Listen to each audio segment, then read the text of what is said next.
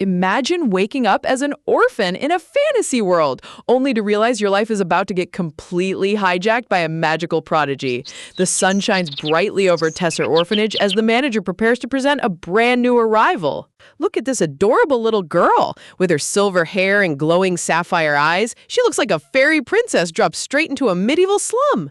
She timidly introduces herself as Dana, asking everyone to take care of her with the sweetest voice ever. But standing in the crowd, young Rhea freezes in absolute shock. Seeing Dana's heavenly appearance and angelic aura makes Rhea's stomach turn completely upside down. Rhea swallows hard, questioning if she's trapped in an unbelievable nightmare. It turns out Rhea actually died in her past life after being tormented by the Elad Duke family, and she just regressed back to the exact day Dana entered the orphanage. What kind of twisted fate forces her to relive this tragic story all over again? The timeline suddenly jumps back one day ago at the headquarters of the Secret Information Guild, Terrentium. Inside a grand wooden building, an agent walks into the master's private quarters. Rhea stands before her master, reminding him that today was supposed to be the day he finally assigns her a real mission. She demands to know if he forgot his promise, looking super determined.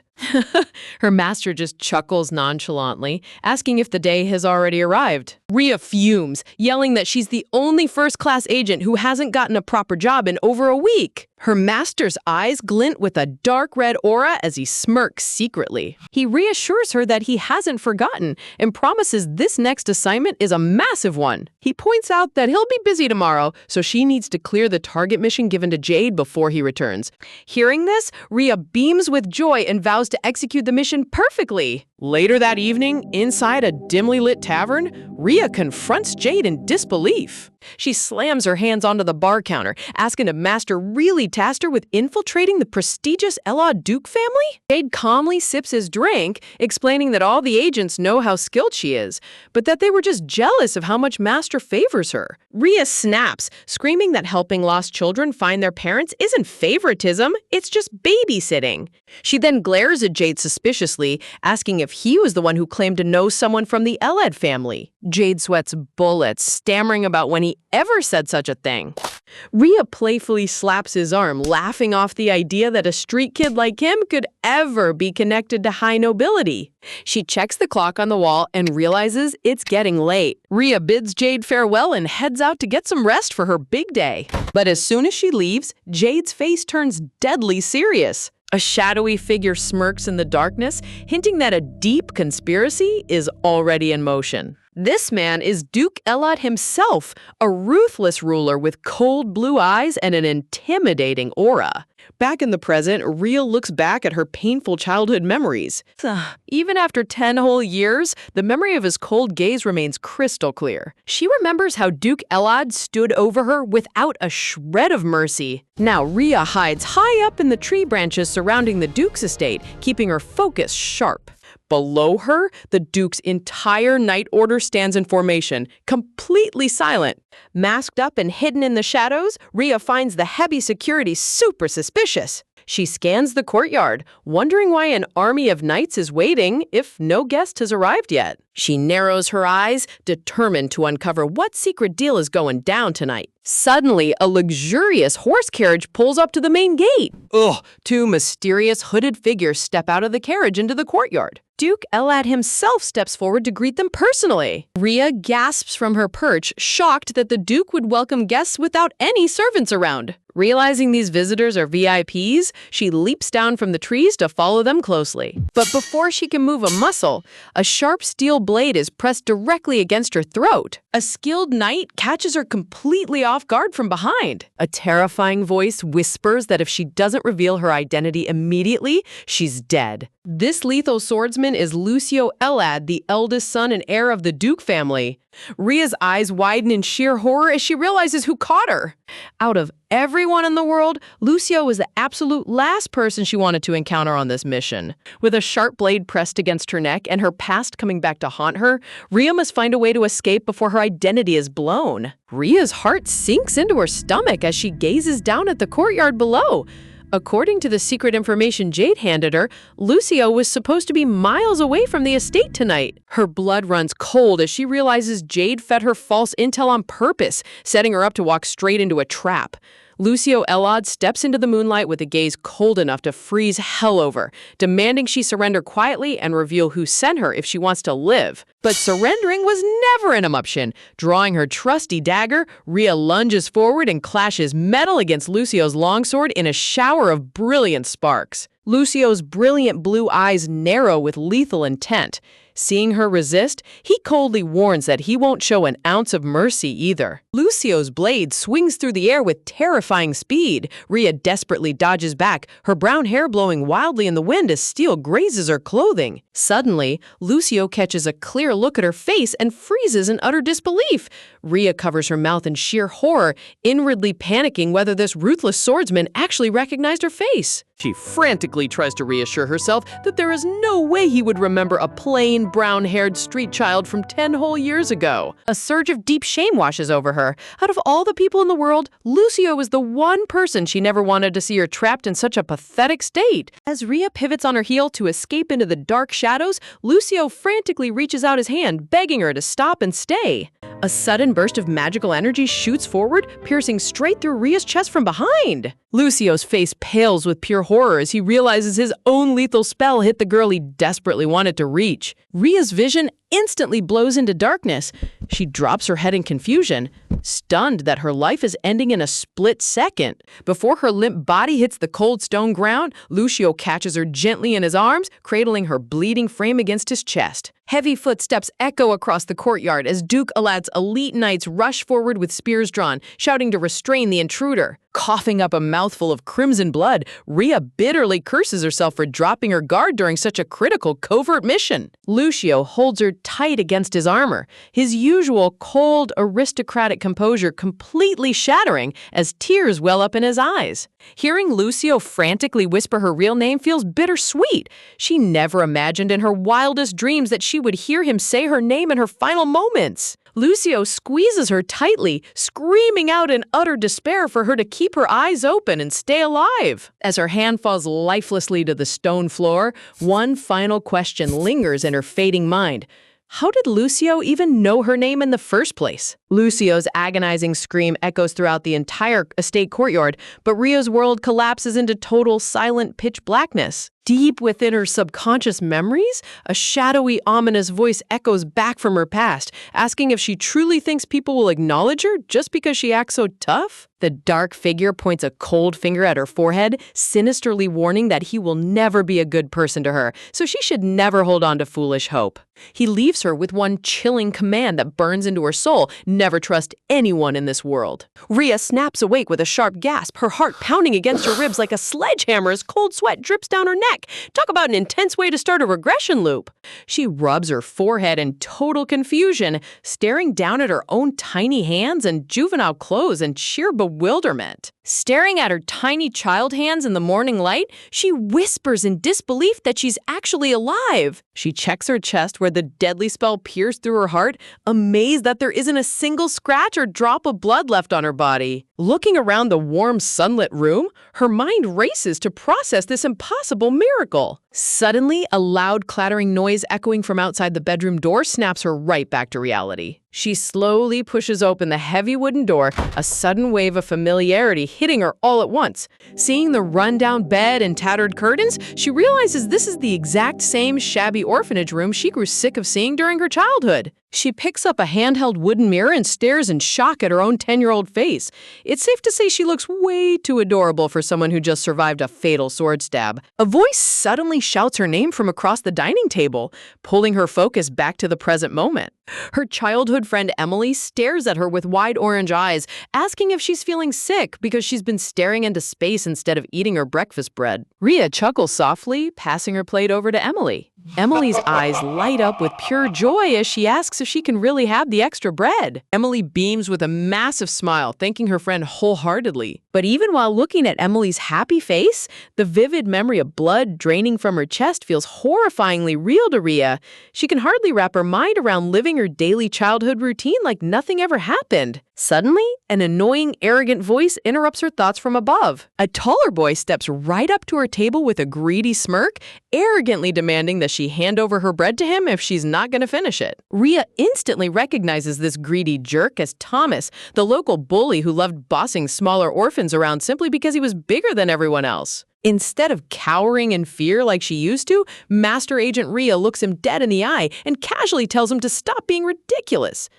Thomas flinches in shock, stunned that a quiet girl dared to talk back to him. Before Thomas can blow a fuse, a calm, mature voice warns him to stop making a scene unless he wants to get chewed out by the orphanage manager. Thomas halts his footstep, glaring sideways as another boy approaches the table. This reliable guy standing tall is Jack, the unofficial big brother figure who always stepped up to protect the younger kids at the orphanage. Thomas fumes at Jack for getting involved, but Jack coolly points out that Thomas was the one picking on smaller kids first. Thomas sweats bullets, inwardly grinding his teeth over why these quiet brats are suddenly talking back to him today. Knowing he lost the argument, Thomas suddenly swipes the bread right off the plate and bolts for the exit like a total coward. Refusing to let a petty bully walk all over her, Rhea slams her hands onto the wooden table and stands up with fierce glare.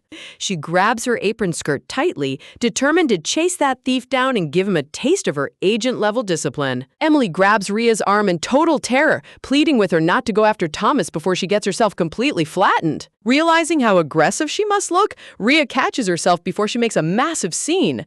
The other orphans stare in utter confusion, wondering why the usually quiet Rhea is suddenly acting like a battle-hardened warrior over a piece of bread. Emily grips her sleeve tight, whispering in panic whether Rhea has lost her mind. She warns that standing up to Thomas will only get her beaten black and blue, pointing out how eerily different Rhea seems today. Taking a deep breath, Rhea reprimands herself for almost slipping up. Back in her original timeline, she was known as a timid, defenseless orphan, so suddenly displaying agent-level martial arts would trigger massive red flags. Putting on a timid smile, Rhea reassures Emily that she will keep her head down and stay out of trouble.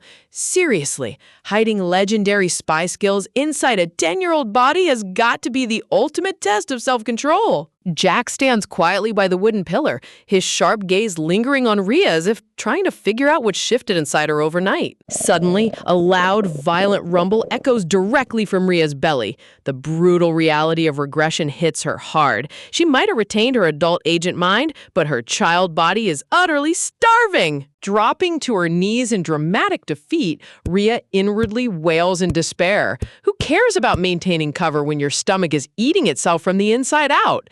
She deeply regrets letting Thomas walk away with her precious breakfast. A sharp voice drops from above, calling her a total idiot. Rhea blinks in surprise, looking up to see Jack staring down at her with an annoyed scowl. Crossing his arms like a stern older brother, Jack scolds her for acting like a fool and surrendering her food so easily.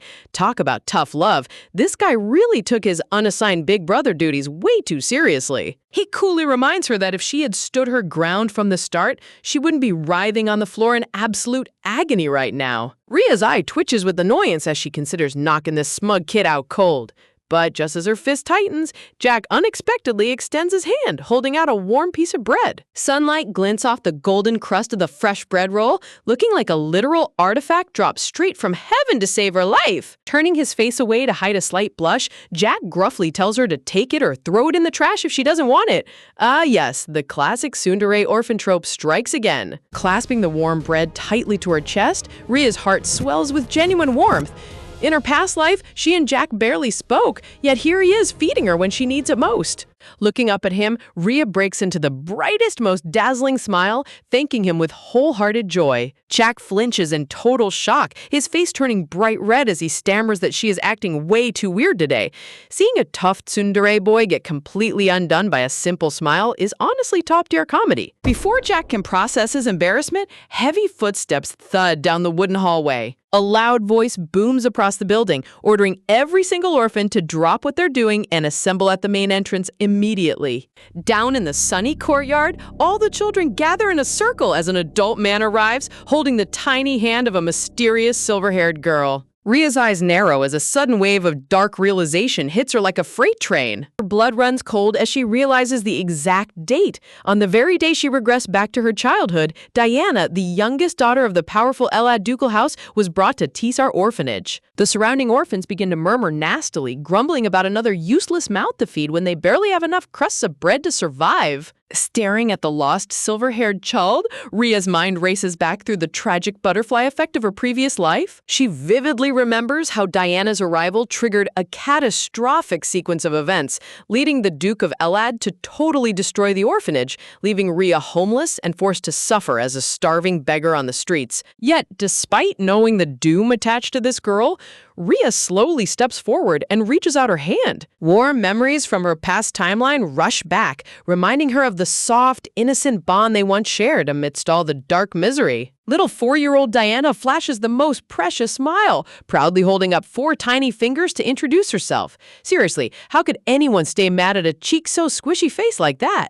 Cute little Diana tightly grabs onto Ria's sleeve, instantly choosing her as her ultimate safe haven in the strange, intimidating place. Matching her little footsteps, Ria gently leads the tiny girl away from the hostile crowd toward the washroom. Sunlight bathes them in a golden glow as they walk hand in hand, looking like an endearing pair of sisters drawn straight out of a fairy tale book. Pwah! Diana erupts into happy giggles as Ria pulls off her filthy dress and lowers her into a warm wooden bathtub. Squeezing out the wet washcloth, Ria prepares to give the messy toddler a thorough scrubbing. She carefully wipes Diana's dirty cheek, softly asking if the water feels too cold. Diana pouts her chubby cheeks, shouting a cute no that could melt even the coldest heart. Seeing that sweet response, Ria can't help but smile softly, feeling her defensive agent walls crumble piece by piece. She remembers how, in her past life, Diana was overly clingy and cried constantly, causing the other kids to stay far away out of fear of getting punished by the orphanage director. Ria had tried her absolute best to keep her distance back then too, wanting to avoid unneeded drama at all costs. But no matter how hard she pulled away, little Diana always ended up hovering around Ria like a cute lost puppy. Looking back now, expecting a traumatized 4-year-old not to cry after being torn from her family was completely unreasonable. As Ria gently brushes the damp silver hair away from Diana's face, she suddenly pauses, gasping in sheer shock. With pure snow-white hair and striking jewel-blue eyes, Diana looks like a literal miniature goddess. Anyone with 2 working eyes can instantly tell she belongs to the prestigious Elad bloodline. Ria inwardly facepalms at the sheer absurdity of the orphanage staff. The director constantly berates the orphans for being stupid, yet she failed to realize she was housing the lost princess of the most dangerous ducal family in the empire. Talk about legendary incompetence. Shaking off her disbelief, Ria tells Diana to lift her feet so she can wash them, only to freeze in horror as she sees the soles covered in raw, bloody scratches. Panicking at being caught, Diana flails her tiny hands frantically, crying out that it's nothing and doesn't hurt at all. Ria kneels down to eye level, reassuring the frightened child in her gentlest voice that she isn't angry.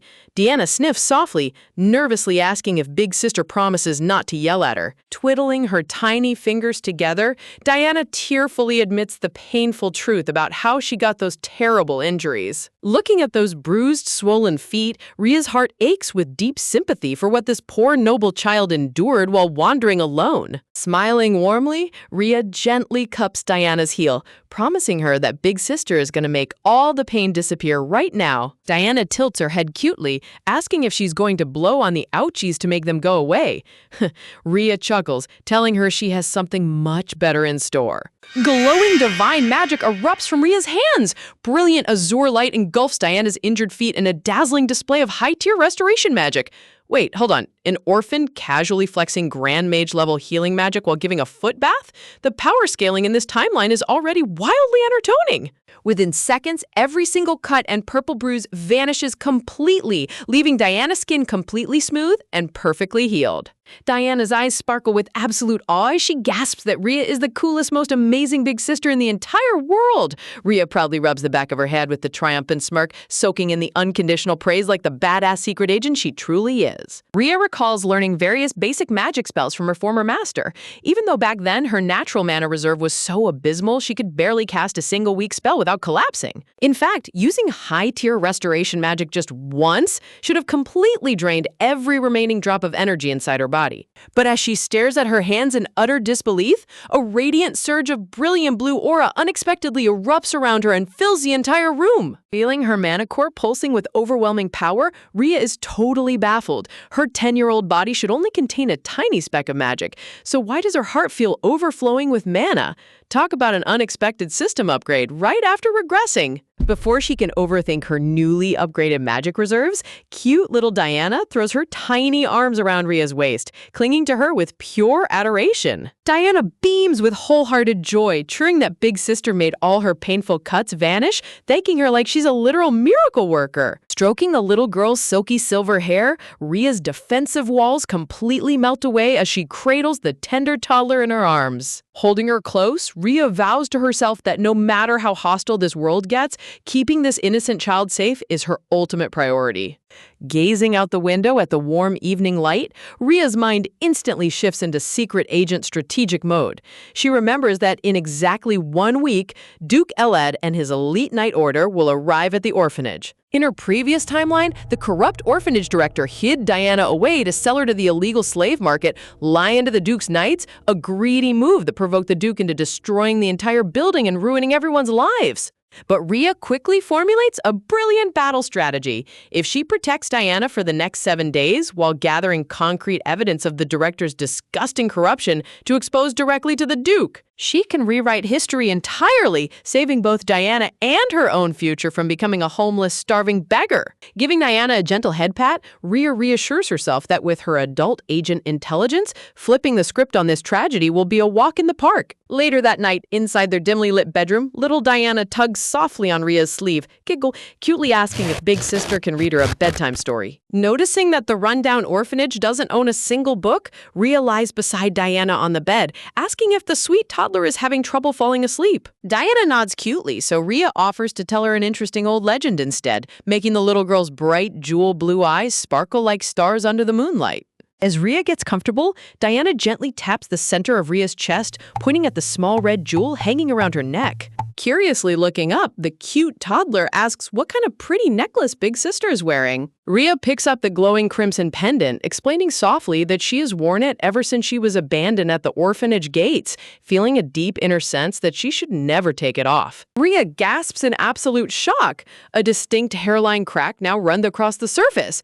The very token she cherished as her only clue to finding her biological parents is damaged. Seeing the sorrowful look on Rhea's face, little Diana gazes up at her with profound empathy. Gently holding Rhea's hand, Diana sweetly reassures her that even with the tiny crack, the gem is still super pretty, just like her big sister. Rhea blinks in stunned amazement, repeating the word pretty in a hushed whisper, like she can barely believe her own ears. Diana breaks into the sweetest, most dazzling smile, cheering that Rhea sparkles like a beautiful princess. Honestly, if this adorable toddler doesn't win the award for cutest, emotionally supportive sister, the universe is broken. Soft tears glisten in Rhea's eyes as a warm blush touches her cheeks. In all her past life, not a single human being had ever called her pretty. Bittersweet memories rush back, taking Rhea back to when she was a little girl, softly remembering how she used to look into mirrors, believing she was extraordinarily beautiful with vivid pink hair and glowing pink eyes. Every single time she washed her face,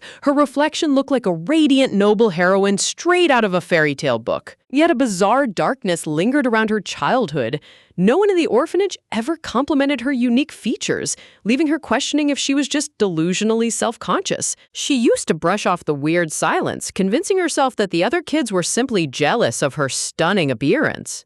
Until one fateful afternoon, she overheard 2 orphans admiring another girl named Annie, gushing over how extraordinarily pretty and unique her hair color was. Driven by pure, innocent curiosity, young pink-haired Rhea had skipped over to her peer Lizzie, asking with a hopeful smile if her own hair color was unique and pretty too. Lizzie had turned around with a completely neutral expression, casually stating that Rhea's hair was certainly smooth, but then bluntly dropped a soul-crushing bomb, telling her that her hair was literally just plain brown. Rhea's entire perception of reality shattered instantly into a million pieces. "Rhea, are you okay?" The disturbing memory snaps back to reality as a wooden bucket clatters to the floor, spilling water everywhere while someone shouts in total panic. Gasping heavily for air, Rhea clutches her throbbing chest, the red pendant on her neck glowing in eerie, sinister dark shade. Collapsing onto her knees, Rhea's mind spirals into terrifying panic. How on earth could anyone call her hair plain brown when she clearly sees bright, vibrant pink hair right before her very eyes? Staring down at her reflection in the spilled water, a horrifying thought dawns on her. Is the way she sees herself completely different from how the rest of the world sees her? Deeply disturbed back in her past life, she had frantically gone around asking every orphan in the building what color her eyes and hair actually were. And every single child gave the exact same unsettling answer: plain brown hair and dull brown eyes. Clenching her skirt tightly, Rhea had felt a cold shiver run down her spine. Was she living under some terrifying illusion spell without even knowing it? She had even hired a portrait painter and asked her Grand Master, yet both confirmed the exact same horrifying fact. To everyone else, she looked completely ordinary. Snapping back to the present night, Rhea gazes down at sleeping little Diana, smiling softly as she cuddles the cozy toddler under the warm blanket. Regardless of what dark secret hides behind her true appearance, she has someone who loves her now. The next morning, bright sunshine pours through the windows of the orphanage dining hall as the children gather around long wooden tables for breakfast. Little Diana happily devours her bread roll, proudly boasting that she ate every single bite. Rhea chuckles warmly, praising the little girl's healthy appetite. Suddenly, a dramatic rumble echoes straight from Diana's tiny tummy. Gasp! Chibi Diana pouts in tragic gloom while Rhea sweats in amusement, realizing the toddler is still starving. Without a single second of hesitation, Rhea hands over her own golden piece of bread roll, making Diana's eyes sparkle with absolute ecstasy as she gasps out a sweet thank you. Rhea puffs out her chest proudly, telling herself that since she possesses the mind of a seasoned adult secret agent, enduring a tiny bit of hunger is a walk in the park. But literally 2 seconds later, her child body brutally betrays her. Rhea drops to her knees, weeping in tragic defeat, realizing that adult willpower means absolute zero against a 10-year-old's raging appetite. Seriously, watching an elite spy get destroyed by missing a piece of bread is top-tier comedy. Staggering through the courtyard trying to carry heavy laundry buckets, Rhea watches Diana run happily ahead. She huffs in complete exhaustion, realizing that burning all her mana on healing magic left her physical body weak beyond belief. Rhea's internal screaming is off the charts right now, wishing with all her soul that this cheap orphanage had a modern plumbing system so she wouldn't have to haul heavy wooden buckets across half the kingdom. Just as her spirit is about to leave her body, cute little Diana spots a glowing stream through the trees and cheers in pure excitement. Rhea sighs, gasping, sweat dripping down her exhausted face, and tries to play off her complete physical collapse, wheezing softly that as long as little Diana's having fun, all this agonizing manual labor is totally worth it. Ahead of them, a breathtaking forest river sparkles under the golden sunlight like something straight out of a high-budget anime cutscene. Whew! Dropping her worn-out body straight onto the soft grass beside the pristine water, Rhea exhales in immense relief, while Diana happily dances around the riverbank like a cheerful little woodland fairy. Giving Diana a gentle reminder to sit tight and stay safe, Rhea rolls up her sleeves to start washing the heavy pile of dirty clothes, and the obedient toddler nods cutely, promising to stay right by her side. Scrubbing the stubborn dirt out of the thick fabric, Rhea mutters in frustration about how impossible these stains are. She reminds herself to hurry up before sunset, when suddenly a faint rhythmic sound echoes through the surrounding woods. Rhea, tilting her head toward the dense trees, freezes in curiosity, wondering what kind of secret training session could be happening deep inside this isolated forest. Through the rustling leaves, a wooden practice sword slices cleanly through the air with astonishing speed and crisp precision. It's a young silver-haired boy pouring every ounce of sweat into intense sword swings, shouting fiercely as he practices his martial form with relentless determination. Peeking cautiously from behind a massive tree trunk, Rhea instantly recognizes the boy as Jack, realizing in awe that he has been quietly training out here in secret ever since he was a tiny child. Watching his flawless posture and razor-sharp swings, Rhea's blown away. Even without a formal master or proper knightly training, Jack's sword movements are completely free of bad habits. But honestly, it makes total sense, because Jack was never meant to be a normal kid. In truth, this quiet orphan boy is destined to become one of the most legendary sword masters in the entire empire. And more importantly, he is fated to become the supreme personal knight who will swear eternal loyalty to protect Diana. A vivid vision of their heroic future flashes before Rhea's mind. A majestic, noble Lady Diana, protected by a stoic, powerful knight Jack, kneeling with his holy blade.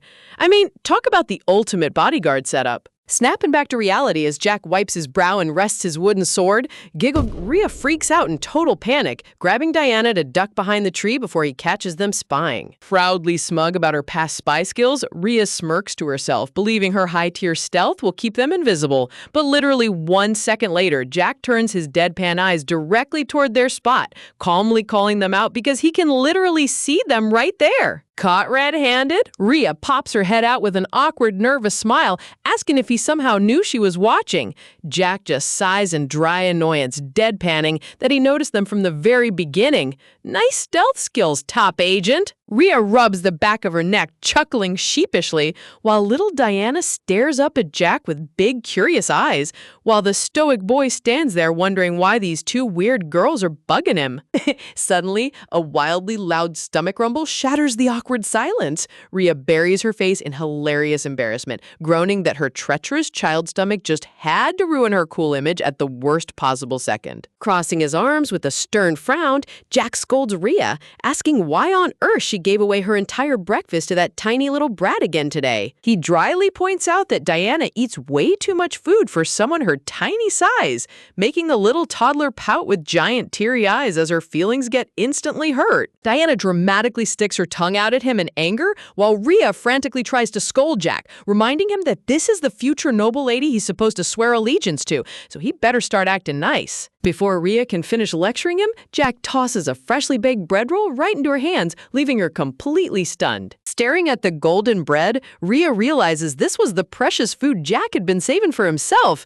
Jack tsundere turns his head away, gruffly telling her to just eat it so she stops mooching off him and actually takes care of herself. He then aggressively points a finger at Diana, warning the toddler not even to think about stealing Rhea's bread, making Diana shout back in defiance, while Rhea sweat drops at their endless bickering. Trying to shift the mood, Rhea curiously asks if Jack is out here training all by himself every single day. Jack just shrugs nonchalantly, claiming he's not actually training for real, he's just doing it for fun. Looking out over the shunlit forest path, Jack scoffs softly that commoners like them could never easily become Grand Imperial Knights. He casually reveals his real dream is to become a mercenary, since even if it lacks honor, at least it pays good gold. Rhea looks at him with a warm, gentle smile. It's almost surreal hearing the future legendary swordmaster, who will eventually bring immortal glory to the Empire, talk about becoming a mercenary just to pay the bills. Jack's arm suddenly twitches in shock as Rhea softly speaks up, confidently declaring that no matter what he thinks right now, he is definitely going to end up becoming a magnificent knight. Jack turns around flustered, shouting defensively about what a common girl like her could possibly know about how brutal and impossible that path really is. Rhea simply offers him the sweetest, most blindingly beautiful smile, radiating pure, genuine belief in his hidden potential. Looking straight into his eyes with warm sincerity, she reassures him that even if the journey is unbelievably hard, she knows beyond a shadow of a doubt that he has what it takes to succeed. Jack's heart skips a beat as a bright red blush explodes across his cheeks, completely rendered speechless by her unwavering faith in him. A few minutes later, the three of them head back down the forest path together, with Jack silently taking charge of carrying both heavy water buckets for the girls. Walking ahead with effortless strength, Jack carries the heavy wooden buckets like they weigh absolutely nothing. Watching his broad back from behind, Rhea smiles warmly to herself.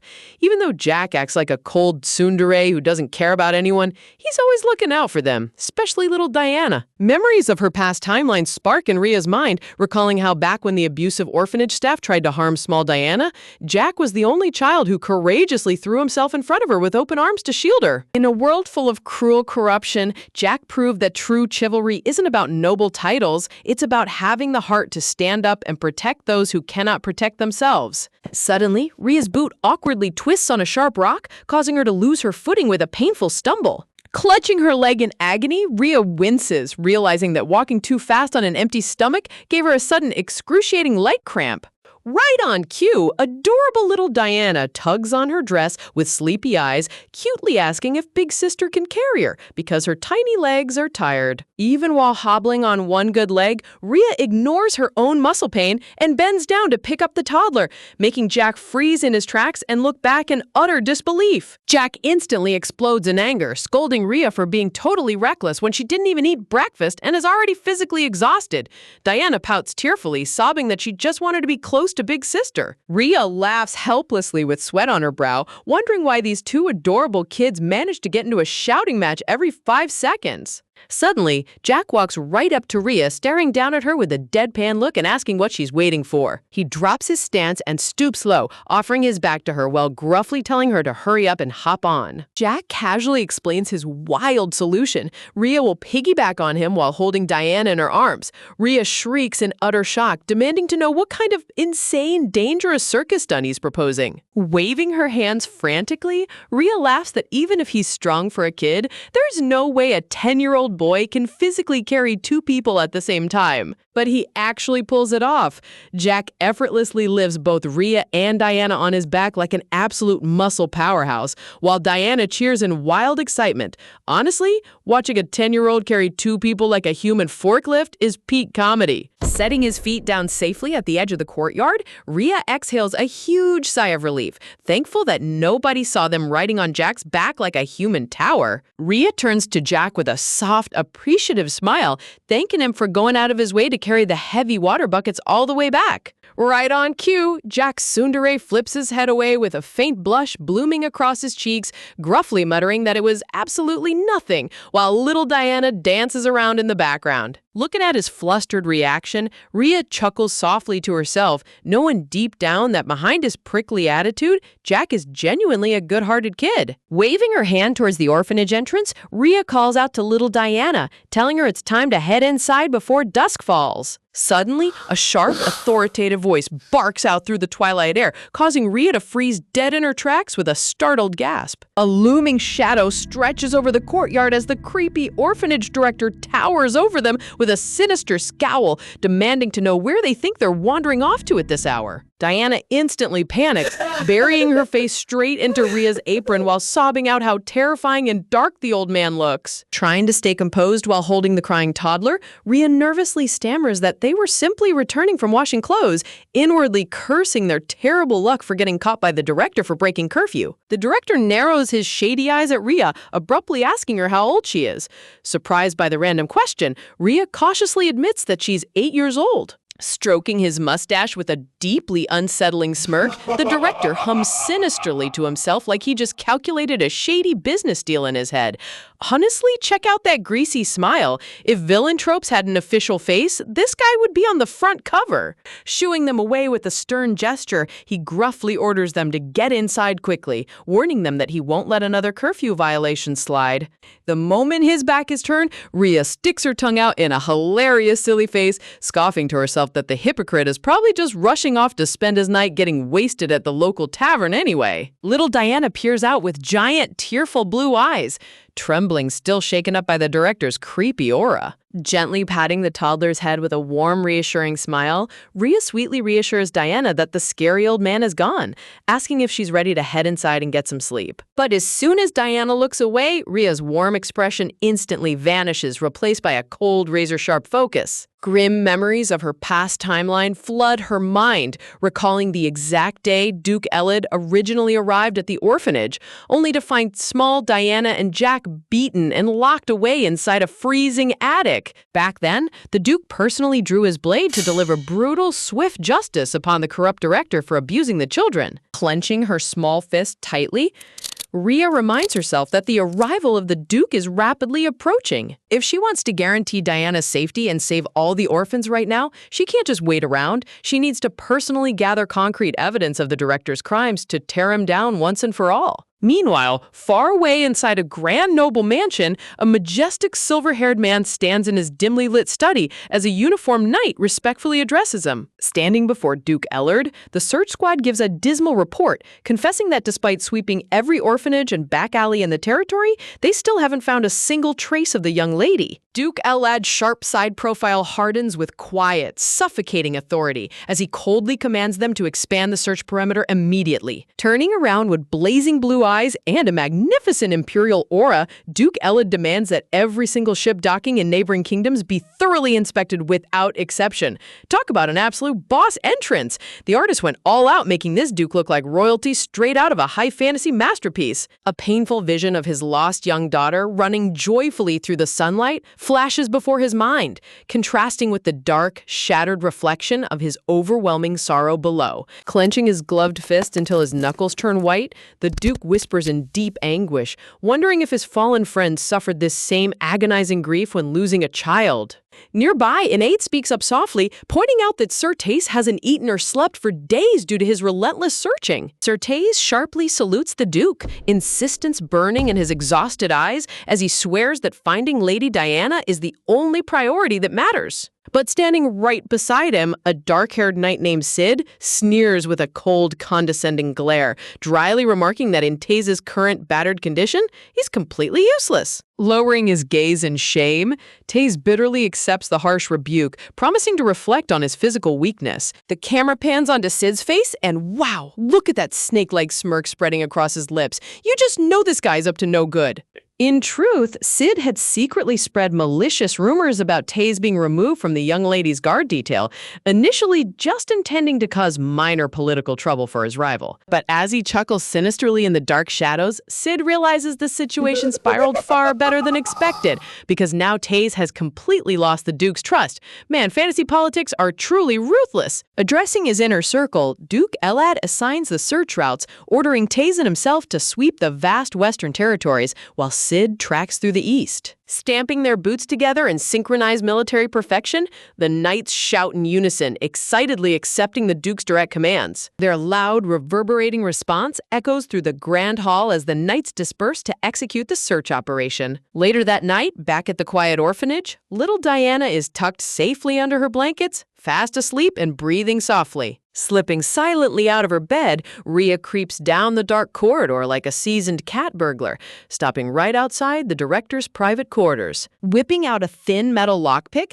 Rhea dexterously manipulates the heavy iron lock until a satisfying metallic click echoes through the quiet hall. With a tiny squeak, the heavy wooden door swings open, allowing Rhea to slip inside without making a sound. Sighing a tiny breath of relief as she secures the door behind her, Rhea scans the luxurious office, thinking to herself how nostalgic it feels to put her former spy skills to use once again. Creeping over to the massive mahogany desk, Rhea focuses on the giant stacks of ledgers and record books scattered across the surface. She flips open the main financial ledger, rapidly scanning through the entries under the faint moonlight. Reading through the numbers, Rhea scoffs at the absurdly inflated claims for food, water, and books, realizing the director has been blatantly embezzling funds for years.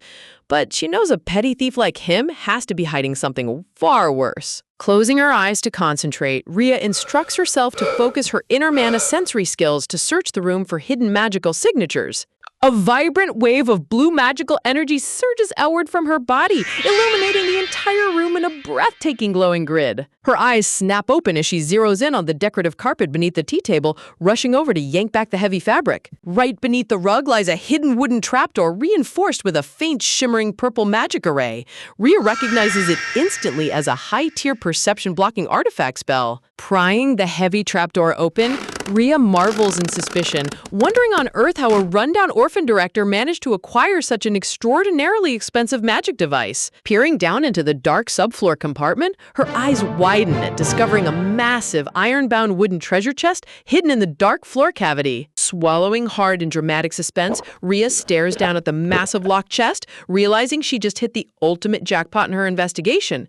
Prying open the hidden compartment beneath the desk, Rhea discovers a secret drawer stuffed with confidential documents and financial ledgers, gasping, proving her suspicions right on the money. Reaching inside, she pulls out a thick black leather notebook, her brows furrowing as she wonders what kind of massive illegal operation the orphanage director is running that requires hiding records behind a double-locked desk. Flipping through the pages, Rhea scans the precise dates and names, realizing this book contains the official roster of every single child who has ever passed through the orphanage doors over the past decade. Suddenly, her eyes widen in utter shock as she notices the sinister notes written in the remarks column next to certain names. Honestly, whenever a manhwa villain keeps a neatly organized ledger of their dirty deeds, it's like they're practically begging the universe to send an undercover protagonist to expose them. A brief flashback washes over her, recalling her former life back when she operated as a top-tier informant for Terrentium, sifting through black market intelligence in crowded taverns. Her stomach turns as she connects the dots. The names listed in the remarks column belong to high-profile criminals notorious throughout the empire for running illegal slave auctions. Clenching her fists in disgust, Rhea realizes the horrifying truth. The greedy director has been secretly colluding with professional kidnappers, selling innocent orphans directly into the black market slave trade. Forcing herself to stay calm, Rhea channels her internal magical energy, creating sparkling blue light around her fingers to magically duplicate the ledger so she can leave copies behind and hand the original evidence directly to Duke Ellard. Suddenly, dark crimson drops splatter across the cold floorboards, cutting through her intense concentration as her vision blurs violently. Rhea stares down at the terrifying sight in sheer disbelief. Wincing in agonizing pain, she clutches her chest, realizing her frail young body simply cannot handle channeling such massive amounts of mana all at once without suffering a severe internal backlash. Refusing to collapse, Rhea desperately uses her remaining magical energy to erase every single droplet of blood from the floor, making sure the director won't suspect a thing if he returns. Talk about absolute dedication. She's coughing up blood from mana overload, and her first thought is still flawless crime scene cleanup. Easing the heavy wooden door back into its frame, she double-checks that the secret compartment looks completely untouched before sneaking back out into the shadows. Wiping the lingering blood from her lips, Rhea steels her resolve, determined to survive the physical toll long enough to deliver the damning evidence straight into the Duke's hands. The next morning, the bright sun shines down over the bustling orphanage courtyard as unsuspecting children go about their daily chores under the watchful eyes of the staff. Wiping down a window pane with a damp cloth, Rhea keeps a vigilant eye on the main estate gates, anxiously waiting for any sign of Duke Ellad's arrival. Spotting her from across the hallway, little Annie scampers over with a broom, cheerfully asking if Rhea slept well, while pointing out how pale and sick she's been looking lately. Inwardly, Rhea reflects on how the sudden fever from her secret midnight break-in knocked her out for days, but takes comfort knowing she's recovered just enough strength to channel basic magic if things take a turn for the worse. Suddenly, the harsh, grating voice of the evil director roars through the corridor, screaming at the girls and accusing them of slacking off like worthless brats. Pointing a crooked finger, the furious director barks at them to stop babbling and get back to scrubbing the floors, sending poor Annie into a frantic panic as she stammers out apologies. Watching the director stumble off while muttering to himself about his exploding migraine, Rhea catches him dropping subtle clues about the Duke's imminent visit, instantly putting her on high alert. Her heart races at the realization that the legendary Duke of Ellad might finally be stepping foot onto the orphanage grounds at this very moment. Before she can make her move, the director suddenly spins around, aggressively thrusting his finger right between Rhea's eyes, shouting at Annie to go grab the new little girl, Dana, immediately. When Annie hesitates, he violently screams for her to move her legs right now before he loses his mind. Hearing his furious demands, Rhea's mind races as her boots click against the stone floor, weighing whether she should make a run for it or stick to her plan to confront the Duke directly. Dark memories surface in her mind, recalling how in her previous timeline, the corrupt staff always locked away any injured or messy children in the dark attic whenever high nobility visited. She remembers the horrifying truth. While the Duke eventually found the hidden children during his inspection, the delay caused his explosive rage to descend upon the entire orphanage, tormenting all the innocent kids. Determined to prevent that tragic timeline from repeating itself, Rhea sprints straight toward the back laundry room to protect little Dana at all costs. Pushing through the door, she spots poor little Dana standing tearfully in the corner, clutching her filthy, mud-stained apron with trembling hands. Rushing over to her side, Rhea kneels down, tenderly asking what happened as the sweet, white-haired girl tearfully stammers that she accidentally tripped and scrapped her knee. Sobbing softly, Dana sniffles that she feels terrible for ruining the clean clothes Rhea worked so hard to wash for her earlier.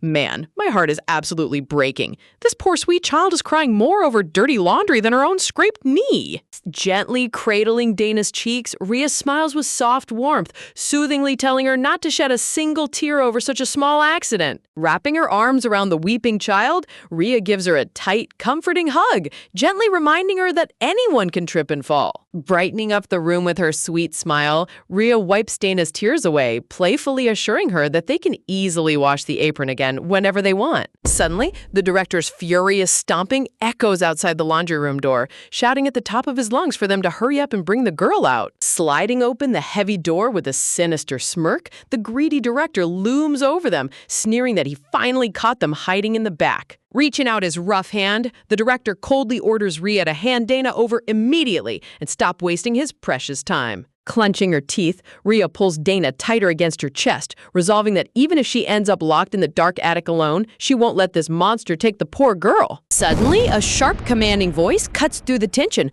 ordering the director to step back. Stepping bravely in front of Rhea and Dana, young Jack spreads his arms wide, fearlessly glaring up at the villainous adult while declaring that the kids are terrified.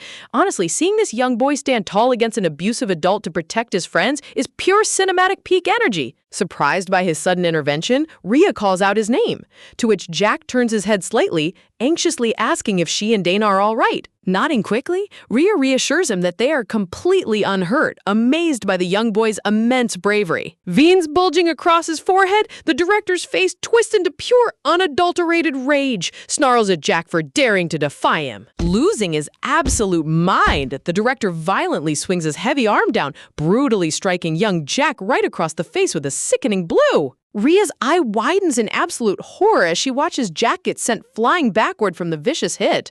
Her desperate scream echoes through the dark corridor as Jack's body crashes heavy breath heavily onto the wooden floorboards. Grabbing all three children by their collars, the cruel director violently drags them down the creaking wooden stairs into the pitch-black basement cellar. Throwing them headfirst onto the freezing stone floor, the kids crash together in a helpless heap, crying out in pain. Sneering down at them from the doorway, the director snickers with disgust, telling the arrogant little punks to rot inside the dark cell for a while. With a deafening slam, the heavy wooden door locks shut, trapping Rhea, Jack, and little Dana in total darkness as their frantic rescue mission hits a terrifying dead end. Inside the freezing attic, Rhea gently holds little Diana in her arms, anxiously asking if she's hurt anywhere. The sweet toddler blinks her big blue eyes, murmuring that she's okay before turning the concern back onto her sister.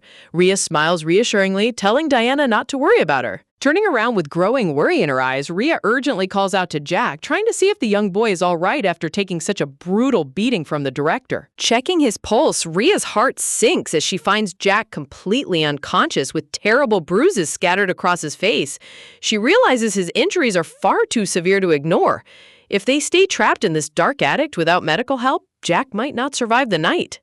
This information is not medical advice or a diagnosis. If you have concerns, see a healthcare professional or seek care. As panic begins to set in, faint ray of bright golden sunlight catches Rhea's eye, filtering through the cracked wooden boards covering the high attic window. Her eyes light up with sudden inspiration, zeroing in on the fragile weathered wood blocking their only way out.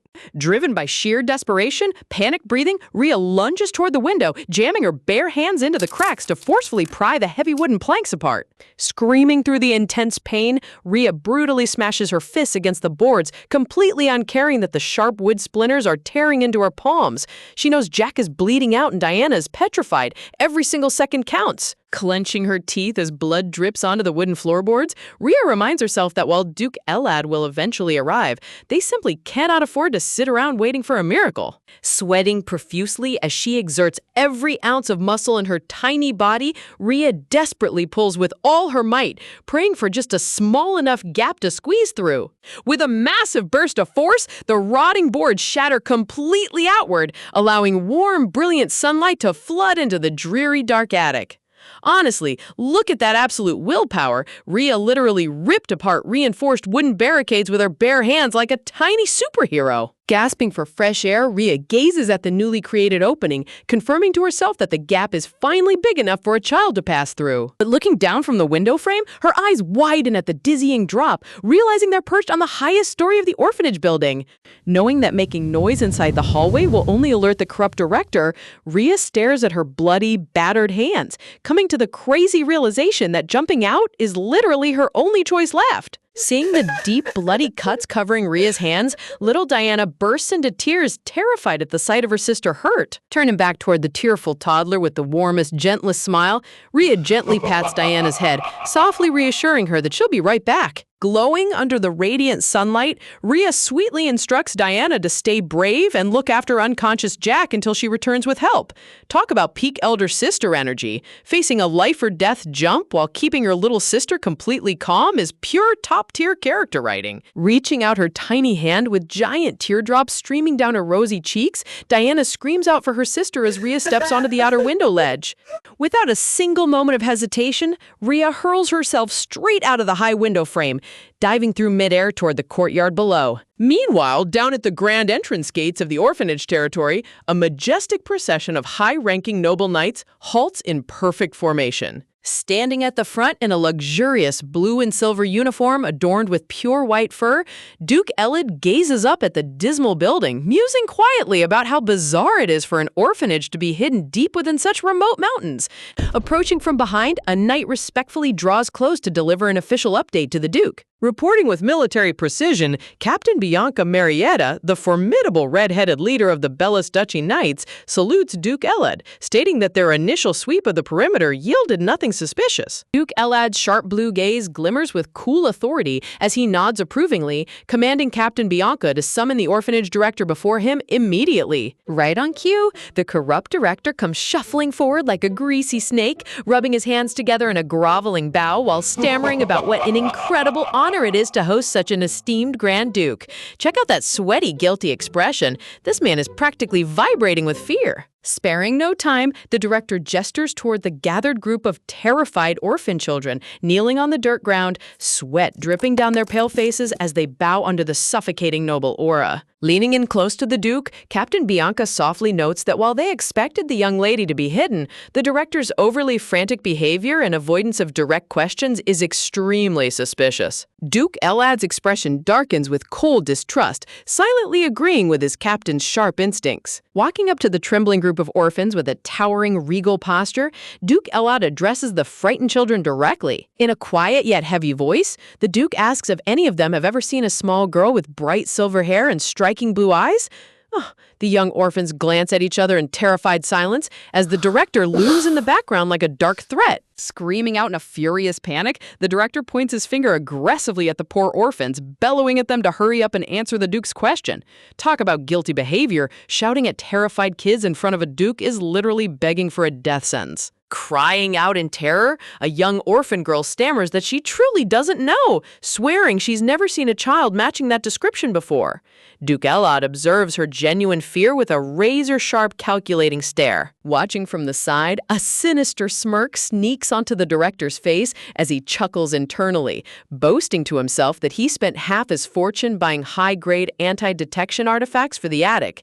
He's utterly convinced that not even Duke Elad can uncover his dark secret. Duke Elad sternly warns that lying to the duchy carries severe penalties, but right as the director stammers out another lie, boom! A massive reverberating mana shockwave erupts across the entire courtyard. Captain Bianca's eyes widen in utter shock as a radiant surge of glowing magical energy ripples through the air. Duke Elad gasps, holding up his gloved hand as he feels an extraordinarily powerful, chaotic mana flow overwhelming the area. Turning his ice-cold glare straight back onto the terrified director, Duke Elad calls out to him in a voice dripping with dangerous intent. The director flinches violently, panting, sweat pouring down his face as Duke Elad coldly demands permission to inspect every corner of the orphanage premises. Suddenly, a night shout echoes from the edge of the courtyard garden. Duke Elad and Bianca rush over to find a small, bruised child lying motionless on the ground beneath the high attic tower. Carefully cradling the unconscious child in her arms, Captain Bianca gasps in disbelief, realizing that Rhea's body is emitting a violently distorted, out-of-control surge of raw magical energy. Sensing the lethal instability of the mana, Bianca urgently warns that the child's life is in critical danger unless they stabilize her immediately. Without hesitation, Duke Elad extends his hand, preparing to pour his own refined mana into her core. As the Duke's calming, warm energy wraps around her body, unconscious Rhea barely parts her lips, softly whimpering out a weak plea for her daddy. Right at that exact split second, a piercing, high-pitched scream shatters the sky from the top attic window as little Diana hangs out the open frame, crying out, "Daddy!" at the absolute top of her lungs. Duke Elad's heart completely stops as his eyes snap upward in wild shock, instantly recognizing his missing baby daughter calling out to him.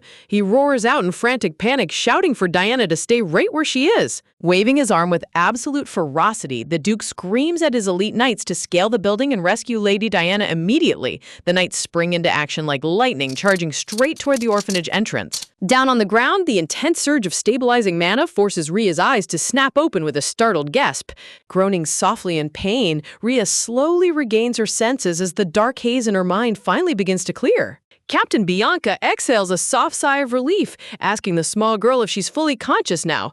Rhea blinks in confusion, muttering to herself as she realizes where she is. Looking up with wide, shocked eyes, Rhea's breath catches in her throat. Standing directly above her in all his magnificent, terrifying glory is Duke Elad himself, his fur cloak billowing softly in the breeze as his intense blue eyes shine down on her. Tears of overwhelming relief swell up in Rhea's eyes as she clenches her bloody, dirt-stained hand against the grass.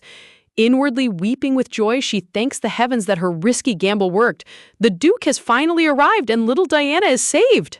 Dropping straight onto her knees in front of the powerful noble, Rhea bows her head down, desperately crying out for Duke Elad to lend his ultimate strength and save everyone from the corrupt director.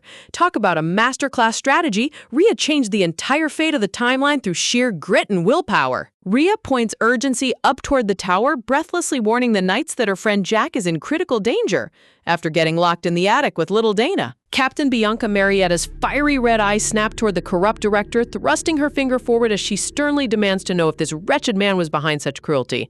Check out the director sweating bullets, his entire life flash before his eyes in real time. Close up on the corrupt director's grotesque face, pale with sheer panic as the orphan children cry out that he's always been a monster who planned to sell them all off like livestock. Captain Bianca's aura flares with absolute disgust as she spits out the word slaves, while the cowardly director frantically waves his hands, aggressively screaming that the little girl is lying to the Duke. Before the director can even take another breath, Captain Bianca lunges across the dirt with lightning speed, grabbing his arm in a brutal martial grip. With an epic, humiliating smash, Bianca slams the pathetic director face first into the grass, pinning his neck down beneath her iron boot.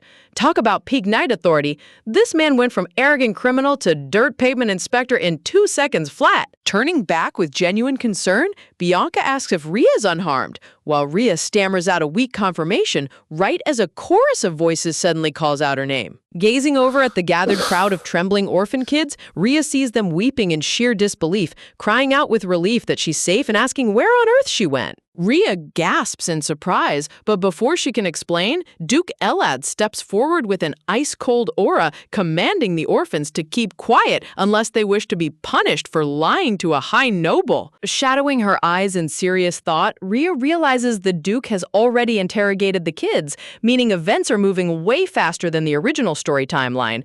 Honestly, sitting around waiting for a miracle is never an option for a reincarnated protagonist. Reaching into her apron, Rhea pulls out the hidden glowing stack of papers, determined to use the ultimate proof she hid away to expose every single evil deed. Crawling forward on the grass, Rhea holds up the papers directly toward Duke Elad, desperately begging him to inspect the horrific evidence. Pinned down in the mud, the corrupt director's eyes bulge out in utter terror as Rhea reveals that this is his secret ledger, containing detailed dark records of every orphan he ever trafficked. Holding up the ledger with her bloody, battered hands, Rhea shouts out that this document exposes slave trading, embezzlement, and corrupt deals, proving the director treated children like objects and forced them to ignore Dana under threat of violence.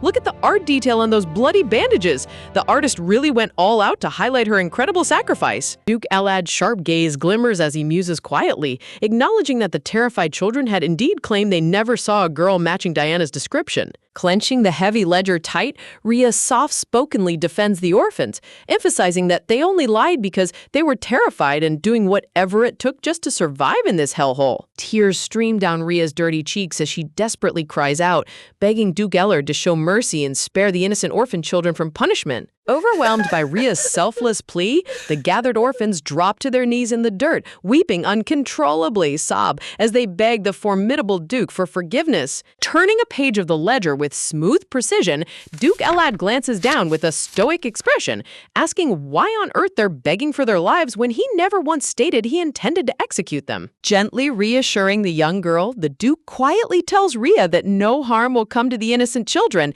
instructing her to dry her tears, causing Rhea to gasp in total shock. Standing tall in all his majestic glory under the warm sunset beams, Duke Ellard reassures everyone that he will grant total mercy to the children. Overjoyed by his noble decision, Rhea bows deeply with tears of gratitude, while Duke Ellard simply replies that protecting defenseless children and upholding justice is merely his sworn duty. But in a split second, the Duke's posture turns deadly stern as his icy eyes snap down, declaring that the true culprit must now face swift, unforgiving judgment. Two imposing Imperial Knights instantly seize the corrupt director, dragging him kicking and screaming as he frantically shrieks for mercy. Duke Ellard stands cold as stone, completely ignoring the director's pathetic echoing screams as justice is finally served. With the evil director permanently dragged away into dark custody, the suffocating threat hanging over the orphanage completely vanishes into thin air. Standing side by side in the serene garden evening light, Duke Ellard inspects the perimeter while Rhea sits comfortably on the soft grass. Huge sigh, finally able to breathe easy. Sighing, exhaling a long, exhausted sigh of relief, Rhea smiles to herself, thinking that as long as Jack and Dana are safe, everything was worth it. When suddenly, rapid footsteps come charging over.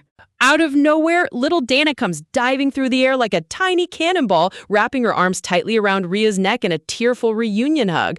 Talk about peak wholesome content. Aw, my heart is literally melting right now. Hugging the toddler back tightly, Rhea beams with joy, asking Dana if she's hurt anywhere, and acknowledging how terrifying the ordeal must have been for her. Watching from the background, the elite knights whisper amongst themselves with amused smiles, chuckling on how the usually fussy and quiet young lady is acting so sweet and affectionate. Illuminated by radiant golden light, Rhea offers the sweetest, most pure smile, completely relieved that her dangerous gamble saved everyone. Duke Ellard observes the two young girls with a deeply analytical, contemplative gaze, his intense blue eyes softening ever so slightly. Breaking the quiet moment, Duke Ellard's smooth voice echoes softly, invitingly requesting Diana to step over to him for a moment. Extending his royal gloved hand, Duke Ellard stands tall in the garden frame as Rhea and little Diana glance up toward him. Without a single second of hesitation, little Diana leaps straight into her father's arms,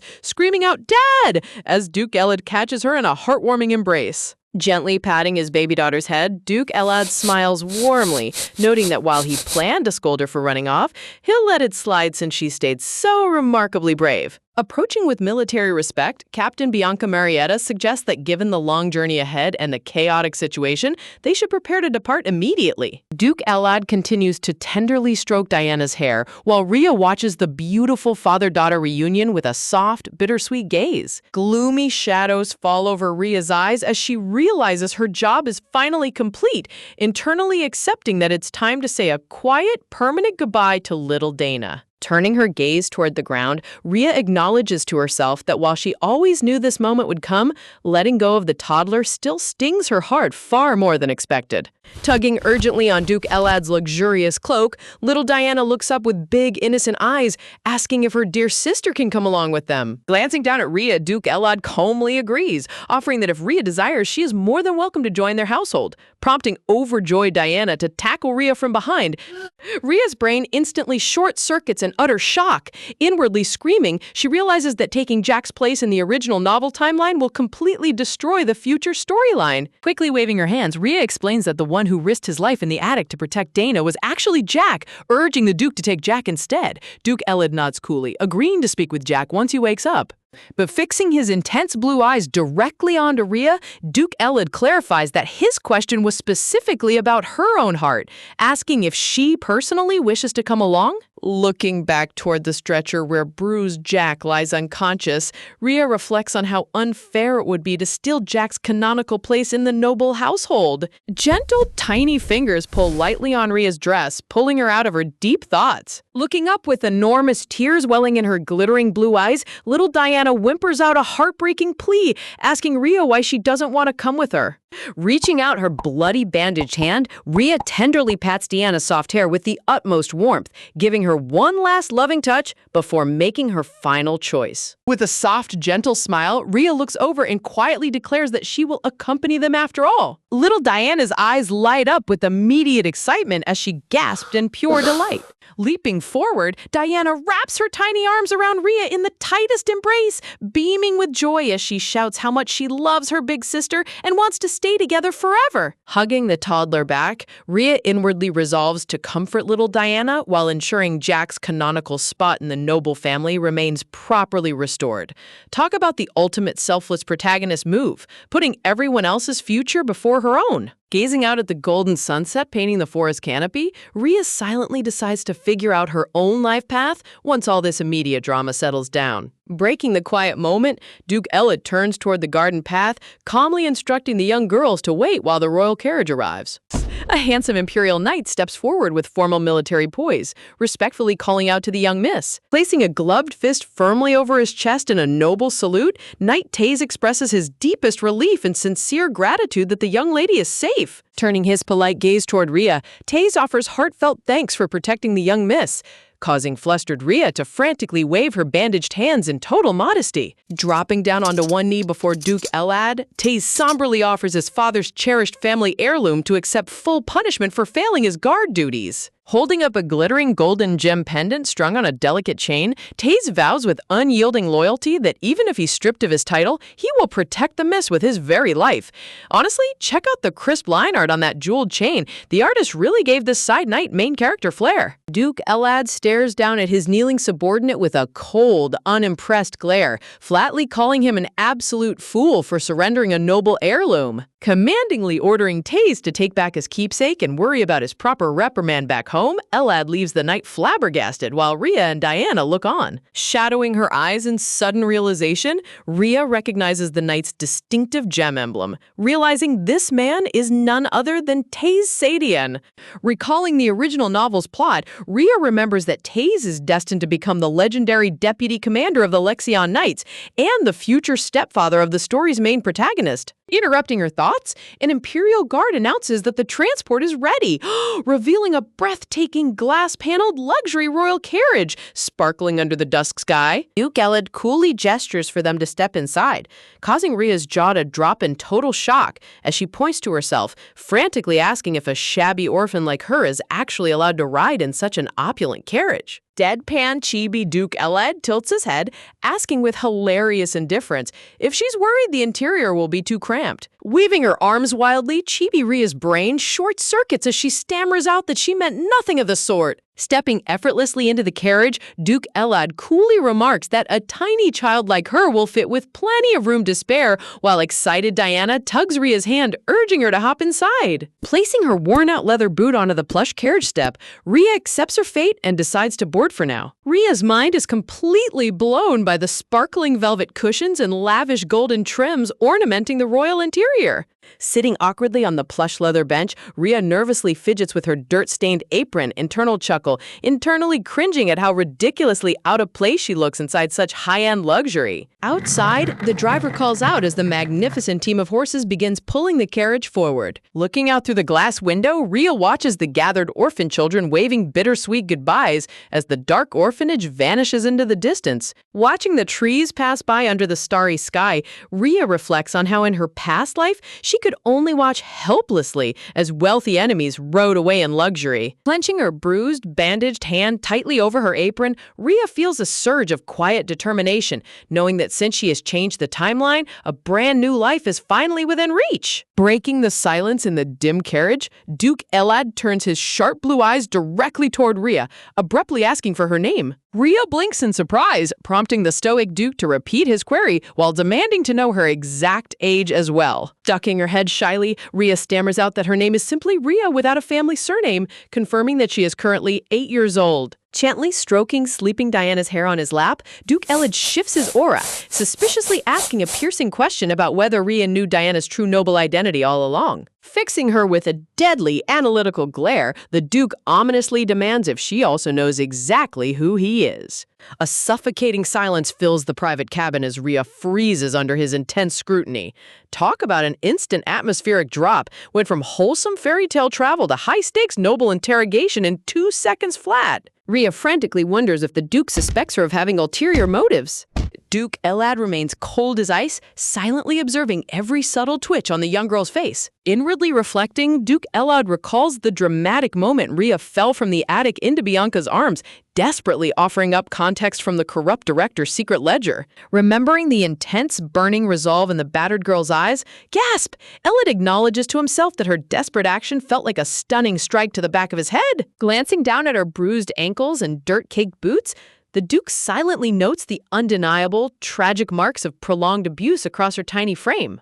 Realizing the sheer desperation required for such a young child to execute such a dangerous gamble, Duke Elad feels an unfamiliar tight ache gripping his chest. Playing completely oblivious to preserve her secret knowledge, Rhea stammers out that while she didn't know the exact details, she could tell little Dana was an important person. Curiously pressing her, Elad asks how she managed to uncover the director's crimes, prompting Rhea to construct a clever lie about stumbling upon the ledger while cleaning the office. Looking up with innocent eyes, Rhea adds that she only realized the dark truth after overhearing secret conversations between the director and shady traffickers. Duke Elad's mouth twitches into a faint, amused smirk as he dryly remarks that she certainly possesses a rather troublesome habit of eavesdropping, causing nervous Rhea to clutch her dress in panic. Internal alarm bells ring violently in Rhea's mind as she worries that the Duke finds her far too sly and calculating for a child.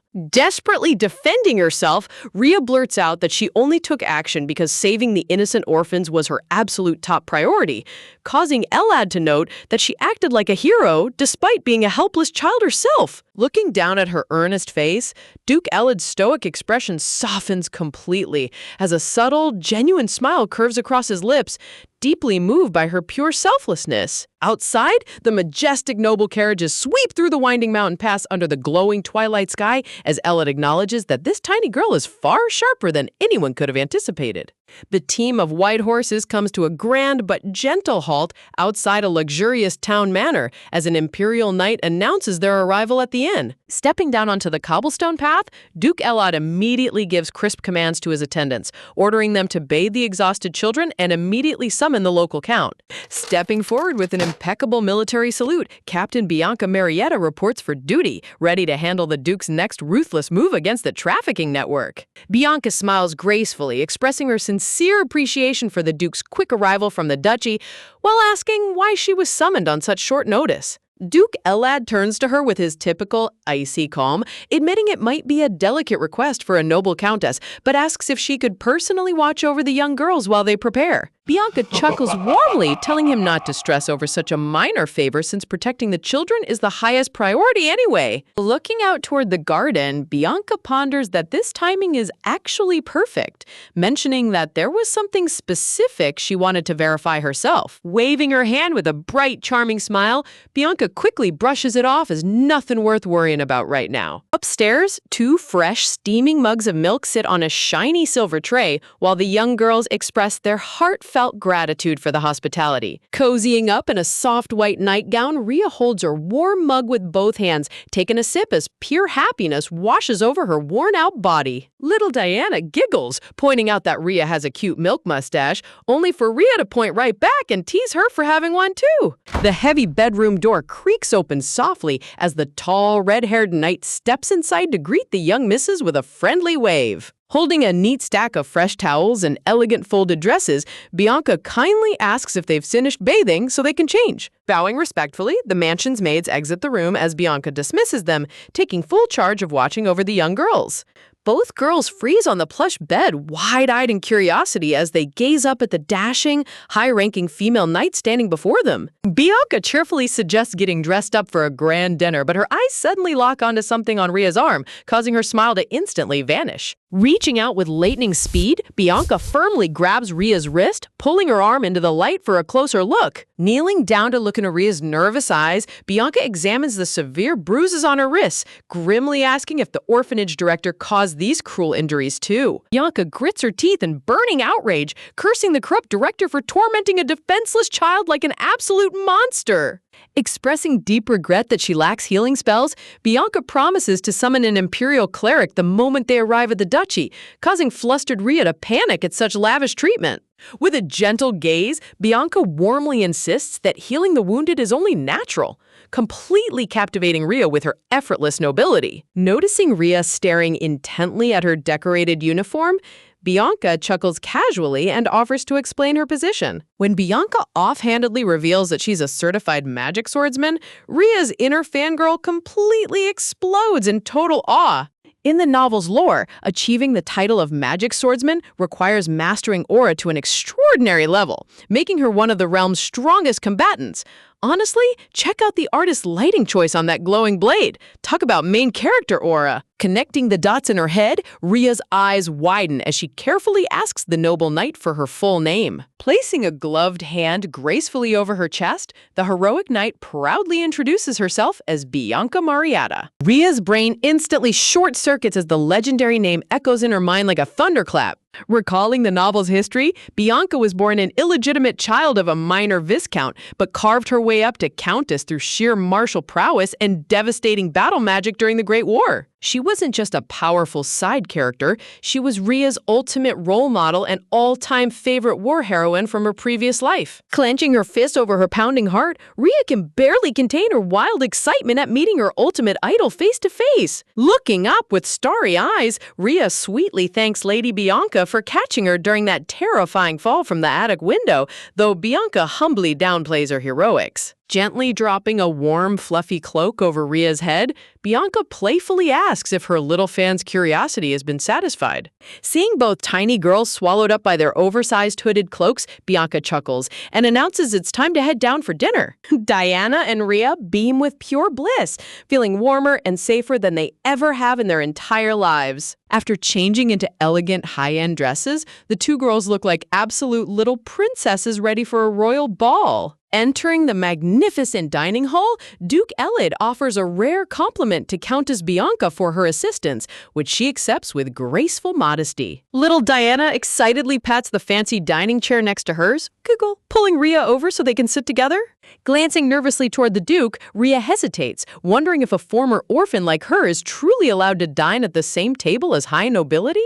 Duke Elid deadpans for her to just sit down and eat already, prompting relieved Ria to quickly take her seat while Diana giggles. Gulping in mouth-watering anticipation, Ria stares at the lavish spread of juicy roast meats and hot soups, realizing how long it's been since she tasted real food. Just as dinner begins, an imperial attendant steps up to whisper an urgent message into Countess Bianca's ear. Turning toward Duke Elad, Bianca respectfully interrupts, stating she has an urgent matter that requires immediate attention. With a solemn expression, Bianca drops a bombshell, declaring that she must depart for the duchy right away. A heavy pause settles over the opulent hall as Bianca confirms that pressing business back in the principality demands her instant return. Surprised by the sudden change of plans, Duke Elad inquires what happened, learning that a high-priority dispatch arrived through their mana communication channels. Though disappointed he couldn't host a proper banquet for her at his estate, Duke Elad stoically accepts the situation. Bowing politely, Bianca thanks the Duke. While sitting at the table, Ria feels a sudden pang of disappointment that her hero is leaving so soon. Clenching her hand tightly beside her plate, Ria inwardly sighs, bummed out that she barely got to talk with her idol before parting ways. Pausing in her tracks, Countess Bianca turns her bright amber eyes back toward the quiet young girl. Calling out Ria's name, Bianca addresses her directly with a remarkably thoughtful expression. Extending her gloved hand across the table with a suave smile, Bianca makes a stunning, unexpected gesture. Pointing at her own chest in absolute disbelief, Ria stammers out, asking if she truly heard her hero right. Facing Duke Elad with unwavering resolve, Bianca coolly declares that she wants to officially adopt Ria and take her under her wing. Giggle, talk about getting scouted by your favorite war hero, that's the ultimate protagonist flex. Countess Bianca explains to the Duke that when she first rescued Ria, she immediately sensed an extraordinary amount of latent mana swirling inside her tiny body. However, because Rhea is still a child who hasn't been trained to control her magic, her body is suffering severe physical strain from the unrefined energy. Extending her gloved hand with genuine concern, Bianca emphasizes that Rhea urgently needs a skilled mentor who can safely guide her immense magical potential before her body collapses under the pressure. Duke Ellet steps in with his usual icy composure, sternly reminding the Countess that there's absolutely no need for her to fuss over the girl. After all, the ducal house possesses more than enough elite mages capable of training a young novice. With a sharp glare, Ella deadpans, asking if Bianca is seriously suggesting smuggling an imperial orphan across the border into her principality without a proper legal permit. Caught completely off guard, Bianca stammers out that she had no such illegal intentions. Honestly, leave it to Duke Elad to shut down a noble rescue pitch like a strict customs agent. Turning her gaze toward the quiet girl sitting at the dining table, Bianca kindly asks Rhea to express her own feelings and speak up about what choice she truly wants to make for her future. Rhea hesitates, her breath catching as she struggles to form the words. The scene shifts to the open mountain road, where the luxurious ducal carriage glides smoothly along the shaded path under the morning sun, escorted by elite knights on horseback. Inside the plush carriage interior, Rhea sits quietly, gently stroking little Diana's soft hair as the exhausted toddler sleeps soundly against her lap.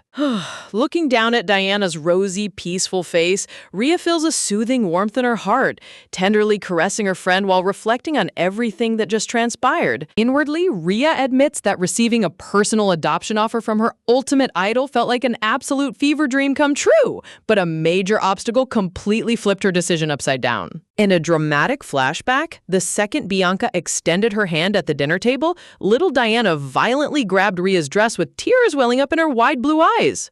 Sobbing hysterically, Diana wailed at the top of her lungs, begging her dear sister not to abandon her and leave her behind all alone.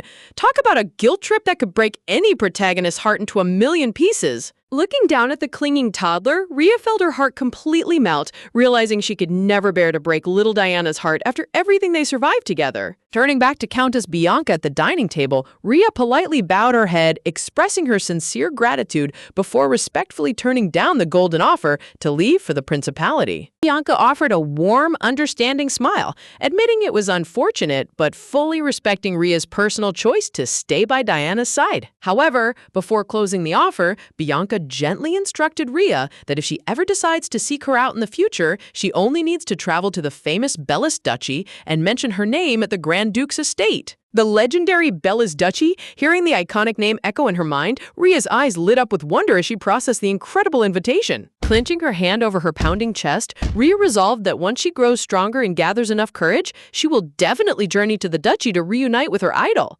Gazing down at the weeping child in the memory, Rhea knew in her soul that the moment Diana clung to her, walking away was never even a real option. Of course, it would be a total lie if she claimed she isn't a little bummed out about missing the chance to be mentored by a legendary magic swordsman. Yet, taking care of little Diana wasn't the sole motivation driving Rhea's grand strategy. Reminding herself of her knowledge, Rhea realized that most of her future intel revolves strictly around the inner workings of the imperial government.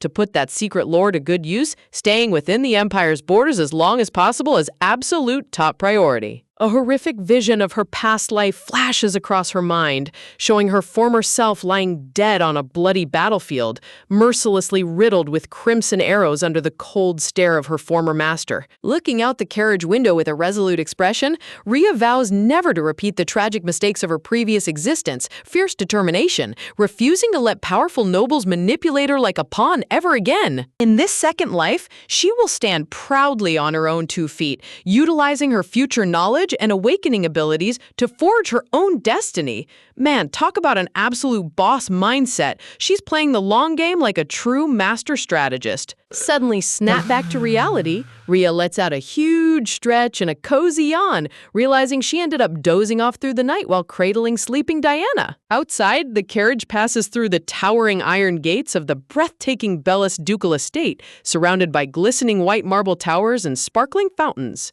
Recalling the novel's original timeline, Rhea remembers that the Duke's young son, Lord Bellis, eventually surpassed even his famous father in prestige, becoming universally renowned as an unparalleled magic genius. A mysterious, chilling vision flashes in Ria's mind, a handsome white-haired young man calling out her name with desperate tears in his eyes. Ria shivers, realizing that according to the original story's dark fate, he might just be the very last person she sees before her ultimate demise. Duke Elad knocks softly on the glass, breaking her train of thought as he instructs Ria to gently wake Diana up because they finally arrived. Stepping out onto the pristine plaza, both young girls gasp in total utter awe at the dazzling fairy tale palace towering right before their eyes. Suddenly, heavy leather boots come clattering down the marble stairs at top speed as a young boy rushes out from the grand entrance. Dashing forward with blinding speed, the young white-haired boy sweeps little Diana into a tight, overjoyed bear hug, shouting her name at the top of his lungs. Introductions are in order. This enthusiastic boy is none other than Alan Elad, the second son of Duke Alani, who beams with ecstatic joy while asking where his beloved little sister has been all this time. Following closely behind, a stunning noble lady with elegant copper hair steps onto the courtyard, her golden eyes shimmering with emotional tears as she whispers Diana's name. In the background, the mansion's maids sob tears of pure relief into their aprons, completely overwhelmed seeing their lost young miss safely back home. Opening her arms wide with immense tenderness, the Duchess choked back her tears, whispering how deeply she missed her precious daughter. Diana flies into her mother's waiting arms as the Duchess lifts her high into a warm, tearful embrace, bringing an emotional conclusion to their painful separation. Watching the heartwarming reunion from a few steps away, Ria smiles softly, genuinely thrilled that little Diana is finally safe back in the loving warmth of her real family. But just as Ria wonders when the head maid will take her to her guest quarters, a cold, intense gaze locks onto her. Alan glares down at her with a suspicious, icy scowl. Honestly, leave it to the protective older brother to give the newcomer the ultimate side-eye. Crossing his arms arrogantly, Alan snarls at Ria, demanding to know who on earth she is and why she's standing there like she belongs. Stepping right into her space, Alan browbeats the quiet girl, accusing her of clinging to his little sister with some shady hidden agenda. Before Alan can utter another hostile insult, little Diana suddenly leaps right in front of Ria, puffing out her tiny chest like a ferocious night shield.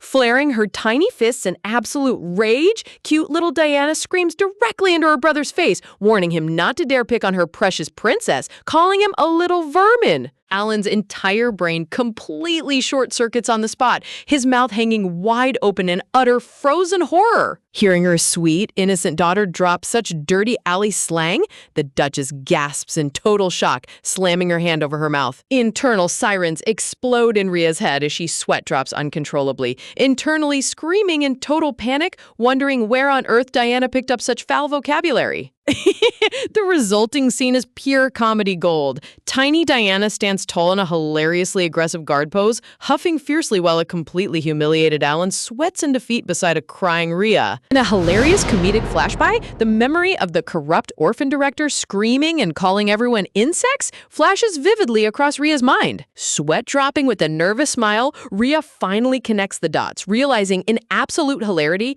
that innocent little Diana accidentally picked up all her trash talk directly from the villainous director. Talk about terrible bad influence. She absorbed the corrupt speech like a tiny sponge. Ria frantically lectures little Dana about not repeating bad words from the director, while the silver-haired young master stands in the background trembling in sheer disbelief. Suddenly, a dark shadow falls over the two girls, cutting their conversation short as Ria gasps in alarm. Towering over them with a murderous aura, Duke Elad crosses his arms, coldly muttering that he will rip out the villainous director's tongue right after getting a full confession. Ria inwardly wonders how such an intimidating man could react so intensely to a mere orphan's name. Clearing his throat awkwardly, standard terrifying Duke stuff, he suddenly composes himself as a graceful woman steps forward, addressing her as his madam. Turning her gentle gaze downward, the elegant Duchess smiles softly, declaring that properly introducing the young girl who protected her daughter should take top priority. Flustered by the noble greeting, Ria stammers out a polite bow as the Duchess warmly introduces her as the brave child who helped save little Diana. Beaming with joyous laughter, little Diana wraps her arms tightly around Ria's waist, happily declaring her as her beloved princess. In the background, the young boy with glasses crumbles into emotional despair as Diana completely ignores his existence.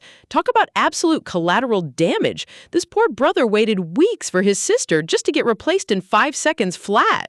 While the young master sulks in a dark corner of self-pity, muttering about how his sister doesn't care for him anymore, the Duchess showers Rhea with heartfelt gratitude. Clapping her hands with authority, the Duchess instructs the attentive mansion staff to immediately prepare a lavish feast and luxury guest quarters for their brave little hero. Swept up in the joyous atmosphere, the house servants bow in deep respect, eager to offer top-tier hospitality to their unexpected guest. Brightening the entire garden with her radiant smile, the Duchess presses her hands together, determined to make sure Rhea feels right at home. Turning to the maids, the Duchess orders them to fetch fresh, high-quality attire for Rhea while instructing Diana to show her around the massive estate. Swirling dizzy circles in her eyes, Rhea stammers in absolute overwhelm as the energetic servants swarm around her with royal treatment. Inwardly screaming in hilarious panic, Rhea's inner chibi self cries out that she's an orphan meant to work, not a delicate princess to be served. Honest to goodness, give this girl a broom or she's going to go into full panic mode over royal luxury. Leading Rhea into a breathtaking gold-trimmed bedroom, little Diana excitedly welcomes her into her stunning new quarters. Rhea's jaw drops in utter shock at the sheer scale of the room, questioning if this massive space is actually meant for a single person or an entire house. Beaming proud smiles, Diana proudly presents a beautifully illustrated picture book with a pink princess cover to her new friend. Seeing the book, Rhea's strategic mind kicks into high gear, realizing that demonstrating her ability to read around the maids will guarantee her a permanent job as Diana's attendant. Stepping into the extravagant room, the Duchess gently checks in to see if the preparations are going smoothly. Spotting the book in Rhea's hands, the Duchess warmly asks if they were planning to enjoy a story together. Tugging on her mother's elegant gown, little Diana eagerly begs to tag along wherever her mother is heading next. Stroking her chin thoughtfully, the Duchess notes that the room looks a bit too plain for the princess to play in and needs proper redecorating first. Spreading her arms wide with comical intensity, Diana fearlessly vows to decorate the entire room herself so her mother can take Rhea along. Smiling warmly, the Duchess gently takes Rhea's small hand, stating that with permission granted, they can finally depart. Looking down with angelic grace, the Duchess offers a comforting, motherly smile that melts away the quiet tension in the room. Gasped, flustered by the unexpected touch of nobility, Rhea gazes up with wide, hesitant eyes, wondering where she's being led. Guiding her down the polished marble corridor, the Duchess walks side by side with the anxious young orphan. Clenching her fists nervously, Rhea's mind races with dark doubts, worrying that despite saving Diana, her low commoner status might get her forcefully separated from the young lady. Stopping in front of a pair of massive gilded double doors, the Duchess turns around to reassure her that they have finally arrived. Pushing the heavy door open with a gentle creak, the Duchess soft-spokenly tells Rhea not to feel nervous. Peeking inside with wide, breathless eyes, Rhea catches her first glimpse of the sacred room beyond. Standing amidst holy light, a high priestess dressed in divine white and green clerical robes greets Rhea with a gentle smile. Stepping forward, the priestess reveals that Count Mariez sent a special letter requesting her personal holy magic to completely heal Rhea's physical scars. Rhea's mind reels in disbelief, realizing the high-ranking count actually followed through on his offhand promise to arrange elite medical treatment for her. Gently reaching out her hand, the high priestess invites Rhea closer, reassuringly stating they should examine her existing wounds first. Carefully rolling up Rhea's sleeve, the priestess inspects the lingering scar across her arm, softly acknowledging how painful it must have been. Placing a soothing palm directly under Rhea's forehead, the holy healer reassures her that the divine magic will heal her painlessly in a flash. Channeling sacred energy, brilliant white-blue holy light surges around them, enveloping the room in divine luminescence. Suddenly, violent lightning sparks crackle through the air as the divine light forcefully rejects Rhea's body, shocking the priestess. Electrical arcs burst off Rhea's skin, completely repelling the sacred power, as the priestess cries out in shock that her divine magic isn't working. Pulling her trembling hand back, the priestess admits in utter bewilderment that she has never witnessed holy magic get rejected like this in her entire life. Transitioning out to the quiet courtyard fountain, Rhea sits beside the Duchess on a cold white stone bench under the open sky. Gently comforting the quiet girl, the Duchess warmly promises that the Duke's estate houses elite healing mages who will surely find another way to restore her skin. Forcing a sweet, bright smile onto her face, Rhea softly assures the Duchess not to worry while secretly clenching her dress in deep turmoil. Inwardly, dark realization washes over Rhea as she reflects on how sacred divine power failing on a child blessed by the Empire implies something horrifyingly abnormal about her very soul. Breaking through her heavy, dark thoughts, the Duchess suddenly reaches over and playfully pokes Rhea's soft cheek. Slipping a rich piece of chocolate into her mouth, the Duchess chuckles warmly, calling it magical medicine guaranteed to cure any bad mood. Glowing with unmatched angelic beauty, the noble mother smiles down at her like a radiant saint, surrounding Rhea in pure warmth and comfort. Rhea's lips curl up into a soft, nostalgic smile as a warm memory suddenly clicks inside her mind. She exhales gently, realizing where she had seen such pure, unconditional affection before. Soft golden dust drifts across the screen as Rhea reflects on the overwhelming warmth surrounding her. The Duchess's sweet kindness felt almost unreal to an orphan who was used to harsh, cold floors and empty promises. Reaching out with delicate fingers, the noble lady presents a sweet treat, coaxing her to take a bite. Her soothing voice gently inquires if the chocolate managed to lift her gloomy mood, even just a little bit. Staring at the boy's sharp, refined features, Rhea can't help but wonder which parent he inherited his striking, noble looks from. Honestly, with that high and mighty posture, he looks like he was born wearing an invisible crown. Glowing with genuine gratitude, Rhea tilts her head up and offers a heartfelt smile, thanking the Duchess for her incredible warmth. Beaming with excitement, the Duchess claps her hands and cheerfully invites everyone to enjoy a grand feast together. Rhea eagerly nods in agreement, though deep down, her humble heart stammers over being treated like absolute royalty by such high nobility. Sitting at the grand dining table, the atmosphere immediately turns super awkward as tension crackles in the air. The silver-haired young master sits across with his arms crossed, glaring sharp daggers straight at Rhea, leaving her sweating in comical panic over the overwhelming dining setup. Snapping in annoyance, the young master points angrily across the table, demanding to know why Rhea dared to sit right between him and his precious little sister. Poor Rhea just twitches nervously, wondering how she got dragged into sibling drama. Completely ignoring her grumpy brother, little Dana beams with pure joy as she shoves a huge, juicy piece of meat right toward Rhea's face. She chirps happily, begging her favorite new sister to eat up. Piling even more gourmet food onto her plate, Dana bounces in her seat with endless enthusiasm. Meanwhile, tears stream down Rhea's face in sheer comic despair as she realizes her stomach is going to explode if this forced feeding session continues. Resting his cheek on his palm, the young master lets out an annoyed huff, scoffing that his sister is eating like a clueless brute as usual. Little Dana immediately snaps her head around with fiery anger. Defending her beloved new friend, Dana aggressively points her tiny finger right at her brother's face, loudly warning him not to dare bully her sister. Hit by a massive wave of emotional damage, the poor young master gasps as his heart shatters into a million pieces.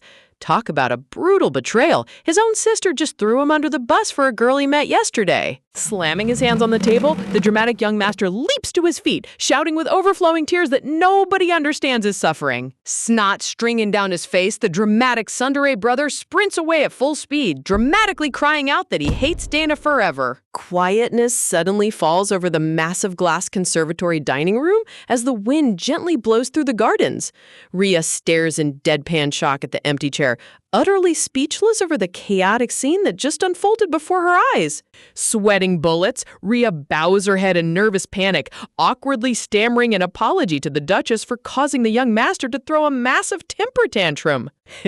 Waving her hand with graceful elegance, the Duchess smiles warmly, reassuring her that there is no need to apologize. She chuckles softly, explaining that young Alan is just terribly shy and terrible at expressing his true feelings. Leaning in, the Duchess begins spilling hilarious, embarrassing childhood stories about her son. Inwardly, Rhea twitches in hilarious disbelief. If only the Empire knew that the future legendary swordmaster used to cry over spilled milk. A maid gently sets down a stunning gold-rimmed plate featuring a mouth-watering strawberry roll cake dusted with powdered sugar. Bowing her head politely, Rhea softly admits that she is completely stuffed, pointing out that little Dana hasn't even finished half of her own meal yet. Riel admits that after years of starving in the cruel orphanage, her stomach can't handle heavy meals. But because the Duchess's food was so heavenly, she accidentally ate way more than usual. Heartbroken by her tragic past, the Duchess gasps softly, noting how tiny Rhea is compared to other kids her age. Little Dana jumps in enthusiastically, loudly commanding her sister to eat even more so she can grow big and strong. Tempted by the delicious dessert, Rhea nervously pokes her fork into the roll cake, sheepishly admitting that maybe she has just a tiny bit of room left for sweet treats. Both the Duchess and little Dana lean forward with intense, starry-eyed focus, eagerly holding their breath as they watch Rhea take her first bite. As the creamy strawberry cake touches her tongue, Rhea's eye widens in absolute shock at the explosive burst of heavenly flavor. Flushes of deep pink bloom across her cheeks as Rhea gasps in pure ecstasy, clutching her face while surrounded by floating flowers of culinary bliss. Beaming with joy, the Duchess and little Dana clap their hands together, happily shoving even more sweet treats onto her plate as Rhea happily munches away. Chewing contentedly on another soft slice, Giggle Rhea's lips curve into a serene smile, reflecting on how delicious the high-class bakery goods taste. Surrounded by warm sunlight and gentle laughter, a brilliant glow fills the room as Rhea realizes that the true secret to delicious food isn't high pricing, it's sharing it with people who truly care about you. Man, this wholesome scene is pure serotonin. Meanwhile, sitting all alone on the cold stone steps outside in the freezing courtyard, the poor young master twitches as his stomach violently rumbles. Crying tears of regret, the poor kid whimpers that he's starving to death while his family eats cake without him. You gotta love the classic tsundere punishment trope. The dramatic exited himself straight into starvation. Inside the warm estate, the Duchess instructs the attentive maids to begin rearranging the grand salon furniture to create a much larger play space for the children. Suddenly, a frantic cry echoes down the polished marble hallway, causing the Duchess to turn around in surprise. Sprinting at breakneck speed, little Dana rushes through the doorway, her cute dress fluttering as she charges toward her mother. Diving straight into her mother's waist, Dana clings on tightly, breathing heavily as the Duchess softly asks what made her hurry so frantically. With wide, tear-filled eyes, Dana screams that Sister Rhea is severely sick. Cut to Rhea lying pale in bed under heavy blankets, gasping for breath with a cold compress pressed against her burning forehead. Adjusting his glasses, the estate physician calmly reassures the worried Duchess that Rhea is simply suffering from severe physical fatigue and emotional release after enduring so much stress. The doctor adds that because her stomach has been weakened by long-term malnutrition, her diet must be monitored with extreme care. Hearing this, the Duchess lowers her eyes in deep guilt. Sitting by the bedside, the gentle mother softly strokes Rhea's feverish cheek, crying tears of regret for not noticing how fragile the brave child truly was. Breaking the quiet atmosphere, a servant quietly announces that the chief mage has officially arrived to examine the young guest. Stepping into the luxurious bedroom, a handsome young mage clad in white and gold robes offers a polite bow, stating he came immediately upon hearing the Duchess's summons. Guiding him toward the bed, the Duchess asks him to inspect the strange lingering wounds on Rhea's arm. Smiling calmly, Chief Mage Tellan steps forward to begin his evaluation. Tellan explains that individuals who possess ultra-pure natural mana often violently reject divine holy magic, which fully explains why the High Priestess failed earlier. Rolling up Rhea's soft sleeve, the mage gently places his gloved fingers over the jagged burn scar across her forearm. Channeling refined mana, a breathtaking wave of luminous blue magic circles burst forth, enveloping Rhea's body in a stunning celestial light show. Covering her mouth in total astonishment, the Duchess cries out as the deep, permanent scar completely dissolves away without leaving a single mark. Smiling with relief, the Duchess warmly thanks Tellan for his masterclass healing magic, praising his unmatched skill. However, Tellan's expression instantly hardens into a dead serious glare. Turning to the Duchess, his voice drops to a chilling tone as he demands to know exactly where this child was first found. A few days pass over the imperial territory as heavy snow softly blankets the towering spires of the Grand Duke's castle estate. Dressed in a thick fur coat, Duke Elad steps through the grand gates, his piercing blue eyes glowing as servants announce his official return. Walking down the long carpeted hallway, the Duchess warmly greets her husband, while the Duke softly apologizes for leaving the family care entirely on her shoulders during such a hectic period. Adjusting his formal coat as he steps inside, Duke Elad softly softly inquires about young Ria's condition, relieved to learn that her fever finally broke overnight. Walking side by side down the pristine, carpeted hallway, the Duchess warmly adds that Mage Tellin personally came by to heal the lingering scar on the poor girl's arm, expressing immense relief that it vanished completely without leaving a trace. Resting his chin on his gloved hand with a thoughtful glare, the Duke admits that something feels odd. Why did holy divine power fail when ordinary healing magic worked like a charm? The Duchess chuckles softly, explaining that Tellin discovered Ria possesses ultra-pure mana, which naturally clashes against divine light energy. Nodding slowly, the Duke ponders whether such an intense energy incompatibility affects her entire constitution. The Duchess nods in agreement, sweating slightly as she recalls the Chief Mage's over-the-top reaction. Laughing in fond recollection, the Duchess recalls how Tellin practically lost his mind over Ria's massive latent mana pool. He was screaming to haul the sick child off to his laboratory for instant magical experiments, forcing the Duchess to restrain the chaotic eccentric on the spot. Seriously, mages and manwas always act like mad scientists the moment a high mana kid appears. Narrowing his icy blue eyes, Duke Eladad silently absorbs the news, realizing that this little girl is far more extraordinary than anyone could have ever anticipated. Pushing open the massive ornate doors into his private study, the Duke turns to his wife and casually asks for her honest opinion about their young guest. Strolling together through the sunlit corridor, the Duke and Duchess carry themselves with absolute regal elegance, discussing the future of the fragile child resting under their roof. Smiling with heartwarming tenderness, the Duchess praises Ria's gentle, polite nature, admiring how the sweet child hasn't uttered a single complaint despite being bedridden and ill. A gentle glow surrounds the Duchess as she reflects on Count Marietta's deep concern for Ria. Realizing that seeing the girl's quiet suffering likely reminded her of the tragic abuse she herself endured during her own childhood. Suddenly snapping out of her emotional trance, the Duchess gasps and covers her mouth, scolding herself for wasting time reminiscing when she should be right by her guest's bedside. Turning toward the grand entrance, the Duchess announces her intention to return to the guest room immediately, unaware that a tiny shadow is already standing right outside the cracked doorway. A soft, delicate voice breaks the quiet corridor, politely interjecting that there's no need for her grace to rush back on her account. Caught completely off guard, the Duke turns around in surprise. Opening the heavy gilded door, the young visitor steps into the light, revealing her presence with quiet composure. Standing nervously in a lovely floral dress, poor Ria's heart beats rapid fire as she finds herself face to face with the high-ranking nodal couple. With a gentle creak, the grand study door swings fully open, framing the timid little girl in the soft sunlight. Gasping softly in complete shock, the Duchess rests a hand on her cheek, stunned to see the recovering child out of bed so soon. Bowing her head timidly, Ria offers a polite greeting, her small voice trembling with nervousness as she addresses the high nobility. Flustered with worried affection, the Duchess quickly rushes over, showering Ria with endless questions about whether she felt lonely waking up by herself or if she's even healthy enough to be walking around.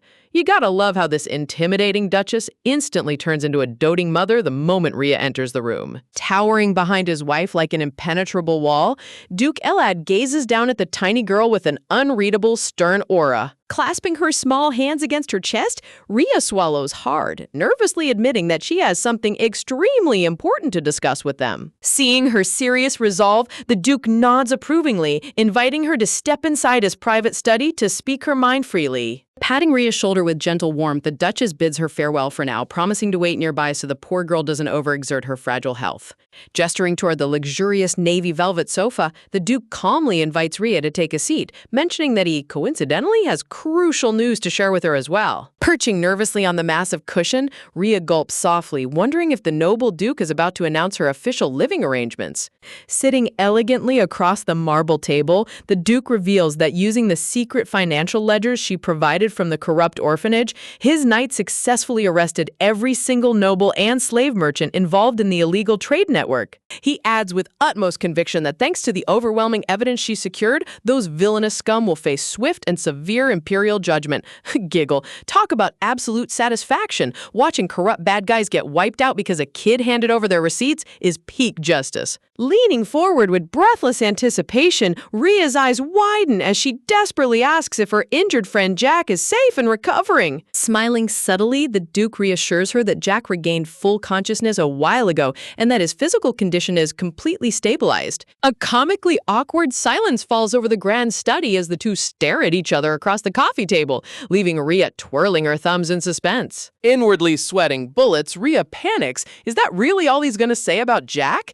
Sensing her anxiety, the Duke casually adds that Jack expressed a desire to visit the Duke's estate very soon. Leaping to her feet with blazing enthusiasm, Rhea loudly proclaims that Jack is going to become the most magnificent knight in the entire empire. With starry-eyed excitement, she passionately lists all of Jack's incredible feats, how he was the tallest and strongest kid in the orphanage, trained relentlessly every day, and bore the director's harsh beatings without shedding a single tear. Listening to her passionate defense, the Duke lets out an amused smirk, thoroughly entertained by the little girl's fiercely loyal endorsement of her friend. Gasp! Reassuring her that Jack's future is already well taken care of, the Duke leans in with a razor-sharp gaze, suddenly asking what Rhea herself wants to do with her own future.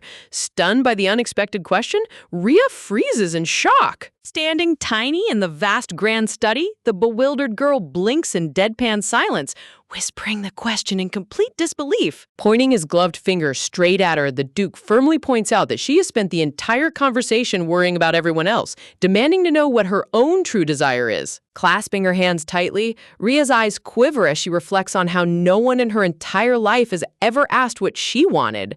Lowering her head, she softly stammers that she simply wishes to serve little Diana as a personal maid. Calmly leaning back, the Duke reveals that Countess Moretta informed him about her innate mana.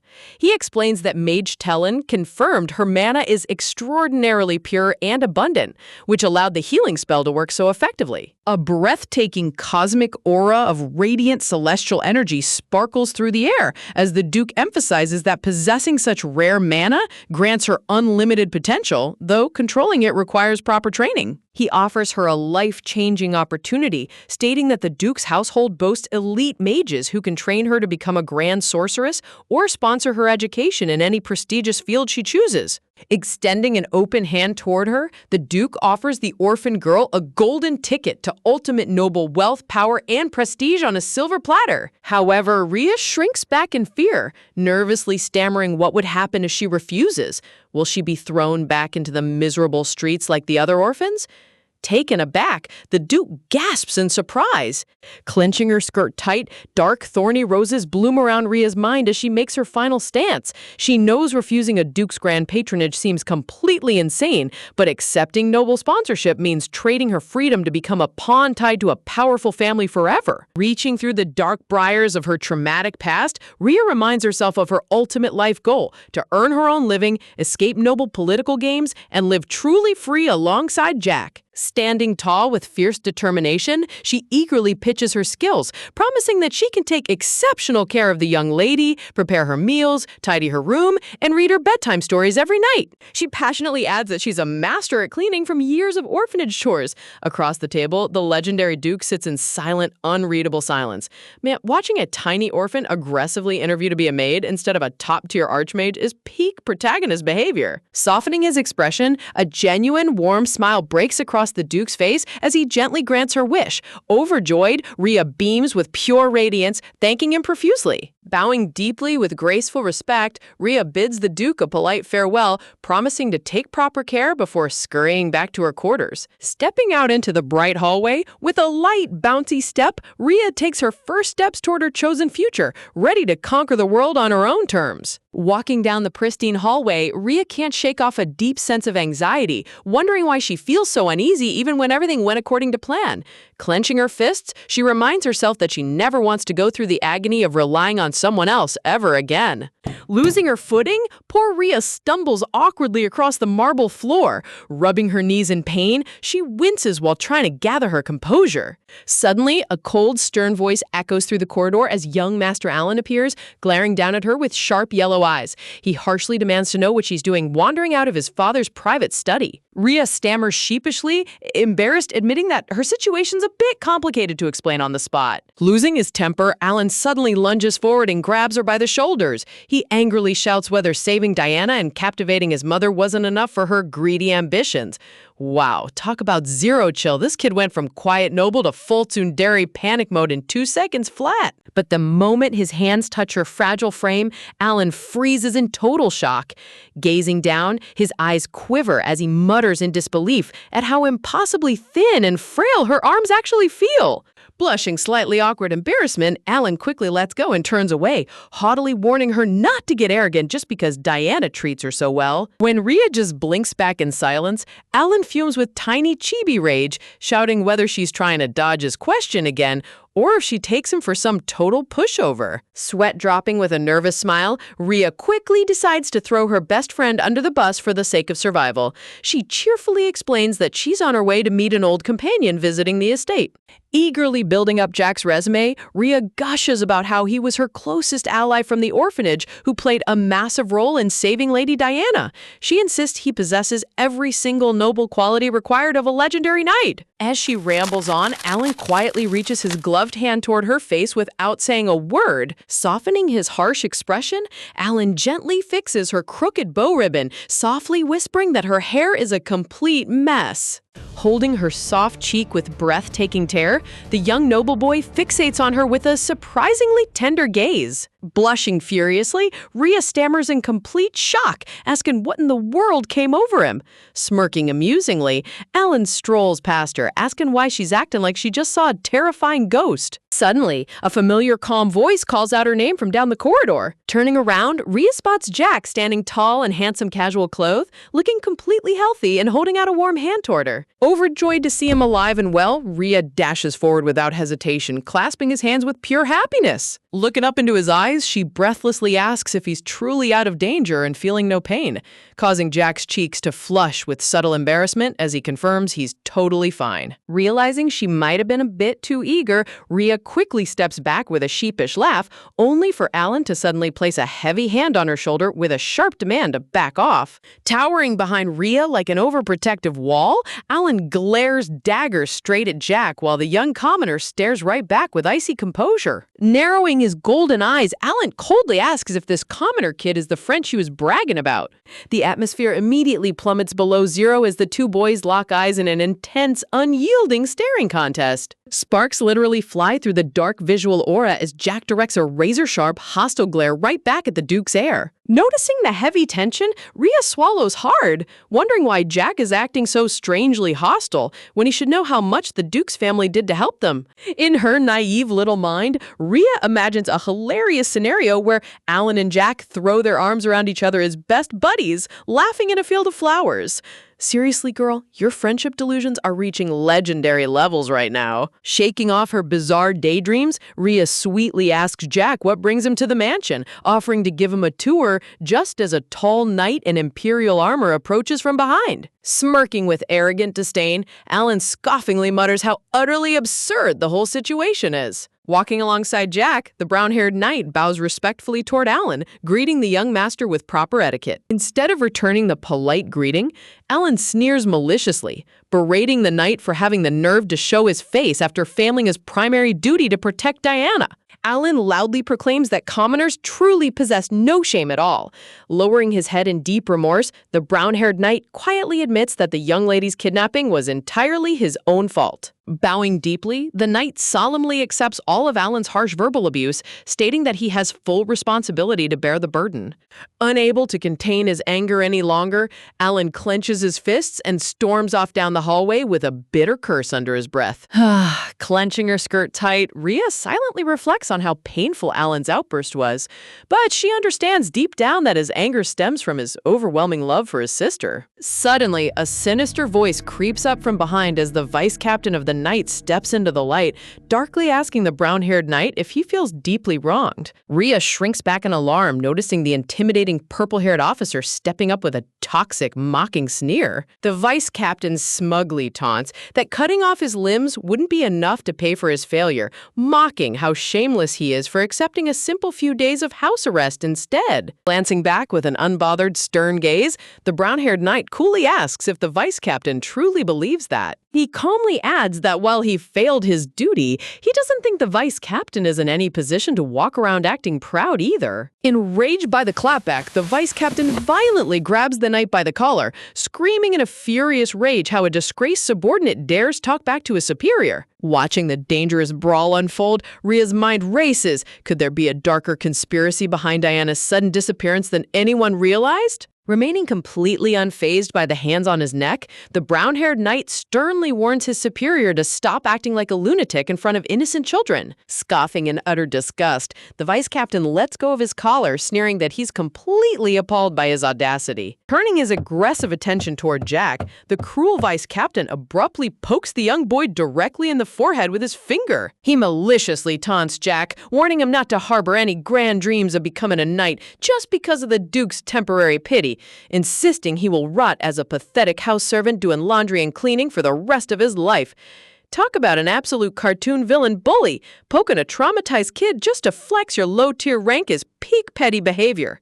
Stepping in between them, the brown-haired knight grabs the vice captain's arm, forcefully demanding that he stop tormenting a helpless child. Sneering with condescending arrogance, the vice captain scoffs at how touching it is to see him defend a random kid against his own superior officer. Waving his hand in total dismissal, the corrupt officer turns his back, barking that he won't waste another second speaking to commoners who don't know their place. Strolling away with an obnoxious stride, the vice captain disappears down the grand corridor, leaving an awkward silence in his wake. Turning toward Rhea with a gentle smile, the brown-haired knight apologizes profusely for exposing her to such a disgraceful spectacle, but Rhea flusteredly shakes her hands, reassuring him that she's totally okay. Placing a supportive hand on Jack's shoulder, the kind knight lets them know they must report directly to the Duke now, politely wishing Rhea a wonderful day as they head toward the private study. Hearing their footsteps echo down the grand hallway, Rhea pauses in her tracks and looks down at the polished floor with a heavy heart,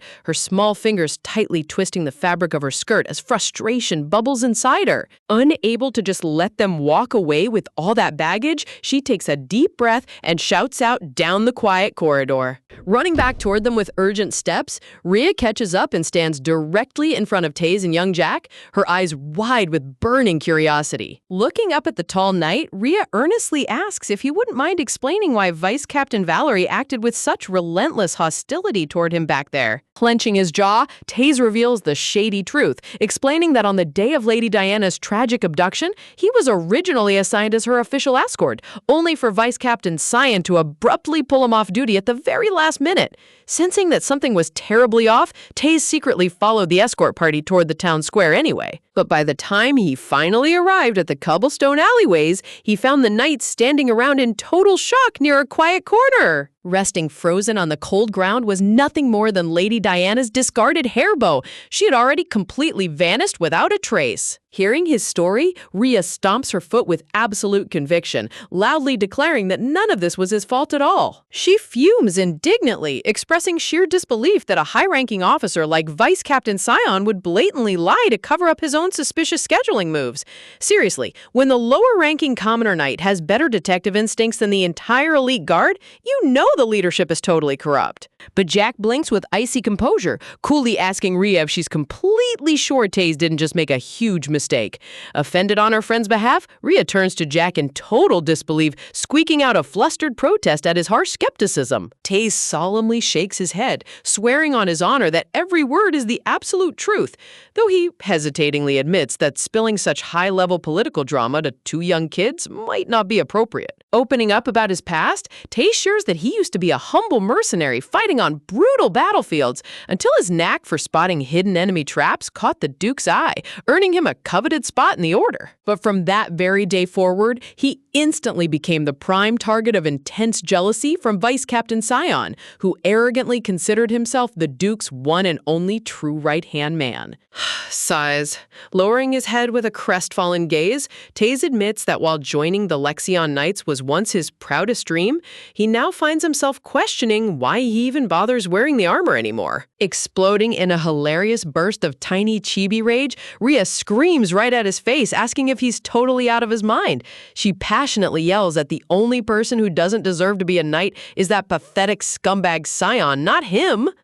Sweat dropping in total shock at her surprisingly filthy vocabulary, Taze and Jack just blink back in utter stunned silence. Realizing she overstepped, Rhea quickly coughs embarrassed, sheepishly mumbling that Scion is the one who should feel ashamed. Regaining her composure, Rhea asks why on earth he hasn't reported this critical evidence directly to the Duke yet, but Taze gloomily explains that Scion comes from a legendary noble family that has served the Duke's house for generations, making him hesitant to cause massive internal friction. Rhea refutes his logic on the spot, insisting that if he truly cares about protecting the Duke, he needs to speak up immediately, warning that keeping such a shady snake as a top confidant is a disaster waiting to happen. Taze shakes his head in quiet defeat, sadly pointing out that nobody in high society would ever take the word of a commoner-born knight over a prestigious nobleman. He softly adds that without any physical proof left behind, his claims would sound like nothing more than petty slander. Rhea's eyes widen as the harsh reality of social hierarchy hits her like a cold wall.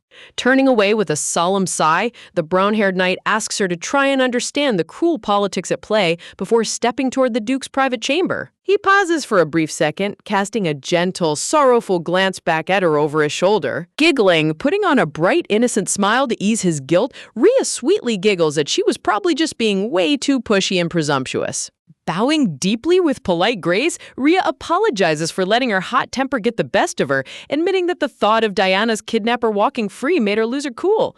Taze warm-heartedly reassures her that he completely understands her fiery spirit. Sparing them any further awkwardness, Rhea cheerfully excuses herself, reminding Taze and Jack that they need to hurry along to their official meeting with the Duke. Watching her walk away down the grand marble hallway, Jack softly whispers her name, while Taze silently clenches his fist in painful remorse, quietly apologizing to the little girl for being so utterly helpless against the corrupt nobles. The quiet grandeur of the empty estate corridor settles in as Rhea's silhouette slowly drifts further away into the distance. But the second she turns the corner out of sight, Rhea breaks out into a full-speed sprint down the hallway. Gritting her teeth with furious determination, Rhea fumes over how quickly Taze gave up, infuriated that Jack is stuck doing back-breaking servant chores for corrupt officers who treat commoners like trash. Tears sting the corners of her eyes as guilt crushes her chest, realizing that while Jack was enduring daily humiliation from arrogant bullies, she was naively living in pure comfort inside the Duke's luxurious estate.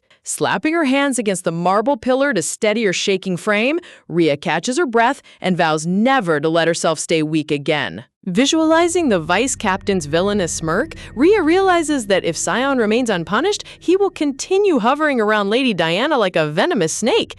She decides her primary mission right now is to secretly gather undeniable proof of his crimes. Clenching her fists with burning resolve, Rhea declares that exposing Vice Captain Valerie is the first massive step toward taking full control of her destiny. A full week passes over the majestic, snow-dusted Lexion Duchy estate as a friendly voice calls out Rhea's name across the bustling halls. Looking completely adorable in her custom mini maid uniform and pristine white apron, Rhea beams brightly as she carries a wooden laundry basket.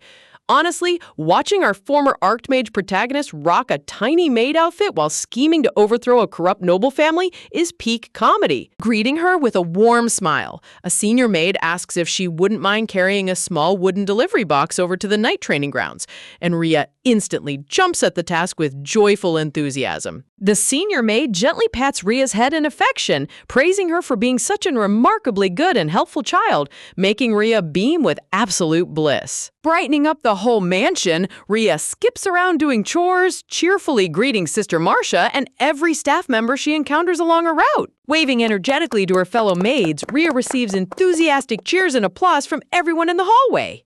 Whispering amongst themselves, two senior maids gush over how polite, friendly, and incredibly hardworking little Rhea is, agreeing that her tiny, adorable presence brightens up the entire estate. The headmaid smiles warmly, expressing genuine admiration for how dedicated the young girl is to her daily tasks. Walking down the marble floor with her heavy basket, Ria reflects on her first week working as a housemaid, noting that the chores are straightforward, the staff treats kids with immense kindness, and adapting to the mansion was smooth sailing. But above all, Ria knows that the absolute greatest perk of working as a humble maid is... "Hey, Ria," calls out the cheerful head cook from the warm mansion kitchen, flashing a playful thumbs up as she asks if Ria was really planning to walk past without saying hello. The friendly cook hands her a warm cloth-wrapped package fresh out of the oven, presenting her with a delicious piping hot apple pie that makes Ria gasp in pure happiness. Nibbling on her treat, Ria casually leans over the kitchen counter and asks Sister Anya if she happens to know anything interesting regarding Vice Captain Valerie. Stepping up on her tiptoes, Ria leans right up to Anya's ear and softly whispers her top-secret inquiry under her breath. Anya reveals the extensive lore behind House Valerie, a prominent aristocratic lineage that has dominated the elite Lexion Knights order for endless generations, with Count Valerie currently serving as the powerful head of the Duke's Council of Elders. Raised in absolute privilege, believing he was superior to everyone, Vice Captain Sion naturally viewed Taze, a lowly commoner mercenary who suddenly earned the Duke's praise, as an intolerable eyesore that needed to be erased. To make matters 10 times worse, Sion happens to be young Master Alan's official swordsmanship instructor. Clenching her fist with a funny chibi scowl, Ria realizes that Sion was the exact rotten source behind Alan's terrible anger issues. Wow, talk about a toxic mentor. No wonder that poor kid grew up throwing angry noble tantrums every 5 minutes. Still fuming over Vice Captain Sion's toxic influence, Ria stands quietly near the bed, pondering how a high-ranking instructor could act so horribly toward young Jack. Beside her, little Diana suddenly turns with a beaming smile, excitedly shouting for her mother. The grand double doors swing open as the Duchess steps into the room alongside the Duke, waving affectionately with a bright, tender greeting for both Diana and Ria. Running across the soft carpet, Diana throws her arms around her mother's waist, while Ria bows with graceful respect, listening as the Duchess warmly asks if everything has been peaceful during their absence. Scooping his daughter up into a loving embrace, the Duke playfully asks Diana if she completely forgot about her handsome father, prompting a burst of sweet, breathless giggles from the tiny girl. Diana eagerly points toward the bookshelf, chickling excitement, chirping that she wants a story, and the Duke fondly agrees, asking what magical tale they should read today as Ria stands dutifully off to the side in her pristine apron. Lost deep in thought about her grand scheme to bring down the vice captain, Ria's eyes drift aimlessly into space until a soft voice calls out her name. Snapping back to reality with a cute little startle, Ria quickly straightens her dress and stammers out a flustered response to the Duchess. Composing herself, Ria politely asks for permission to step away toward the night training grounds, and the Duchess gives her a gentle smile, telling her to run along and be extra careful. Curtsying quickly, Ria slips out of the grand chamber as the heavy wooden door clicks shut behind her. Watching the young maid disappear down the hallway, the Duchess rests a delicate gloved hand against her chin, gazing at the closed doorway with a subtly curious expression. Walking down the majestic stone courtyard corridor, Ria adjusts her tiny apron while mentally mapping out her next political move. She reflects on sharing her strategic insights with Taze and Jack, hoping that with enough persistent persuasion, the honest knight will finally take action against the corrupt nobles. But right as she turns the corner, a harsh, arrogant voice explodes through the stone archway, screaming at someone for touching the training swords. Peering down into the open training yard, Ria's eyes widen in utter shock as she spots Jack completely surrounded by a group of arrogant noble trainees. The lead bully sneers down at Jack, mockingly reminding him that Vice Captain Valerie explicitly said commoners are inferior stock who will never become real knights, tauntingly asking who would ever take a worthless orphan like him as a disciple, unless it's that former mercenary Taze. Glaring back with cold, silent defiance, Jack holds his ground, causing the bully's smirk to twist into ugly rage as he demands to know if the commoner boy is trying to pick a fight. Without giving him a second to breathe, the furious noble bully pulls back his fist and strikes Jack straight across the jaw. The heavy impact sends Jack crashing onto the unforgiving stone pavement, clutching his swollen, bruised cheek in silent pain. Honestly, watching elite noble kids gang up on a little orphan just to feel superior is standard villain behavior, but it never fails to make your blood boil. Standing over the fallen boy, the bully crackles with sadistic glee, crackling his knuckles as he sneers that it's time to teach this impudent commoner a painful lesson. Shattering the tense air, Rhea bursts onto the training court with a furious scream, rushing directly to Jack's side to check on his bruised face. Jack blinks in total confusion, asking why on earth she keeps popping up, but Rhea angrily fumes back that she knew he'd get bullied the second he was left alone. Standing tall above them, the noble trainee crosses his arms with a disgustingly pompous smirk, scoffing that another piece of commoner trash just wandered into their yard. Refusing to back down an inch, Rhea glares directly into his eyes, loudly reprimanding the entire group for cowardice, asking if they seriously think ganging up on one defenseless kid makes him worthy of becoming honorable knights? Emphasizing her point with absolute authority, Rhea points out that Certes was personally knighted by the Duke himself and granted official titles, loudly asking if these arrogant brats are directly insulting the Duke's royal judgment.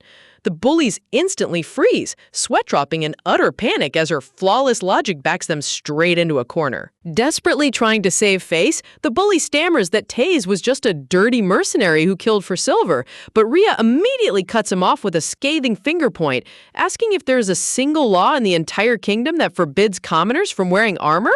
Watching the arrogant noble stutter in complete silence, Rhea sneers smugly in her head, thoroughly enjoying the fact that they don't have a single legal argument to throw back at her. Deep down, Rhea understands the harsh reality of social hierarchy. Nobles are privileged enough to practice swordsmanship from early childhood, while commoners are forced to labor just to survive, robbed of equal opportunities before they even begin. Shrugging her shoulders with absolute disrespect, Rhea smugly tells the bullies they aren't even worth her punch, adding that if they ever hope to be real knights, they should try becoming decent human beings first. Right on cue, a quiet, authoritative voice cuts through the courtyard as young Master Alan steps into the training area, demanding to know what all the commotion is about. The second Alan appears, the two noble bullies transform into pathetic, weeping babies, hugging his aristocratic robes while crying that this filthy maid insulted the prestigious Lexion name and claimed they couldn't even keep up with an orphan. Sweat dropping at their hilarious, instant tattling, Rhea rolls her eyes in utter disdain as Alan turns toward her with a deadpan stare, asking if what these sniveling fools are saying is actually true. Posing like a sparkling magical girl in the middle of a medieval boot camp, Rhea proudly beams that she did indeed say they weren't even worth her punch. I mean, you've got to love her sheer audacity. Taking on an entire yard of noble sword fighters while dressed in a tiny maid uniform is peak protagonist energy. Total awkward silence falls over the entire training ground as the wind blows a lonely leaf past the dumbfounded crowd. Popping an angry vein on her forehead, Rhea points a sharp finger directly at the biggest bully in the yard, casually calling him out to step forward for a beatdown if he doesn't believe her. Turning to Alan with a cunning smirk, Rhea asks if he'd be willing to grant her one special wish if she completely annihilates his top trainee in combat, leaving the young master utterly stunned. Grabbing a heavy wooden sword off the rack, the bully sneers arrogantly down at her, sarcastically asking if she plans on fighting barehanded, or if she wants to pick up a stick to make it fair. The trainees clear out to form a wide duel circle as the large-armed noble boy squares off against a tiny, weaponless maid. Jack lunges forward to stop her, frantically shouting that he should be the one fighting his own battles, but Rhea calmly holds up a hand, assuring him that she always takes full responsibility for her words. The bully smirks menacingly, asking one last time if she's truly crazy enough to fight without a weapon, and Rhea sweetly giggles back that her bare hands are more than enough. But suddenly pausing, Rhea nonchalantly taps her chin, casually humming that fighting completely barehanded might look a little unsightly for a proper housemaid. Reaching into her apron pocket with practiced elegance, she flips a polished object high into the air with incredible finesse. Catching it mid-air with a dazzling wink and a backdrop of sparkling shoujo flowers, Rhea dramatically presents her chosen weapon of mass destruction. Alan points his finger in absolute horror, his jaw practically dropping to the cobblestone floor as he gapes at what she's holding. Rhea cheerfully announces that it's Lady Diana's luxury hairbrush, driving Alan into an explosive rage as he screams at her for bringing a cosmetic accessory to a sword fight. Rubbing his temples in sheer disbelief, Alan stresses over her ridiculously skinny wrists, terrified that a single blow from a wooden broadsword will break her in half. Stepping over to the giant bully, Alan suddenly grabs the boy by the ear, yanking him down to eye level while the trainee squeals in pain. A dark, demonic shadow covers Alan's face as he glares into the bully's soul, menacingly whispering that if he puts a single scratch on that little maid, there will be hell to pay. Seriously, watching Alan act like an overprotective tsundere brother while threatening his own knights is absolutely comedy gold. Unbothered by the dramatic tension, Rhea smoothly drops into a lethal martial arts battle stance, holding the hairbrush reverse grip like an assassin dagger. Alan desperately tries to maintain order, declaring that both fighters must instantly stop the moment he calls the match, but Rhea playfully cuts him off, yelling at him to hurry up and start the action. Raising his hand into the air with a heavy, exasperated sigh, Alan takes his position as the referee and calls for both combatants to prepare. Alan's boom, scream, command, start. Rhea's gaze locks onto the bully, igniting an explosive showdown. Smirking arrogantly, a cocky young knight trainee raises his wooden practice sword, bragging that he is about to teach the new girl a harsh lesson she will never forget. Smirking with absolute confidence, he taunts Rhea, asking if she's too terrified to move before offering to make the first strike himself. Man, talk about a classic side character who is practically begging to get humbled in record time. In a blinding flash of movement, Rhea ducks right under his wild swing and whacks him square across the jaw using a hairbrush, knocking his head back into next week. The nearby trainees gasp in absolute shock as the overconfident bully gets completely flattened. Young Master Alan stands completely frozen in place, his mouth hanging wide open while a sweat drop rolls down his cheek as his brain tries to process a low-born girl one-shotting a trained knight with toilet accessories. The arrogant trainee lies completely knocked out flat on his back on the stone courtyard, his wooden sword tossed aside while Rhea stands over him like a victorious champion holding her trusty hairbrush. Honestly, seeing a pompous knight get humbled by basic grooming tools is peak comedic poetry. Trembling as he rubs his swollen head, another trainee stammers out in pure disbelief, desperately coping that her effortless victory had to be nothing more than pure, unadulterated luck. Hearing someone call out to him, Alan blinks out of his stunned trance, turning around with a sweat drop as he responds with a confused grunt. Rhea flashes the most innocent, angelic smile imaginable, practically sparkling with background flower petals as if she didn't just commit physical assault 5 seconds ago.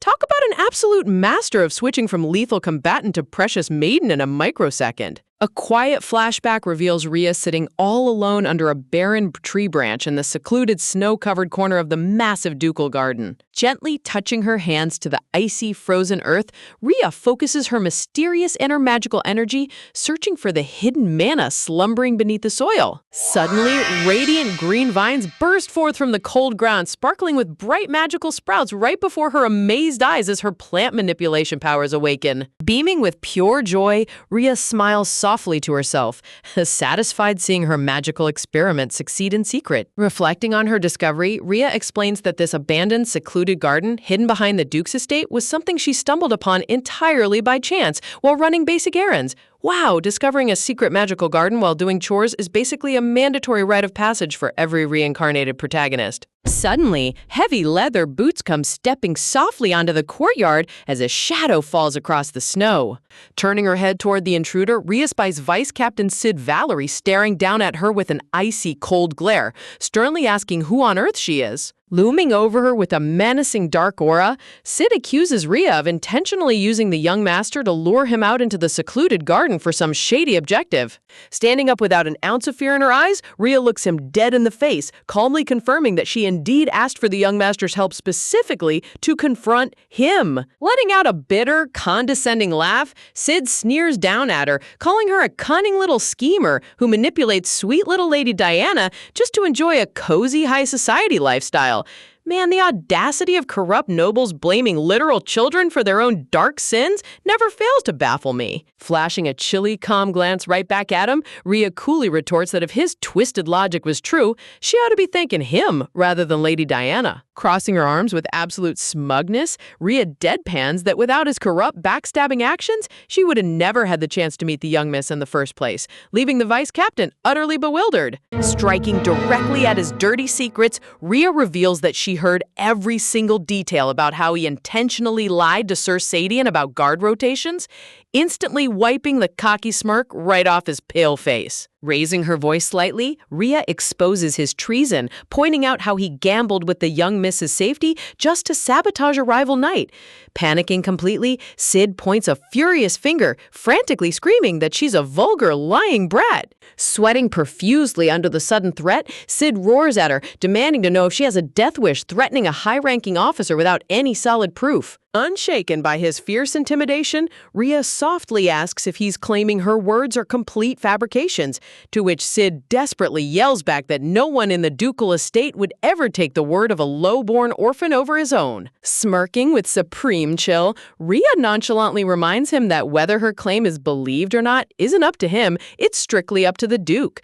Losing his absolute mind in rage, Sid snarls, calling her a low-born wench. Completely snapping under pressure, Sid violently grabs Rhea by her collar, viciously barking into her face that vermin like her should just be grateful for whatever garbage scraps noble lords toss down to her. Scoff, talk about a complete villain crash-out moment. Suddenly, the sharp, elegant sound of a high-heeled shoe echoing across the marble pavement cuts through the tense standoff. Stepping onto the garden path with radiating authority, the Duchess cuts him down with an icy voice, demanding to know what on earth Lord Valerie thinks he is doing grabbing a child. The very second the Duchess appears, Rhea instantly drops flat onto her bottom, putting on the most pitiful, tearful face imaginable while feigning helpless victimhood. Man, give this girl an Oscar immediately. Her comedic timing on playing victim is absolute perfection. Sid's face turns completely ghost white, sweat pouring down his forehead as he stammers out a pathetic excuse while the Duchess calls his name with pure venom. Looming right behind his wife like a dark mountain, Duke Elad steps forward, coldly commanding Valerie to not bother opening his pathetic mouth to lie. Trembling like a leaf in a hurricane, the corrupt vice captain drops to his knees, stammering out terrified pleasantries to his grace as his entire career crumbles into dust. Rushing over with deep concern, the Duchess kneels down beside Rhea, taking her arms tenderly while anxiously checking if the young girl suffered any physical harm. Blushing with a sweet, innocent grin, Rhea reassures the Duchess that she's totally unhurt, acting like a delicate little angel. Inwardly, a dark, sinister smirk crosses Rhea's mind as she swallows her laughter, confirming to herself that every single detail played out precisely according to her grand strategy. In a quick strategy flashback, Rhea recalls casually dropping news about early spring sprouts during tea time with the Duchess, knowing full well the Duchess always takes the exhausted Duke for garden walks at that exact hour. Watching the royal couple stroll down the path in her memory, Rhea notes that planting an intriguing mystery beforehand guaranteed they'd walk directly into her staged confrontation.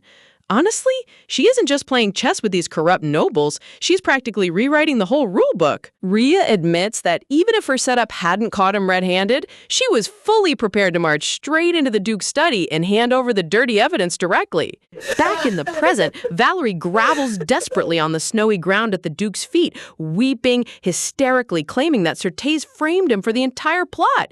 Staring down at the pathetic traitor with icy contempt, the Duke dismisses his excuses, while Rhea steps forward, dryly asking if Certes also forced him to illegally embezzle ducal funds to buy the Perion mine. Pointing out his financial trail, Rhea smirks that a common knight captain wouldn't even have access to the Lexion Knight's private treasury budget, leaving Valerie utterly paralyzed with horror as his financial crimes get exposed. With an iron fist, Duke Elad signals his royal guard, sternly ordering Vice Captain Valerie's immediate arrest and imprisonment to await severe treason charges. Screaming in sheer agony, Valerie's desperate wails echo across the courtyard as the guards lock iron cuffs around his wrists. Begging for mercy at the top of his lungs, the traitorous officer is dragged away into the dark dungeons while young Master Alan watches the entire scene unfold from the shadows. Hiding behind a tree trunk with wide golden eyes, young Alan clutches his hand over his face, completely traumatized, wondering what kind of terrifying tactical mastermind just invaded his peaceful ducal household.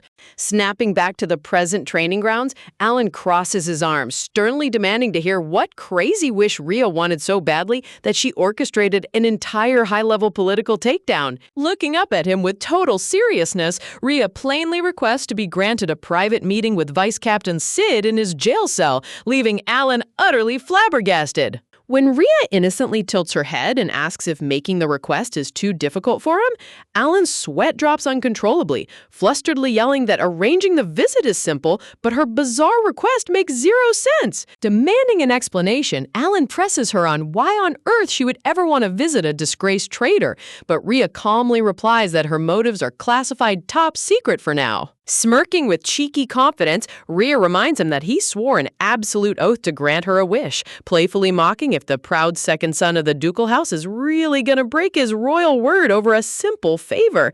Man, she's got this poor magic prodigy wrapped around her pinky finger. Alan surrenders with an annoyed groan, rubbing his neck while agreeing to take the matter to his mentor, causing Rhea to instantly transform into a sparkling, overjoyed mess as she showers him with adorable praise. Seriously, watching her go from a lethal assassin stance to a sweet little angel in 3 seconds flat is top-tier comedic gold. As the tense courtyard drama settles, Alan glances back with a shadowed glare, remembering the strict promise he made and how he secretly spied on the entire secret meeting from the dark corner of the courtyard. Suddenly, a dramatic flashback memory cuts through the silence as a panicked noble courtier grabs the Duke's arm, gasps, screaming at the top of his lungs that everything being reported is an absolute lie. Desperate screams echo back through the pitch-black void, trembling voice haunting the halls as the truth behind the noble faction begins to crumble into total chaos. Bringing everyone back to reality, the Duchess gently places a comforting hand on Rhea's shoulder, softly explaining to her husband that she will take the flustered maid away so the poor girl can finally catch her breath. Giving her son a quick nod, the Duchess calls Rhea to follow her, while Alan watches them walk off from behind a nearby courtyard tree with a strangely hesitant expression. Alan reaches out toward his mother's retreating figure, whispering under his breath with a soft, conflicted look in his golden eyes. Walking side by side down the quiet, sunlit marble corridor, the Duchess leads Rhea away from the chaotic training grounds while keeping a calm, graceful silence. Stopping right under a stone archway, the Duchess turns around and gently calls out Rhea's name, warmly promising that she won't pester her for any painful details about what just happened in the courtyard. Reaching down with pure maternal affection, the Duchess softly takes both of Rhea's tiny hands in hers, lightly scolding her for throwing herself into danger so recklessly. Sparkling golden flowers bloom around the frame as the two hold hands in a breathtaking moment of unconditional warmth and tender noble grace. Rhea blushes softly and bows her head, whispering her heartfelt apologies for causing the Duchess so much unnecessary worry. But inside her mind, Rhea swallows hard, silently reflecting on how satisfying it feels to lift this massive burden, knowing full well the dark future that awaits both the Valerie and Ellard ducal houses if she doesn't intervene. Rhea's mind drifts back to her previous life, remembering how her original master took her in at age 10, forcing her to devour endless stacks of guild reports, master stealth, and grind high-level martial arts just to survive. It was during those late-night research sessions that she stumbled upon secret documents showing how the corrupt Valerie Count family systematically backstabbed the legendary Allard Duke family. Specifically, the Valerie house faced a massive criminal trial for using Vice Captain Sid Valerie to embezzle endless gold directly out of the Lexion Knights' military budget. To make matters worse, hidden diamond veins were discovered in the Perion mines bought with that stolen cash, leaving the Duke and Duchess drowning in a nightmare of political corruption and endless bribery lawsuits. Present-day Rhea beams with absolute self-assurance, knowing that by pulling the strings right now from behind the scenes, she can totally wipe out those future disasters before they even start. You gotta admire her mastermind energy. She's practically running an entire intelligence agency while wearing a tiny maid uniform. Pulling Rhea out of her deep tactical thoughts, the Duchess takes her hand with a sweet smile, instructing the tiny maid to tag along to an unexpected location. Chuckling softly with a mysterious sparkle in her eye, the Duchess winks at Rhea, telling her to just trust her and follow along for now. The scene shifts to the Grand Tower where a sharp-looking mage wearing round spectacles and white robes gestures with his finger, explaining complex arcane theory to his peer. Nearby, a beautiful female mage with long braided purple hair casually swishes a flask of glowing blue liquid, quietly observing her magical formulas. Stepping through the grand entryway, the Duchess introduces Rhea to the guild mages as the surprised scholar turns around and asks what brought such noble visitors all the way up to their private laboratory. The Duchess casually explains that she brought the young maid here for medical treatment, causing the mage to nod respectfully and instantly prepare his healing station. Right on cue, a handsome young mage named Tellen comes sprinting down the grand stone staircase, shouting out his mentor's name with absolute excitement. Throwing his arms wide open in a dramatic, dazzling pose, Tellen sparkles with pure shoujo magic, practically glowing as he prepares to greet his brand new guest. Pointing a finger right at Rhea with absolute enthusiasm, Tellen asks if she's the new apprentice, leaving poor Rhea completely dumbfounded as a giant sweat drop rolls down her forehead. Before Tellen can finish his dramatic speech, the senior mage slaps him across the back of the head, yelling at the overeager brat to get a grip on reality. Discovering that Rhea only came here to get her bruised neck healed, Tellen dramatically drops to his knees, clutching his chest in heartbreak because she isn't here to become his disciple. Seriously, this guy's dramatic reaction is beyond ridiculous. He acts like he just lost the love of his life after 5 seconds. Pulling down her bow collar to reveal faint red scratches on her delicate neck, Rhea politely asks for basic first aid, while Tellen slumps his shoulders in hilarious disappointment. Composing himself, Tellen extends his fingertips toward her collar, breathlessly drawing a glowing blue magic circle out of thin air with incredible precision. Shimmering spellwork wraps around Rhea's entire body as a soothing wave of restorative mana gently washes over her skin. Within seconds, the painful red bruises on her neck completely dissolve into glowing particles of light without leaving a single mark. Brightening up with a cheerful grin, Tellen announces that the treatment is complete, and Rhea politely curtsies to offer her sincere gratitude. Rhea rubs her freshly healed neck in silent astonishment, realizing that while holy magic failed earlier, this mage's mana completely erased her injuries, making her wonder if he was the mystery person who healed her back when she was unconscious. Meanwhile, the mages behind her whisper in complete shock, realizing her internal mana capacity is off the charts. Suddenly, 3 white-robed mages crowd right behind Rhea like terrifying stalker ghosts, panting rapidly, hyperventilating with creepy enthusiasm over her god-tier mana affinity. Holding up a flawless crystal sphere, one of the mages eagerly presents a specialized mana measurement orb to test her magical potential. The whole room descends into utter chaos as the mages swarm the poor girl with handmade toys, candy, and magic trinkets, forcing Tellen to jump in and scream at them for scaring the poor child. Leaning down with a sly, playful grin, Tellen asks Rhea if she happens to like dolls, pointing toward an unusual object in the corner that leaves her staring in deadpan confusion. Tellen casually offers to take her up to his high-level laboratory to show off his experimental assistant doll, but Rhea tilts her head, wondering why on earth they have to hike up all those endless stairs. Standing in the middle of the quiet laboratory room, Rhea blinks innocently and asks out loud why they don't just use standard teleportation magic instead of walking. Tellen instantly freezes in place, his playful smirk locking up as a bead of cold sweat trickles down his cheek. Looking around at all the awkward faces in the room, Rhea sweat drops in utter confusion, whispering, wondering why everyone suddenly started laughing like she said something completely insane.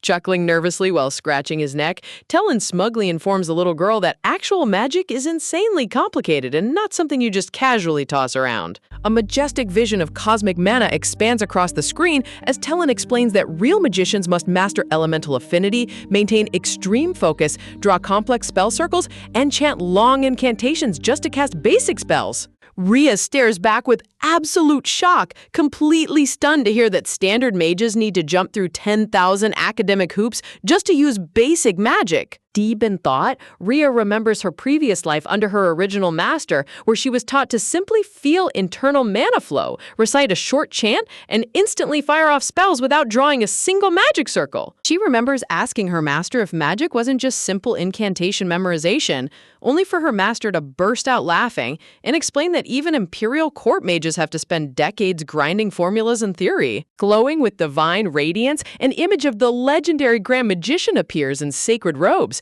as her master notes that only a once-in-a-millennium genius could bypass complex magic circles and cast instant spells through pure memory alone. Ominous dark roots and shadowed vines wrap around Rhea as she stands frozen in absolute terror, realizing with a terrifying shock that everything she knew about magic was completely absurd and that she's accidentally been flexing god-tier archmage magic her entire life. Walking side by side down the snow-covered cobblestone pathway, Rhea quietly keeps pace with the Duchess as icy flakes gently drift around their shoulders.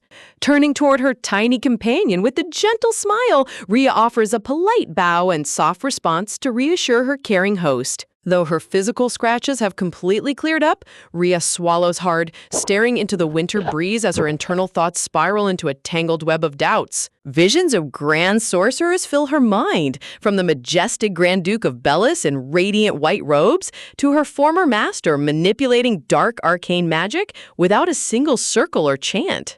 A gigantic sweat drop forms on Rhea's head as she chuckles nervously to herself, completely refusing to accept the hilarious idea that she might actually be a once-in-a-millennium magical prodigy. Reflecting on her past, Rhea realizes that despite spending 8 long years under her master's roof, she never even learned their real name. Scoffing, believing the secret intelligence network of Terentium contained the absolute sum of all world knowledge, staring down at the snow with a somber look in her eyes, Rhea admits to herself that her previous life's absolute certainty was nothing more than a carefully constructed illusion. Shadowy darkness creeps across her thoughts as the terrifying truth hits home, realizing that almost every single piece of knowledge she lived and died for was built entirely on lies. Meanwhile, inside the grand stone corridors of the estate, Duke Ellard strides forward in majestic aristocratic attire as his loyal aide steps up to report that every council elder has officially assembled in the main hall. Walking toward the heavy double doors, Duke Ellard coldly notes that the entire council must be scrambling in total panic, especially Count Valerie, whose criminal son is currently rotting inside the dungeon. Stopping right in front of a grand portrait of his late father,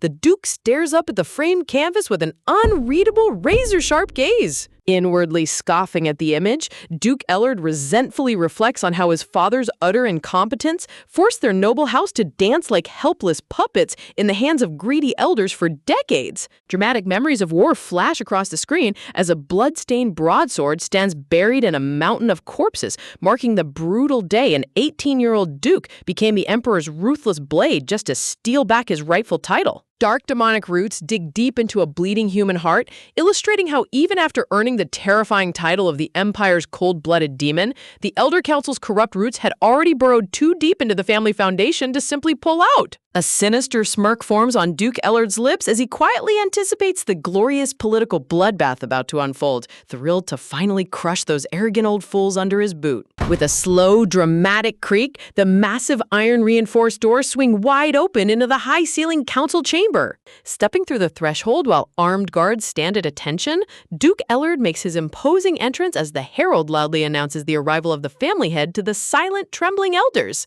Taking his seat at the head of the long, polished table, the Duke calmly commands everyone to sit, only for Count Valerie to slam his fists onto the wood, roaring in fury over why his son Sid was locked in a dungeon. Leaning back with ice-cold indifference, Duke Ellard subtly traps the corrupt Count by asking how on earth he already knows about a top-secret arrest that hasn't been officially announced yet. Smirking at the Count's visible panic, the Duke mocks his notorious temper before giving his knight Taze a quick nod to bring in their special guest. The heavy doors open as Vice Captain Sid Valerie is dragged into the center of the hall, bound in heavy chains and dropping to his knees right before his terrified father. Shocked gasps echo across the long council table as the seated elders lean back in absolute horror, gasping, realizing the situation is 10 times worse than they initially feared. Count Valerie screams at the top of his lungs, calling the Duke's actions an absolute outrage against an honorable knight, only for Duke Ellard to laugh out loud at the ridiculous claim. Fixing Sid with a terrifying glint in his blue eyes, Duke Ellard demands the disgraced vice captain state under oath whether he truly acted like an honorable knight. As Sid trembles in silence without offering a single word of defense, Duke Ellard turns to his loyal escort knights, calling them forward to deliver the final nail in the Valerie family's coffin. Escort Knight Taze steps up to recount the terrifying ordeal young Lady Diana recently suffered, prompting Count Valerie to desperately point fingers and blame Taze for neglecting his escort duties. But the loyal knight immediately shuts down the Count's lies, revealing that Vice Captain Sid specifically commanded the secret escort squad to stand down and abandon Lady Diana right before she went missing. Taze further exposes how Sid threatened the entire unit to keep quiet afterward, causing Duke Eller to let out a cold, venomous laugh at the pathetic cover-up. Realizing his entire political house is crumbling before his eyes, Count Valerie flies into a murderous rage and delivers a brutal slap right across his son's face, screaming at him for endangering the young lady. Desperately trying to save his own skin, the corrupt Count instantly disowns his son on the spot, begging Duke Ellard not to doubt his family's eternal loyalty over the actions of one foolish brat.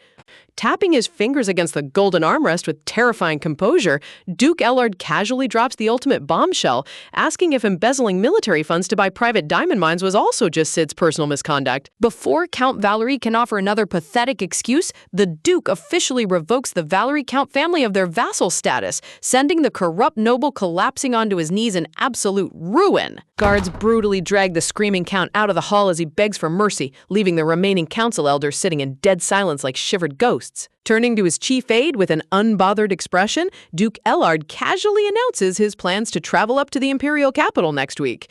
The scene transitions to a gorgeous, sunlit courtyard garden where little Rhea steps out wearing a breathtaking new ruffled white dress adorned with ribbon trims. Wide garden vistas bloom with sparkling spring flowers as young Lady Diana comes dashing across the lawn toward Rhea, while the Duke and Duchess observe with warm affection. Stepping closer with pure maternal tenderness, the Duchess clasps her hands together and gently asks Rhea how she likes her adorable new outfit. Beaming with a radiant smile, Rhea offers a respectful curtsy, squealing with pure joy as she warmly thanks the Duchess for the lovely gift. Sparkling flower petals drift through the golden sunlight as the two stand face to face in a picture-perfect moment of heartwarming noble elegance. Observing the Duchess's unconditional kindness, Rhea feels her heart melt, realizing how reassuring and warm it feels to simply be around her, until a jolt of cold reality snaps through her mind. Clenching her dress fabric tightly, Rhea forces herself to seal away her growing affection,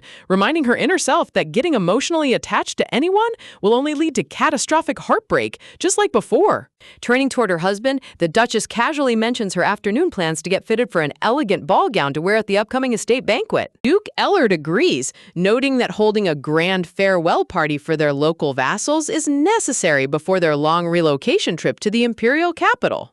Rhea's eyes widen in absolute shock as the word capital echoes through her mind, suddenly triggering a terrifying forgotten memory from her previous life. Bringing her back to reality, the Duchess turns around with a sweet expression, asking Rhea if this will be her very first trip visiting the grand capital city. A harrowing vision fills the screen as the Duchess lies lifeless inside an ornate black coffin surrounded by a sea of white funeral lilies. Tragic memory records reveal that after moving her residence to the capital city, the beloved Duchess mysteriously fell ill and passed away within less than a single year. Looking at the vibrant, healthy woman standing right in front of her, Rhea finds it completely impossible to believe that someone so full of life could suddenly wither away into a tragic grave. Deep in thought, Rhea questions whether the rumors of fatal mental stress and terminal depression were actually true, or if something far more sinister was at play. Shadowy accusations and sharp scissors cut through the Duchess's image as Rhea remembers her humble commoner roots,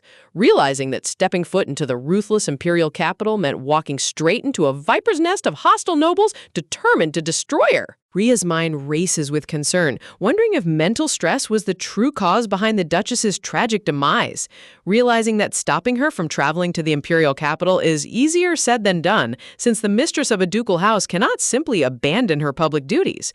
Interrupting her dark thoughts, the Duchess casually mentions that young Alan decided to stay locked in his room today, noting how unusual it is for him to refuse stepping outside. Flashback memories surface in Rhea's mind, remembering the shadowed boy peering from behind a tree trunk back when her former master revealed his sinister magic. She realizes that Alan was watching the whole tragic encounter, silently sympathizing with how deeply traumatic it must have been for him to see the horrifying true nature of a mentor he once trusted. Breaking Rhea's somber trance, a soft, warm touch brings her back as the Duchess gently clasps both of Rhea's hands between her own. Looking down with boundless maternal warmth, the Duchess beams a radiant smile that instantly melts away the cold, heavy, lingering doubts inside the young girl's heart. Caught completely off guard by the overwhelming affection, Rhea lets out a small, timid chuckle while offering a sweet, awkward smile in return. Stepping out toward the grand estate courtyard, a glittering, golden-trimmed carriage stands waiting with its polished door swung wide open as Taze stands guard at attention. Escort Knight Taze politely offers his hand to assist the Duchess as she gracefully steps into the carriage, thanking him with a quiet smile. Clearing his throat with a subtle cough, Taze turns back toward Rhea with a polite bow, causing the surprised girl to pause in her tracks. Bowing his head with sincere gratitude, Taze earnestly admits that both during their chaotic first meeting and through recent dangerous events, he owes an unpayable debt to young Rhea. Turning back toward the courtyard pillars, the knight calls out to someone hiding in the shadows, chuckling as he tells young Jack to stop being shy and step out. With bright red cheeks and a fidgeting stance, a handsome silver-haired boy in an apprentice knight uniform slowly steps forward, stuttering out a soft greeting to Rhea. Placing a proud hand on the boy's shoulder, Taze introduces Jack as his new personal disciple, praising his astonishing natural swordsmanship talent and predicting he will officially become a full knight in just a few short years. Squealing with delight, Rhea instantly rushes forward and grabs both of Jack's hands, causing the poor boy's face to burst into a volcanic red blush. Tilting her head in playful confusion, Rhea asks Jack what on earth he could possibly be thanking her for. Tugging nervously at his high collar while avoiding eye contact, Jack stands completely frozen like a stiff statue right in front of her. Zooming in on the boy's burning red ears, Rhea inwardly giggles to herself, noticing how completely flustered the little apprentice knight has become. Knowing from her past life knowledge that Jack was destined to become one of the Empire's 3 greatest legendary knights, even without her intervention, Rhea warmly praises him, reassuring him that his impressive achievements are entirely the result of his own tireless hard work. Surrounded by a shimmering halo of pastel flower petals, Rhea beams an angelic, heart-melting smile that sparkles brighter than the morning sun. Staring directly into her dazzling smile, poor Jack feels his heart skip a massive beat as his entire face turns bright crimson. Speeding away like a frantic wind-up toy, Jack flees in adorable panic while Rhea chuckles softly, thinking to herself how cute it is that despite his future legendary status, he really is just an innocent kid right now.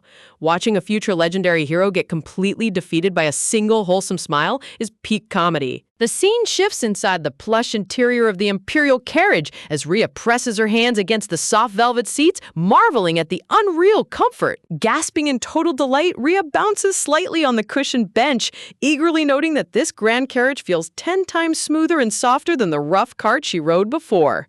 Noticing the little girl's wonder, the Duchess chuckles sweetly before pulling out a gorgeous blue silk pouch filled to the brim with tasty treats. Handing over a handful of glittering, colorful candies, the Duchess sweetly advises that every young lady ought to enjoy something sweet before heading on a big shopping trip. Pop! Rhea pops a glossy round candy straight into her mouth, savoring the sudden burst of rich, fruity flavor.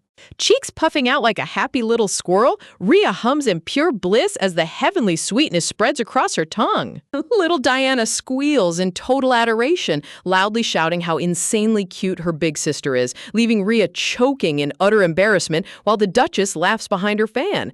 Seeing nobles act like fanatical fan club members for a little kid is easily the best part of this story. The grand carriage pulls up to the capital's most prestigious boutique as a small brass chime clinks above the doorway upon their arrival. Watching the Duchess step out with effortless poise, Rhea looks down at the carriage steps, confidently figuring she can easily jump down the high ledge on her own. Before she can even leap, a slender hand suddenly reaches into the frame to block her path. Standing at attention with a serious expression, young apprentice knight Jack gallantly offers his open hand, gently telling Rhea to take his hand because the jump is too high.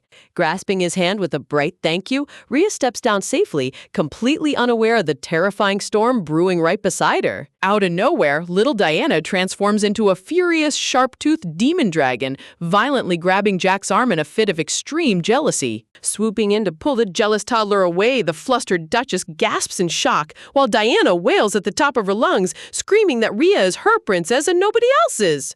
Examining Jack's hand, Rhea worries over the tiny red bite mark, but the stoic boy casually brushes it off, coolly stating that it doesn't hurt at all since she's just a tiny kid. Listening to Diana wail about wanting to be Rhea's personal knight forever, Rhea nervously scans her surroundings looking for a quick distraction, suddenly locking eyes on a colorful cotton candy car parked nearby. With a pleasant golden bell chiming overhead, the grand doors of the high-end boutique swing wide open as the staff bow in deep respect. Stepping into the breathtaking interior decorated with floral displays and crystal chandeliers, both Rhea and Diana enter happily while holding giant fluffy sticks of cotton candy. As the head tailor bows politely to ask if everyone is getting fitted today, Rhea glances around the luxurious mirrors in total awe. Realizing this is her very first time stepping inside such a high-class fashion establishment. Striking a dynamic, dramatic pose with her feather-adorned hat, the Duchess joyfully announces that it is officially time for an epic shopping spree. You just gotta love how noble mothers in webtoons treat shopping like an actual military campaign. Waving goodbye with a bright, innocent smile, Rhea cheerfully wishes Diana fun as the tellers usher the little princess into her fitting booth. Suddenly, a squad of eager seamstresses swarms around Rhea, pulling curtains closed and furiously measuring her shoulders as she gasps in total confusion. Peeking out from behind the curtain with a sweating face, Rhea shyly reports to the Duchess that the staff must have made a massive mistake because they won't stop taking her measurements. Chuckling softly behind her hand, the Duchess playfully reveals that there is no mistake at all because every single custom outfit being designed today belongs entirely to Rhea. Rhea stammers in absolute shock over the extravagant gift, only to be interrupted by pitter-patter footsteps as Diana comes rushing out from her dressing room. Shimmering like a magical fairy tale princess, little Diana steps into the light wearing a breathtaking sapphire blue tiered ball gown adorned with delicate white lace. Hugging the little girl tightly, Rhea gushes with affection, complimenting Diana for looking like a real-life fairy, giggle while Diana gleefully rubs her cheek against Rhea's. Suggesting they take a cozy seat while the Duchess finishes browsing the main salon, Rhea leads Diana toward the velvet lounge sofa as the little girl happily agrees. Before they can even sit down, a piercing, bratty screech echoes across the boutique, causing Rhea to whip her head around in shock. Standing across the showroom with crossed arms and a furious scowl, a spoiled blonde noble girl roars at the seamstresses in a rage, demanding to know why she can't have the dress she picked out months ago. The seamstress bows nervously, apologizing profusely as she explains that because no deposit was left, the dress couldn't be reserved. Unaccustomed to being denied, the spoiled blonde girl narrows her eyes, shooting a sharp glare before pointing an arrogant finger, demanding to know who Rhea thinks she's looking at. Screeching across the boutique, the arrogant blonde noble girl Letitia demands to know why an insolent little brat is staring directly at her. Honestly, you gotta love how upper-class antagonists in these stories possess an absolute black belt masterclass degree in throwing temper tantrums over literally nothing. Letitia continues barking demands at the timid shop staff while pointing a finger across the room. Standing frozen near the curtain, Rhea holds little Diana's hand while trying to make sense of the sudden chaos unfolding in front of them. Sweat beads drop down Rhea's face as she inwardly panics, knowing that causing a grand scene in a high-class establishment is the absolute last thing they need today. Just as the tension reaches a boiling point, Letitia's mother strides in, grabbing her daughter's shoulder to pull her away, while Letitia whines about her lost dress. Cupping her hand close to her daughter's ear, the mother urgently warns her that the Duchess is currently browsing the shop. She cautions that causing a humiliating public spectacle right before the upcoming party would instantly ruin their family's reputation in high society. Clicking her tongue in extreme irritation, Letitia reluctantly backs down with a bitter sigh. Standing off to the side, Rhea lets out a quiet breath of relief, thankful that an escalated fight was avoided. Passing by on her way out, Letitia shoots a sharp, venomous glare directly at Rhea. Rhea lets out a nervous chuckle while sweating bullets, thinking to herself how terrifyingly quick noble children can form petty rivalries over simple misunderstandings. The scene shifts back to the fitting parlor as a delicate curtain swishes open, revealing stunning layered white lace trimming and shimmering pastel skirts. Stepping into the sunlight together, Rhea and little Diana reveal their matching custom outfits, looking like two adorable fairy tale princesses surrounded by blooming roses and sparkling ribbons. Clasping her hands in sheer delight, the head tailor squeals over how insanely adorable both girls look. Standing beside Diana, Rhea stammers in complete embarrassment, asking the Duchess why on earth she received such a magnificent luxury dress too. Offering a sweet, radiant smile, the Duchess chuckles as she gently tells Rhea that there is absolutely no reason to feel burdened by such a simple gift. Reaching out with gentle affection, the Duchess softly pats Rhea's head, causing the sweet girl to close her eyes with a tender blush. Tugging lightly on Rhea's fluffy dress skirt, little Diana softly calls out to her big sister. Tilting her head down, Rhea warmly asks if anything is wrong, only for Diana to bounce excitedly and urge her to lean down closer. Bending down with a gentle smile, Rhea softly asks what the little princess needs. Reaching up on tiptoes, Diana carefully places a breathtaking pink jewel hairpin straight into Rhea's hair. Touching her hair in total shock, Rhea feels the smooth, polished surface of the sparkling gemstone accessory. Opening her arms wide with pride, little Diana beams with pure joy, thoroughly thrilled with her masterwork. Seriously, seeing a toddler act like a top-tier personal stylist for her favorite person is effortlessly wholesome. Soft footsteps echo against the marble-polished floor as someone approaches the fitting hall entrance. Standing in the center of the illuminated room, Rhea glimmers with breathtaking grace, the gorgeous pink jewel hairpin adding an extra touch of regal elegance to her beautiful outfit. Softly clutching her lace skirt, Rhea feels her heart warm up with immense gratitude for the toddler's sweet gesture. Touching the glittering pink accessory again, Rhea turns to Diana and softly promises to treasure the hairpin forever, causing the ecstatic little princess to jump for joy.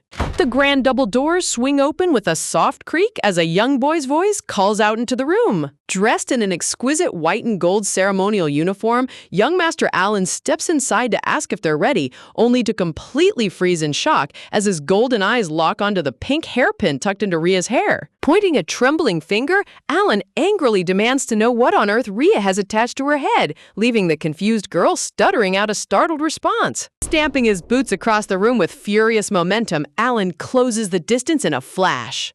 Swooping forward without warning, Alan violently yanks the hairpin directly out of Rhea's hair. Trembling voice, yelling out in pain, Rhea reels back as her hair gets pulled violently, sending the sparkling hair clip clattering hard against the floor. Roaring at the top of his lungs, Alan angrily asks if she even comprehends what she was wearing, only to be cut off by the Duchess loudly shouting his name in total disbelief. Stepping forward with an intense glare, the Duchess strictly reprimands her son, demanding that he apologize to Rhea this instant for his appalling rudeness. But Alan turns back in a rage, yelling that his mother doesn't understand. Scolding him sternly, the Duchess reminds Alan that Diana placed the accessory on Rhea herself, and that Rhea did nothing wrong.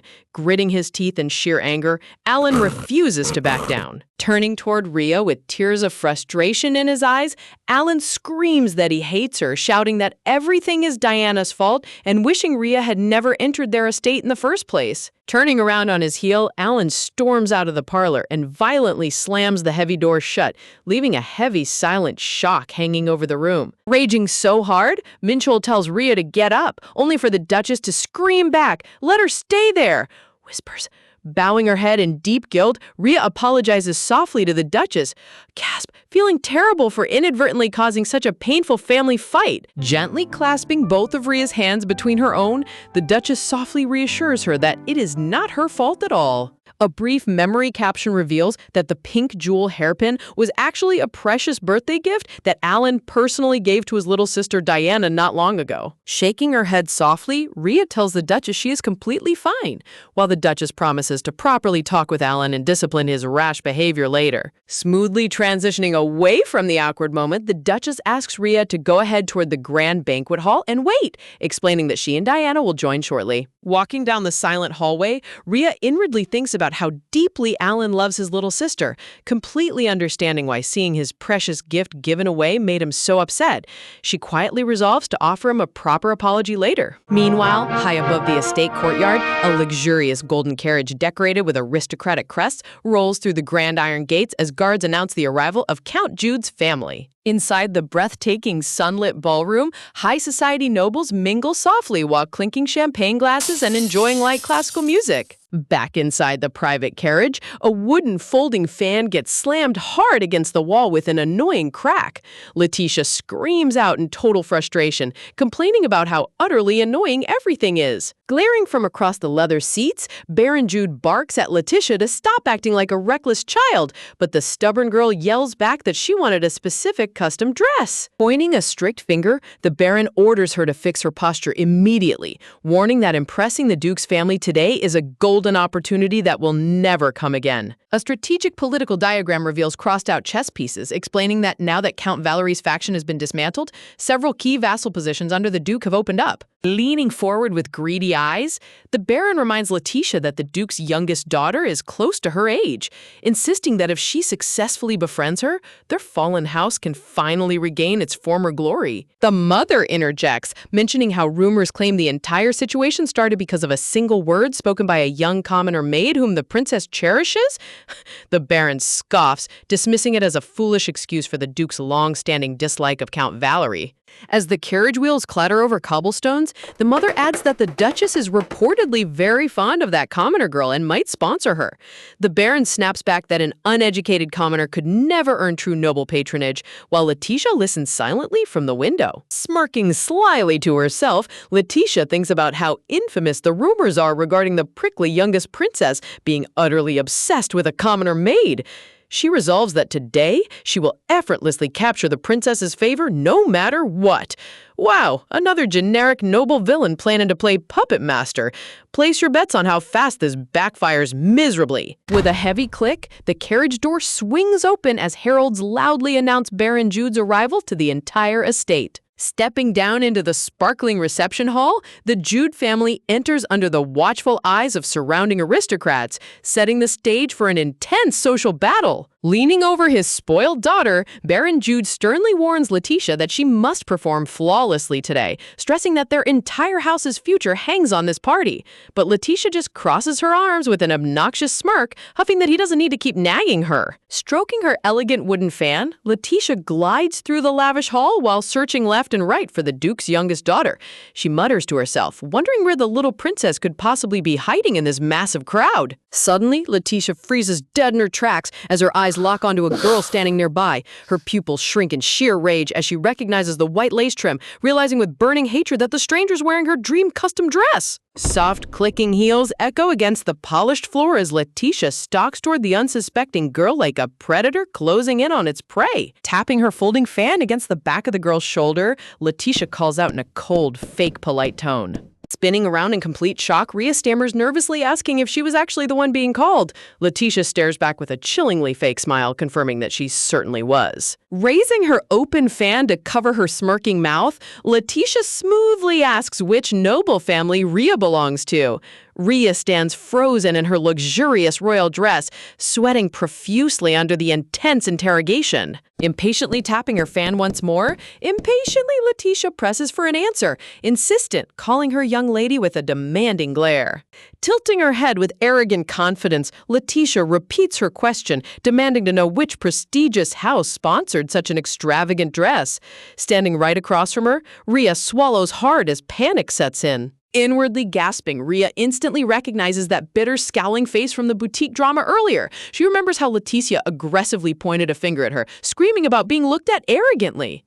Realizing that Letitia doesn't recognize her at all because of her royal makeover, Rhea panics internally, thinking she should switch to formal noble speech right now to avoid getting exposed. She trying to formulate a fake identity. Suddenly, a herald's voice booms across the grand hall as giant double doors swing open, announcing the grand arrival of the Duke and Duchess. Gliding down the pristine carpets in full regal splendor, the Duke and Duchess lead young Master Alan and little Princess Diana into the ballroom. Seriously, check out this art direction. The golden lighting and shimmering rose petals make them look like actual gods stepping down into the mortal realm. The entire ballroom erupts into respectful bows as nobles eagerly greet the Duchess, showering the royal family with praise and flattery. Glancing over her shoulder, Rhea catches a glimpse of the sparkling entrance, feeling a brief moment of relief as the spotlight shifts away from her awkward confrontation. Little Princess Diana turns her bright blue eyes toward the crowd, instantly catching sight of her favorite person standing near the tables. Clicking her tongue in extreme irritation, Letitia glares venomously at Rhea, furious that the commoner girl dared to glance away while a superior noble was addressing her. Raising her fan again, Letitia strictly reminds Rhea that she requested a conversation first, demanding that Rhea respond immediately instead of staring at the entrance. Rhea stammers out a startled response, response, trapped in a corner. Before Letitia can scream further, tiny rapid footsteps patter loudly across the floor as someone sprints towards them at full speed. Leaping forward with an adorable squeal, little Princess Diana lunges straight into Rhea's fluffy dress, wrapping her tiny arms around her waist in a tight hug. "Sister!" she shouts with complete joy. Rubbing her cheek affectionately against Rhea's dress, the little princess beams with pure, radiant joy, cheering happily about how much she missed her big sister. Squeezing the princess safely against her dress, Rhea stares in disbelief. Meanwhile, standing right beside them, Letitia completely freezes in total horror, stuttering out why on earth the precious royal princess is bracing such an insignificant girl. Spinning around with a fierce glare, little Diana points a chubby finger directly at Letitia's nose, yelling out at the top of her lungs, asking why she is bothering her sister, you fool. Talk about a complete legendary reverse card. Watching a haughty noble bully get publicly roasted by a cute toddler knight is absolute comedy gold. Stuttering in absolute humiliation, Letitia stumbles over her words, desperately trying to defend herself as surrounding aristocrats begin whispering and gasping in utter shock. Watching the nearby nobles turn their attention toward them, Rhea panics internally, realizing that this huge scene is quickly spiraling out of control. Waving her gloved hands frantically in front of Diana's face, Rhea reassures the little princess with a nervous laugh, sweating buckets as she insists that she is totally fine and nothing bad happened. Gently ushering the angry princess away, Rhea nervously lies that Diana must have misseen the situation, begging her to go play near the dessert garden instead. Pouting her cheeks in disagreement, Diana grumbles that she definitely saw the bully teasing her sister. While standing in the background, Letitia is engulfed in a terrifying dark aura. Gritting her teeth so hard they might shatter, Letitia glares through the darkness with pure venomous fury, promising herself that she will never let this public humiliation slide. The scene transitions into the lush outdoor garden party where golden sunlight streams over dessert fountains, blooming sunflowers, and cheerful children running across the lawn. Pouting her adorable cheeks with a puff, little Diana grumbles softly that she only wanted to protect her favorite big sister from mean people. Puffing her little chest out with fierce determination, Diana proudly declares that she hates anyone who is mean to her sister, promising to scold them all because she is officially her sister's personal knight. Hearing such heartwarming words from the toddler, Rhea feels her heart melt into a puddle of sweet appreciation, her golden eyes shining with tender warmth. Bending down with a radiant smile, Rhea softly tells the princess that she has already protected her wonderfully today. Diana blinks her big blue eyes in cute confusion. Reminding her of the confrontation earlier, Rhea explains how brave and cool Diana looked when she boldly stepped forward and blocked the bully's path. Gasping with wide, sparkling eyes, little Diana beams with extreme pride, asking if she really looked that cool and heroic. Arriving at the private tea table, Rhea gently guides the princess to her seat. Diana wiggles happily on the large wooden chair, waving her hand as she tells Rhea, "Come back quickly." Sitting high like a tiny royal queen, Diana waves cheerfully across the table, making sure her favorite big sister doesn't wander off too far. Clicking her metal tongs together, Rhea thinks about how hungry Diana must be after skipping her earlier meal. She resolves to quickly pile up a plate filled with the delicious treats nearby. Suddenly, Rhea's eyes pop open in awe as a giant multi-tiered chocolate fountain glimmers before her, cascading rich melted chocolate into sparkling crystal basins. Right beside it stands a massive decorative tower stacked high with colorful sweet macarons and freshly sliced juicy strawberries. Rows of velvety chocolate cake slices, golden cinnamon rolls, and rich dessert cups stretch endlessly down the buffet table. Clasping her tongues in pure bliss, Rhea inwardly squeals over how incredible this high society chocolate paradise is. Seriously, if someone handed me unlimited access to a noble dessert buffet, you wouldn't see me again for 3 business days. But just as Rhea happily admires the dessert spread, 2 dark, shadowy figures loom behind her in the background, their malicious giggles breaking the sweet atmosphere. Snobbish noble ladies raise their fans to cover their snicker sneers, gasping loudly about how plain and unrefined the girl looks, mocking her for wearing clothes similar to the young princess's style. Clenching her gloved hands tightly against her dress, Rhea bows her head, telling herself to ignore their bitter words, since an unexpected comment or guest was bound to cause trashy noble gossip anyway. Turning her focus back toward the plates, Rhea mentally reassures herself that feeding Diana is all that matters right now. But suddenly, a familiar, regal, dark green cloak glides past her view. Looking up in surprise, Rhea recognizes the sharp, white-haired profile immediately, gasping internally as she realizes young Master Alan is walking right beside the buffet. Watching him walk past in his ornate white ceremonial uniform, Rhea hesitates, remembering their heated argument over the hairpin. She realizes that bumping into him now would only lead to more awkward fighting, deciding it's best to hurry back to Diana immediately. Suddenly, out of nowhere, an aggressive gloved hand reaches out from the shadows and violently grabs Rhea's shoulder from behind. Panic, yelling out in shock as she is shoved off balance, Rhea reels backward into complete chaos. Collapsing onto the pristine grass, Rhea hits the ground with a hard bang as spilled juice and crushed cake ruin her lovely white dress. The sudden shove leaves her gasping, in total shock. Looking down at her once pristine dress, now stained with dirty food blotches, Rhea groans softly to herself in dismay. That beautiful custom outfit Madam went through so much trouble to give her is completely ruined. Suddenly, high-pitched heels come clicking across the lawn as the Duchess rushes over in utter shock. "What is all this commotion?" she gasps, her golden eyes wide with astonishment at the messy scene. Clenching her gloved hands tightly against the grass, Rhea grits her teeth in silence. She realizes someone intentionally shoved her from behind, but starting a fight with snobbish noble kids will only drag the Duke's family into an ugly scandal. Around her, snobby aristocrats immediately whisper behind their silk fans, sneering that a low-born commoner can never hide her unrefined manners regardless of what expensive dress she wears. But right through their snarky gossip, an angry young voice booms out, pointing directly at the crowd to declare that someone pushed Rhea. Stepping forward with a sharp, commanding glare, young Master Alan points his finger directly at the perpetrator.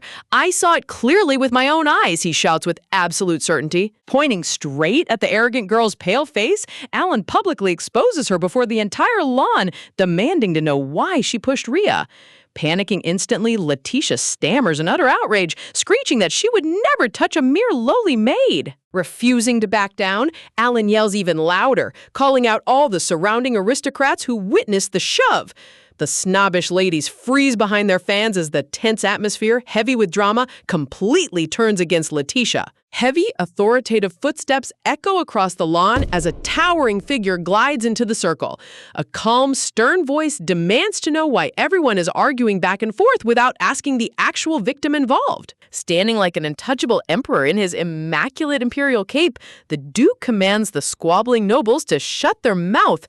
Turning his piercing blue gaze toward the floor, he addresses Rhea directly, telling her to speak for herself. Looking down at the trembling girl on the grass, the Duke asks in a cool, measured tone whether she was deliberately pushed by someone or if she simply slipped and fell on her own. Lowering her head as cold sweat drips down her neck, Rhea trembles before the terrifying pressure of the high nobility. But squeezing her fist together, she answers firmly that she definitely did not slip. Someone deliberately shoved her. Turning around with a triumphant glare, Ellen shouts at Letitia that her lies are completely exposed. Panicking as her heart hammers against her chest, Letitia desperately stammers that she didn't push anyone and didn't even go near the maid. The Duke calmly asks Rhea if she managed to see the face of the person who pushed her. When Rhea softly admits she couldn't see their face from behind, Letitia secretly flashes a dark, malicious smirk, thinking she can easily act pitiful and wiggle her way out. Rhea strictly demands Letitia extend her left hand, claiming that the poison bracelet will have left a mark on her palm.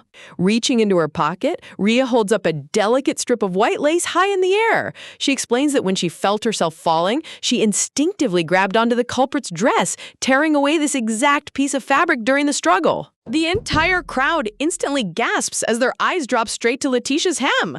Lo and behold, the white lace trim at the bottom of Letitia's custom dress is visibly torn off, matching the exact piece in Rhea's hand.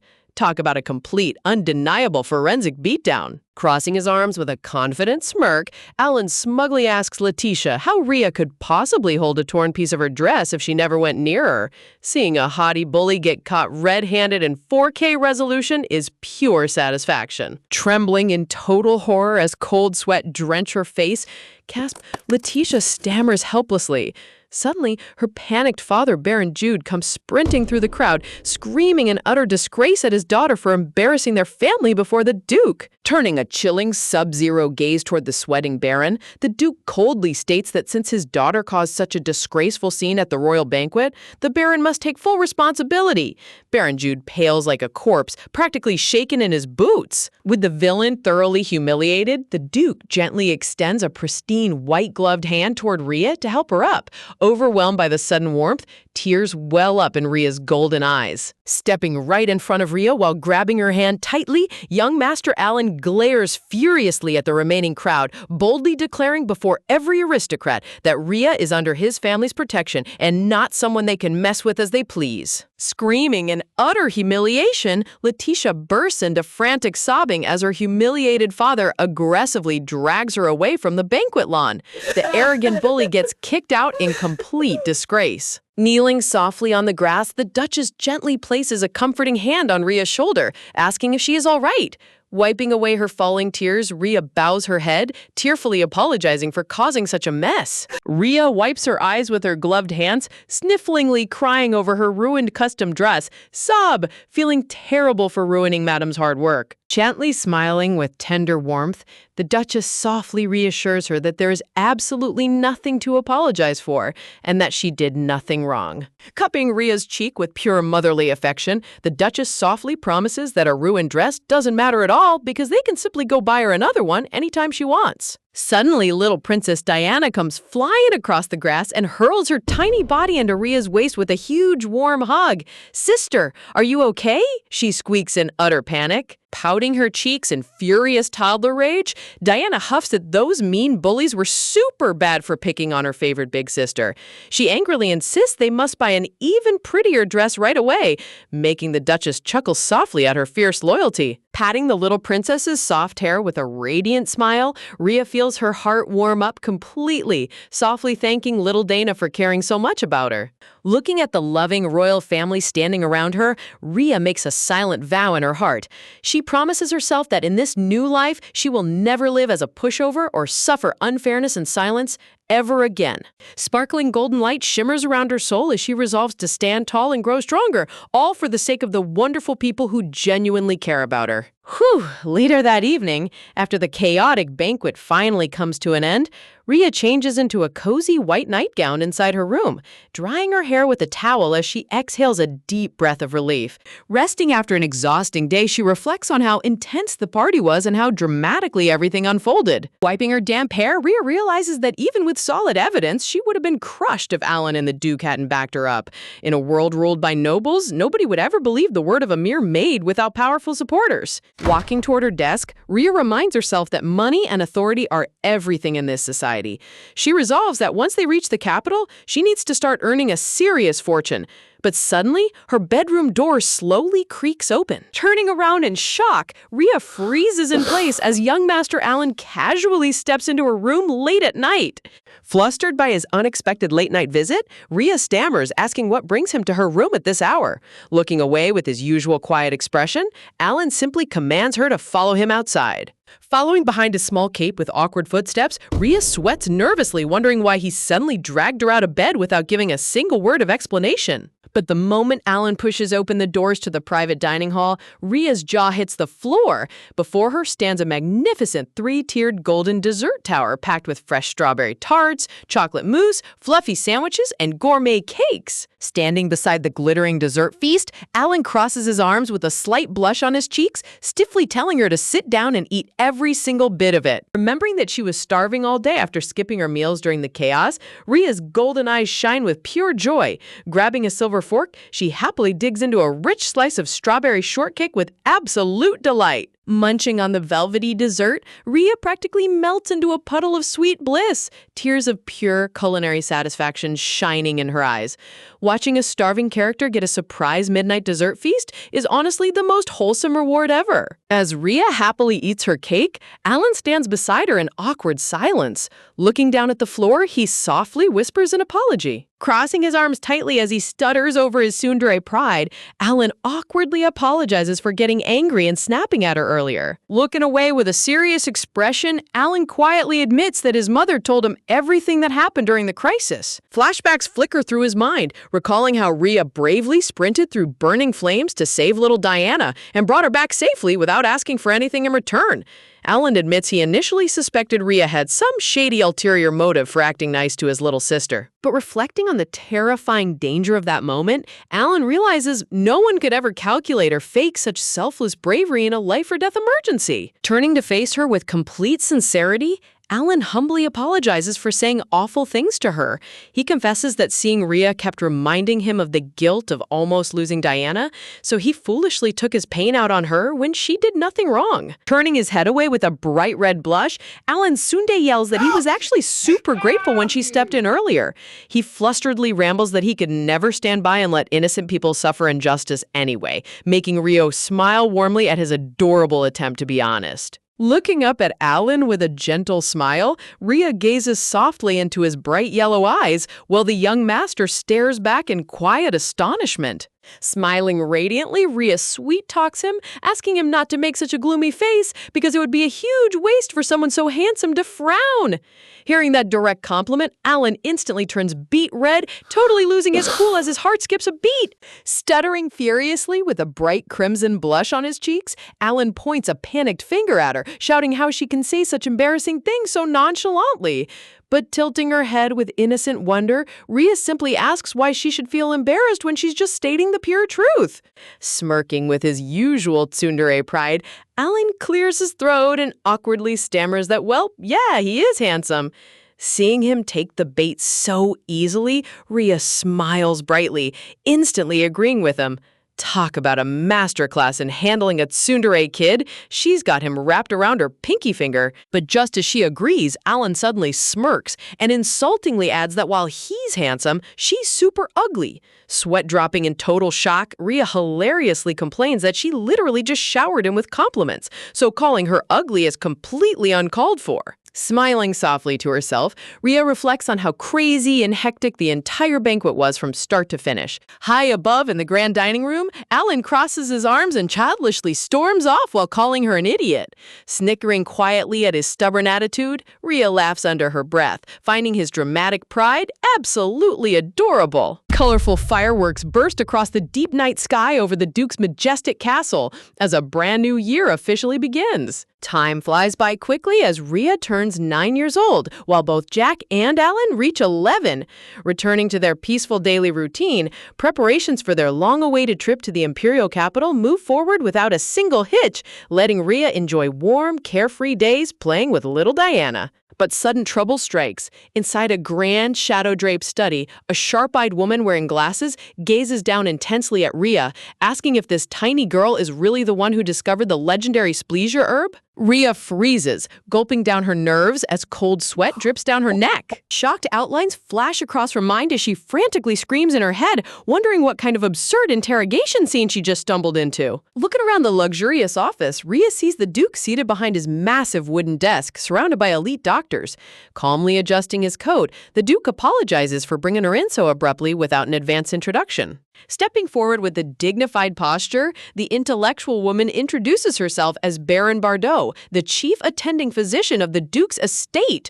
Rhea's eyes widen in genuine shock as she instantly recognizes the high-profile name. Recognized across the entire kingdom for her unmatched medical brilliance, Baron Bardot surpassed all her rival siblings to become the grand head of House Bardot, the most prestigious medical dynasty in the entire empire. Sweating nervously in front of the royal doctors, Rhea complains in her head that when the Duke summoned her without a single hint, she never expected to be dragged into a full-blown medical panel. A small heads-up beforehand would have saved her from a heart attack.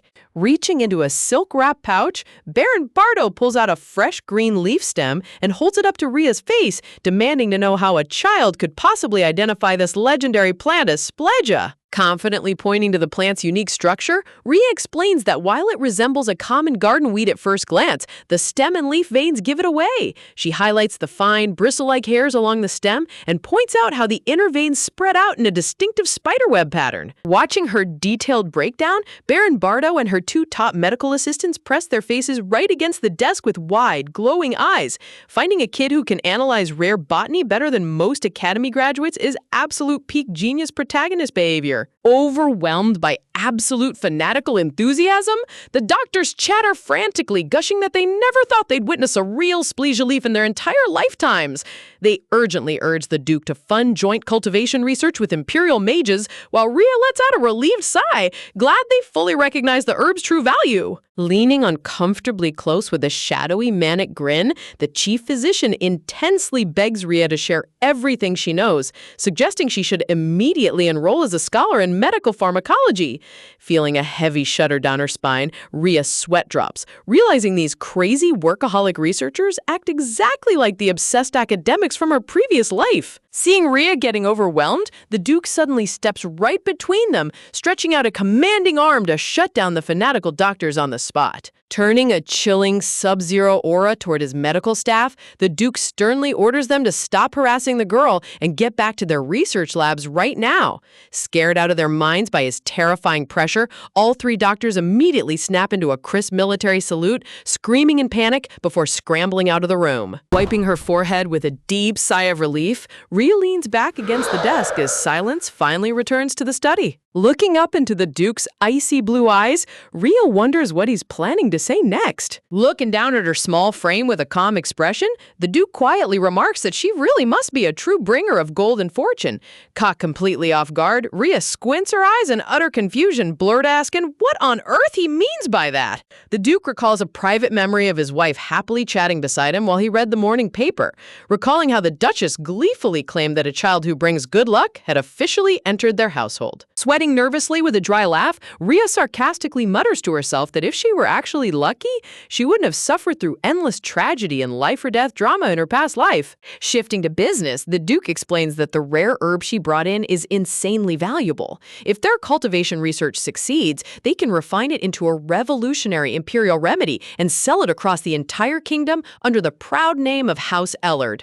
Clamping her hands together with sparkling eyes, Rhea praises the Duke, exclaiming how much higher his family's reputation will skyrocket once the kingdom sees the miracle cure. Smirking at her enthusiasm, the Duke asks what kind of grand reward she wants for her massive contribution. Shocked lines snap across her face as Rhea stammers in disbelief. Crossing his arms with an authoritative posture, the Duke casually states that since she discovered such a rare treasure, it's only fair she gets her fair share of the profits. Flashing a slick, aristocratic smirk, the Duke chuckles, asking if she honestly believed he would let her walk away empty-handed. He promises that as soon as the remedy generates commercial profits, a generous portion will automatically deposit straight into her personal account. Hearing the word profit, Rhea's golden eyes burst into blinding sparkles. Clenching her tiny fists with absolute fire in her soul, she eagerly announces that she actually has one immediate request right now. Early the next morning, bright golden sunlight bathes the exterior of the Duke's towering estate as birds chirp across the manicured gardens. Standing proudly before a full-length mirror, surrounded by sparkling rose petals, Rhea wears a custom-tailored, immaculate maid uniform, complete with a crisp white pinafore apron and cute black ribbons. Cupping her cheeks with pure glee, Rhea happily cheers over her brand-new uniform. Flashbacks reveal that when the Duke offered her any reward, she simply asked for an official maid uniform, explaining how the butler previously refused to give her one due to size issues, forcing her to wear inconvenient formal dresses. Guffaw, the Duke was completely dumbfounded that she picked a simple work uniform over jewels or land. Happily bouncing around her bedroom floor, Rhea gleefully admires the extra spare uniforms they gave her, thrilled that she no longer has to stress about ruining expensive custom dresses during work. Reaching down onto the soft bed, Rhea firmly snaps shut the iron clasps of her heavy, dark leather traveling suitcase. Lifting the heavy luggage with both hands, Rhea stands tall in her sleek maid outfit, looking completely ready for action. Looking forward with unwavering determination, she smiles quietly, knowing in her heart that the big day has finally arrived. Dynamic golden patterns swirl across the screen as the long-awaited moment is officially declared, the day they depart for the royal capital. High above the front courtyard, servants finish loading heavy luggage carts while the Duke's magnificent white and gold imperial carriage stands ready, flanked by aristocratic guards and purebred horses. Wearing a pristine white night coat with a gilded sword strapped to his hip, young Master Alan looks over his shoulder with a raised eyebrow, asking in disbelief if Rhea was really quiet and well-behaved in the past. Standing beside him in a sleek, dark blue night uniform, young Jack admits he doesn't know Rhea too well either, since they only spoke a few times back at the orphanage. Text bubbles note how the two boys quickly bonded over intense sword sparring matches, becoming close rivals in record time. Glaring intently at Jack's profile, Alan scratches his head in deep suspicion, wondering why Rhea specifically begged the Duke to recruit Jack into the elite Knight Order, when they weren't even close friends in the orphanage. Looking sharp and noble with his clean-cut hair, Jack gazes quietly into the distance like a true prodigy knight. Honestly, look at this visual upgrade. The artist gave Jack the ultimate main character glow-up. Suddenly, popping up right beside Alan's face, Rhea cheekily whispers into his ear, asking if she recommended Jack simply because of his super handsome face. Screaming in utter terror as his heart jumps out of his chest, Alan frantically leaps backward while grabbing his sword hilt. Sweat dropping at his wild reaction, Rhea awkwardly stammers an apology, admitting she didn't mean to scare him that badly. Turning around with a flustered expression as he holds his white coat close, Alan angrily mutters, asking what all this sudden commotion is about. Suddenly, little Princess Diana comes charging across the lawn with a fiery aura blazing behind her. Pointing a tiny, furious finger straight at her older brother, she angrily screams at the top of her lungs for him to stop yelling at her favorite big sister. Seeing a furious toddler protect her favorite maid with fiery rage is hands down the most adorable sight ever. Sigh. Cut to the Duke casually ignoring his daughter's dramatic meltdown, commanding everyone to board the carriage immediately. Alan snaps to attention while little Diana flails in panic, desperately screaming at her brother to stop Rhea from leaving her side. Carrying her heavy leather suitcase, Rhea lugs her luggage across the paved driveway. Meanwhile, Diana's dramatic weeping echoes in the background like a tragic opera. Honestly, the contrast between the Duke's stoic stroll and the kid's chaotic breakdown is top-tier comedic gold. Suddenly stopping in her tracks, Rhea turns around with a bewildered expression when a voice asks where on earth she's dragging her trunk. Blankly, she stammers that as a maid, she assumed she was supposed to ride in the back with the staff. Before she can even finish her thought, a strict voice cuts through the morning air, declaring with absolute authority that she is riding directly with the ducal family. Standing tall against the grand backdrop of the palace, the Duke gazes down at the tiny girl with a cool, sharp look. Look at this frame. The artist went all out on the shimmering castle details and sunlight filters. Internal sirens start blaring inside Rhea's mind. She mentally calculates that the servant carriage takes a grueling 15 days, while the main royals get to use high-grade teleportation magic, and dragging an extra person along through a teleport gate costs an absolute fortune. Gripping her suitcase handle with trembling fingers, Rhea gasps as the Duke casually adds that little Diana would throw an uncontrollable crying fit if her favorite maid were left behind. Right on cue, toddler Diana raises her arms with total pride, openly admitting she will cry her eyes out without any shame. You've got to respect the toddler blackmail strategy. It works 100% of the time. Rearing high into the air with a mighty whinny, the magnificent white stallion signals the official start of their grand journey as the driver shouts the command to depart. Rolling smoothly along the lush estate paths, the gilded white and gold royal carriage speeds forward, flanked by armed escorts. Inside the spacious interior, Rhea sits across from the high nobility while gently holding little Diana on her lap as the coach sways gently. Gazing into her window reflection, Rhea contemplates her future profits from the Splesia herb trade. Even though gaining ties to the Eller Duchy wasn't her original plan, as long as she stays a free agent without being bound to their noble house, she should be perfectly safe. Out of nowhere, young Master Alan leans forward with a smug grin and casually drops a classic tsundere insult, calling her ugly. Wow, brotherly affection at its finest, folks. Restively resting his chin on his palm with a sparkling, aristocratic aura, Alan lofty preaches that a person's outer appearance isn't the only thing that matters in life. Puffing out his chest like a seasoned philosopher, the arrogant boy offers to kindly educate her on proper social virtues, while Rhea just blinks in utter disbelief. Sweating profusely under a cloud of floating question marks, Rhea groans inwardly, realizing this journey to the capital capital is already starting off on a ridiculously bizarre foot. Outside, heavy rain pours down over the majestic domes of the Capitol Mansion. Stepping through the grand foyer, the family shakes off the rain as they warmly greet the waiting staff. Handing over her wet outer cloak to the head butler Albert, the Duchess smiles warmly, asking if everything at the Capitol residence has been running smoothly during their absence. When the Duchess asks about her husband's whereabouts, Albert reveals the Duke was summoned straight to the royal palace on urgent imperial business, catching Rhea's attention. Suddenly, an icy chill sweeps across the room. Rhea shudders as she catches the piercing, murderous glare of a strict head maid standing in the shadows, instantly sensing a dark wave of unprovoked hostility radiating straight toward her. Instantly switching her stern glare into a polite customer service smile, headmaid Helen bows elegantly before little Diana, gasps gushing over how much the young lady resembles her father. But the moment Helen steps close, little Diana bursts into a deafening, hysterical scream, echoing across the marble foyer and stunning every single person in the room. Fretting over her daughter's sudden panic, the Duchess notes that Diana never cries like this without reason, quickly ordering Alan to escort the terrified toddler to her quarters. As Rhea turns to follow them upstairs, a heavy, gloved hand suddenly clamps down onto her shoulder like an iron vise. Gently turning Rhea around with a beaming smile, the Duchess introduces the young girl to the Capitol staff, fondly announcing that this is sweet little Rhea. Bowing respectfully, Rhea politely greets headmaid Helen, explaining that her official duty is serving as Lady Diana's personal maid. In the background, the Capitol maids instantly break into bitter, venomous whispering. They glare in jealousy, muttering about how a mere low-born maid managed to ride the expensive teleportation gate alongside the high nobility. Behind her back, Helen's gloved hand tightens into a white-knuckled fist.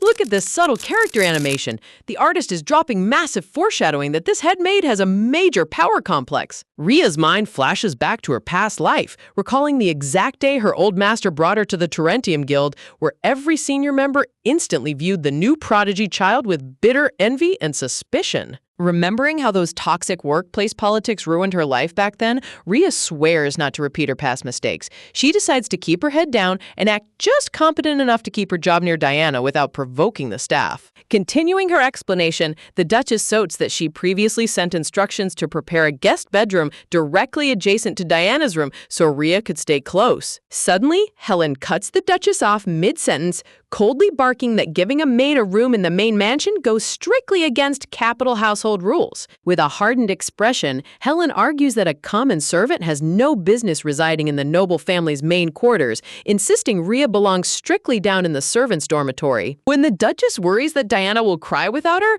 Helen casually suggests forcing a 9-year-old child to sit on a cold chair in the hallway all night long. Wow, what a lovely, humane proposal. Sensing the explosive tension, Rhea immediately steps in to defuse the situation, sweetly reassuring the Duchess that she's more than happy staying wherever they assign her. Flashing a peaceful, innocent smile, Rhea mentally reinforces her plan, knowing that getting on the headmaid's bad side on day one would make her daily life an absolute living hell. Looking at the mature, self-sacrificing child, the Duchess lets out a soft sigh, feeling deeply apologetic for putting her in such an uncomfortable position. Reluctantly giving in, the Duchess agrees to follow protocol for now and orders Helen to show Rhea to her quarters.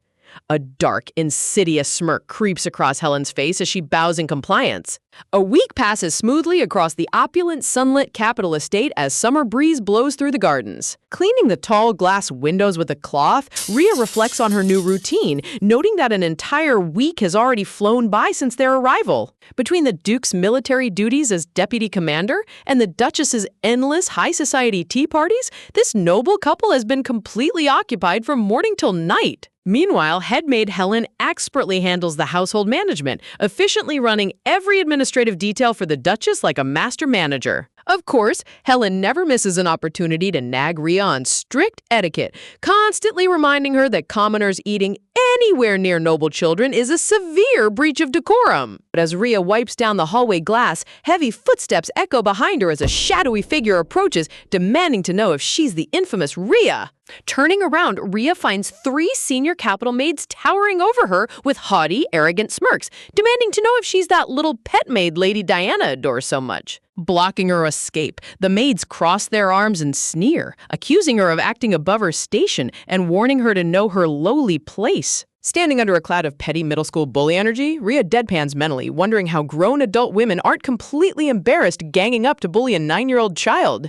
Instead of getting flustered, Rhea flashes a perfectly polite customer service smile, bowing low while agreeing that working for the prestigious duchy is the greatest honor of her life. Radiating pure, unbothered angel energy with sparkling flowers blooming around her, she kills their toxic hostility completely with overwhelming kill-them-with-kindness politeness. Deflated by her absolute lack of reaction, the bullies awkwardly stammer that at least she knows how to take orders, walking away flustered, while Chibi Rhea secretly sticks her tongue out, mentally snickering that an adult reincarnator has zero time to waste on child's play. But before Rhea can even catch her breath after cleaning the windows, a strict senior maid marches over and barks new orders, telling her to stop idling around and get straight to washing the huge pile of laundry waiting down at the servants' dormitory. Sprinting toward the washing quarters, Rhea takes the extra chores in stride without a single complaint, mentally chuckling that after surviving intense corporate politics in her past life, this mild level of petty workplace bullying is an absolute walk in the park. Meanwhile, down the opulent sunlit corridor, young knight apprentice Jack walks past the household staff with a calm, stoic posture,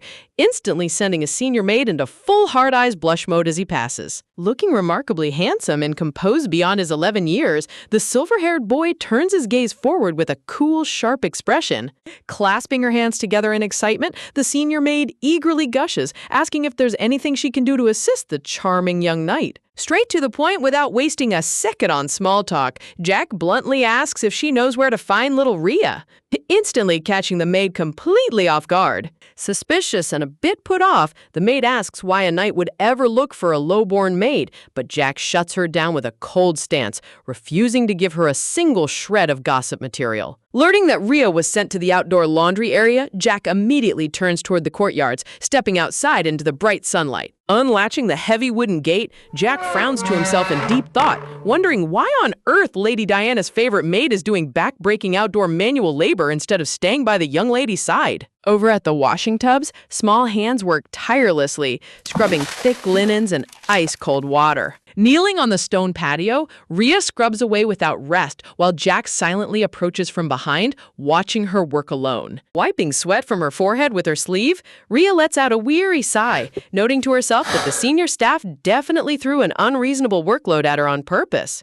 Just as she reaches down to grab another wet sheet from the wooden tub, a sudden shadow looms right over her shoulder. Out of nowhere, a strong hand reaches down and firmly catches her wrist mid-motion. Dropping down to one knee, Jack gently pulls her soapy hands out of the freezing water, holding her wrists while looking directly into her surprised eyes. Gasping in total shock, Rhea blinks blankly, completely stunned to find the young knight kneeling right in front of her. Gritting his teeth with hidden frustration, Jack demands to know why she's slaving away out here in the dirt like a common laundry servant. Holding her wrist firmly, he glares softly with worry, clearly upset that she's letting the capital maids push her around so easily. In a sweet visual moment showcasing her gentle nature, Rhea's warm, supportive presence with little Diana shines through as she stays remarkably resilient through every trial. From across the open courtyard, senior maids keep their eyes glued onto the scene, muttering toxic gossip in hushed tones as they watch the handsome knight apprentice kneel beside the new girl. Pressing her further,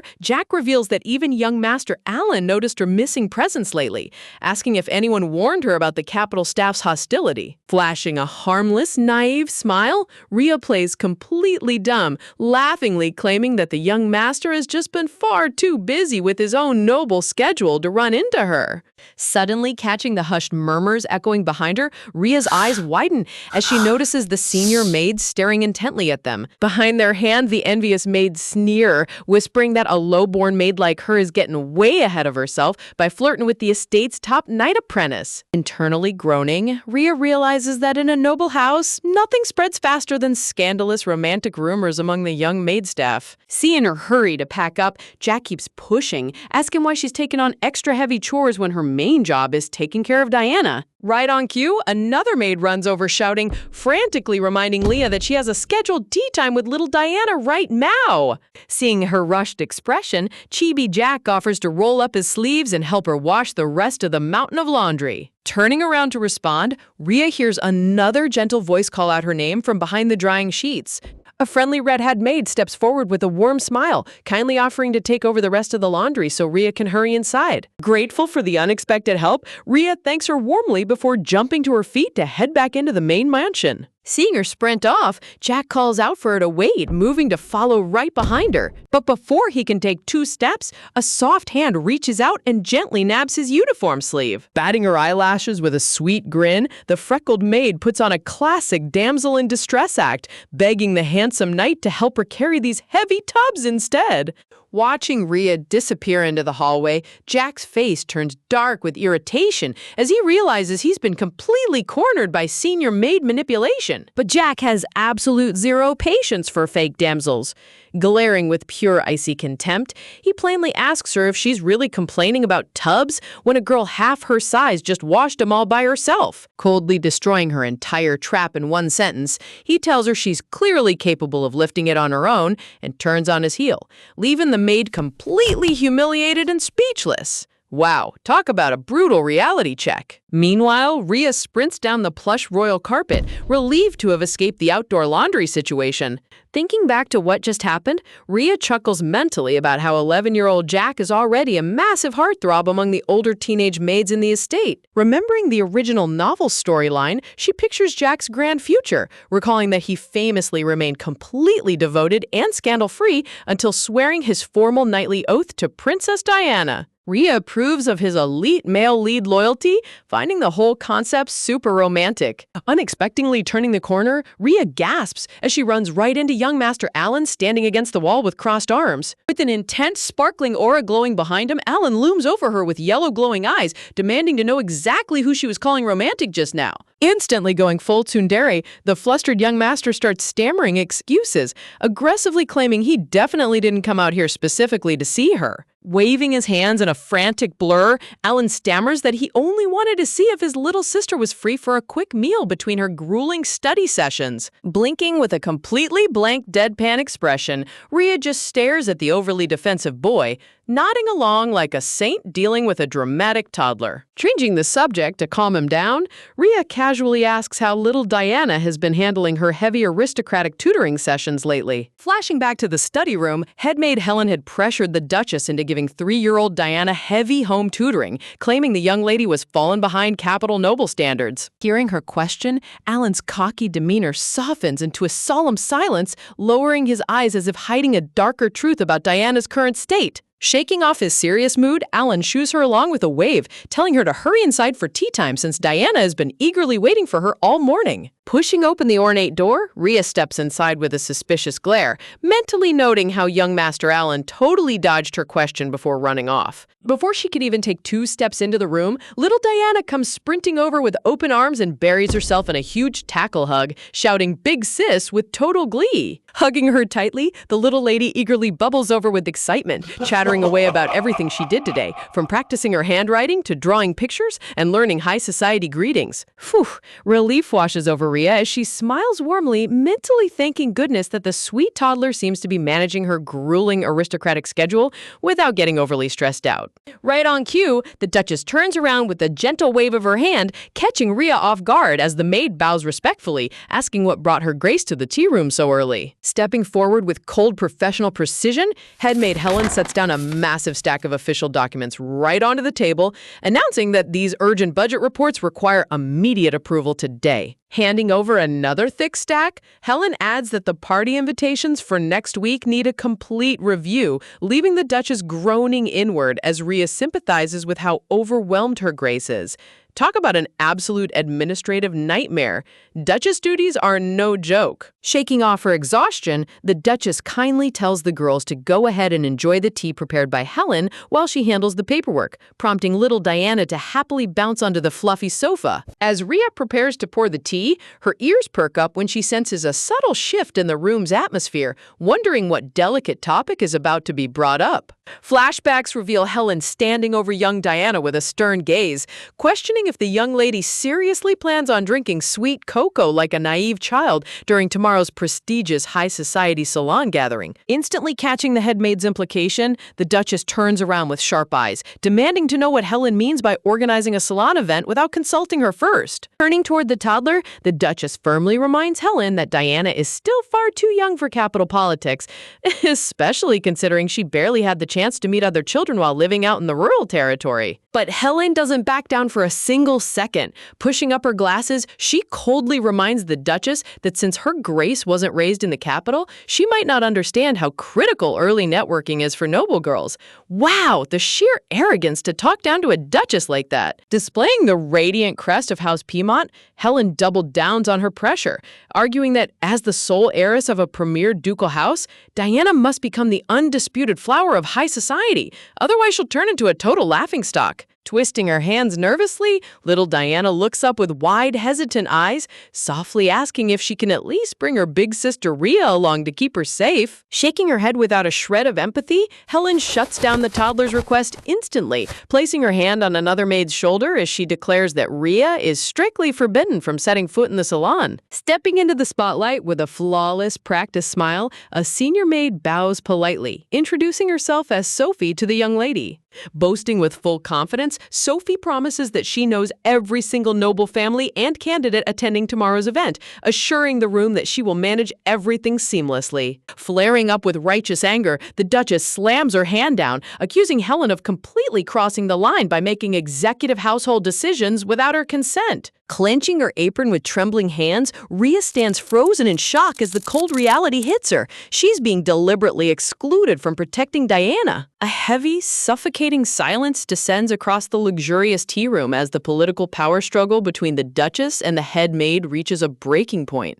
Glaring sideways with icy disdain, Helen blunt force pushes her agenda, questioning why the Duchess would ever consider a low-born child like Rhea to serve as Diana's dedicated personal attendant. Pointing out Rhea's tiny frame, Helen snorts that no high-class noble family would ever trust an inexperienced, uneducated 9-year-old child to represent a ducal house at a major capital salon gathering? Visualizing the cutthroat nature of high society salons as a shadowy game of chess, Helen explains that the noble salon is a miniatures battlefield where ruthless cliques and political alliances are formed in seconds. Meanwhile, Sophie stands behind Helen with a smug, knowing smirk, clearly positioned as the capital faction's plant to control little Diana's social circle.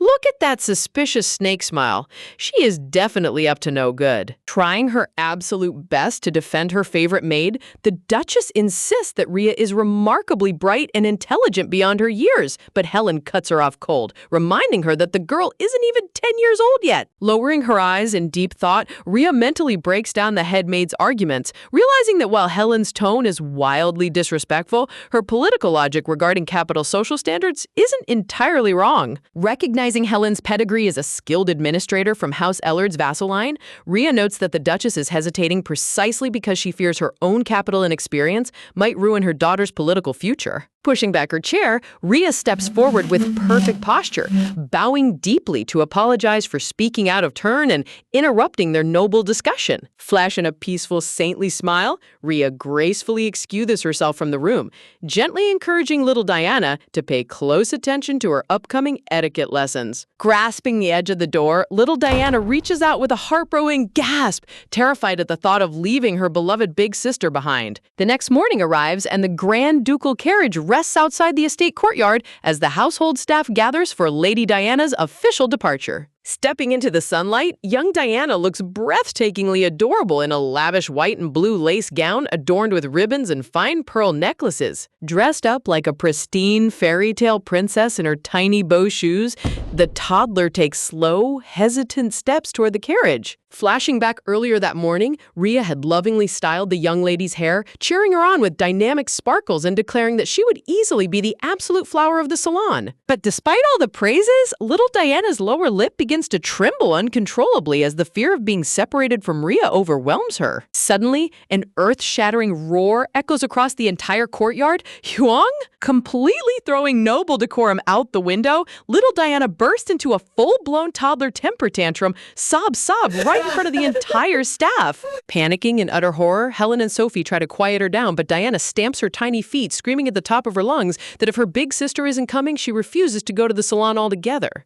Stepping out from the row of servants, a familiar pair of sturdy black maid boots walks directly up to the crying princess. Dropping down to one knee, Rhea gently cups Diana's tear-stained face, calmly looking into her wide blue eyes with unmatched warmth. Wiping away her tears, Diana blinks in total surprise as her beloved big sister kneels right beside her. Softly whispering a secret pinky promise, Rhea reassures the little lady, causing Diana to sniffle happily, sob, and nod her head in absolute agreement. With her spirits fully restored, the toddler steps up onto the carriage footboard with complete confidence. Waving her tiny hand through the open carriage window, Diana beams with pure joy as the vehicle prepares to set off. Cupping her hands around her mouth, Rhea waves goodbye enthusiastically, wishing the young lady a safe and wonderful trip to her very first salon. But the moment the carriage turns the corner, a salty voice sneers right into her ear, calling her a slippery little brat. Glancing sideways at young Master Alan, Rhea mentally pictures chibi Diana viciously chomping down on his leg, wishing out loud that the little princess was here to bite him right now. Crossing his arms with a huff, the tsundere young master ignores her comment entirely, rudely demanding that she bring a batch of fresh snacks down to the night training grounds later. Deadpanning at his constant bossy demands, Rhea mentally sighs while agreeing with a polite bow, knowing that dealing with high-strung noble kids is officially her full-time profession. Stomping his feet like a spoiled brat, young Master Alan barks out his final orders, shouting at the top of his lungs that if he tells her to bring snacks, she better bring them without asking any stupid questions. Turning around with a dramatic flourish, the little tsundere arrogant prince boasts that he needs those refreshments to refuel, while sparring with Jack, so she better pack a proper feast. Pointing an accusing finger right at her face, Alan sternly warns Rhea not to get lazy and pawn the job off on another maid, demanding that she deliver the treats personally. Rhea just smiles back with total saintly patience, nodding along like a seasoned preschool teacher handling an unruly toddler. Meanwhile, lurking back in the dark shadows of the estate corridor, headmaid Helen watches the encounter with a stone-cold gaze. Look at that icy glare! She is definitely plotting her next move in this noble chess game. Over at the night training grounds, the midday sun beats down on the wooden practice dummies as young squire boys sharpen their sword techniques. Wiping away a trickle of sweat with a fluffy white towel, young Jack takes a breather in his crisp blue knight uniform after an exhausting sparring session. Pausing for a second, Jack glances over with a subtle sweat drop, noticing young Master Alan standing nearby with an unusually intense look in his eyes. Crossing his arms in a haughty pose, Alan glares right back at the squire, demanding to know if Jack has something he wants to say to his face. Pointing toward the wooden dummies, Alan suddenly drops a random bombshell out of nowhere, declaring with total confidence that Rhea happens to have a major soft spot for handsome guys. Jack blinks in complete confusion, asking what on earth that has to do with anything. Smirking with maximum arrogance, the young master puffs out his chest, boasting that Rhea has complimented his stunning good looks on multiple occasions. Look at him flexing his 10-year-old riz. This kid really thinks I'm just a language model and can't help with that. Hearing that ridiculous claim, Jack flinches in sheer disbelief, stammering out that he had no idea the little maid cared so much about appearance. Fueling the petty rivalry even further, Alan flashes a smug, self-satisfied grin, adding that Rhea even called him handsome right to his face while staring into his eyes. As metaphorical sparks fly violently between the two competitive boys, Jack squints his eyes in complete deadpan exasperation, ironically muttering under his breath about how super special the young master must feel. Before their petty staring contest can escalate into an actual sword fight, a sweet, cheerful voice echoes across the courtyard, calling out to the young master and Jack. Turning around, they see Rhea stepping into the sunny yard with a glowing smile, casually carrying a massive woven snack basket that looks twice her size. Reaching out instantly, polite Squire Jack steps up to take the heavy weight off her hands, kindly offering to carry the basket for her as Rhea cheerfully thanks him. Flashing back to a few minutes prior, Rhea mentally chuckles over how she had to break out into a full sweat, turning down a whole swarm of overprotective maids who tried to carry it for her, having secretly cast lightweight magic on the basket to carry it effortlessly. Talk about work smarter, not harder. Pouting like a jealous puppy, Alan glares sideways at the friendly interaction between Jack and Rhea with supreme irritation. Bowing politely with a flawless servant smile, Rhea hands over the treats, secretly sweating as she wonders why on earth the young master looks like he's about to bite someone's head off. Setting the basket down between them, Jack and Rhea stand side by side while Alan crosses his arms, radiating pure grumpy cat energy. Suddenly, a terrifying thought strikes Rhea like a bolt of lightning as her jaw drops in absolute shock. Exploding into a full-blown chibi panic tantrum, Rhea waves her hands around frantically, screaming at the top of her lungs, asking how anyone could possibly speak such dangerous nonsense to Diana's future husband. Flaming text pops up behind her declaring "never, ever" in massive, glowing crimson letters. Pointing your finger directly forward with pure comedic fury, Rhea looks ready to write a whole manifesto defending her favorite ship. Seriously, she is taking her matchmaking duties way too seriously right now. Turning around toward the confused squire with full passion, Rhea enthusiastically looks for validation, asking if he agrees with her logic. Caught completely off guard by her sudden proximity, young Jack instantly flushes bright red, standing frozen as his heart skips a beat. Staring into his eyes with pure, innocent wonder, Rhea's eyes shine like sparkling brown jewels as she waits for his response. Leaning in just a tiny bit closer, she repeats her question with an adorable, expectant tilt of her head. Overwhelmed by the intense cuteness assault, Jack clutches his chest with a soft groan, feeling his entire face turn as hot as a furnace. Misinterpreting his total emotional overload, Rhea panics, gently patting his arm while reassuring him that the bossy young master just has a rough, playful personality and didn't mean to hurt his feelings. Interrupting their heavy atmosphere, Alan casually steps in, snatching the basket handle away from Jack while ordering him to hand over the food. Tossed over a glass stamina potion, Alan smugly challenges the squire to another round of intense sparring right now. Grasping the potion bottle tightly,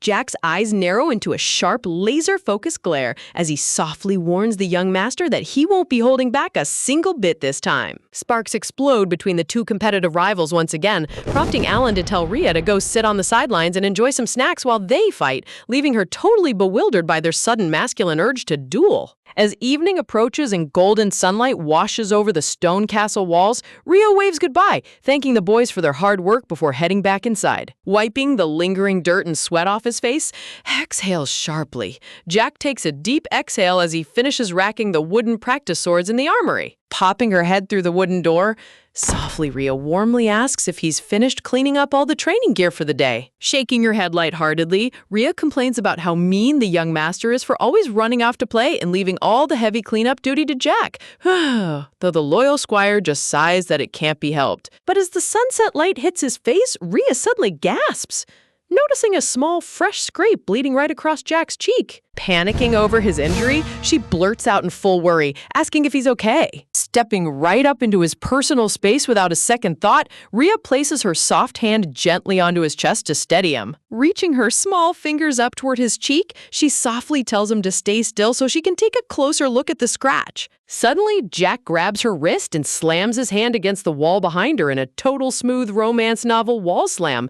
Whoa, where did this sudden swoon-worthy suave move come from? Blinking in total surprise, Rhea's eyes widen as Jack softly murmurs her name right above her ear. Standing tall above her in the quiet armory dusk, the young knight in training gazes down with an unexpectedly deep, serious expression. Feeling her mind completely short-circuit, Rhea sweat drops in total confusion, internally screaming for him to hold on a second, as Jack solemnly reminds her about the strict boundary line of social status between nobles and commoners. Realizing what he's tiptoeing around, Rhea deadpans, asking directly if he's trying to ask whether she harbors any romantic feelings for the young master, to which Jack stiffly nods yes. Releasing a heavy sigh of sheer relief, Rhea sweat drops, confiding in him that to her, young Master Alan feels nothing more than an annoying little brother. Laughing out loud, she spills the ultimate tear, revealing that the arrogant young master still sleeps every single night hugging a giant fluffy teddy bear.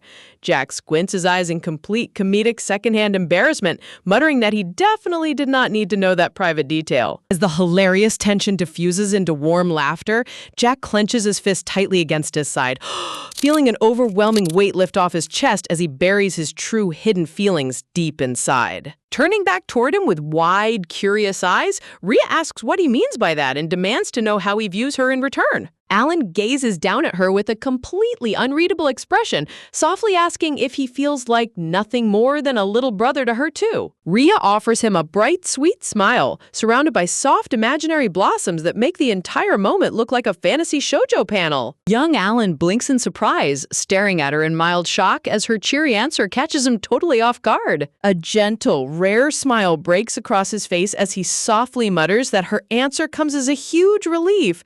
Honestly, this boy is catching feelings and he doesn't even know it yet. Imagining a grand romantic spectacle, Alan visualizes himself holding hands with a highborn noble lady, while little chibi Rhea giggles awkwardly in the corner.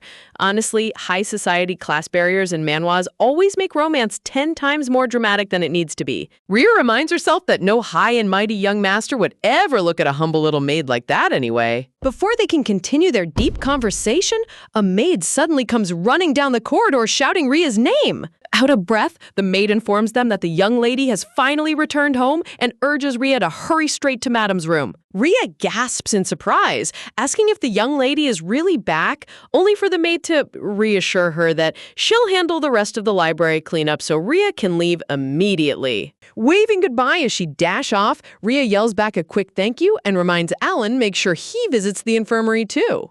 Her boots click rapidly against the polished floor tiles as she speeds through the mansion hallways as fast as her tiny legs can carry her. Gently pushing open the heavy wooden door to Madam's private chambers, Rhea steps inside as quietly as possible late at night. Peeking around the door frame with wide, shimmering eyes, she searches the softly lit room. The head maid holds a single finger against her lips, whispering for quiet while the little lady slumbers soundly in her grand canopy bed. Looking over at the sleeping girl tucked snugly under the covers, Rhea feels her heart melt. She is literally the most adorable little sleeping angel on the planet. Squishing her own glowing cheeks in absolute bliss alongside Alan, Rhea can't resist fangirling over how absurdly cute the young lady looks. Look at these two doting guardians. The artist went full squishy chibi style, and it's pure perfection. Catching himself acting silly, Alan turns bright red, nervously stammering that he's just admiring his little sister and telling Rhea to stop staring at him like that. Changing the subject, a graceful hand reaches out and hands Rhea a crisp paper envelope sealed with red wax. Rhea looks down at the heavy envelope in surprise, wondering on earth this official letter could be. The head maid reveals that it's a direct letter sent from Countess Marietta. A majestic visual projection of the stunning red-haired countess appears behind Rhea, looking like an absolute queen. Madam smiles warmly from the bed, gently encouraging Rhea to go right ahead and open it up to read. Unfolding the crisp stationery with trembling hands, Rhea feels a wave of emotion as she realizes her friend Bianca hasn't forgotten about her after all. Reading the elegant cursive line by line, the letter expresses relief that Rhea is doing well at Duke Ellard's estate and hopes all her old wounds have fully healed. But as the letter continues, Countess Marietta starts hyping up her own territory, boasting that Duke Bellis is the absolute greatest archmage on the entire continent, the air is ridiculously handsome, and the castle view over the ocean is breathtaking. Staring at the paper with a blank face, Rhea realizes the entire second half of this letter is basically just a giant promotional flex for the Bellis Duchy. Man, nobility loyalty flexing is next level. Hubbing the parchment tightly against her chest, Rhea gushes about how beautiful the handwriting is and swears she'll cast a preservation spell to keep this letter as a cherished heirloom forever. Alan suddenly tilts his head in confusion, asking her when on earth she learned how to read and write since orphanages never teach literacy. Rhea instantly freezes in complete shock. Sweating bullets as she tries to laugh it off, she nervously stammers that the boys at the orphanage were always too busy playing outside to notice her studying. Nice quick recovery, girl. Interrupting their awkward banter, Madam softly calls out Rhea's name from across the room. Sitting up against her plush pillows, Madam gazes at Rhea with a serious, deeply thoughtful expression. She quietly asks Rhea if she truly desires to pack her bags and travel all the way to the Bellis dukedom. Madam hesitates for a second, her golden eyes dropping as if carrying a heavy burden. Rhea asks Madam if she's ever visited the duchy before, and just as Madam starts to answer, disbelievingly, Alan intrudes by thrusting his arm right in front of Rhea's face, shouting that he's been there too. Madam instantly shuts him down, pointing out that he only visited once when he was a 2-year-old toddler. Alan collapses into an existential crisis, realizing his vague childhood flex was a complete lie. Smiling softly at their silly antics, Madam apologizes for keeping Rhea up so late and bids her goodnight as Rhea bows politely and takes her leave. The room falls quiet as Madam sits alone on the grand bed, her eyes lost in thought beneath the soft moonlight. A shadowy sorrow touches her features, hinting that there are deep, unspoken secrets weighing down her heart. Meanwhile, Rhea happily skips down the brightly lit estate corridor, clutching her precious letter like a sacred shield. Stopping outside the office, she greets Viscount Bardot with a bright, respectful bow. Viscount Bardot smiles warmly behind her glasses, thanking Leah for her hard work and holding out a small gift she promised her earlier. Handing over a small cloth pouch, the Viscount expresses her gratitude, and Rhea humbly thanks her in return. Viscount Bardot asks if a tiny pouch is really enough for Ward, noting that Rhea could have requested something far grander for her efforts. Rhea assures her that this is more than enough, prompting the Viscount to wave goodbye and invite her to stop by wherever she needs help. Rhea feels like she's finally making real progress in this mansion as she walks away with glowing cheeks and a joyful grin.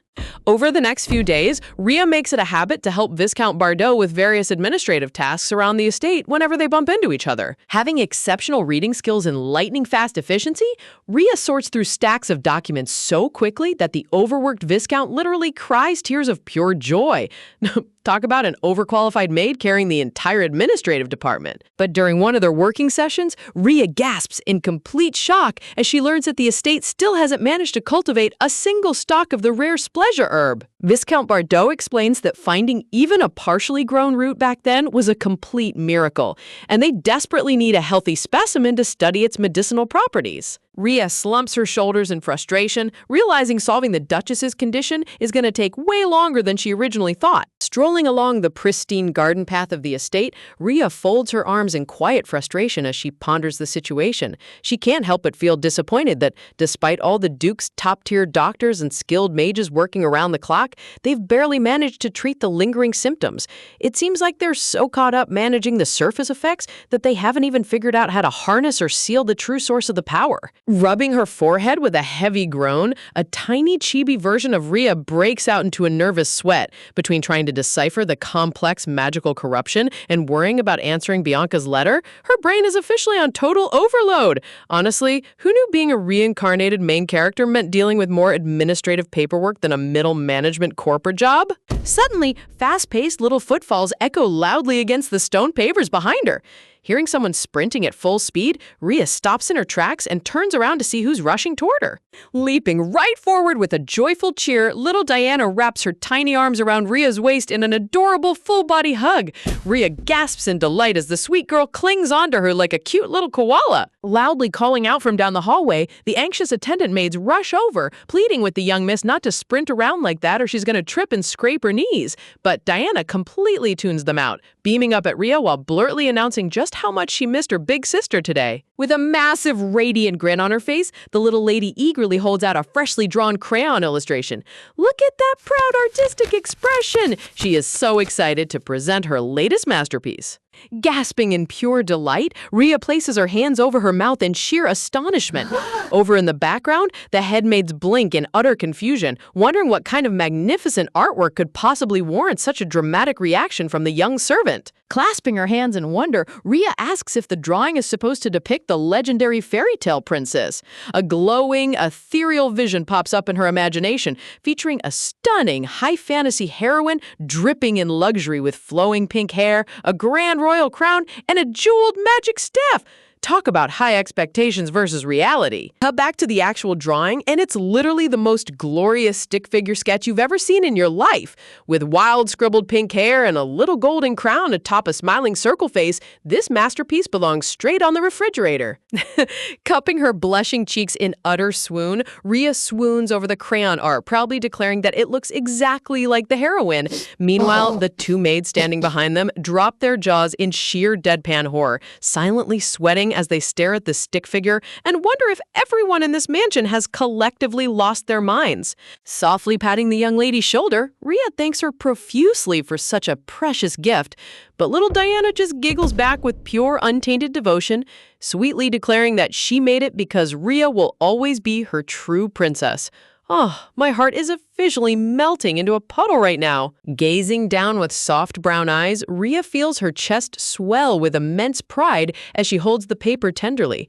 Even though she's just a simple servant in this grand household, moments like this make every single crazy hassle completely worth it. Joining the conversation with a gentle folded hands pose, a senior maid named Dana steps up with an ultra-polite smile. She casually mentions how the little lady went on and on about how pretty Leah was during her salon visit, adding that all the prestigious noble ladies were practically dying to hear more about her. Caught completely off guard by the unexpected compliment, Rhea's cheeks flush a light pink as she gasps softly.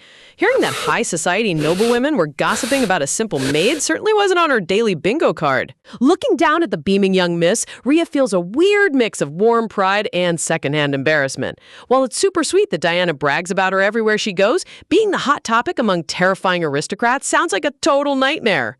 Suddenly, the atmosphere takes a sharp sub-zero drop into pitch darkness. Dana's friendly expression instantly shifts as a shadowy veil falls across her face, exposing the sinister snake lurking beneath that fake servant smile. With her arms crossed in a haughty stance, Dana tilts her head back, smoothly dropping a nasty backhanded compliment masked as friendly concern. She snickers that anyone can see Leah is special, but sighs that she's just oh so worried about how shocked the grand noble guests will be when they actually come over and see what Leah looks like in person. Wow, look at this passive-aggressive venom. Closing her eyes with a smug, condescending grin, the snobbish maid lets her toxic words linger in the chilly breeze. Rhea flinches violently, her eyes widening as the harsh reality of the subtle insult strikes her right in the chest. Isolated beneath a cold, unforgiving spotlight, Rhea stands frozen as dark, shadowy silhouettes whisper and giggle mockery around her. The petty gossiping maids snicker under their breath, mocking the young lady for dragging around a common-looking servant like some prize display. Rhea bites her lip in silence humiliation.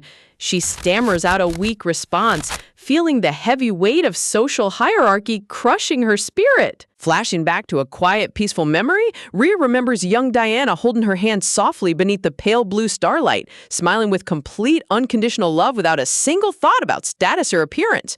Rhea squeezes her fingers against her skirt. Diana never once bragged or looked down on a single person because of their standing. So why does Rhea have to stand here and swallow this cruel, petty humiliation from a fellow servant? Noticing the heavy tension, innocent little Diana turns around with a worried tilt of her head, asking her dear big sister what's wrong.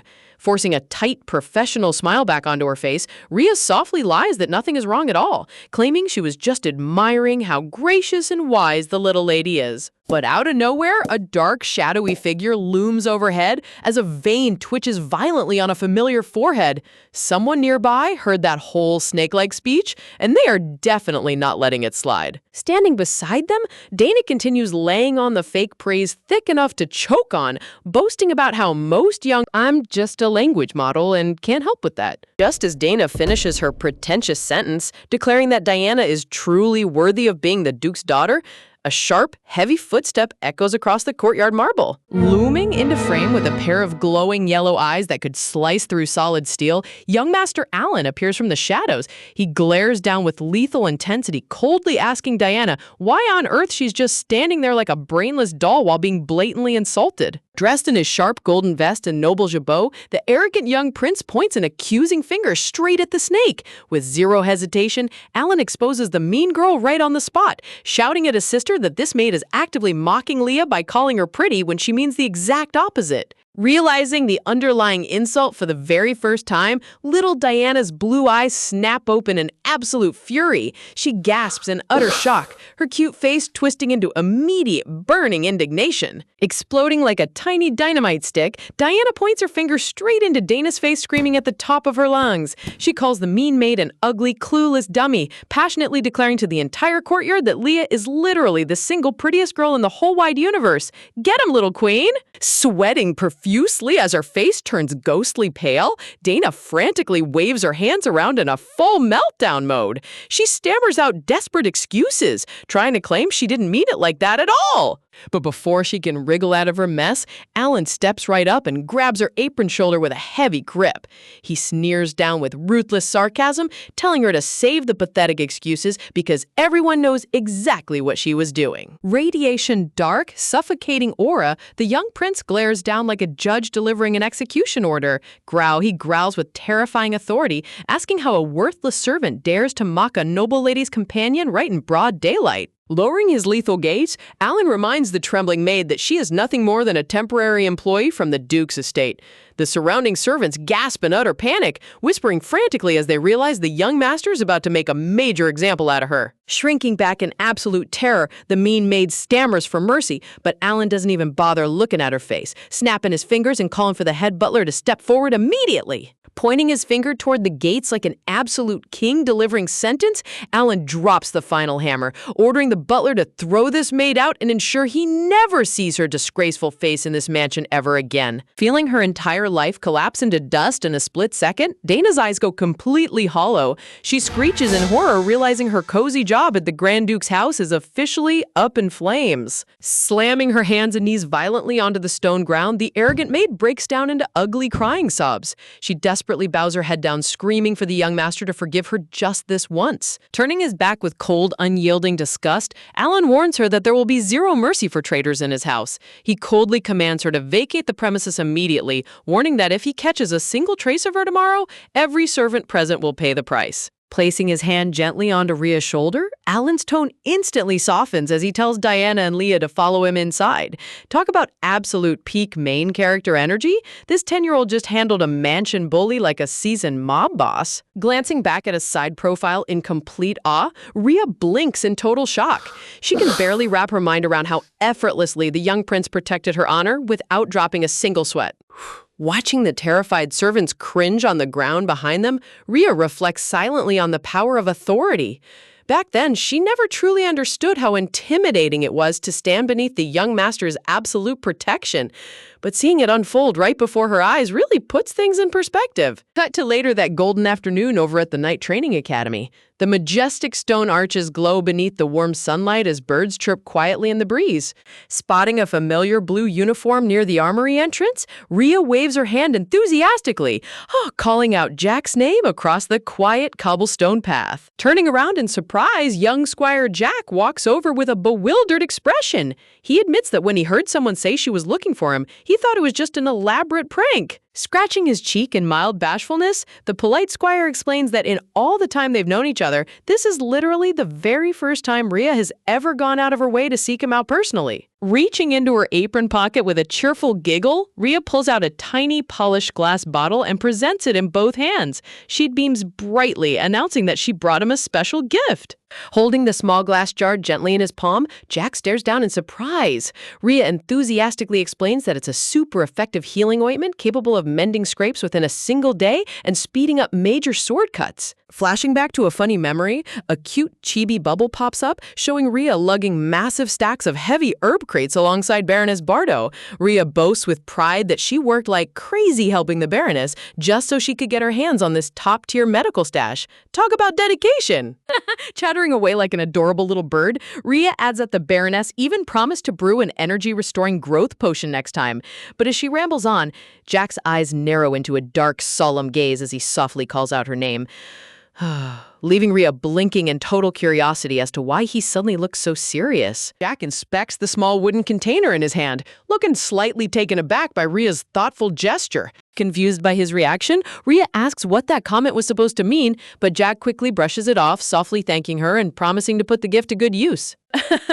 Smiling warmly, Rhea chuckles to herself, knowing full well that with her future knowledge, she would never underestimate Jack's incredible potential, regardless of how weak he appears now. As the afternoon sun casts long shadows over the estate's stone rooftops, Jack quietly offers to walk Rhea back to her quarters so they can head back together. Rhea politely declines, reassuring him that she can manage on her own, but Jack pauses and looks back at her with a serious expression, concern asking if she's letting people walk all over her again. Rhea stops dead in her tracks, blinking in complete bewilderment as his abrupt question catches her totally off guard. Turning to face him directly, Rhea huffs and tells him that he's the one treating her like a clueless fool by making such random assumptions. Clenching his fist tightly against his trousers, Jack lowers his voice and asks if she is truly doing okay lately. He specifically mentions the other maids, making Rhea's stomach sink as she wonders if he overheard the ugly rumors floating around the servant quarters, though she quickly forces a bright smile and insists she's completely fine. Jax isn't buying it for a second, pressing her to confess if the senior staff are dumping extra work on her or cornering her for unfair scoldings. Rhea waves her hands frantically, demanding to know what kind of pushover he takes her for. Puffing out her cheeks in comical outrage, Rhea insists that absolutely nothing of the sort is happening to her. Standing proudly under the golden sunlight, Rhea smugly reminds him that she's the brave hero who rescued him from those arrogant noble brats in the first place. Honestly, her absolute confidence here is top-tier comedic gold. Jack stares at her exuberant display, asking once more with lingering doubt if she's genuinely okay, to which Rhea gives a firm nod and tells him not to worry his head about her. Giving a cheerful wave goodbye, Rhea turns around and bounds down the cobblestone path towards the main building. Her leather shoes click lightly against the stone tiles as she makes her way through the estate corridors. Walking down the quiet hallway, Rhea feels a warm spark in her chest, touched by how deeply Jack genuinely cares about her well-being. Reflecting on recent events, she recalls how Jack confronted the troublemakers before, reassuring herself that now that the head bully Sophie is gone, the main drama should be settled. While having everyone's watchful eyes on her makes her a bit uncomfortable, Rhea figures that as long as she keeps a low profile, everything will blow over smoothly. Suddenly, Rhea trips over an object hidden in the doorway, sending a bucket of sloshing liquid crashing onto the floor as she gasps in pure panic. The bucket clatters noisily across the wooden floorboards, splashing wet residue all over the pristine hallway. Staring at the mess, Rhea wonders why on earth anyone would leave a heavy bucket in such a dangerous hazard zone, only to catch a snickering maid creeping away behind the wall. Glancing down at her damp boots, Rhea realizes with a bitter chill that someone intentionally set a trap to make her stumble.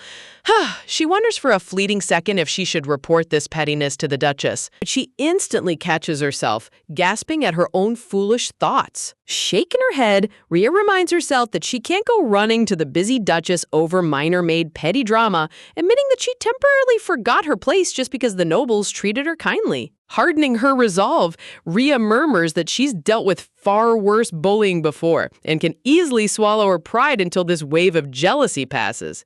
Over the next few days, however, the harassment only grows more blatant. Maids deliberately sabotage her laundry duty and whisper nasty rumors behind her back. Before she can even react, a heavy bucket of filthy water is dumped straight over her head from an upper balcony. Standing soaked to the bone with water dripping from her hair, tears of pure anger well up in Rhea's eyes as she squeezes her fist tightly. Sniffing the damp fabric of her apron, Rhea realizes in absolute disgust that they didn't just throw clean water, they drenched her in foul, stinking mop water. Seriously, these petty bullies have zero boundaries. Panicking as she checks the time, Rhea realizes young Lady Diana's tutoring session is ending soon, meaning she can't possibly show up smelling like a swamp. Rushing back to her room, she flings open her wardrobe closet to find a clean change of clothes. To her sheer horror, every single one of her maid uniforms is currently in the wash, leaving only the fancy civilian dress she wore back at the Duke's estate. Realizing that wearing such an ornate outfit will only give the gossiping maids more ammo, Rhea groans in frustration, yet she obviously can't walk around naked either. Squeezing into the frilly layers, she carefully fastens the delicate ribbons and smooths out the fine lace trim. Stepping in front of the full-length mirror, Rhea looks absolutely ethereal. With the pastel frills and glowing ribbon accents, she looks straight up like a highborn princess. The artist pulled out all the stops for this gorgeous design. Gently cracking her bedroom door open, she peeks out into the hallway to check if the coast is clear. Tiptoeing along the bright marble corridor, Rhea stays close to the walls, trying her absolute best to avoid drawing any attention from the house staff. But just as she rounds a grand archway, a pair of polished high-riding leather boots comes to a sudden halt directly in front of her. Rhea looks up to see a striking young man with vibrant crimson hair and piercing emerald eyes staring down at her in total surprise. The red-haired noble turns toward his companion, casually asking Lucio if this fancy little girl happens to be his younger sister. Hearing that specific name, Rhea's heart drops to her stomach as her eyes widen in utter disbelief. Beside the red-haired youth, the silver-haired lord coldly mutters a flat no. Emerging into the light, the handsome young lord reveals himself, adorned in lavish white and gold aristocratic regalia with icy blue eyes that radiate absolute authority. Staring down at the tiny girl in front of him, Lord Lucio's gaze remains completely unreadable and stoic. In her head, Rhea screams the name Lucio in absolute mind-blowing shock. Talk about an unexpected encounter. Clad in opulent embroidery and sparkling gem brooches, young Lord Lucio looks every bit the legendary male lead of an epic high fantasy novel. Sweating bullets as the red-haired noble inspects her face and admits she doesn't really resemble Lucio, Rhea panics internally over how ridiculously sudden this meeting is. A sudden flashback flashes through Rhea's mind, recalling an old memory of two orphan girls gossiping outside near the water barrels. The orange-haired girl back then had excitedly brought up the fearsome Duke Ellard, mentioning that his famous son was attending the prestigious local academy. An orphan boy had chimed in with a laugh, calling the young lady a crybaby, while remarking how lucky Jack was to get on the ducal family's good side. Tapping her chin thoughtfully, the orange-haired girl tried her best to remember the famous ducal heir's name, stammering out that it started with Lou. It instantly clicks in her head. The famous ducal heir from back then was none other than Lucio Ellard. Back in her past memories, someone had scraped his full name into the dry dirt under the shade of a giant tree. In that distant memory, little Rhea sat crouching on the ground, carefully writing out the letters Lucio Ellard with a small fallen branch. She had sighed back then, thinking how hard writing was and wishing she could have attended a proper academy to learn faster, when suddenly a shadow towered over her and a cold voice demanded who she was. Looking up with wide, timid eyes, she saw young Lord Lucio standing tall and immaculate beneath the green canopy, staring down at her with unreadable blue eyes. He had stoically noted that she kept calling his name out loud, making present-day Rhea snap back to reality with a startled gasp as she wonders why that old memory suddenly resurfaced right now. Shaking off her temporary trance, Rhea frantically bows her head, apologizing out loud for being so startled and impolite in front of the young lords. Honestly, seeing her scramble like this after maintaining her cool for so long is peak comedy. Standing near the sunlit corridor window, she hastily tries to clear up the awkward situation, explaining she's simply a humble maid working for the Duke's estate. The red-haired noble tilts his head in utter confusion, muttering to himself why on earth a housemaid would be dressed in such an expensive, frilly outfit. Rhea clutches her hands together in deep fluster, sweating bullets under their intense gaze as her fancy civilian dress makes her look completely out of place. Before the red-haired noble can interrogate her further, Lord Lucio suddenly steps forward and extends his arm, firmly addressing his companion as Your Highness. In a calm yet stern voice, Lucio explicitly tells him not to interrogate someone belonging to his household so aggressively. Placing his tall frame directly between them, young Lord Lucio literally shields Rhea behind his back. Talk about an effortless flex from the male lead. Lucio stoically points out that if one looks carefully around the imperial palace, similar situations happen all the time. Before the conversation can drag on, loud running footsteps echo down the grand hallway as someone scolds Lucio for always needing to have the final word. Young Master Alan comes bounding down the corridor, happily dragging little Diana along by the hand. Alan pouts at Lucio, demanding to know why he took so long to arrive when he and Diana have been waiting in the capital forever. The moment little Diana spots Rhea, her eyes light up with pure delight as she leaps forward and wraps her tiny arms around Rhea's waist in a tight hug. Alan notices Rhea's fancy dress and smiles brightly,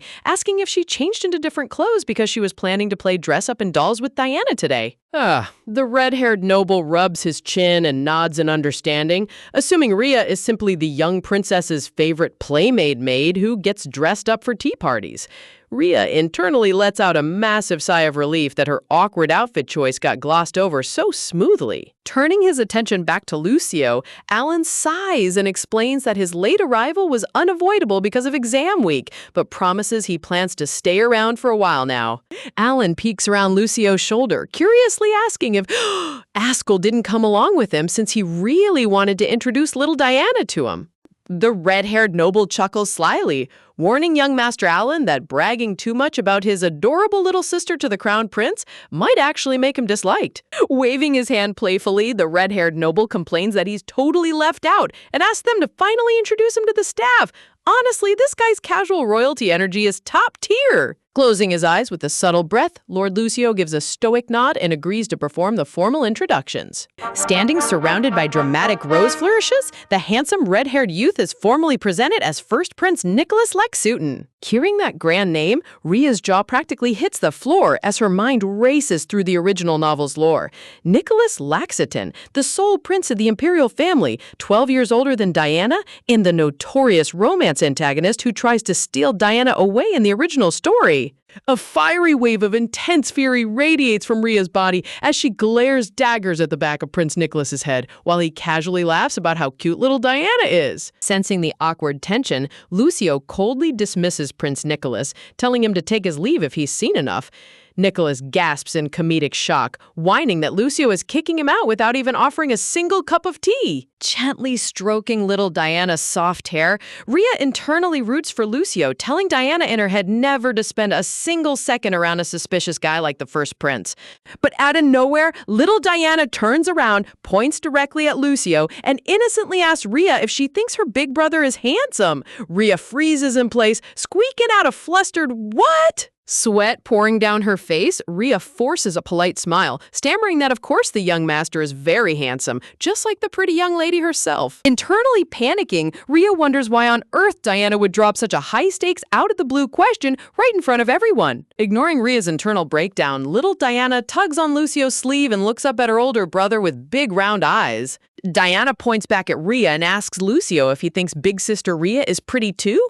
Rhea's entire soul petrifies into solid stone right then and there. Without skipping a beat or changing his expression for even a millisecond, Lord Lucio bluntly states that she's not pretty. Rhea breaks into comedic tears, screaming in her head that she already knows she's not pretty. Talk about brutal honesty. Prince Nicholas bursts out laughing, smacking Lucio on the shoulder and chiding him for being far too brutally honest with a young girl. Gloomy purple clouds of depression hover over Rhea as young Master Alan nervously approaches her, stuttering as he asks if she's genuinely okay.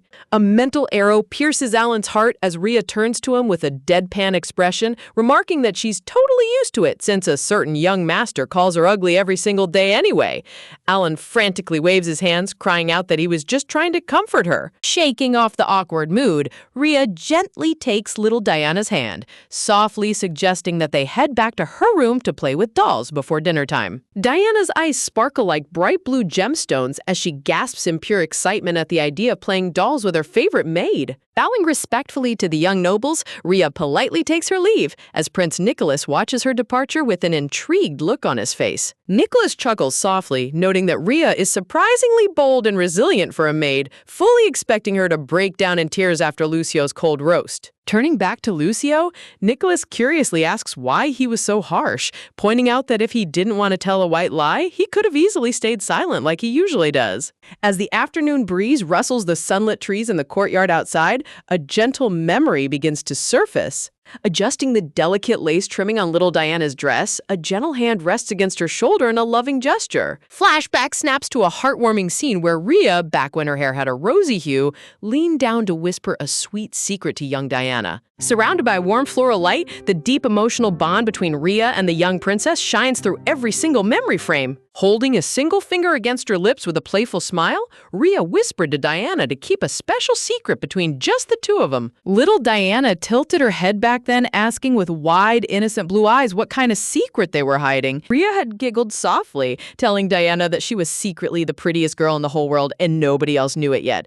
Watching Diana beam with pride, Rhea realized that while it was a gentle lie, letting the innocent girl see the world as beautiful was worth every white lie in the book. Little Diana's eyes light up with pure wonder as she gasps, asking if this special secret is truly just between the two of them and nobody else. Smiling brightly with a soft laugh, Rhea confirms that it's their super special secret, asking the young princess how they should lock it in forever. Without a moment's hesitation, little Diana proudly holds up her tiny pinky finger, loudly declaring that a pinky promise is the only official way to make it real. Rhea chuckles warm-heartedly as they interlock their pinkies lackeys, cheering for how wonderfully smart the young lady is.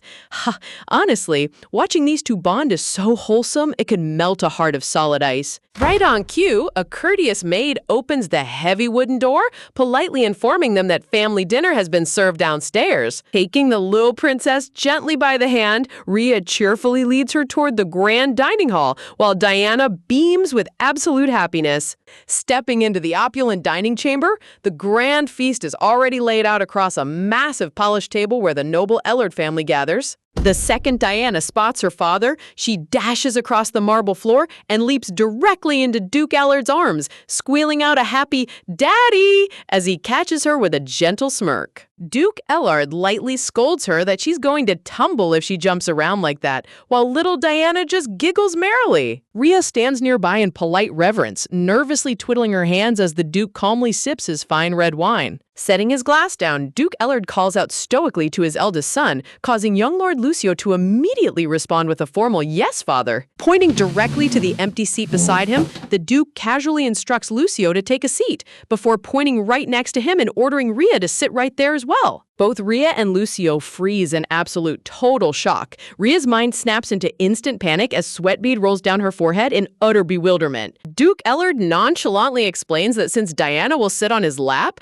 Rhea obviously needs to sit right next to her to help her eat. Rhea internally screams in sheer terror, realizing that every single servant in the room is staring straight at her. Her eyes dart nervously around the grand hall, practically sweating bullets as the sheer awkwardness of the situation settles in. Sitting down at the luxurious table, Rhea gulps nervously, internally noting that normally the staff would object to a maid sitting with nobility, but in this household, Duke Ellard's word is absolute law. Seriously, the sheer terror on her face is peak comedy. Suddenly, a crisp shadow looms beside her as young Lord Lucio casually pulls out his own seat right next to her. Lucio smoothly adjusts his pristine white coat, taking his seat beside Rhea without uttering a single complaint or showing a shred of annoyance. Flustered beyond belief, Rhea hastily bows her head, squeaking out a frantic thank you to the young master for his quiet chivalry. Clapping her hands together with radiant joy, Duchess Ellard beams at the warm table setting, her face glowing with maternal bliss. She sweetly remarks how long it's been since the entire family gathered for a meal, gentle tone, reminding Lucio to rest well during his brief break from the academy before exams resume. Little Diana eagerly stabs a roasted potato with her small fork, stretching her tiny arm across the table as she sweetly offers it to Rhea. Rhea touches her chest in heartwarming surprise, softly thanking the precious young lady as she accepts the bite with a happy smile. But before Diana can offer another piece, Duke Ellard swoops in with his fork, intercepting the meat and feeding Rhea himself, while teasing Diana that her tiny arms are far too short to beat him. Diana pouts in dramatic defeat as Rhea chews with stuffed cheeks. Duchess Ellard smiles warmly, placing a delicious portion of grilled poultry onto Rhea's plate, remarking that she's much smaller than other girls her age and needs to eat plenty to grow healthy. While thanking the madam politely, Rhea inwardly groans in total fluster, wishing with all her soul that the other maids weren't standing around witnessing her getting pampered by the entire ducal family like a favored princess. Standing along the dining hall perimeter, two housemaids exchange silent, intensely judgmental looks as they observe the unbelievable scene unfolding at the head table. Rhea glances back nervously, realizing that the room was unusually quiet, not because of strict table manners, but because something else entirely caught their attention. It turns out all the young maids were actually staring in utter dreamy trance at Lord Lucio's jaw-dropping, immaculate side profile as he dines like a majestic fairy tale prince. Talk about visual artist flex. Rhea chuckles internally, admitting that Lucio definitely has a face that naturally commands attention, though she still loves little Diana 1,000 times more. In the background, Chibi Lucio radiates a dark, grumpy aura as if sensing her secret bias. She lets out a quiet sigh of relief, realizing that thanks to Lucio drawing all the romantic gaze, nobody is paying attention to her awkward presence anymore. However, late that night in the shadowy servants' quarters, sinister whispers spread like wildfire. Two maids huddled together, murmuring in dark envy about how Rhea actually sat at the noble table and got personally fed by the Duke. Shadows cast long, eerie silhouettes against the wall as another voice bitterly adds that Rhea even stole the young lady's expensive frilly dress to fool the entire household. Snickering malevolently, the envious maids whisper that Rhea is far too vicious and cunning, somehow wrapping the madam and young master around her finger, until one maid suddenly pauses with a sly grin, remembering that Lord Lucio just returned today. A dark, scheming smirk spreads across their shaded faces as they realize that Lord Lucio is famously cold, strict, and unyielding. They dark-heartedly conclude that a stoic noble like Lord Lucio will never, ever tolerate that peasant girl's mistakes for a single second. Meanwhile, standing pristine and motionless inside the sunlit study, young Lord Lucio looks as sharp and intimidating as an iced blade. Seated behind his massive mahogany desk,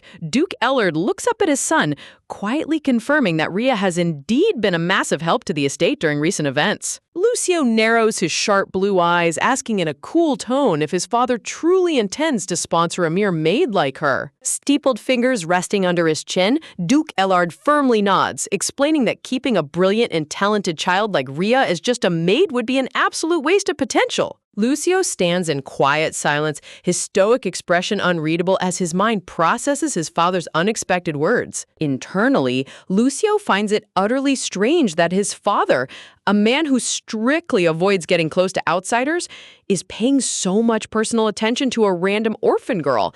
Yet deep down, Lucio realizes he doesn't understand his own strange feelings either. Flashback ripples across his memory as he recalls the exact moment his eyes first met Rhea's in the sunlit corridor yesterday. An intense, sharp pang gripped his chest back then, an agonizing sensation as if his very heart was being carved out with a rusted blade. Dark, inexplicable resentment flared from the deepest depths of his soul the moment he gazed upon her face, a haunting feeling he couldn't explain. In that breathtaking visual frame, a glowing ray of light connects present-day Lucio and little Rhea, hinting at a deep fate or a forgotten past life tie. Check out the artist's lighting design here. It's abso-gorgeous. Duke Ellard breaks the intense silence, revealing with a subtle frown that there's a major problem. The sponsorship offer was flatly rejected. Lucio's eyes widen in sheer shock as he stammers out, "Rejected?" Duke Ellard nods, explaining that Rhea stubbornly insists on remaining a maid, asking Lucio to personally use his authority to convince her otherwise. Noticing Lucio's lingering silence, Duke Ellard tilts his head, curiously asking his son if there's something else weighing on his mind. Shaking his head mildly, Duke Ellard assures him that since Rhea is still young and Diana deeply relies on her, they won't force her into anything she doesn't want just yet. Listening calmly to his father, young Lord Lucio lowers his gaze for a second, thinking to himself that if the situation is truly like that, he adjusts his pristine embroidered coat, looking up with cold blue eyes and stoically confirming that he completely understands his father's request. Meanwhile, early the next morning, little Rhea's brown eyes pop wide open in utter excitement as she gasps with joy, barely able to believe her ears that she's being assigned to clean the main building's grand library instead of the dingy annex. Waving her hands eagerly, she cheerfully assures the two senior housemaids that she has zero complaints whatsoever, bowing respectfully before dashing off to start her brand new assignment. Internally, Rhea is practically flying on cloud nine. The main library is strictly reserved for the Duke's direct bloodline, overflowing with rare ancient scrolls and forbidden magical texts that rival the Imperial Palace itself. For an undercover bookworm like her, getting sent there alone is an absolute jackpot. Standing proudly in her crisp maid uniform, her face glows with pure delight. Seriously, look at her overflowing joy. She has no idea she's stepping right into a tactical trap set by her bitter coworkers. Carrying a heavy water bucket in hand, little Rhea hums a happy tune as her boots click rhythmically down the polished wooden hallway, completely oblivious to the shadowed figures watching her from behind. Huddling together in dark corners, the two envious maids exchange sinister, smug grins, snickering among themselves about what a complete idiot Rhea is for taking the bait. They dark-heartedly murmur that the main library happens to be Lord Lucio's personal hideout, where he spends most of his time, and everybody knows the terrifying young master absolutely despises being interrupted. Unaware of their petty scheme, Rhea's mind is already swimming through a magical candy store of possibilities. Should she dive into advanced magic theory, study the high history of the Empire, or research complex herbology first? Resting her cheek against her palm with a sweet smile,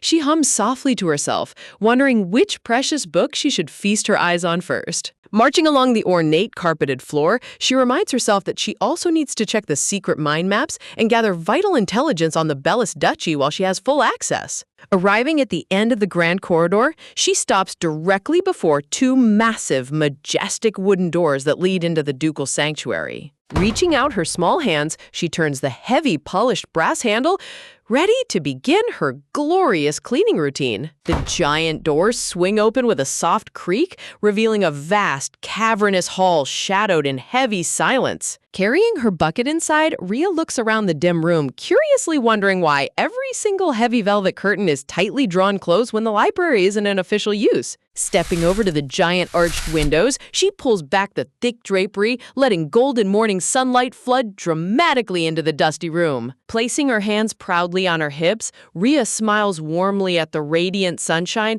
cheering that this beautiful light is absolute perfection for a deep cleaning session. But just as she gets ready to wipe off the dust, her sharp eyes catch sight of dark silver hair peeking out from behind a luxurious velvet sofa. Her eyes widen in sudden surprise, taking a nervous step back as she whispers to herself that someone is actually lying right behind the couch. Resting gracefully on the plush chaise lounge like a sleeping prince from a fairy tale storybook, young Lord Lucio lies completely still in the soft morning glow. Talk about a stunning character showcase frame. The artist went full high fantasy romance novel visual here. Rhea's heart instantly drops into her boots as her brain screams, "Lucio!"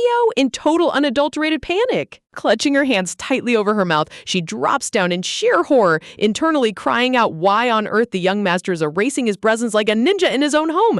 She nearly had a literal heart attack right then and there. Gazing back at his motionless form, she observes how quietly he sleeps under the warm rays of sunlight, his usual harsh demeanor melted away into peaceful calm. Tilting her head slightly, she quietly reflects on his presence, realizing something subtle that she never paid attention to before. Flashback ripples across her thoughts, recalling how every time she saw Lucio from afar, he stood so sharp and flawless that he resembled a finely sculpted piece of gallery art. Softly placing a stack of heavy volumes onto the side table, Rhea decides it's best to quickly tidy up a tiny bit and quietly leave the room so she doesn't ruin his rare, peaceful rest. But as she leans down, her curiosity gets the better of her, gently picking up the thick leather-bound volume resting near his couch to see what serious text had made him fall asleep. She turns the cover over, only to reveal a cute illustration of a puppy and a bunny titled "How to Befriend Timid Animals." Are you kidding me right now? The intimidating, cold-blooded heir to the duchy was literally cramming on animal training guidebooks to figure out how to talk to little girls. That is top-tier comedy contrast. But right at that exact moment, the sudden shift in light causes Lucio's long eyelashes to flutter open. Sensing movement beside him, the silver-haired prince slowly begins to rouse from his deep sleep, while Rhea stands frozen in place holding his secret guidebook. Softly hovering her hand over his brow, Rhea wonders to herself why someone with a soft, expensive bed would choose to sleep so uncomfortably in a quiet library sofa instead. Looking closely at his serene facial features, she murmurs internally that up close, his soft hair texture and sharp facial shape looks surprisingly similar to little Princess Diana. Sudden snap! Lucio's icy blue eyes shoot wide open, staring directly into Rhea's soul as her hand hovers barely inches from his forehead. Screaming out in sheer panic, Rhea flails her arms wildly, stumbling backward while frantically apologizing for invading his personal space. Lucio sits up with a sharp glare, coolly demanding to know what she's doing here. Tripping over her own maid skirt, Rhea loses her balance completely as Lucio shouts, "Wait!" in sudden alarm. She tumbles backward into a small table, sending a massive mountain of sorted documents, papers, and scrolls crashing violently onto the hardwood floor. Sitting on the floor, holding her aching head, Rhea groans in agony as stars spin around her vision. But rubbing her bruised noggin, she suddenly snaps back to reality, gasping that this is definitely not the time to be crying over spilled milk. Scrambling onto her knees like a whirlwind, she rapidly gathers the scattered papers while bowing repeatedly, stammering out that she only came to clean and tried to help when she saw him sleeping uncomfortably. Lucio stands towering above her with crossed arms, radiating stoic intensity. But right as she gathers the last paper, a dark shadow sweeps over her face as the cold realization hits her mind like a sack of bricks. The shadowy images of those two sneering senior maids flash across her brain. She realizes with sickening clarity that those bitter snakes knew Lucio was hiding here all along and sent her on purpose to get her executed by the scary young master. Quickly masking her panic, Rhea hands the neatly stacked papers back to Lucio, politely noting that she reorganized them by topic for his convenience. Holding the perfectly arranged stack, Lucio flips through the pages stoically, admitting to himself that the documents are indeed flawlessly categorized by subject matter. Narrowing his blue eyes, Lucio gazes down at the tiny maid, stating calmly that she clearly knows how to read and understands high-level vocabulary, asking her pointedly how much of the confidential file she actually understood. Rhea takes a hesitant step back, sweating bullets as she stammers out that she barely knows anything at all. Stepping closer, Lucio looks directly into her trembling eyes, calling out her lie in a cool voice, observing that she seems to be actively running away from him. Standing tall in the golden sunlight, the tall, regal noble lord towers over the tiny maid, creating a tense visual dynamic that highlights just how vulnerable Rhea is in this massive estate. Looking down at her trembling frame, Lucio softly murmurs that she's terrified of him again, muttering to himself with a subtle hint of disappointment that it really can't be helped. Meanwhile, pressed tightly against the wooden door outside, the two scheming maids hold their ears to the keyhole, whispering maliciously to each other that Rhea must be getting brutally chewed out inside. Suddenly, a crisp silver bell chimes loudly from inside the study. The maid gasps in excitement, realizing the young master is officially summoning staff. Throwing the double doors open with a fake, sparkling customer service smile, the maid loudly announces her arrival, enthusiastically asking what the young master requires. But as she steps inside, her jaw nearly hits the floor. Instead of seeing Rhea crying on the ground, Lucio turns his back calmly, complimenting Rhea in front of everyone that she found and organized everything on his request list perfectly. The maid internally freezes in utter disbelief, though her petty brain desperately copes by assuming Rhea was still somehow getting scolded. Talk about a complete backfire. Expecting a brutal tongue lashing for disturbing his sleep, Rhea lowers her head in quiet surrender, convinced that the young master summoned the head maid just to deliver an escalated punishment. But without skipping a single beat, Lord Lucio extends his arm and points his slender finger directly at her face, declaring calmly that his orders are specifically for this child. The entire room instantly freezes into a stunned silence as giant question marks practically hover over everyone's heads. The head maid blinks in complete confusion, while Rhea stands there looking utterly lost. Sweat dripping down her temple, Rhea stares blankly at his finger, completely unable to process what kind of grand punishment involves personal identification. But before her brain can even formulate a proper thought, a lavish afternoon tea spread appears right before her eyes.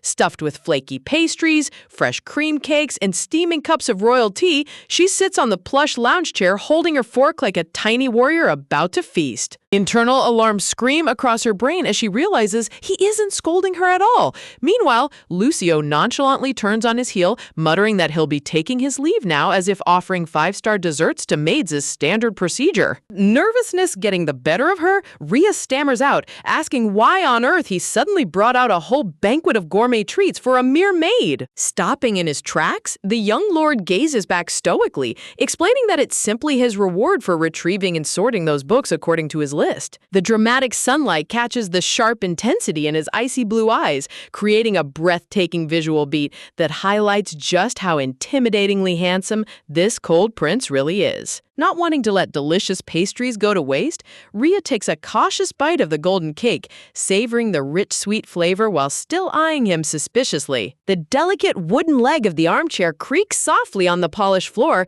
as Lucio shifts his weight, turning around to face her with total authority. Standing tall against the golden window light, he delivers a shockwave command, ordering her to report to the library every single day from now on. The sweet pastry nearly slips right off her fork as her jaw drops in absolute shock.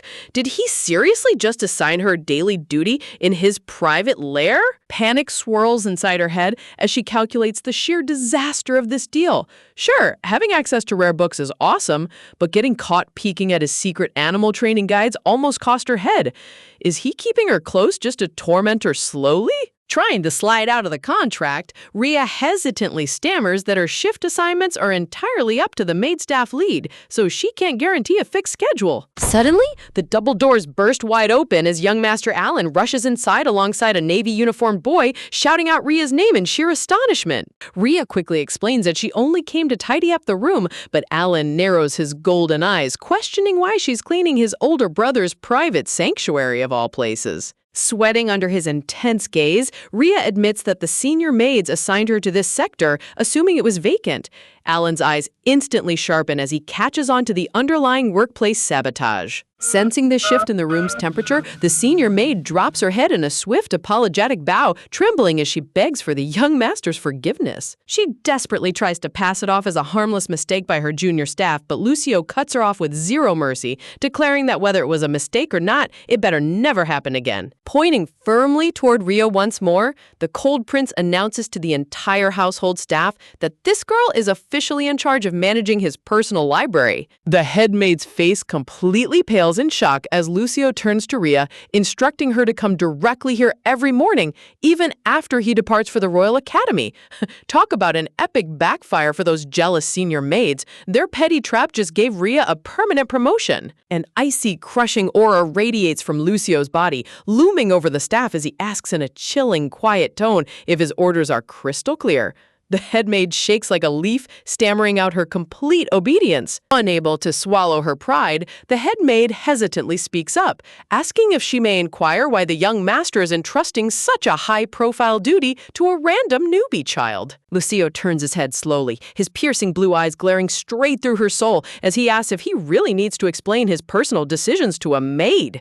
The senior maid gasps in sheer terror, instantly apologizing for stepping out of line. With a cold flick of his hand, he dismisses her from his presence, allowing her to scurry out the door while the grandfather clock ticks quietly in the background. Turning his attention toward his younger brother, Lucio smoothly shifts topics, asking Alan what brings him barging into the library all of a sudden. Alan rubs the back of his neck, admitting he wanted his big brother to evaluate his sword training with Jack, but got distracted when he saw the head maid hovering around outside. Glancing over at the lavish table, Alan points at the royal dessert spread, asking what in the world is going on with all this high-class food. Lucio casually rests a finger against his chin, explaining in a deadpan tone that it's a treat for Rhea, since she mentioned it was her favorite. Alan's mouth twitches in absolute disbelief, since when does his terrifying older brother hand out cute animal treats? Noticing the quiet boy in the blue uniform, Lucio asks who's standing behind him. Alan introduces Jack, explaining that he's a new trainee in the Lexion Knights, hailing from the same orphanage as Rhea and serving as his current sparring partner. Placing a hand respectfully over his heart, young Jack bows deeply, greeting the formidable heir of the duchy with perfect military discipline. Lucio gazes down at the young knight, quietly repeating that he came from the exact same orphanage as Rhea, filing that detail away in his mind. Deciding to indulge them, Lucio announces he can spare a brief moment before his next appointment, telling them to head over to the training grounds. Alan pumps his fists in excitement. Turning to his sparring partner, Alan tells Jack to go on ahead while he grabs a couple of strategy books from the shelves first. As Jack nods and steps out, Alan marches over to Rhea, calling out her name with a deeply serious expression. He sternly warns her that his older brother is extremely selective about who enters his domain, deadpanning that if she had woken him during a nap, she would have been tossed right out of the duchy on her butt. Seeing Rhea freeze up with a guilty, sweat-dripping expression, Alan's eyes widen as he realizes something terrible just happened. Completely losing his cool, Alan screams in sheer disbelief that she's absolute nuts and almost got herself fired on day one. Rhea flails her hands wildly, crying out that she genuinely didn't know he was sleeping under the couch. Rubbing his temples in frustration, Alan tells her to forget it, but asks thoughtfully why she thinks his terrifying brother let her off the hook so easily without a single punishment. Rhea blinks blankly, stammering that she honestly has. Deep in thought, she reflects back on their past encounters. He clearly disliked her at first, so why on earth would a ruthless young lord show such unbelievable generosity to a lowly maid? A dreamy flashback frame flickers through her mind, recalling the exact moment she reached out toward his sleeping brow while holding that animal guide.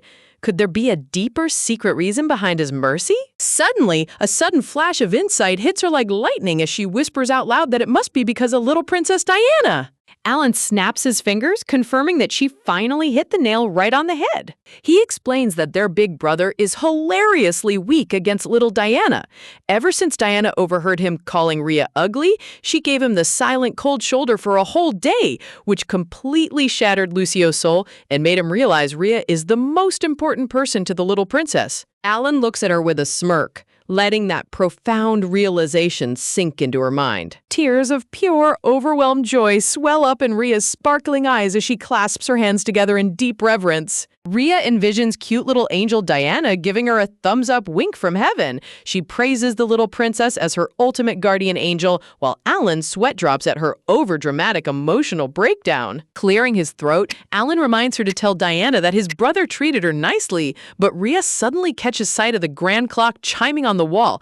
Realizing Diana's afternoon lessons are almost over, she gasps in panic, dashing out the door to greet her favorite little princess. As Rhea hurries out of the room, young Master Alan's voice echoes down the grand corridor, calling out for her to wait up. Halting in his tracks, Alan turns toward her with a deeply inquisitive gaze, asking point blank if the senior maids have been picking on her behind closed doors. Rhea spins around in complete bewilderment, blinking twice as her brain tries to comprehend how this kid managed to piece the truth together so fast. Alan explains in a calm, analytical tone that assigning a brand new maid to a high-risk area like Lucio's private wing makes zero sense, unless someone was deliberately trying to sabotage her. Rhea shouts out that it isn't what he thinks at all, desperately trying to downplay the workplace drama. Alan gently interrupts her panic, assuring her that since he's taking over management duties around here, she won't have to worry about those petty bullies anymore. Sweat dripping down her cheek, Rhea softly pleads with him not to raise a huge fuss over her, fearing the chaotic aftermath of noble intervention. Given a quick bow, she stammers that she's in a massive rush to check on little Diana, slipping through the heavy wooden door before he can press any further. Alan reaches out an earnest hand, calling after her in surprise as she bolts down the hallway like a track star dodging accountability. Honestly, watching these noble kids act like protective older brothers to a grown reincarnated soul is comedy gold. Her boots click rapidly against the polished marble floor as she sprints down the endless hallway, her apron fluttering behind her. Deep in thought while running, Rhea realizes both Alan and Lucio saw straight through the senior maid's nasty scheme. Lucio didn't just appoint her library manager out of nowhere, he actively stepped in to shelter her because little Diana treasures her so deeply. Clamping a hand over her mouth as she catches her breath, she blushes in mild embarrassment. To think a couple of literal children noticed her predicament before she could handle it herself? High above the estate, the evening sun bathes the glass windows in a gorgeous violet shade, signaling the calm end of another chaotic afternoon. Inside the cozy nursery, a charming fairy tale book lies open, its cover glistening with magical golden dust under the soft lamplight. Wrapped snugly under a thick white duvet, little Princess Diana sleeps like a peaceful angel, her tiny chest rising and falling in rhythmic breaths. Sitting right at her bedside with the storybook resting in her lap, Rhea chuckles softly, teasing the sleeping girl for begging so hard for a bedtime story only to pass out on page 1. Her gentle smile slowly fades into a contemplative gaze as she stares at the quiet room around her. A wave of internal conflict settles over her mind. Given a little more time, she could have handled those toxic senior maids on her own. But now she feels burdened with an unspoken debt toward cold Prince Lucio. She reflects on how wildly her peaceful survival plan is spiraling out of control. Just as she wonders why endless complications keep piling up, little Diana's long eyelashes flutter open. Blinking her bright sapphire eyes, the sleepy princess gazes up at her favorite caregiver with unconditional warmth and trust. A quiet, heartfelt vow echoes in Rhea's soul, wishing with all her heart that she could stay by Diana's side and protect this innocent happiness forever. The tranquil atmosphere in the nursery feels almost sacred as the two girls share a peaceful moment beneath the glowing canopy of the grand bed. Look at how soft this lighting is. The art direction in these quiet character beats truly hits different. The quiet evening breeze rustles gently against the tall balcony glass as dusk settles across the ducal territory. Tucking the blanket comfortably around the little girl, Rhea maintains her vigilant watch, ensuring the young princess feels completely safe and cherished. Hearing the subtle sound of approaching steps outside, Rhea turns her head, wondering who could be visiting at such a late hour. Diana lets out a tiny, satisfied sigh in her sleep, completely oblivious to the soft footfalls approaching her bedroom chamber. Standing tall against the dim ambient light, Rhea holds the closed fairy tale book against her apron, assuming her perfect maid posture. tender flashback flickers through her thoughts, recalling the very first day she embraced little Diana when Duke Ellard brought them in. Back then, she viewed the child's desperate attachment as a mere survival instinct. Because of that, Rhea originally planned to keep her distance and escape the duchy at the first opportunity, yet being showered with such pure, unconditional affection every single day completely melted her defensive walls. Gently resting her hand near Diana's tiny fingers, Rhea acknowledges just how deeply this adorable little princess has anchored her heart to this household. The arched wooden doors slide open smoothly, revealing the grand, brightly lit hallway outside the nursery suite. Stepping into the quiet corridor, Rhea carefully closes the heavy doors behind her to avoid disturbing the sleeping child. As her boots tap quietly along the carpeted runner, she wonders to herself if Jack's sparring evaluation with young Master Alan ended on a positive note. Suddenly, a refined, feminine voice calls out her name, cutting through the silence of the corridor. Looking up, Rhea sees Duchess Ellard walking gracefully down the hall alongside her stern head attendant, asking in a gentle tone if little Diana has already fallen asleep.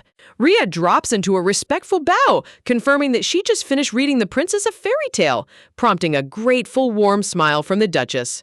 Turning toward her personal attendant, the Duchess offers a subtle nod of dismissal, allowing her senior staff to step back. The head attendant bows low with formal precision, excusing herself from the hallway while casting a sharp, icy glance at Rhea on her way out. Talk about lingering workplace tension. That attendant's glare could freeze boiling water.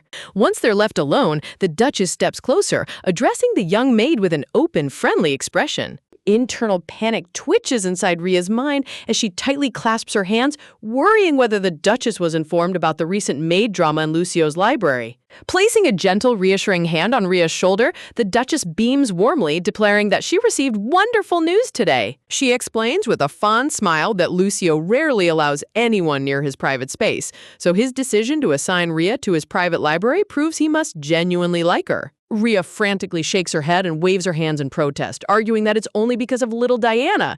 But the Duchess merely lets out a soft laugh, teasing that as his mother, she knows exactly what lies inside her son's guarded heart. A dreamy, framed flashback reveals young Lucio holding a training sword. The Duchess softly shares that Lucio was always an unusually independent child who mastered everything on his own, gently prompting her to prioritize his rest over intense studies. Her expression dims as she recalls how the strict ducal elders stormed in back then, harshly accusing her of ruining the precious heir of House Ellard with her soft parenting. Unable to settle the intense dispute with the elders, she was forced to send young Lucio away to the capital.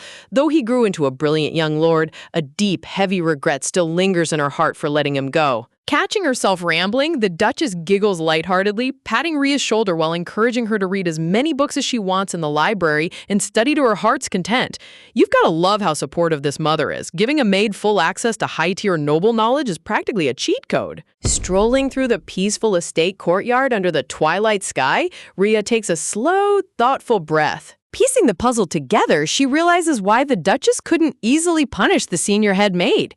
When Lucio was young, that head maid was the one who raised him in the Duchess's absence. Yet despite that upbringing, Lucio's attitude toward the head maid is brutally distant and chillingly cold.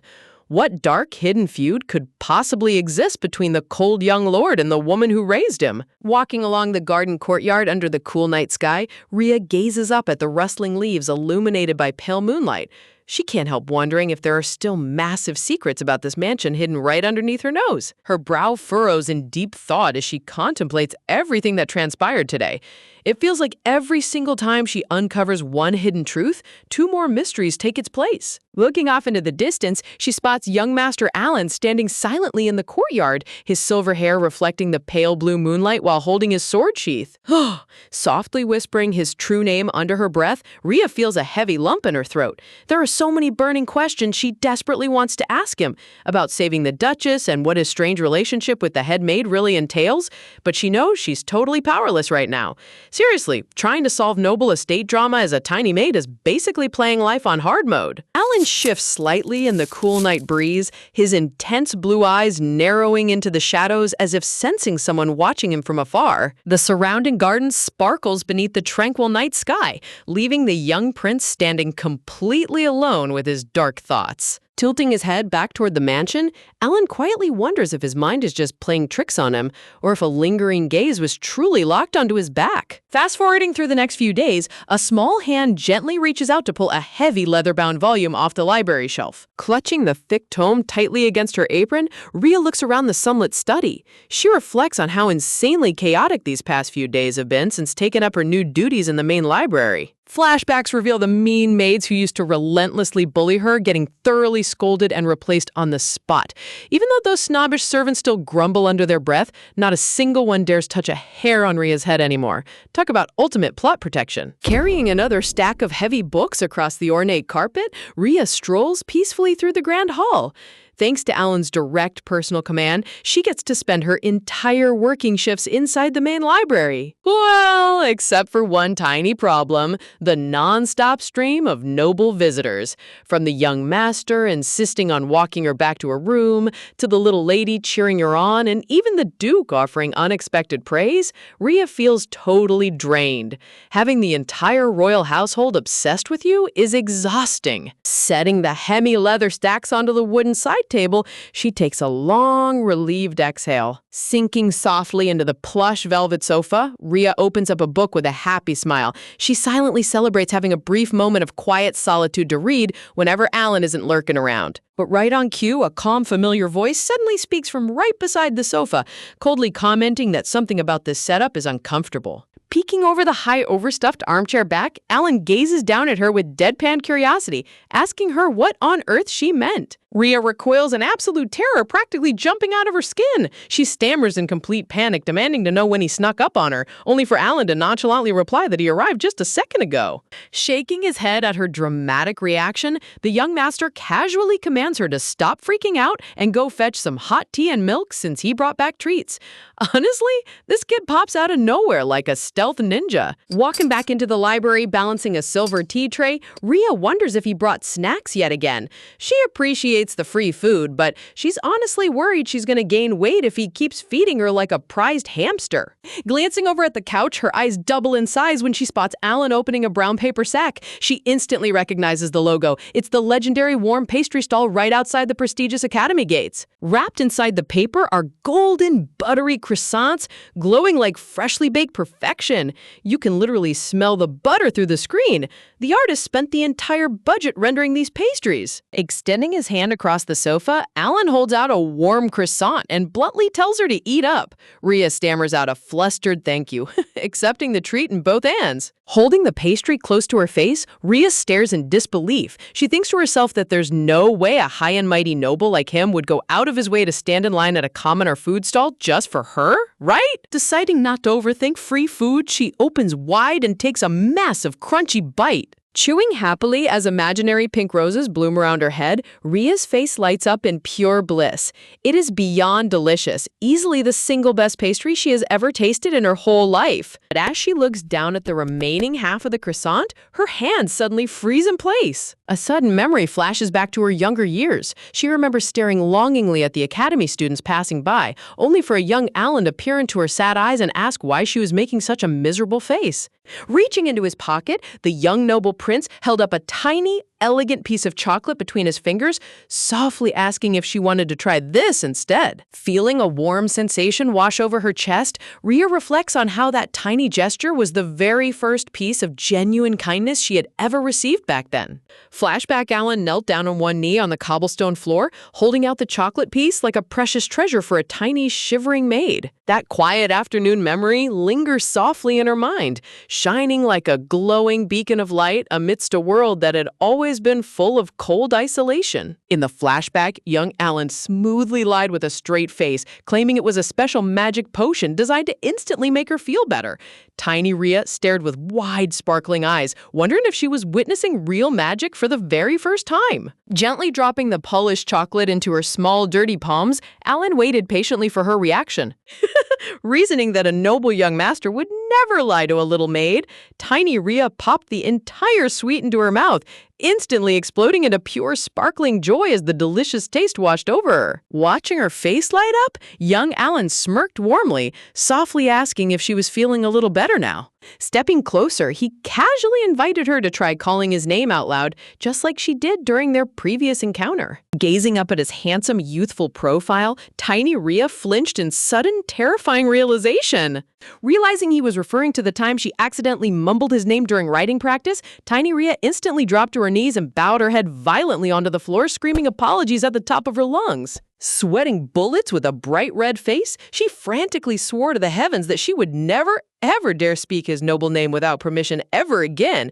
Talk about overreacting. Poor kid thought she was about to get executed over a slip of the tongue. Young Alan just stared down in silence, his blue eyes unreadable as her panic pleas echoed through the courtyard. Reflecting on that day, Rhea realizes she never actually received an official answer or forgiveness to the desperate apology she gave him back then.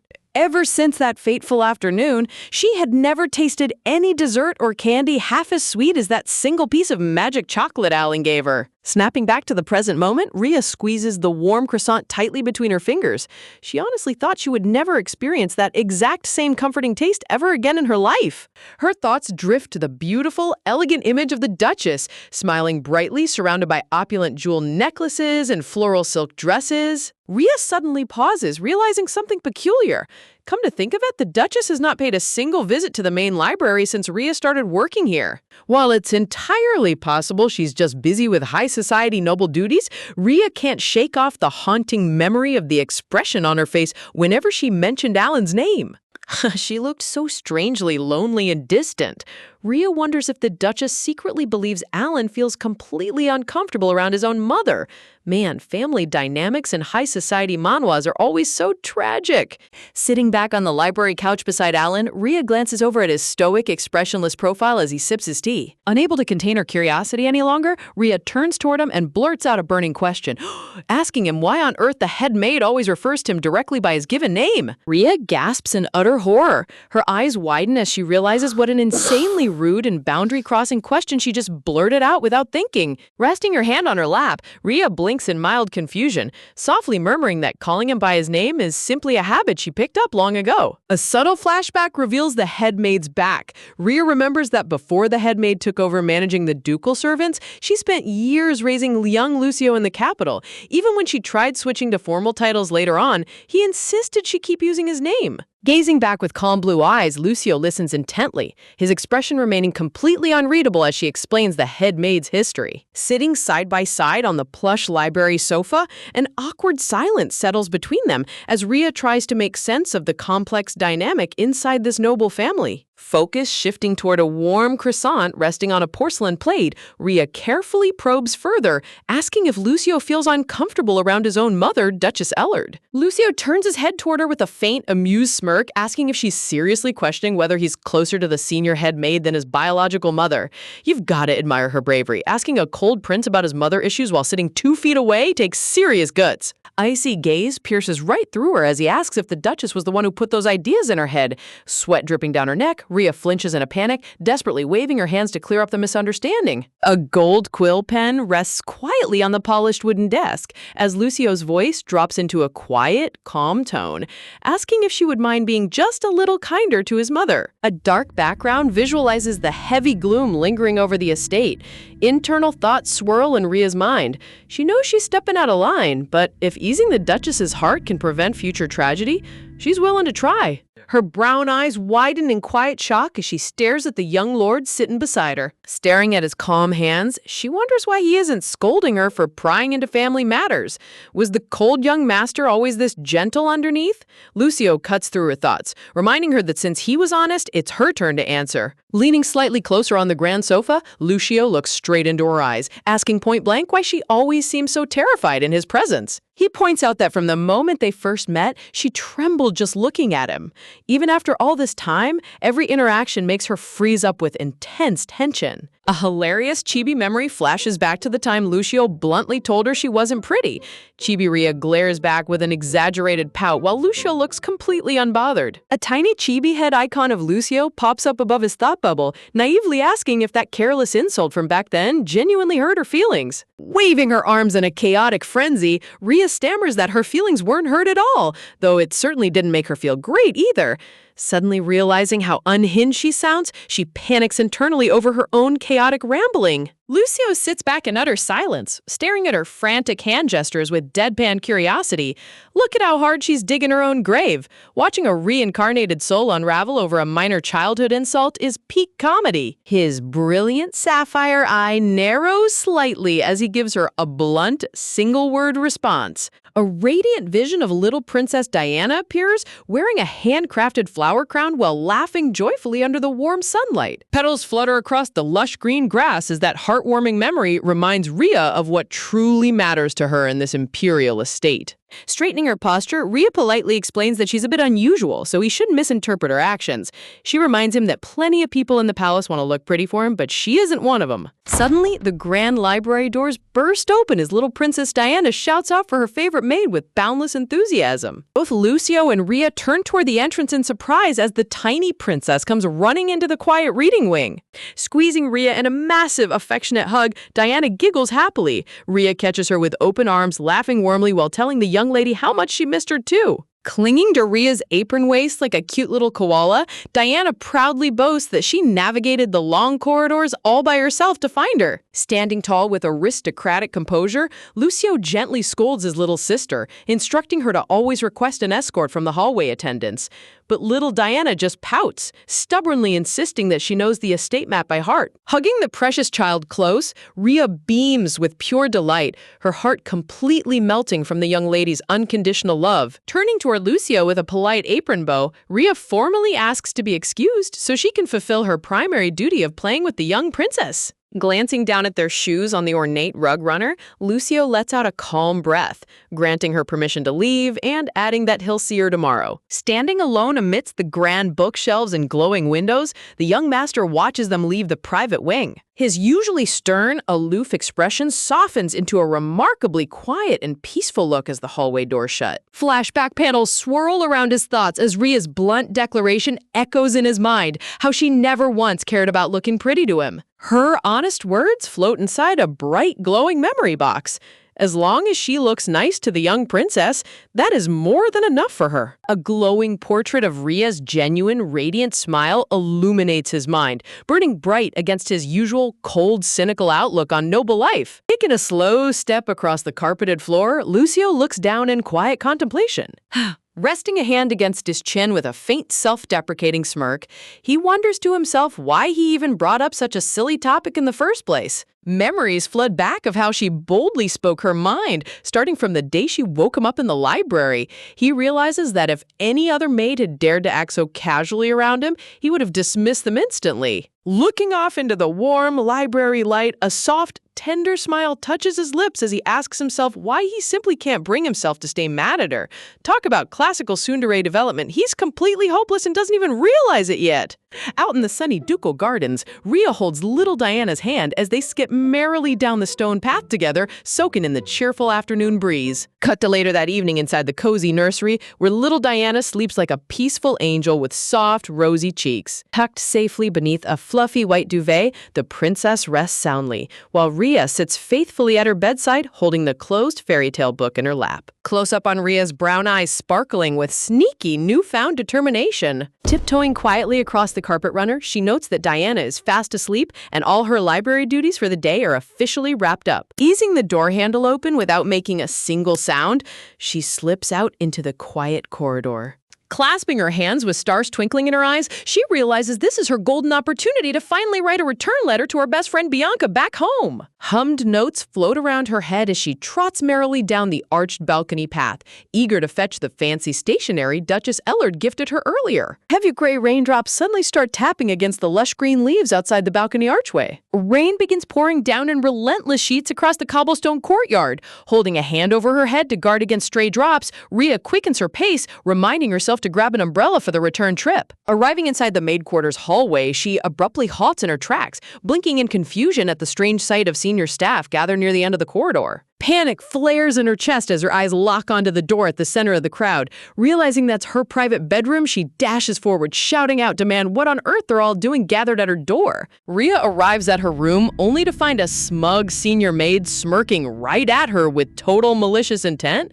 The maid casually announces that rumors were spreading about Rhea messing with noble belongings, so they decided to do a little unsanctioned search through her private quarters. With a triumphant sneer, the bully maid pulls out the exquisite gown Duchess Ellard had custom made for Rhea, waving it around like evidence. Rhea's stomach drops in instant panic. That dress was a personal gift, but these jealous maids are already framing it as stolen property. When Rhea tries to step forward and reclaim her dress, the senior maid yanks it back with a cruel laugh. Talk about bottom-tier villain behavior. These side characters really think they can corner a reincarnated protagonist over a shiny dress. Cruel laughter echoes down the corridor as the maid scoffs that giving such a lavish dress to a lowly maid is a ridiculous lie. Dark gossiping whispers swirl around the surrounding staff, feeding into the malicious slander without a second thought. Rhea stands frozen in disbelief as the bitter rumors pile on, accusing her of having sticky fingers. She remembers carefully tucking that dress away in a keepsake box alongside her precious letter from Bianca, completely helpless as her private sanctuary is torn apart. Crumpled paper and scattered envelopes lie ruined across the wooden floor, discarded like trash by the intrusive maids. The dark malice hanging in the air turns suffocating as the staff sneers at her supposed arrogance. A close-up of the crumpled stationery reveals the heartbreaking destruction of her private belongings. Finding her personal letter trashed like garbage makes her blood run cold. These maids didn't just search her room, they intentionally destroyed everything she held dear. The senior maid takes a step forward, smugly declaring that Rhea won't get away with her pride just because the madam favors her. Suddenly, Rhea snaps and lunges forward to grab her belongings back, shattering her usual calm demeanor. The bully maid gasps in utter outrage, screaming whether Rhea thinks this whole situation is some kind of joke. Sweat drips down Rhea's tense face as she fights back tears, her entire body shaking with built-up resentment. Rhea's hand reaches toward the ruined letter on the floor. The constant degradation from these servants has reached a breaking point, pushing her fragile emotional state right over the edge. Memory fragments flood her mind of all the time she suffered in silence, back in her past, and even now in this new life. All she ever received from those around her was relentless disdain, mockery, and physical abuse. A dark, shattered glass visual captures her inner despair as she asks herself why she always has to suffer. In their eyes, she's nothing more than a helpless orphan with nowhere else to go, an easy target for their pathetic insecurities. Standing tall with arrogant entitlement, the bully maid snorts, telling Rhea that an insignificant worm like her needs to know her place. You've got to love how secondary villains always spout the exact same generic arrogance right before their impending doom. Darkness shadows Rhea's face as her mouth tightens into a grim, terrifying line. A sinister realization dawns on her. She spent all this time trying to fit in, assuming her powerlessness was her own fault. Internal thoughts burn in dark red text across the gloom. She was blamed simply for being too ordinary, for not being pretty or exceptional enough to earn basic human respect. A haunting memory panel shows little Diana laughing joyfully beside a shaded-out silhouette of Rhea. They couldn't understand how a plain, nameless maid could ever deserve unconditional love from the ducal family, feeding their toxic jealousy even further. Clenching her skirt until her knuckles turn stark white, Rhea processes the harsh truth. Because she was weak and easy to pick on, they assumed she was someone they could crush whenever they felt like it. Lowering her head amidst the looming shadows of the mocking maids, Rhea whispers with quiet, bone-chilling resolve. She announces to the entire crowd that she has let them off easy for far too long. The head bully stammers in sudden confusion, caught off guard by the eerie drop in temperature. Rhea steps forward, her voice deadpan as she confesses that she tried holding back and letting their cruelty slide. But those days are officially over. Flames burst into existence around Rhea with a violent roar. Golden fire surges across the wooden floorboards, sending the panicked maids screaming in terror as the room transforms into a blazing inferno. Engulfed in a vortex of wild, uncontrolled fire, Rhea screams out her agony, demanding to know why they keep tormenting her. The visual intensity here is unmatched. The artist turned a room drama into a full-blown fantasy boss awakening. Squealing in absolute hysteria, the servants trip over themselves as they flee from the raging flames. The once arrogant bullies are now running for their lives as chaos consumes the entire hallway. Collapsing onto her knees amidst the scorching heat, the senior maid cowers in absolute horror, calling Rhea a monster and a devil. Fire glints off Ria's cold, unblinking eyes as she gazes down at the groveling bully. She whispers darkly to herself, reflecting on how she could have abandoned this estate at any time, yet chose to stay behind. Gold coins and withered ivy petals swirl through a void of dark thoughts. The Independence Fund and her research were never the real reason she endured the constant abuse in this house. A radiant sunlit memory illuminates her mind. Little Princess Diana smiling brightly while placing a delicate flower crown onto Ria's head under the warm afternoon sun. The precious child's pure, joyful laughter shines like a beacon against the darkness. Protecting that innocent smile was the one and only reason Ria ever stayed in this suffocating place. Stepping slowly through the wall of fire, Ria looks down at the terrified maid. She asks in a quiet, haunting voice, if she's a devil for defending herself, then what disgusting creatures does that make them? Swirling flames wrap around Ria's palm like wild serpents. She reminds herself that she didn't endure years of torment just to let pathetic bullies crush her spirit. A burst of explosive magic detonates around her as Ria pours out all her built-up grief. The inferno reaches dangerous levels, threatening to consume the entire mansion. Suddenly, a desperate voice pierces through the sound of crackling wood, shouting out Ria's name. Ria twitches in surprise, her glowing eyes blinking as the frantic call breaks her violent trance. Duchess Ellard stands at the end of that burning corridor, her face pale with horror. Tears stream down her cheeks as she begs Ria to look at her and stop before she destroys herself. Ria stammers in shock, recognizing the Duchess standing right outside the firewall. Her heart thumps heavily in her chest as reality finally crashes back in. Standing right behind the frantic Duchess are Duke Ellard and young Master Lucio, their eyes wide with disbelief as they witness the terrifying magic erupting from the quiet maid. Gloom swirls in Ria's mind as panic takes over. She wonders if they're furious with her now. Is it because she set their estate on fire or because she revealed her dangerous, uncontrollable nature? Clasping her chest as dark magic distorts her vision, Ria falls into spiraling despair, believing she has ruined everything beyond repair. A bright blue flare pulses violently around her heart and red pendant. Her runaway magical mana goes completely haywire, overwhelming her physical body. Reaching her bare hand straight toward the scorching heat, Duchess Ellard desperately urges Ria to take her hand. She begs the young girl to come back quickly before the dangerous fire consumes her. Sweating profusely with a burning fever, Ria's vision blurs as extreme dizziness hits her like a tidal wave. Her mind feels like it's melting under the pressure of her own power. This content is for informational purposes only and does not constitute medical advice, diagnosis, or treatment. Always seek the advice of a healthcare professional or seek care for any medical condition you may have. Taking a fragile, unsteady step backward toward the rain-slicked ledge, Ria murmurs in a weak, hollow voice that she's fine, reassuring the Duchess that everything is okay. Dark energy continues pulsing inside her soul. Realizing there's no way to contain the rampant magic consuming her body, she decides that the only way to protect everyone is to eliminate the source of danger herself. Standing tall on the stone balcony frame, Ria turns her back to the open sky as rain pours down on her face. The contrast between the roaring inner flames and the freezing storm outside creates a tragic, breathtaking spectacle. Duchess Ellard screams in pure horror, frantically waving her hands for Ria to stop as she realizes what the young maid is about to do. Leaking her body tilts softly backward over the high stone balcony ledge, Ria releases her hold on the estate. Ria plummets into the stormy abyss, falling headfirst into the dark night sky. The Duchess's blood-curdling scream echoes out as the tragedy unfolds in a split second. Lucio's sapphire eyes widen in absolute horror as he watches Ria plunge into the dark void. A desperate, gut-wrenching cry escapes his lips as he reaches out in vain. Floating downward through the rain, Ria looks up at the dark sky in peaceful resignation. Seeing Lucio's panicked face triggers a buried memory. She finally recognizes those haunted, hollow eyes. A vivid flashback panel reveals a young Lucio getting kicked down onto stone cobblestones while noble bullies falsely accuse him of stealing a fountain pen. Young Lucio shouts back in tears, desperately pleading that he was only picking it up to return it. The memory shifts to young Ria, bruised and battered in her past, covering her face in pain as she's mercilessly beaten by cruel adults. The flashback concludes with young Lucio standing completely isolated amidst a cold, judgmental crowd.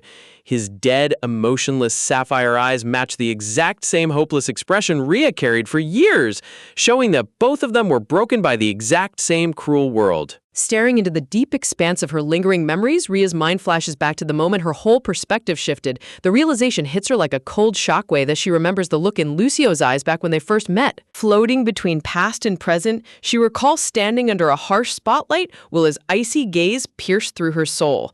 She remembers whispering to herself in total defeat that he was looking down at her with pure, unfiltered contempt. In that vivid memory, young Lucio points his finger with raw fury, shouting at her across the courtyard to halt immediately. Panicked and desperate, little Ria was already sprinting away with tears welling in her eyes, trying to escape his intense anger.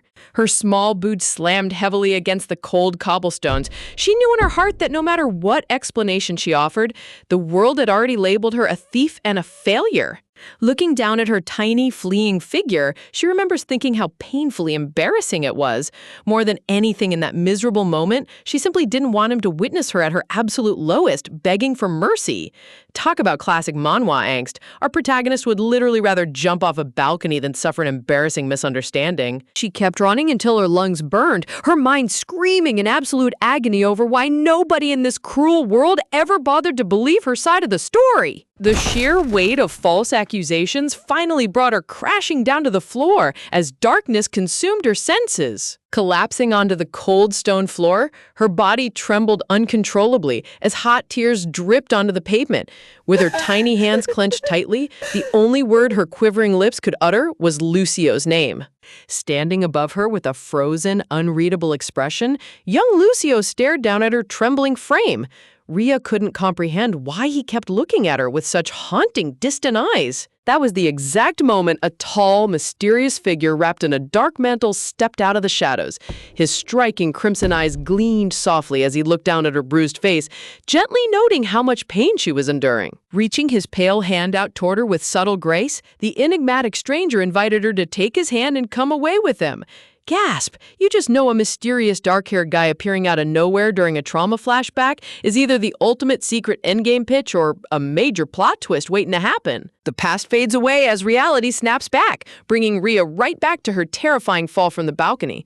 Descending through the burning storm, she reaches her small hand upward, whispering inside her mind all the burning questions she had been longing to ask Lucio if they ever met again. She wondered how he had managed to recognize her after all those years and whether he truly remembered the helpless girl from his past. Suddenly, a desperate, gut-wrenching shout tears through the roar of the crackling inferno. Leaping straight into the blazing vortex without a second thought, Lucio catches her falling body in midair. Radiant blue mana flares brightly around his royal uniform as he holds her tightly against his chest, screaming her name in pure desperation. Flames roar wildly around them, but Lucio refuses to let go, shielding her fragile body from the scorching heat with his own aura. Nestled safely within his firm hold, Ria softly closes her heavy eyelids, single tear trickling down her cheek as the violent pressure inside her finally subsides. Outside the ducal estate, heavy rain pours relentlessly over the dark rooftops, washing away the smoke and ashes of the chaotic night. Inside the Grandmaster suite, Duchess Ellard buries her tear-stained face in her hands, sobbing uncontrollably as the sheer weight of grief breaks her fragile heart. Lightning flashes brightly across the dark storm clouds, illuminating the tragic sorrow gripping the entire ducal family. On her knees by the tall stained glass window, the Duchess wails in utter agony, unable to process the horrifying tragedy that almost claimed the young girl's life. Bursting straight into the room with wide, anxious eyes, Duke Ellard rushes to his wife's side, calling out to her with deep concern. Grabbing her husband's regal robes with shaking hands, the Duchess cries out in total devastation. She shrieks that their sweet baby girl is crying out in pain, trapped in a feverish nightmare where no one can ease her suffering. Tears stream down her pale face as she desperately begs her husband for answers. She cries that her precious child is calling for her, and that she should be right there holding her hand through the agony. Duke Ellard lowers his head in deep, agonizing guilt. His heart tears apart as he softly apologizes, blaming himself for failing to protect their child from the cruelty hidden within his own mansion. Pulling his sobbing wife into a tight, protective embrace, the Duke repeatedly whispers his heartfelt apologies, comforting her as best as he can amidst the darkness. Honest emotional moments like this prove that despite all the royal drama, these parents genuinely love Rhea with everything they've got. Brushing away his own grief, the Duke's demeanor turns bone-chillingly cold. He addresses the head butler in a low, dangerous tone, commanding him to fetch Captain Marietta immediately. Rain continues falling over the dark ducal castle, setting an ominous mood for the reckoning that is about to come down upon the guilty servants. Inside the luxurious guest chamber, a high-ranking royal physician channels glowing golden magic circle arrays over Rhea's resting body to stabilize her irregular heart rate. Standing beside the bed with a tense, drawn face, Lucio demands an immediate update on her condition. The physician hesitates before solemnly confessing that tonight will mark the ultimate critical turning point between life and death. Lucio's eyes widen in furious shock as he snaps at the doctor, demanding to know why her condition abruptly spiraled out of control. The physician, bowing humbly, explains that Rhea experienced a severe mana rampage, a dangerous internal surge that normally shatters a person's body from the inside out. A glowing visual reveals Rhea's silhouette surging with wild, volatile mana. The doctor emphasizes that her survival is nothing short of a miracle. He notes that if she had lost control inside the hallway, the resulting explosion would have wiped out the entire wing, meaning she deliberately ran toward the balcony to protect everyone else. Hearing the truth hits Lucio right in the chest. He clenches his fist so hard his knuckles turn white, realizing that even while being abused by the servants, Rhea prioritized saving the estate over her own safety. A gentle memory panel displays Rhea's back bathed in warm golden sunlight. She endured endless quiet suffering without ever uttering a single complaint. Peeking through the cracked wooden doors, little Princess Diana snifflingly calls out for her big sister. Tears stream down the little princess's chubby cheeks as she clings to her mother's dress, pleading to see Rhea. She whimpers softly, asking if her dear sister is really sick and why she isn't waking up to play with her. Gently kneeling down to her daughter's eye level, Duchess Ellard strokes Diana's soft hair, lovingly reassuring her that Rhea simply needs plenty of rest to recover her strength. Carrying the weeping child away down the grand carpeted hallway, the Duchess glances back at young Lucio, who nods quietly in respectful understanding. Little Diana continues crying out for her sister as her mother carries her away. You gotta love how little Diana is literally the standard for adorable younger siblings in webtoons. As soon as his mother leaves, the gentle expression on young Lucio's face completely vanishes, replaced by a sharp, deadly glare. Hearing energetic footsteps echo down the corridor, a panicked servant comes rushing toward him. Young Master Lucio halts the servant in his tracks, shouting frantically to know where Rhea is being treated right now. The servant quickly answers that she's currently resting inside the private medical suite. Lucio asks if her body is stable and whether he can see her face, but mid-sentence, he abruptly stops and turns his cold gaze toward the senior butler standing nearby. Pointing a sharp finger at the startled butler, Lucio orders him in a sharp, authoritative voice to fetch the head maid immediately. The butler stammers in surprise before bowing nervously and rushing off to execute the command. Clenching his jaw with cold, terrifying wrath, Lucio swears to himself that he will not let this slide. Shadow covers his sharp side profile as his icy blue eyes glow with murderous intent. He coldly vows that whoever pushed Rhea to this point will pay a severe, irreversible price. The secondary villain maids thought they were just bullying a weak orphan, but they accidentally unlocked the young master's wrath mode. The dark storm finally passes, giving way to a brilliant, sunlit morning over the magnificent ducal estate. Sunlight streams softly through the tall, arched windows of the lavish bedchamber, where Duke Ellard and the Duchess sit silently by Rhea's bedside, watching over her recovery. Slowly fluttering her long eyelashes, Rhea opens her eyes to the warm sunlight.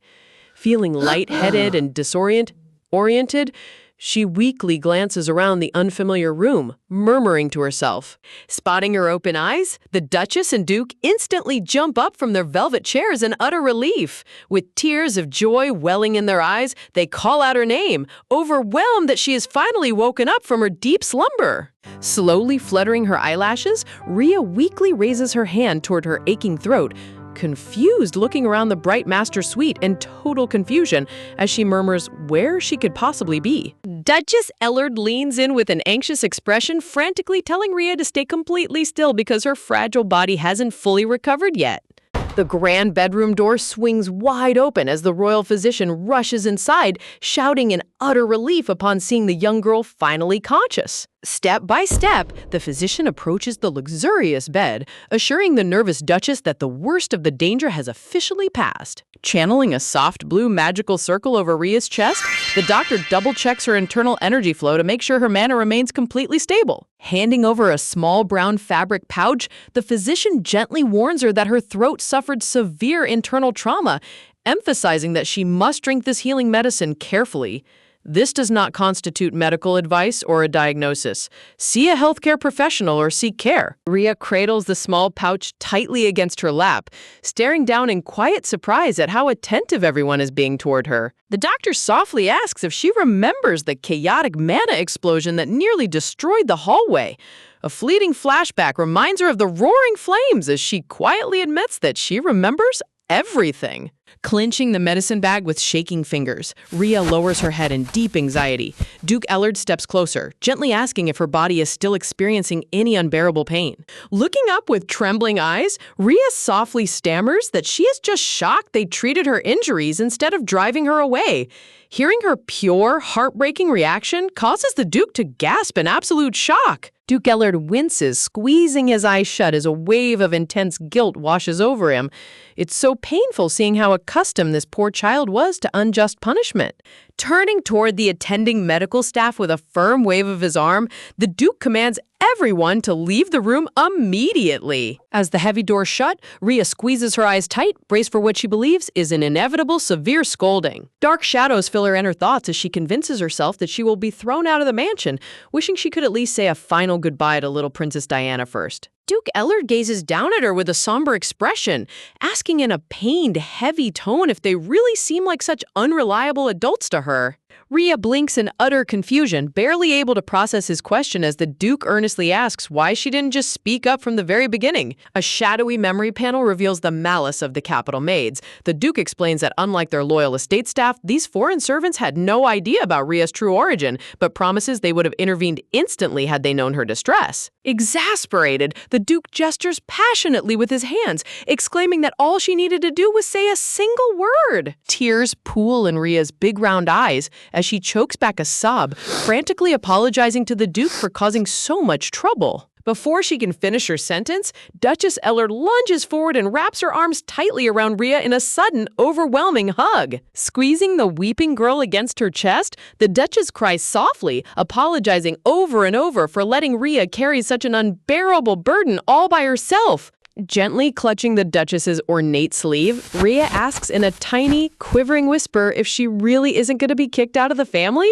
The Duchess pulls back with dynamic shock, exclaiming in disbelief over why Rhea would ever think such a horrifying thing. You've got to love how fast the Duchess switches into full protective mama mode. Lowering her head, Rhea's trembling voice breaks as she confesses how terrifying it was when everyone hated her, leaving her feeling like a useless burden. The emotional dam finally breaks. Rhea bursts into loud, uncontrollable sobs, finally releasing all the bottled-up agony she kept hidden inside for so long. Stroking her soft hair with an angelic smile, the Duchess lovingly reassures her, telling her to always ask for help whenever she feels frightened so they can protect her. Meanwhile, comedic puppy doodles fill the background, screaming in high-pitched fury at the Duke for pressuring a crying child. The Duchess angrily unleashes a comedic torrent of rage on her husband.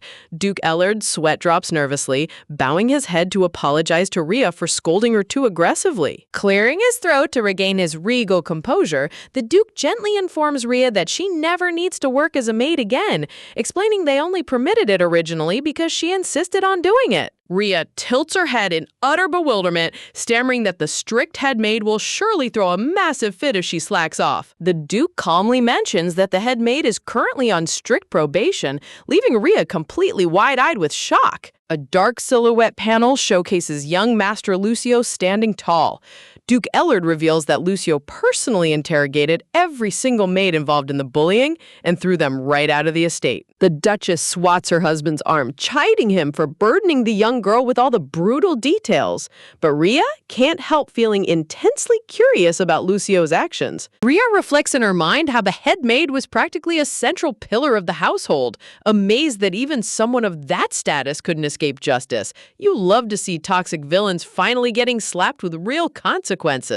Sudden pattering footsteps echo loudly down the marble hallway outside. Adorable background banners sparkle with cute puppy illustrations as the bedchamber doors fly wide open. Bursting into the master suite with teary faces, little Princess Diana and her brother yell out Ria's name at the top of their lungs. Throwing her tiny body straight onto the plush bed, Diana clings tightly to Ria, sniffling anxiously as she asks if her big sister still hurts. Smiling with genuine warmth, Ria strokes Diana's hair, gently reassuring the sweet little princess that she is completely fine now. The entire ducal family gathers together around the bed, creating a wholesome, heart-melting atmosphere after surviving the dark storm. Outside, golden sunlight bathes the grand castle architecture, signaling the bright arrival of a peaceful new day.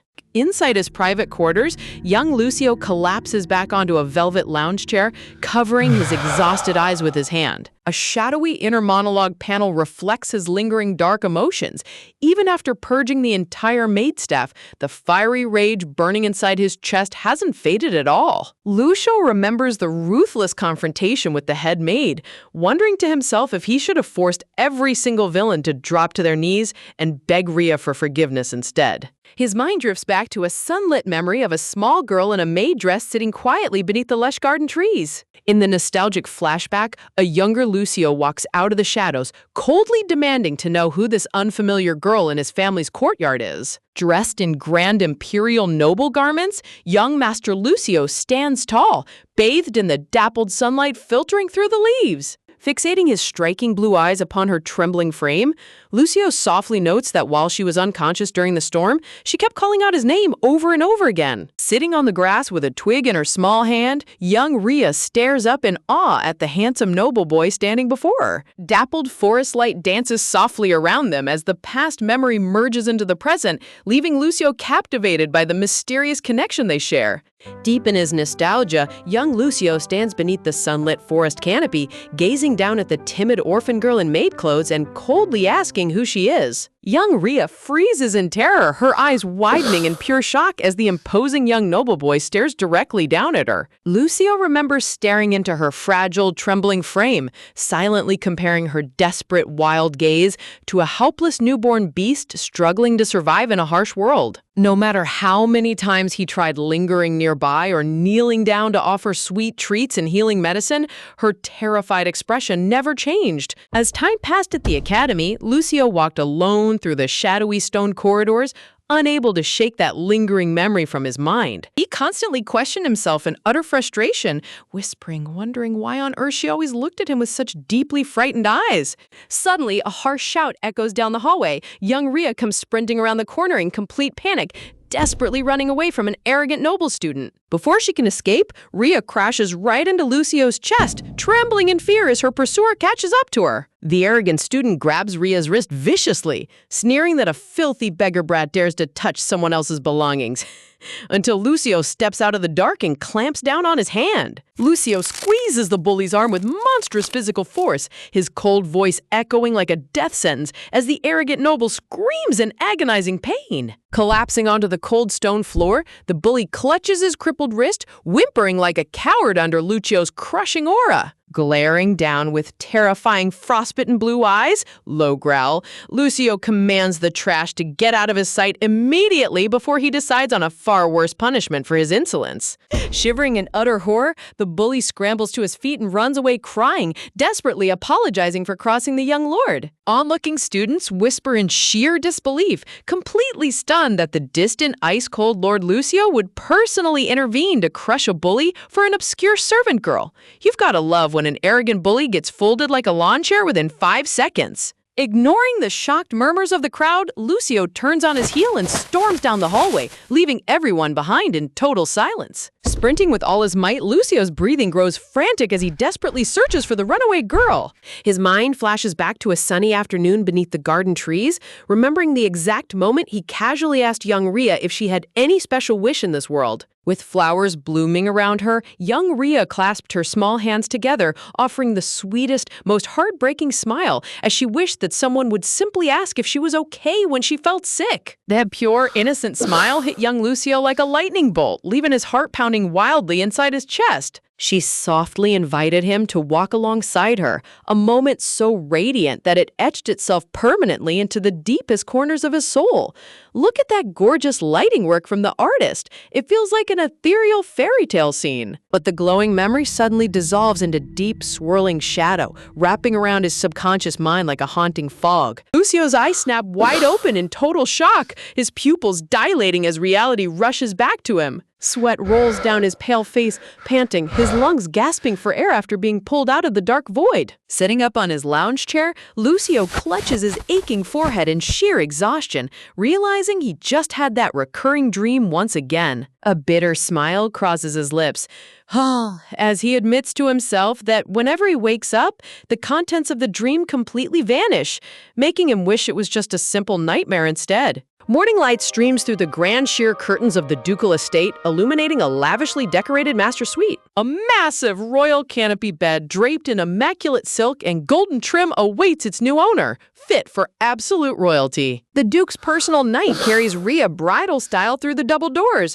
as Princess Diana and her brother bounce excitedly alongside them. Placing her down gently onto the plush mattress, the knight smiles warmly, telling her to settle in safely, while Rhea bows her head in sweet gratitude. Princess Diana hops onto the edge of the bed, beaming with joy as she asks if Rhea likes her incredibly neat new bedroom. Rhea blushes happily, marveling at how impossibly soft the blankets are. Your young master brother steps forward carrying a large, elegant white box tied with a silky pink ribbon, presenting it straight to Rhea. Curiously lifting the top, Rhea's eyes widen in complete wonder at what lies inside. Inside the box rests a breathtaking, custom-tailored noble dress lined with delicate pearl lace, accompanied by an official wax-sealed letter. Rhea gasps in disbelief, but the young prince quickly clarifies that she should thank their mother, who personally ironed out every single wrinkle and organized the gift herself. A wholesome memory shows Duchess Ellard painstakingly restoring the delicate dress on her desk, displaying pure maternal devotion. Talk about the ultimate character redemption. The Duchess went from cold noble to protective tiger mom in record time. Clasping the gift box tightly against her chest, Rhea's eyes glisten with emotional tears as she wonders how she could ever possibly repay such massive kindness. Princess Diana giggles happily, begging Rhea to play with her every single day, while Rhea promises to prepare her favorite chocolate fountain as soon as her body fully recovers. Suddenly, the grand bedroom door opens as young Master Lucio steps inside, admiring looking dashing in his white, gold-embroidered noble attire while holding a thick leather book. The entire room gasps in shock as the younger siblings happily shout out their big brother's name in surprise. Walking directly up to Rhea's bedside, Lucio maintains his calm, composed expression as Rhea nervously greets him, wondering what brought him to her room. Extending his arm, Lucio casually hands over the dark, leather-bound volume, mentioning that he brought back the exact book she was reading earlier. Rhea takes the heavy tome into her hands, stammering a quiet thank you in complete shock. She stares down at the book in utter disbelief, touched that the proud young master personally went out of his way to deliver it directly to her bedside. Lucio fixes his striking blue gaze upon her face, his icy eyes searching her expression for any sign of weakness. Without warning, Lucio reaches out and firmly grabs her wrist, remarking how hard he worked to help her put on weight, only for her to get skinny again. Rhea tilts her head in flustered confusion, completely baffled as Lucio mutters that her fragile arm looks like it could snap in half at any second. Lucio turns to the surrounding staff with an exasperated glare, scoffing over how anyone expects her to do any maid work in such a fragile physical state. The royal guard in the back sweat drops in pure awkwardness.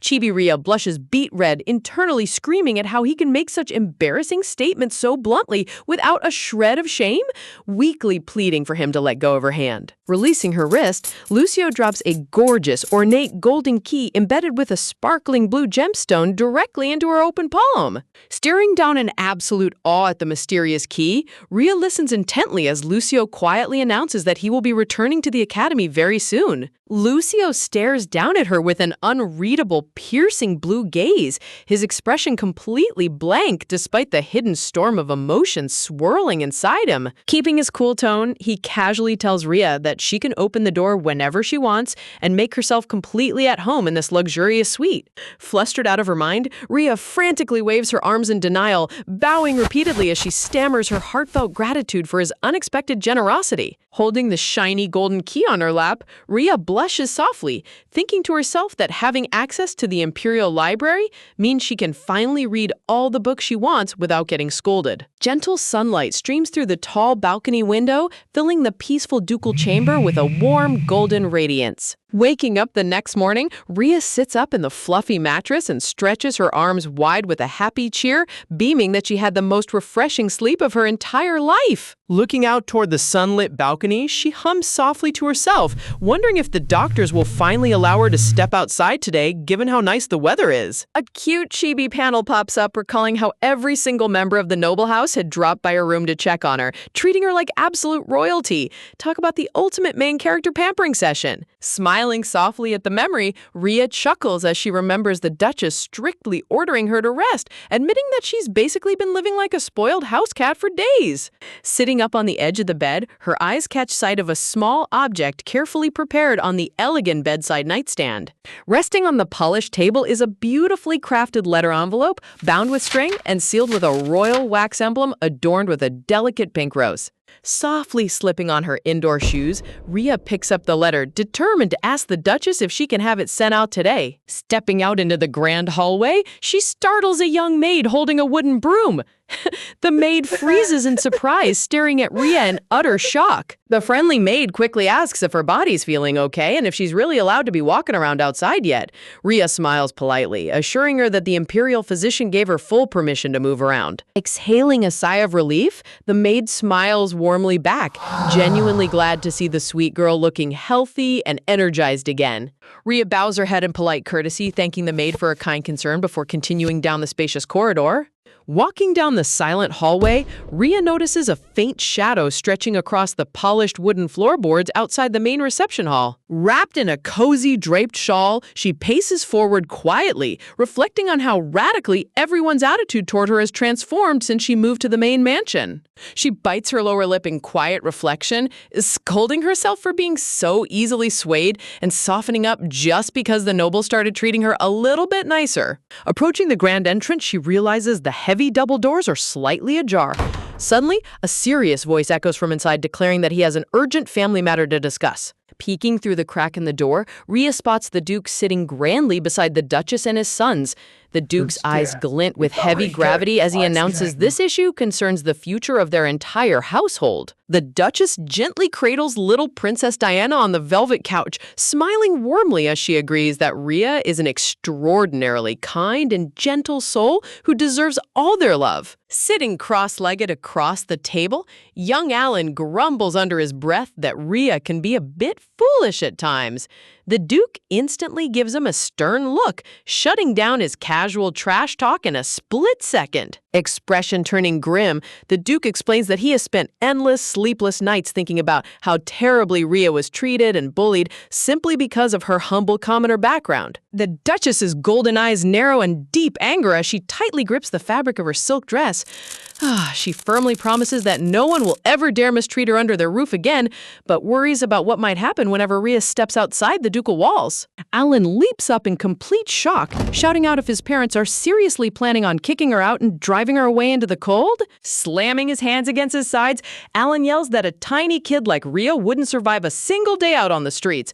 Plus, considering how amazingly he and Diana treat her, why on earth would she ever want to leave? The Duke remains completely calm, explaining to his fiery son that while they have zero intention of sending her away, they must consider Rhea's own feelings and whether she might feel burdened staying here. Sunlight dances across the room curtains as the Duke adds that their mother fully shares this sentimental view, wanting to ensure Rhea's absolute happiness above all else.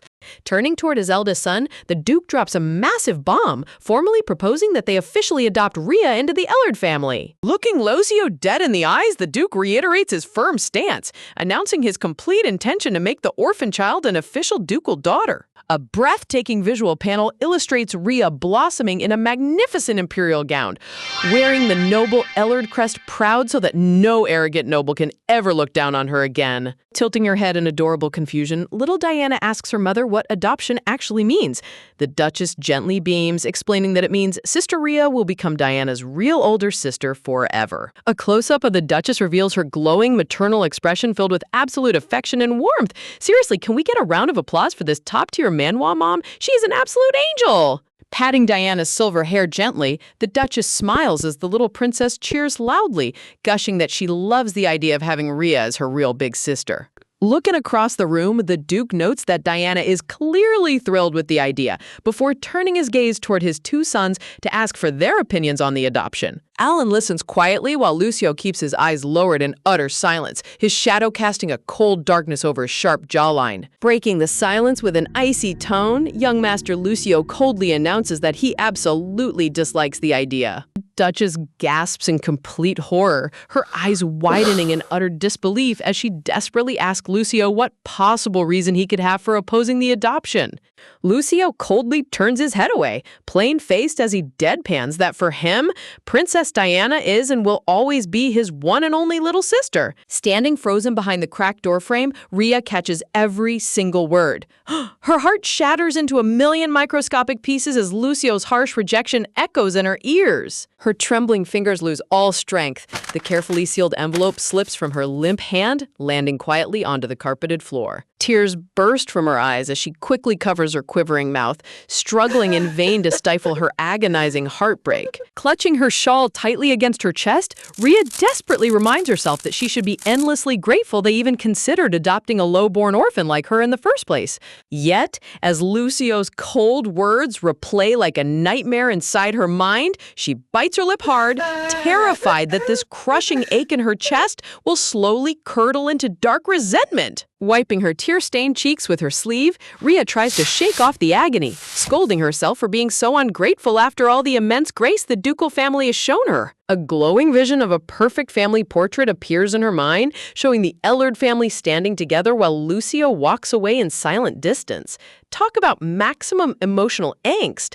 The artist really pulled out all the stops to rip our hearts out. Turning her back on the half-open door, Rhea quietly walks away into the misty shadows, promising herself that she will never let them see her crying or make them feel uncomfortable. The camera pulls back into a dramatic top-down view, leaving tiny Rhea standing completely alone in the middle of the massive dark hallway, looking so painfully small and isolated. Picking up the fallen rose-sealed letter with a gentle hand, a distant voice murmurs, wondering if this is really how they are going to send off her hidden letter. Standing in the Duchess's sunlit study, Rhea presents the carefully written letter.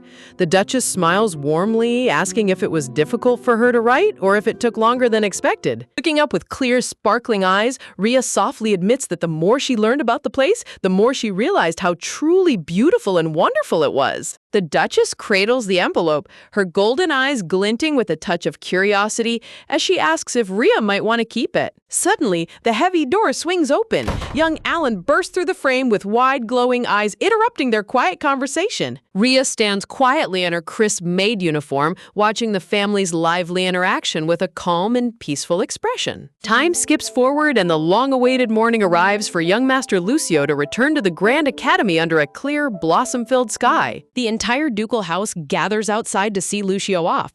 The Duchess smiles gently, reminding him that they will all meet again as soon as the Academy Festival begins. Hearing about the upcoming festival, Rhea remembers how excited Alan was when he cheered about all of them exploring the Grand Festival grounds together. Talk about pure golden retriever energy. She gazes off into the distance, recalling how the Academy grounds would always be bursting with vibrant crowds and colorful stalls during the annual celebration. She remembers the moment Lucio stood before him in his sharp student uniform, looking down with that usual quiet intensity before telling her to treat the ducal residence like her own home. Stunned by his unexpected softness, Rhea tilted her head in utter confusion, wondering if she was hearing things right. Lucio reached out his gloved hand, gently tucking a loose strand of hair behind her ear, softly admitting that he genuinely enjoyed having her around. Looking into her eyes with a faint, rare smile, he whispered that he wanted her to stay here by his side forever. Turning around with a sharp step, Lucio announced it was time to depart as his loyal guard held the carriage door open.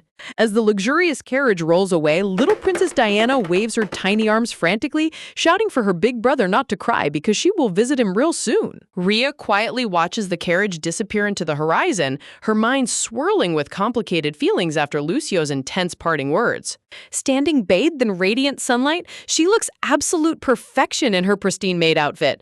Seriously, can we talk about how the artist gives Rhea top-tier main character aura even in a simple uniform? The camera pulls up into a top-down aerial view as the ducal carriage glides smoothly down the lush, tree-lined avenue toward the capital. Inside the luxurious interior, young Lucio leans his chin on his gloved hand, staring blankly out the window as he reflects on how hard it is to read Rhea's true feelings. The carriage continues its steady journey across the scenic countryside, carrying the ducal family toward the grand Academy Festival. Fast forward to Festival Day. Inside the family carriage, Alan bounces in his seat, giggling, gushing that as soon as they arrive, they need to find Askell to watch his famous rainbow bubble magic. Hearing that familiar name, Rhea freezes in shock. Wait, Askell? Does he mean young Duke Askell Velis from the high nobility?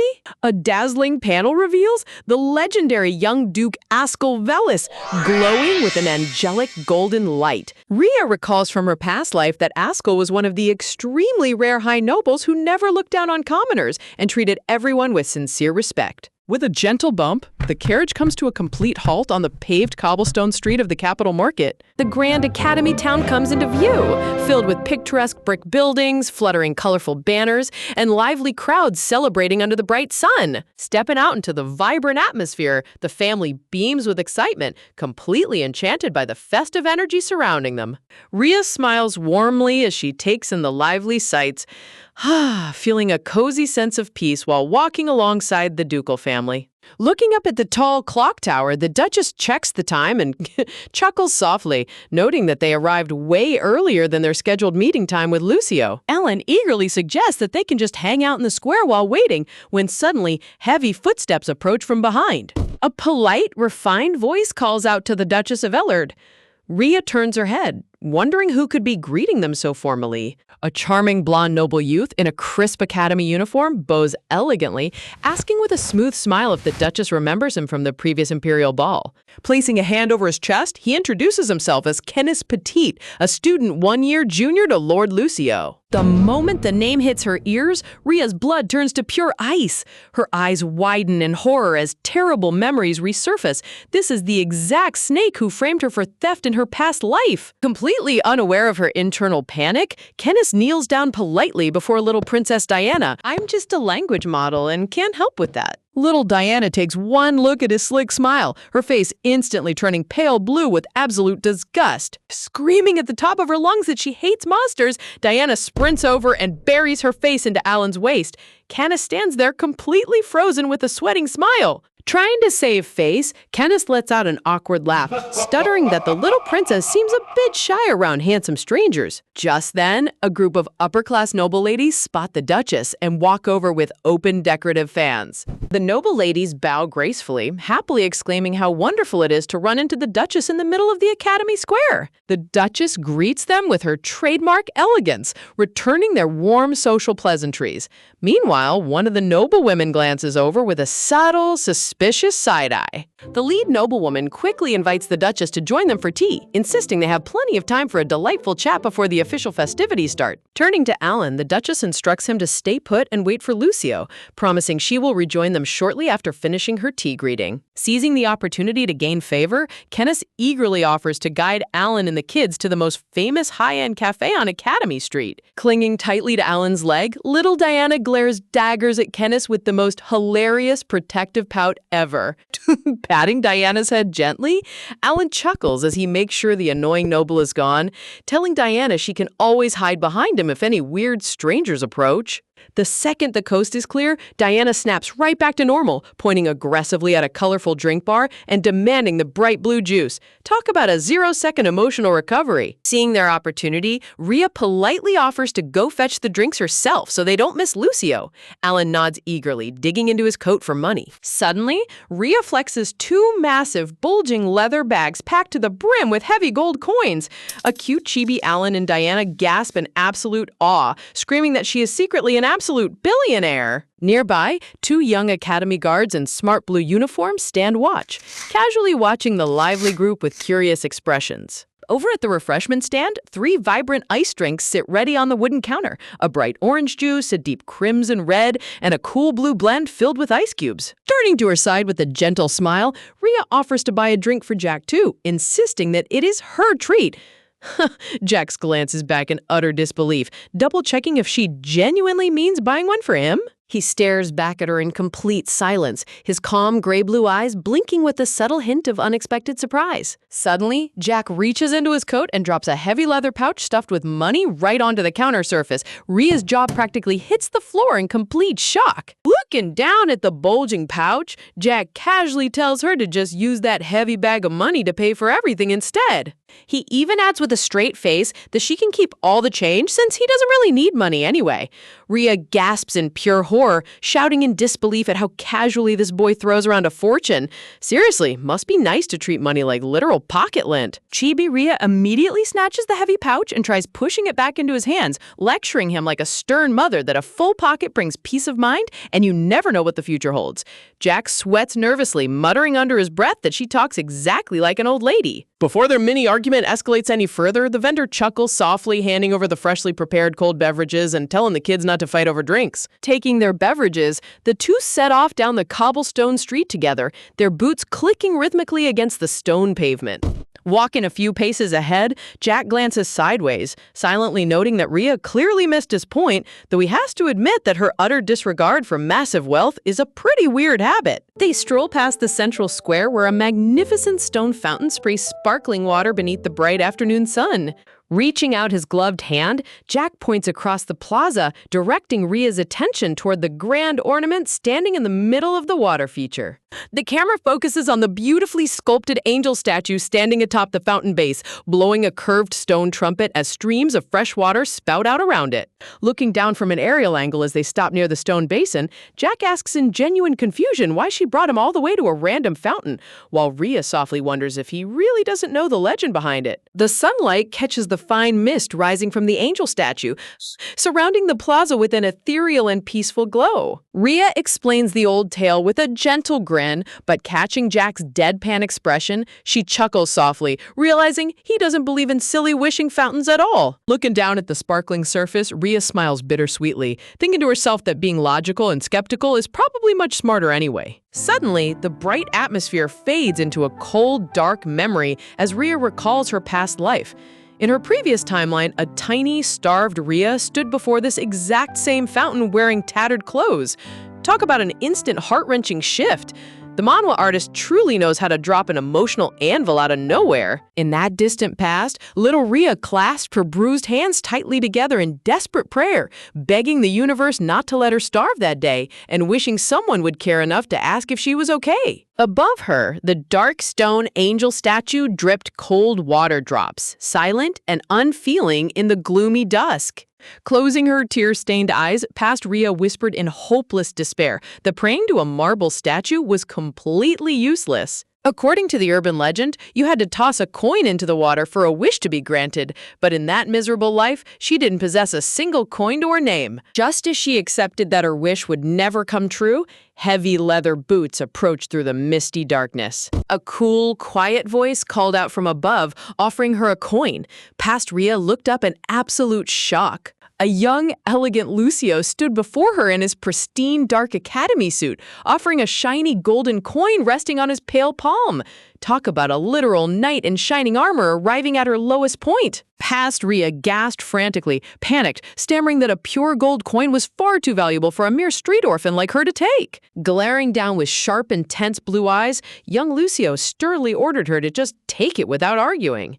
Flinching softly, past Rhea trembled as her tiny hand reached out to gently take the warm gold coin from his palm. Turning around, she tossed the valuable gold coin high into the air, watching it sink into the fountain basin with a soft splash. Dark thought clouds swirled as she reflected on that moment, realizing that with a full gold coin, she could have eaten full meals for weeks or paid for a warm place to sleep. Yet back then, she didn't care about food or comfort. All she desperately wanted was to find her lost family, whether it was parents, siblings, or any blood relative. With tears welling in her eyes, past Rhea prayed with all her heart, putting all her hopes into that single tossed coin. Snapping right back to the present day, Jack's curious voice interrupts her painful memory, asking if she wants to try throwing a coin too. Shaking her head frantically with an awkward laugh, Rhea waves her hands, insisting she is completely fine and that wishing fountains are nothing more than silly superstitions. Pivoting on her boots, Rhea quickly announces that they should hurry back before the rest of the group starts worrying about them. She trots ahead with a bright, cheerful spring in her step, her burgundy dress fluttering nicely as she hides her inner turmoil. Carrying a woven picnic basket in his hand,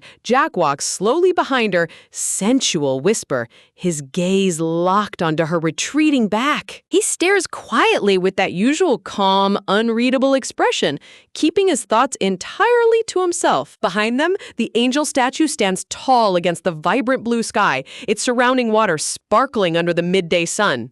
Suddenly, a loud chibi scream echoes across the street as Alan waves his arms furiously, yelling at them for taking forever. Rhea and Jack stroll back to the group, with Rhea pressing her hands together and apologizing with a sweet, sheepish grin for making them wait. Alan stomps his foot dramatically, pointing an accusing finger and lecturing them that a little late is an absolute understatement and that they should feel totally ashamed.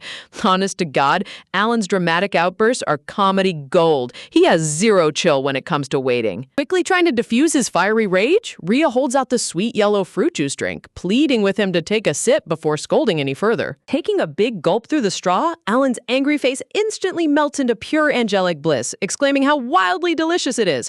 Meanwhile, Jack stands beside him looking completely unbothered. Rhea holds up the refreshing blue ice drink with both hands, giggling excitement, presenting it carefully. Lucio stands tall in his sharp academy uniform, his striking blue eyes gazing down with an intense and dignified expression. Turning his upper body with a swift movement, Lucio coolly states that time is running short and that they need to head straight to the academy grounds first. Alan immediately bounces behind him, calling out eagerly for his big brother to wait up so they can walk together. Bringing her straw to her lips, Rhea takes a small sip of her cold blue drink, softly admitting to herself how surprisingly tasty it is. Gazing down at the icy glass held tightly in her hands, Rhea reflects quietly that to someone as wealthy as Lucio, a simple street beverage is probably just a trivial snack. Yet she felt happy knowing she could treat him using the small savings she earned herself. Jack leans in close, holding out the icy blue cup right in front of Rhea's face. She blinks in total surprise, staring at the refreshing drink hovering just inches away. Looking at her with his usual deadpan expression, Jack keeps the blue glass balanced in his hand, offering it to her without saying a single word. Rhea glances up, tilting her head with a cute, puzzled smile as she wonders what this silent boy is up to now. Chibi Rhea chuckles softly, pointing out that he hasn't even finished the drink she bought him yet. She playfully warns him that downing 2 whole giant cups will definitely give him a massive stomachache. Chibi Jack instantly freezes, clutching both the green and blue ice drinks in his hands, with a flustered blush spreading across his cheeks. He stammers back with hilarious pride, insisting he can totally finish both of them. Smiling warmly at his sweet effort, Rhea thanks him gently, genuinely touched by how unexpectedly thoughtful he can be despite his blunt personality. The scene opens up to a breathtaking wide view of the prestigious academy grounds, where grand stone castles and tall spires stand proud beneath the sparkling blue magic barrier. Stepping onto the grand campus plaza, they pass by towering statues of heroic knights, where Chibi Rhea clasps her hands together in complete delight, gasping in total amazement at the magical view. Chibi Rhea reflects softly in her mind, marveling at how stepping inside the actual academy feels completely different from anything she ever imagined from the outside. Suddenly, little Diana comes bounding over with wide, energetic eyes pointing straight at Rhea's bulging side pouch and asking what kind of secret treasure she's hiding. Opening up her leather bag, Rhea reveals a sparkling stash packed to the brim with colorful beaded bracelets and glittering necklaces. A funny memory bubble pops up showing how Rhea aggressively bought out an entire market vendor stock earlier while Jack stood there carrying the picnic basket. Alan peers into her bag, scoffing with a deadpan look that all these trinkets look dirt cheap. Slipping a blue beaded bracelet onto his fingers, Alan examines it skeptically, lecturing her that she should have bought a few high-quality gems instead of hoarding a mountain of cheap trinkets. Talk about a classic snooty noble response. Chibi Rhea swiftly snatches the bracelet back with a playful smirk, tease asking him if he secretly likes cute beaded jewelry too. Swirling thought bubbles reveal her true motive. She can't admit her real plan out loud, but these budget accessories are going to serve as her ultimate secret seed money to launch her future business empire. Nearby, Diana stares at the colorful beaded bracelet with sparkling, awestruck eyes, completely mesmerized by its sparkly charm. Noticing her adorable reaction, Rhea gently offers the bracelet to Diana, but the polite little girl tilts her head, double-checking if it's really okay to take something that belongs to her big sister. Smiling sweetly, Rhea tries slipping the bracelet onto Diana's tiny wrist, but the flimsy elastic cord snaps right in half. In a tragic comedic moment, the string bursts open, sending dozens of colorful beads flying everywhere through the air. The beads bounce wildly across the stone pavement while little Diana lets out a startled gasp, and Rhea freezes in sheer shock. Honest to God, cheap jewelry strikes at the worst possible time. Scrambling downward, frantically apologizes to the little lady, begging her to wait just a second while she collects them all. Chibi Rhea transforms into a hyperactive speedster, zooming across the stone plaza like a frantic vacuum cleaner to pick up every single rogue bead. Sweating profusely as she picks them up, Rhea groans under her breath, realizing cheap quality really comes back to bite you. Though she spent her hard-earned coins on these, so not a single bead can be left behind. While she's busy hunting on the ground, a mysterious, ultra-handsome blonde academy student silently steps up, observing her scramble from above. Reaching down with elegant, slender fingers, the stylish boy delicately pinches a tiny pearl bead resting on the stone floor. He holds out his palm with a graceful gesture, offering the lost pearl back to Rhea with a warm smile. Rhea looks up cheerfully, starting to thank him, only for her voice to cut off completely as her eyes go wide with absolute stunned awe. The camera drops into full shoujo manga mode with radiant flower petals and glowing light flares surrounding this ridiculously handsome blonde prince as he smiles angelically, telling her to take it. Rhea's brain completely short-circuits as she blushes bright red, clutching her face in internal frenzy and screaming in her head about how dangerously handsome this guy is. Smiling warmly, the blonde prince chatters with Chibi Rhea, guessing that someone as young as her must be a visiting student from the Gifted Academy or here for the festival with family. At the mention of family, Rhea instantly freezes, her bright expression faltering as a heavy shadow falls over her face. Gloomy thought clouds swirl around her as she swallows hard, thinking to herself that she doesn't really have a family to speak of, so saying no is probably the truth. Just as she opens her mouth to stammer out a vague reply, sharp, heavy footsteps echo against the stone floor from right behind them. A cold, authoritative voice cuts straight through the warm atmosphere, calling out the blonde boy's name, Askell. Lucio steps into view wearing his sharp academy uniform, looking down with cold, piercing blue eyes, and asking Askell what on earth he's doing here. The atmosphere instantly drops down to freezing levels as Lucio stands tall, glaring down at Askell, who is still crouching right beside Rhea. Turning his head with an unfazed, gentle grin, Askell greets Lucio smoothly, chuckling that it's quite a pleasant surprise running into everyone like this. Caught right between these two powerful high-class nobles, Rhea glances back and forth as her heart thuds nervously, sensing an intense, suffocating tension between them. Suddenly, Alan comes sprinting down the pathway out of breath, panting, shouting at Rhea not to just run off on her own. But the moment Alan skids to a stop, his jaw drops when he sees Lucio standing right there, yelling out in shock why his big brother didn't mention he was already here. Rhea clutches her collar, her eyes widening in pure realization as her mind replays the name Lucio just spoke, Askell. High dramatic shock text explodes across the panel as Rhea puts two and two together, realizing this angelic golden boy is none other than Askell Bellis, the future heir of the prestigious Bellis dukedom. Askell places a hand over his heart, executing an impeccably polite bow with a charming smile, offering a smooth apology for introducing himself so late. Before anyone can process the situation, little Diana points an energetic finger straight at Askell, screaming at the top of her lungs that he is super-duper handsome. Askell chuckles warmly at her adorable honesty, while Alan pops a vein in sheer annoyance, grumbling as Diana blushes and fangirls like crazy. Flowers bloom endlessly around Askell as he radiates pure idol aura, while Diana cheers hysterically and Chibi Rhea holds up a literal 10 out of 10 score sign. Seriously, this guy has an entire fan club formed in less than 10 seconds. Chibi Allen facepalms in pure comedic frustration, grumbling under his breath that whenever Brother Askell shows his face, utter chaos and swooning girls immediately follow. Lucio remains totally unamused, calling out Askell's name once more with a low, heavy voice. Crossing his arms coldly, Lucio notes that Askell is usually locked away in the library like a recluse, scoffing, so seeing him wandering around the open campus today is pretty suspicious. The panel locks onto both aristocratic heirs standing face to face in the quiet corridor, their intense gazes clashing as tense silence settles over the academy grounds. Lucio immediately tries pushing Askell away with a cold frown, reminding him that he hates crowded places and should just head back already. Meanwhile, Chibi Lucio frantically drags little Diana away while Chibi Rhea chuckles in complete disbelief. Seriously? Is Lucio getting this absurdly defensive over a simple friend? Talk about an overprotective brother mode on full display. Keeping is cool. Askell offers a smooth, gentle smile, quietly agreeing that he should probably take his leave before things get any more chaotic. Turning gracefully on his heel, the golden-haired prince glances back over his shoulder, locking his soft green eyes on Rhea for a brief second. Eyes gleaming with excitement, Rhea steps forward to ask if the Academy's famous library is as massive as the rumors say. Askell chuckles warmly, confirming it's absolute paradise for bookworms and asking if she loves reading too. Glowing with delight, Rhea brightens up, opening her mouth to introduce herself to the charming prince. Only for Lucio to suddenly block her path like an impenetrable wall, standing tall with arms crossed and a deadpan glare that practically screams back off. A sudden, heavy flashback visual flashes through the air, revealing a haunting image of Jack holding a fallen, unconscious girl surrounded by glowing ethereal light.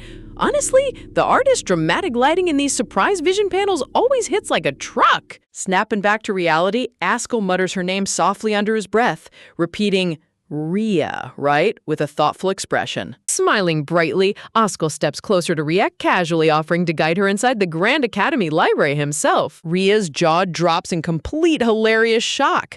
Gasp! She gasps loudly at the incredible invitation, while Askell chuckles that non-students usually can't enter unless escorted by an actual student like him. The camera pans upward to reveal the majestic multi-story library tower standing proud in the central plaza, right behind the main administrative building. Alan pops a vein in sheer annoyance, grumbling at Rhea for coming all the way to a fun festival just to read old books. He turns to little Diana, praying she won't agree to such a boring idea, but Diana just taps her chin in deep thought. With an innocent grin, little Diana gives a sweet nod, telling her big sister to go ahead and enjoy the library without worrying about them. Alan panics instantly, shouting at Diana that giving green light like that will send Rhea running off in a heartbeat.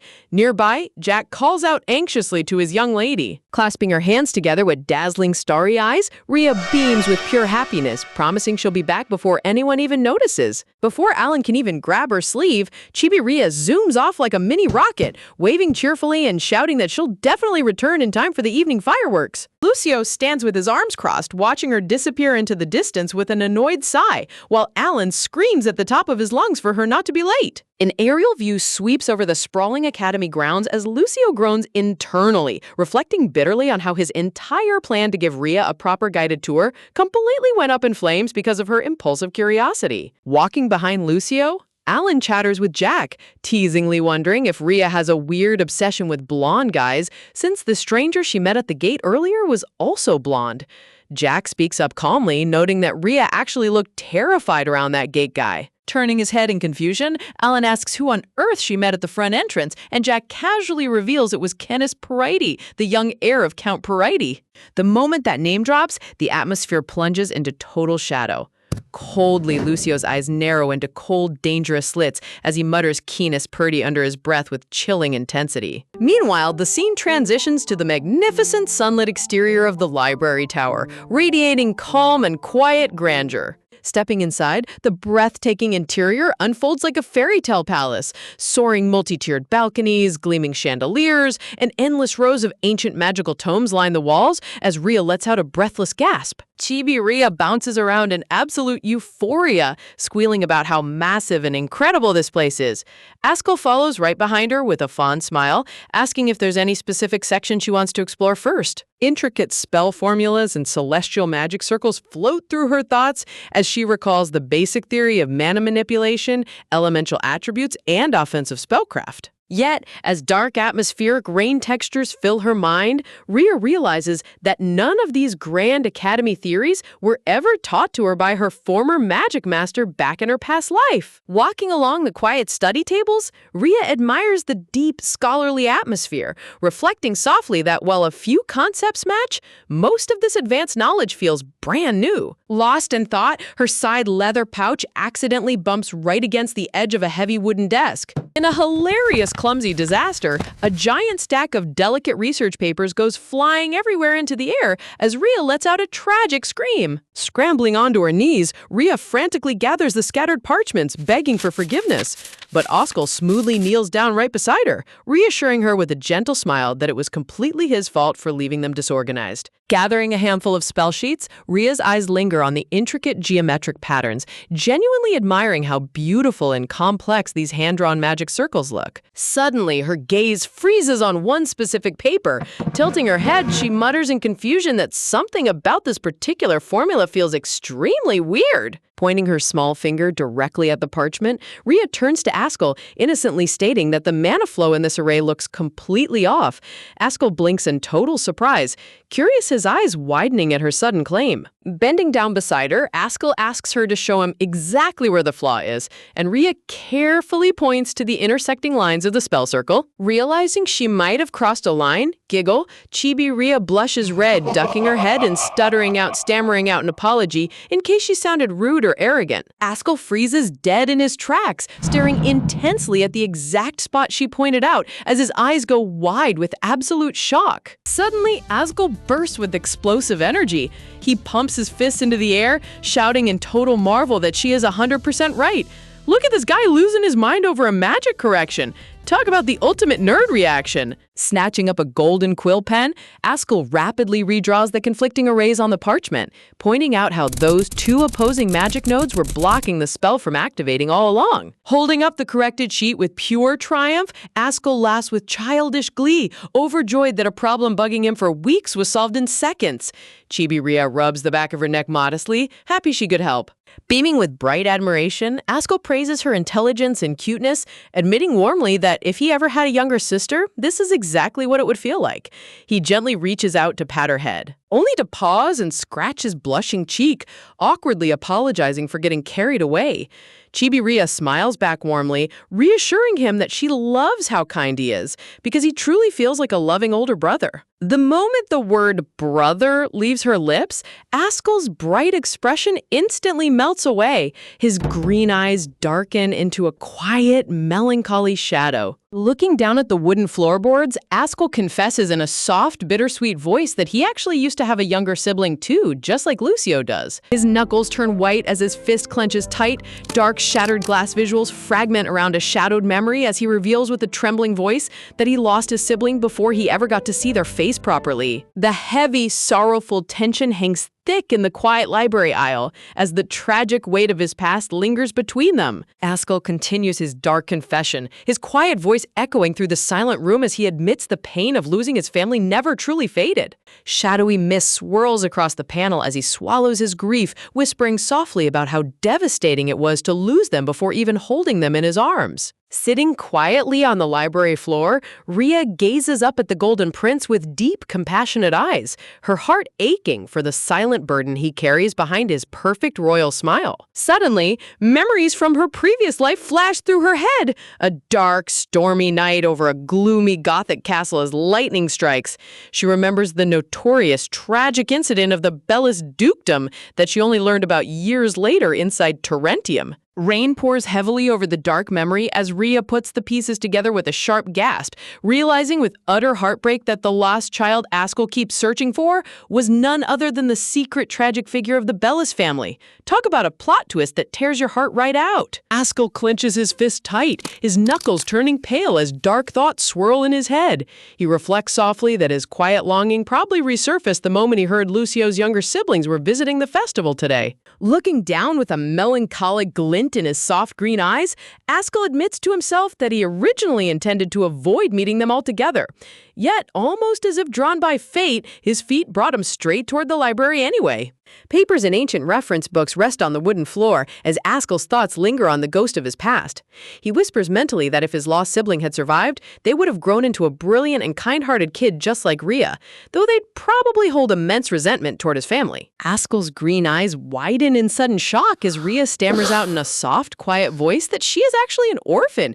Talk about dropping an unexpected emotional bomb right in the middle of a scholarly chat. Clasped hands resting gently over her chest, Rhea looks up with a tender, radiant smile. She warmly assures him that if his lost sibling were alive today, there is no way on earth they would ever hold hatred or resentment toward their own family. Askell stands frozen in stunned awe, amazed her soft words echoing deeply in his chest. You can practically see the heavy weight of years of silent guilt melting away from his face in this gorgeous panel. Sunlight streams through the grand stained glass windows as Askell whispers to himself that as long as he never gives up, perhaps he will finally find his lost family one day. Rhea nods in complete agreement, giving him her fullest encouragement. Reaching out his hand toward her with a gentle, brotherly smile, Askell asks if there is anything at all she desires as a token of his genuine gratitude for her comforting words. Golden light flickers across magical inscriptions as Askell offers to formally invite her to the prestigious Bellis dukedom. He mentions with pride that the continent's largest and most advanced mage tower is located right on their territory. The artist pulls out all the stops for this panoramic shot of the towering Bellis mage tower, swirling with glowing celestial magic arrays. Seriously, the architectural detail on these grand fantasy towers is always pure eye candy. Rhea's eyes go wide with sudden realization as she remembers that the Bellis family stands at the absolute pinnacle of continental magic theory. Stylized speed lines cut across the panel as a brilliant light bulb moment ignites in her head. If anyone on this continent can solve her current magical roadblock, it's definitely him. Clasping her hands together with intensely ambition, Rhea leans in close and begs his grace to help her solve a complex spellwork issue that has been holding her back. Askell kneels down beside her on the wooden floorboards, resting a finger on his chin as Rhea carefully explains her concept of isolating mana strictly inside a single target object. Gesturing with her hands, Rhea passionately details how the spell must keep the surrounding temperature perfectly stable without letting any volatile mana leak into the environment. A quick flashback memory opens up, showing Rhea visiting the Splesia research facility, where senior mages were completely stumped and failing to make any progress on cultivating the rare magical plant. Dark, thorny vines spread across her thoughts as she reflects that while she shouldn't directly reveal her secrets yet, engineering a specialized mana artifact would solve their cultivation problem in the long run. Dark memory textures fade as Rhea notes that those high-ranking mages couldn't even manage the basic step of warming the soil with balanced mana. Meeting an elite prodigy like Askell right now is literal godly timing. Askell glimmers with a handsome royal aura as Rhea marvels at how lucky she is to stumble upon the literal grand air of magic right when she needed help. Unrolling a crisp parchment circle on the floor, Rhea presents her rough blueprint, asking him how to adjust the geometric nodes to create the exact artifact she needs. Askell lifts the blueprint into the light, immediately analyzing the complex geometric patterns. He instantly deduces that she wants to inject warm mana while maintaining the precise ambient temperature around it, leaving Chibi Rhea completely blown away by his genius intellect. Holding an elegant golden feather quill pen, Askell offers her a soft, encouraging smile, promising that he will personally help her refine the magic circle until it functions flawlessly. The camera sweeps upward to the Grand Academy clock tower against a stunning purple dusk sky, marking the passage of time as hours slip away during their intense study session. Back in the central plaza, the orange-haired noble lady gasps in total shock upon hearing that Rhea spent the entire afternoon inside the library with Askell Bellis. In the background, Alan grumbles loudly about how absurdly boring that sounds. A nervous sweat drop forms on the lady's cheek as she mutters the name Askell Bellis under her breath, her mind swirling with intense worry over what this unexpected connection could mean. A dramatic visual flashback flashes in her mind, showing Rhea standing alongside the prominent heirs of the Grand Dukedoms. The lady panics internally, terrified that if Rhea gets seduced by the Bellis family's grand magic offer, she might pack her bags and leave them forever. Turning her head nervously toward little Diana, the noble lady bites her lip in deep anxiety, desperately trying to figure out how to keep their precious young girl from getting scouted away. Suddenly, little Diana's eyes light up like bright blue sapphires as she spots a familiar figure approaching in the distance, shouting at the top of her lungs that her big sister is finally back. Walking side by side down the stone pavement, Rhea waves cheerful greetings while Askell accompanies her back with a dignified, calm demeanor. Little Diana zooms toward her with overflowing joy. Sheepy Rhea and little Diana crash into a tight, adorable embrace, squeals with pure happiness as they celebrate being reunited after a few short hours. Askell bows with regal grace toward the noble lady, politely offering his formal farewells and thanking her for allowing him to spend such a pleasant afternoon with Rhea. Turning back toward Rhea, Askell gives a warm wave, reminding her not to forget their special agreement regarding the spell arrays, while Rhea wishes him a safe journey home. Alan inspects the thick stack of magical parchment blueprints tucked under Rhea's arm, squinting his eyes in total suspicion as he mutters in confusion about where on earth she got all those expensive papers. Crossing his arms smugly, Alan tries to goad her into admitting that sitting inside a dusty library was a complete waste of time, but Rhea enthusiastically fires back, completely shocked that she had the absolute time of her life. Flashing a bright, angelic smile that practically shines with pink flower blossoms, Rhea beams that she is beyond thrilled she decided to visit the academy today. Lucio's sharp blue eyes narrow slightly as he stares silently at her glowing face, his stoic expression concealing a swirl of complex inner thoughts. Holding the precious magical blueprints tight against her chest, Rhea explains that His Grace spent half the day helping her construct the ultimate artifact circle for the Spletia project, a contribution that is truly priceless. A mysterious hooded mage framed by glowing green sigils appears in her thoughts as Rhea realizes that the ancient magic of the Bellis dukedom might finally give her answers about her past life's magic master. Alan walks alongside her with a hand resting on his waist, scratching his head in genuine utter bewilderment as he asks what could possibly be so fun about reading old spell books for hours on end. Rhea innocently blurts out that Askell taught her advanced higher-tier magic concepts and even personally invited her to visit the Bellis dukedom. Lucio's face completely freezes dead in its tracks as the words Bellis dukedom hit his ears like a bolt of thunder. Both Alan and Lucio burst into a full-blown dramatic panic attack. They yell at the top of their lungs, demanding to know if she's actually serious about running off to another dukedom. You gotta love how these two lose their minds over the slightest threat of her leaving. Chibi Rhea blinks in adorable blank confusion as the two boys stand over her in absolute disarray, completely failing to understand why they're making such a huge fuss. Suddenly, a tiny little hand reaches out and gently clutches the soft fabric of Rhea's dark maroon dress. Looking down, Rhea sees little Diana gazing up at her with huge, trembling, teary eyes, whimpering in a heartbreaking voice if she's really going to go away without her. Diana's lower lip quivers with deep sadness as she clings onto Rhea's skirt, pleading with her big sister not to leave her behind. Rhea's expression softens completely, her eyes shining with endless warmth and tender love, whispers as she gazes down at the sweet child. Soft golden light illuminates the emotional scene as Rhea reflects deeply in her heart, realizing that no matter what grand magic opportunities lie ahead, she could never bring herself to abandon this sweet girl. Smiling softly, Rhea pats Diana's head, reassuring her that she would never leave her side, just as brilliant fireworks explode across the dark night sky. Vibrant magic fireworks burst into dazzling floral patterns across the purple twilight.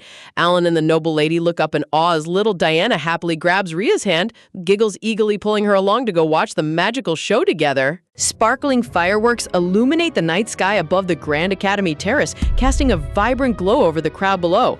Standing alone near the balcony edge, young Lucio gazes up at the bursting lights, his handsome face shrouded in quiet contemplation. The colorful explosions reflect in his striking blue eyes as he murmurs under his breath, wondering about the famed Bellis dukedom. It's crazy how a simple, casual conversation with Rhea managed to set off such heavy, lingering thoughts in his mind. Down on the stone walkway, guests gather to admire the dazzling floral fireworks display. Rhea smiles tenderly while holding little Diana's small hand, completely unaware of the intense glances watching her from behind. Standing beside Lucio, young Ellen glances back over his shoulder with wide, curious eyes. You can tell the kid is totally intrigued by how close Rhea has gotten with everyone in such a short amount of time. Little Diana bounces up and down with uncontrollable excitement, her eyes sparkling as she points at the sky. She chirps happily about how breathtaking the fireworks look, begging her big sister to shift just a tiny bit to the left for a better view. Suddenly, the little girl buries her face against the soft fabric of Rhea's dress, clutching her skirts with a sudden wave of anxious affection. Gently wrapping her arms around the worried child, Rhea leans down and reassures her with a comforting tone. She promises that no matter what crazy magic offers come her way, she isn't planning to disappear anywhere. Because let's be real, Chibi Rhea's internal monologues are pure comedy gold. A hilariously dramatic thought bubble pops up as she wonders if Diana actually trusts that little brat more than her. Panicking instantly, Chibi Diana shakes her head back and forth like a runaway windmill. Squeaks! She desperately squeaks out that Rhea is the one person she trusts most in the entire world. Looking up with massive, innocent puppy dog eyes, trembling, Diana sniffles softly as she asks for one final pinky promise that her beloved big sister really won't abandon her. Unable to resist such overwhelming cuteness, Rhea breaks into warm laughter, playfully squishes the sweet child's puffy cheeks. Honestly, seeing these two bond is enough to cure anyone's bad mood. Squeezing the little girl tight, Rhea glances up into the evening breeze, her expression shifting to a quiet, reflective calm as the fireworks fade away. Over on the upper terrace, Lucio continues to stare down at the cozy group with an unreadable look. Sparkling embers drift through the purple air while the heavy tension between them hangs thick. A sharp zoom-in highlights Lucio's breathtaking aristocratic facial features as someone softly calls out his name from across the patio. Swallowing nervously, Rhea blinks in mild surprise, sensing the subtle shift in atmosphere as the official Academy celebration draws to a close. Lucio turns his head slightly, his sharp gaze locking onto her figure as he begins to utter a sentence under his breath. Before he can finish his thought, the elegant orange-haired noble lady comes gliding over, calling out to Lucio with an urgent tone. Hand on her chest, she reminds him that the fireworks show is officially wrapped up and the grand evening ball is about to start inside. Lucio simply nods with composure, offering to escort them safely to the Academy gates first. Hearing the word ball, Rhea's eyes go wide with sudden realization. The mere thought of a grand royal party triggers an instant flood of ambitious memories from her previous life. A dazzling fantasy visual unfolds in her mind, showing a romantic scene of a high society noble dance. Rhea grins ambitiously, telling herself that this time around, she'll earn enough wealth to score her very own VIP invitation. Her imagination runs wild as she visualizes Lucio gracefully taking the floor, wondering on Earth who would ever be worthy enough to be his grand dancing partner. Sparkling floral borders frame the hypothetical prince dancing in her head. Manhwa pro tags and their endless money-making delusions really are a match made in heaven, aren't they? The Daydream panel gives us a full view of imaginary aristocratic Lucio in full imperial military regalia, looking like he walks straight off a romance novel cover. Suddenly, a dramatic dark background cuts through her wild daydreaming as a stern voice calls out her name. "Leah, are you even listening to me?" Angry shout. Alan bursts into a complete comedy rage, aggressively pointing his finger at her while Rhea shrieks in terror. Throwing a hilarious temper tantrum, Alan lectures her like a worried, strict mom. He warns her that chasing after guys just because they have pretty faces will only bring endless heartbreak. Shrugging off his dramatic lecture, Rhea fires right back with absolute savage logic, declaring she'd much rather take her chances with a handsome beggar than an ugly rich guy. Alan nearly faints on the spot while a pair of tall leather boots approaches in the background. Both of them freeze in their tracks as a commanding voice speaks up, pointing out that the main event outside has come to an end. Dazzling golden rays and glowing stars erupt everywhere as the Duke himself steps into view. Rhea's jaw practically hits the floor as she gasps at the literal definition of a handsome and wealthy man standing right before her eyes. Alan continues his silent, angry lecturing routine in the background while the Duke calmly approaches the noble lady, explaining that he personally came down to escort them home. Looking out at the packed plaza where crowds of Academy guests are gathering, the Duke suggests leaving before the entire road becomes completely jammed with carriages. Folding her hands gracefully, Thankfully, the noble lady thanks Lucio for taking the time to give them a grand tour today. Alan and little Diana happily wave their goodbyes, wishing their older brother a safe return. Bowing with perfect maid etiquette, Rhea offers her polite farewells to the young master as well, preparing to take her leave alongside the family. As Rhea turns around to walk away, her elegant maroon dress rustles softly against the stone tiles. Lucio stands rooted to the spot, watching her silhouette fade into the evening dusk. Without warning, Lucio reaches out and firmly grabs her slender wrist.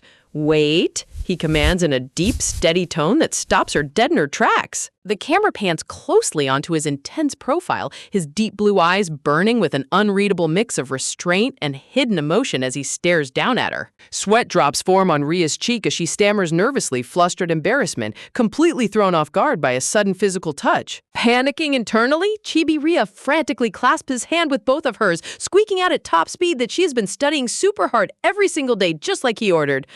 Lucio blinks in total, utter confusion with giant question marks popping over his head. Tilting his head, Lucio mutters a confused, "What?"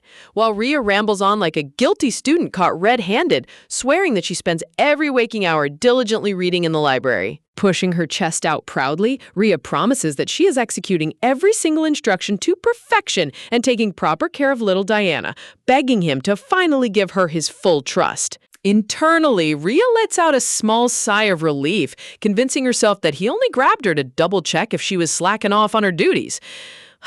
Talk about misunderstanding the assignment completely. Lucio stares down at her animated, earnest face in complete silence, his expression remaining unreadable as her words hang in the cool night air. Slowly, his long fingers slide off her sleeve, releasing her wrist as he quietly utters a single word of agreement. Rhea beams with a bright, relieved smile, thrilled that she managed to talk her way out of trouble without getting demoted. Later that night, the grand, ornate carriage clatters smoothly along the cobblestone paths. A quiet narration notes that perhaps, step by tiny step, the shattered trust between them is finally beginning to mend. Inside the luxurious carriage cabin, the orange-haired lady chuckles softly while covering her mouth, poking fun at the ridiculously confused expression Lucio had earlier. The Duke chuckles in agreement while Chibi Rhea sits there scratching her head in total confusion. Tilt-headed Chibi Rhea blinks her big brown eyes, wondering on earth the adults are laughing about behind her back. A brief flashback memory opens up, showing Lucio strolling alone through the quiet palace courtyard under the blue moonlight. He presses a hand against his forehead, letting out a heavy sigh, as he berates himself for acting so utterly pathetic. The camera pulls back to showcase the magnificent high spires of the academy, rising against the vast star-dusted midnight sky. Walking down the quiet moonlit balcony corridor all by himself, Lucio disappears into the shadows, his mind still preoccupied with the mysterious girl who continues to turn his whole world upside down. Returning to the dimly lit interior of the academy, Lucio steps into the private sitting room, his expression calm yet distant, as he catches sight of his companion lounging on the plush armchair. Resting against the carved wooden furniture, the blonde youth glances back over his shoulder with a curious tilt of his head. He wonders out loud why Lucio didn't head straight down to the grand ballroom for the main event, asking if he was just coming back after escorting his family to their carriage. Lucio responds with a single quiet nod, taking a few measured steps closer to the center desk. The blonde noble smiles knowingly, noting how rare it is to see the young prince acting so attentive toward his family. Leaning back comfortably, the blonde lad admits that while he's met young Alan a handful of times since they were kids, this was actually his very first time setting eyes on the youngest sibling. He chuckles softly, commenting on how remarkable it is that the little girl looks almost like a mini twin of Lucio himself. Lucio remains entirely silent, his piercing blue eyes fixed ahead, while his friend keeps chatting away. Honestly, watching side characters attempt to make small talk with a stoic male lead is like trying to strike up a conversation with a brick wall. The blonde youth casually mentions that seeing the Duchess after such a long time was nice since she hasn't aged a single day, adding that he really ought to pay his formal respects to the Duke soon. Breaking the solemn mood, a hilarious background filled with cartoon cats pops up as Lucio gives his companion a deadpan stare. He flatly orders the poor guy to stop overthinking every little detail and just go back to his own dorm room already. Surprised by the abrupt dismissal, the blonde kid awkwardly rubs the back of his neck and mumbles a quick apology. Pausing near the doorway, the blonde noble turns around one last time with a hopeful glint in his eye, softly asking if he might be allowed to visit Lucio's house sometime soon. A sparkling floral aura blooms around Lucio as he turns back with a strikingly handsome, confident smirk, giving his approval before taking his leave. Dawn breaks over the majestic white marbled spires of the imperial capital as the scene shifts to the sprawling grounds of the grand estate. Walking down the polished marble corridor with crisp, measured steps, Bianca, the red-haired royal knight dressed in her sharp white and gold military uniform, carries an elegant wax-sealed envelope in her gloved hand. A close-up reveals the exquisite detailing on the letter, complete with intricate gold cord trim and a delicate pink rose pressed alongside the royal wax seal. Clasping the paper tightly, Bianca smiles to herself, reflecting on how she initially worried that asking a young child to write a formal letter might be too demanding, only to discover the girl possesses a mind far sharper than anyone could have guessed. Suddenly, the fierce female knight breaks character entirely, giggles, burying her face in her gloved hand as a hilarious chibi frame shows her stifling a sudden outburst of laughter. Continuing down the hall with a merry stride, Bianca lets out a soft laugh, fondly thinking that no matter how precociously smart little Leah might be, deep down, she's still just an adorable little kid. Suddenly, a sharp, dignified voice echoes down the hallway, calling out Bianca's name and causing her to instantly snap out of her amused daydreaming. Standing before her is the striking figure of the pink-haired noble lady, her intense pink eyes and luxurious crimson velvet dress exuding pure aristocratic authority. Stepping closer with her maid in tow, the pink-haired lady asks why Bianca has wandered all the way out into this section of the estate instead of attending to her normal duties. Saluting politely, Bianca quickly explains that His Highness personally requested she take a brief stroll outside to enjoy the clear afternoon weather. The noble lady nods in agreement, offering to walk alongside her toward the central courtyard gardens. Glancing down sharply, the pink-haired lady points out the parchment held tightly in Bianca's gloved grip, curiosity piqued by how intensely the knight was staring at it just moments before. Bianca instinctively pulls the letter a bit closer to her chest, giggle, trying to play it cool while the lady presses further, wondering aloud if the correspondence came from the Duke himself or young Askell. A glowing flashback memory reveals the innocent silhouette of little Rhea in her neatly pressed maid dress and hair ribbon, standing politely in the sunlight. The pink-haired lady pauses in her tracks, her hand resting over her gold-trimmed coat as she brings up the fact that while the maid's exact birth date remains a mystery, the girl appears to be around 9 years old. Looking back with a subtle frown of concern, the lady wonders if the child isn't far too young to be saddled with heavy maid labor, firmly instructing Bianca to ensure the kid gets immediate help and support whenever she seems to be struggling. Bianca bows her head with a gentle, reassuring smile, whispers, promising that she will personally keep a close eye on the girl's well-being. Turning her head toward the sunlit windows, the pink-haired lady muses under her breath that Duke Ellard must truly be getting old if he's letting little children run around taking on household responsibilities. Meanwhile, back in her sunlit quarters, little Rhea is living her absolute best life. Resting her chin on her hand, she swings her feet happily while drafting notes with a fancy golden feather quill pen. An aerial view showcases the breathtaking expanse of the ducal estate's symmetric fountains, manicured hedge mazes, and towering glass conservatories glowing in the morning light. Magical blue light pulses across an intricate spell circle, showcasing the thriving green leaves of the rare Splecia plant. Rhea's internal narrator proudly reveals that thanks to Askell's guidance, her stagnant agricultural magic research took a massive leap forward, earning her direct praise from the Duke for solving the cultivation crisis. Pushing her chin up with a smug, proud grin, Chibi Rhea pats herself on the back, declaring that her emergency financial fund is officially ready to explode with profit. Resting her small hand on the parchment, her expression turns pragmatic as she acknowledges that since she's made up her mind to stick around and protect little Diana, her original retirement escape plan definitely needs a massive overhaul. Striding down the Grand Palace hallway with absolute confidence, Rhea mentally reviews the magical laws governing this fantasy realm. A glowing visual diagram illustrates the golden aura harnessed by legendary swordsmen, alongside the radiant blue mana funneled through the hearts of grand mages. In this world, mages treat their internal mana supply as fiercely as their very lives. Clasping her hands together as glowing blue streams of energy swirl around her fingers, Rhea smugly notes that her mana reserves are practically bottomless. And, thanks to her relentless training in her previous life, controlling it is child's play. A shimmering pink jewel crystallizes on the panel, signifying her latest successful experiment from the Academy Festival. Closing her eyes tightly as intense magenta light bursts from her palms, Rhea admits that because the raw gems she bought on the cheap were such low quality, a few of them completely shattered into dust under her overwhelming magic power. Ribbons of vibrant purple energy crackle through the air as she refines her technique with laser-focused concentration. Opening her hand with a flourish, Rhea reveals a breathtaking, perfectly polished bracelet made of glowing pink high-purity mana stones resting in her palm. Hugging the sparkling gemstone bracelet against her chest, Rhea's eyes turn into literal gold coins. She grins like a criminal mastermind, telling herself that the moment she flips these high-grade stones on the black market, she's gonna be swimming in mountain loads of cash.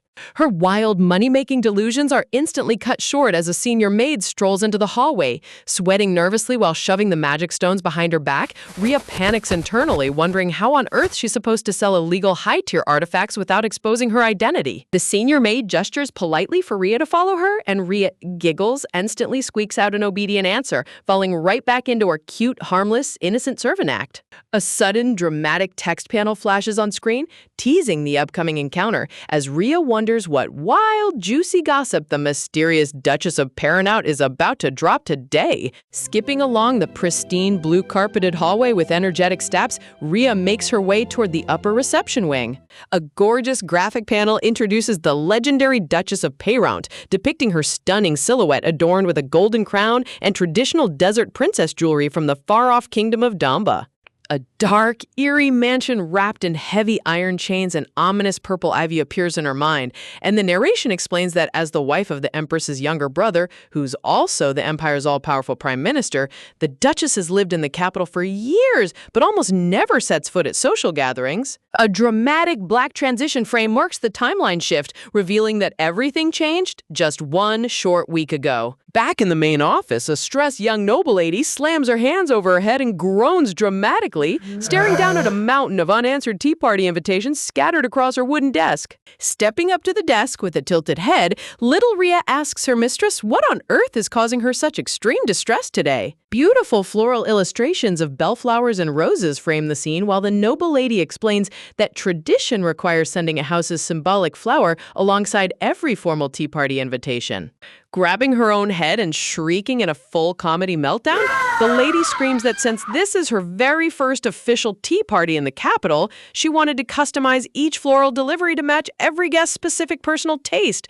But she has absolutely zero clue what flowers the elusive Duchess of Paramount likes. Watching her boss throw a hilarious temper tantrum, Rhea rubs her chin thoughtfully. She realizes the lady's panic is totally justified. The Duchess is a solitary royal figure who answers to nobody, meaning if they send the wrong gift, she'll instantly reject the invite.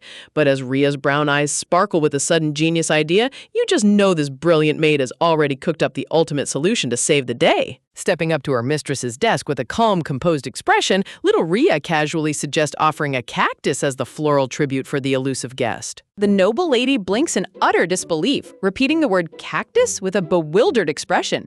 But Rhea smoothly explains that since the Duchess of Paramount hails from the distant, sun-drenched kingdom of Damba, receiving a hardy desert plant from her native homeland would feel deeply personal.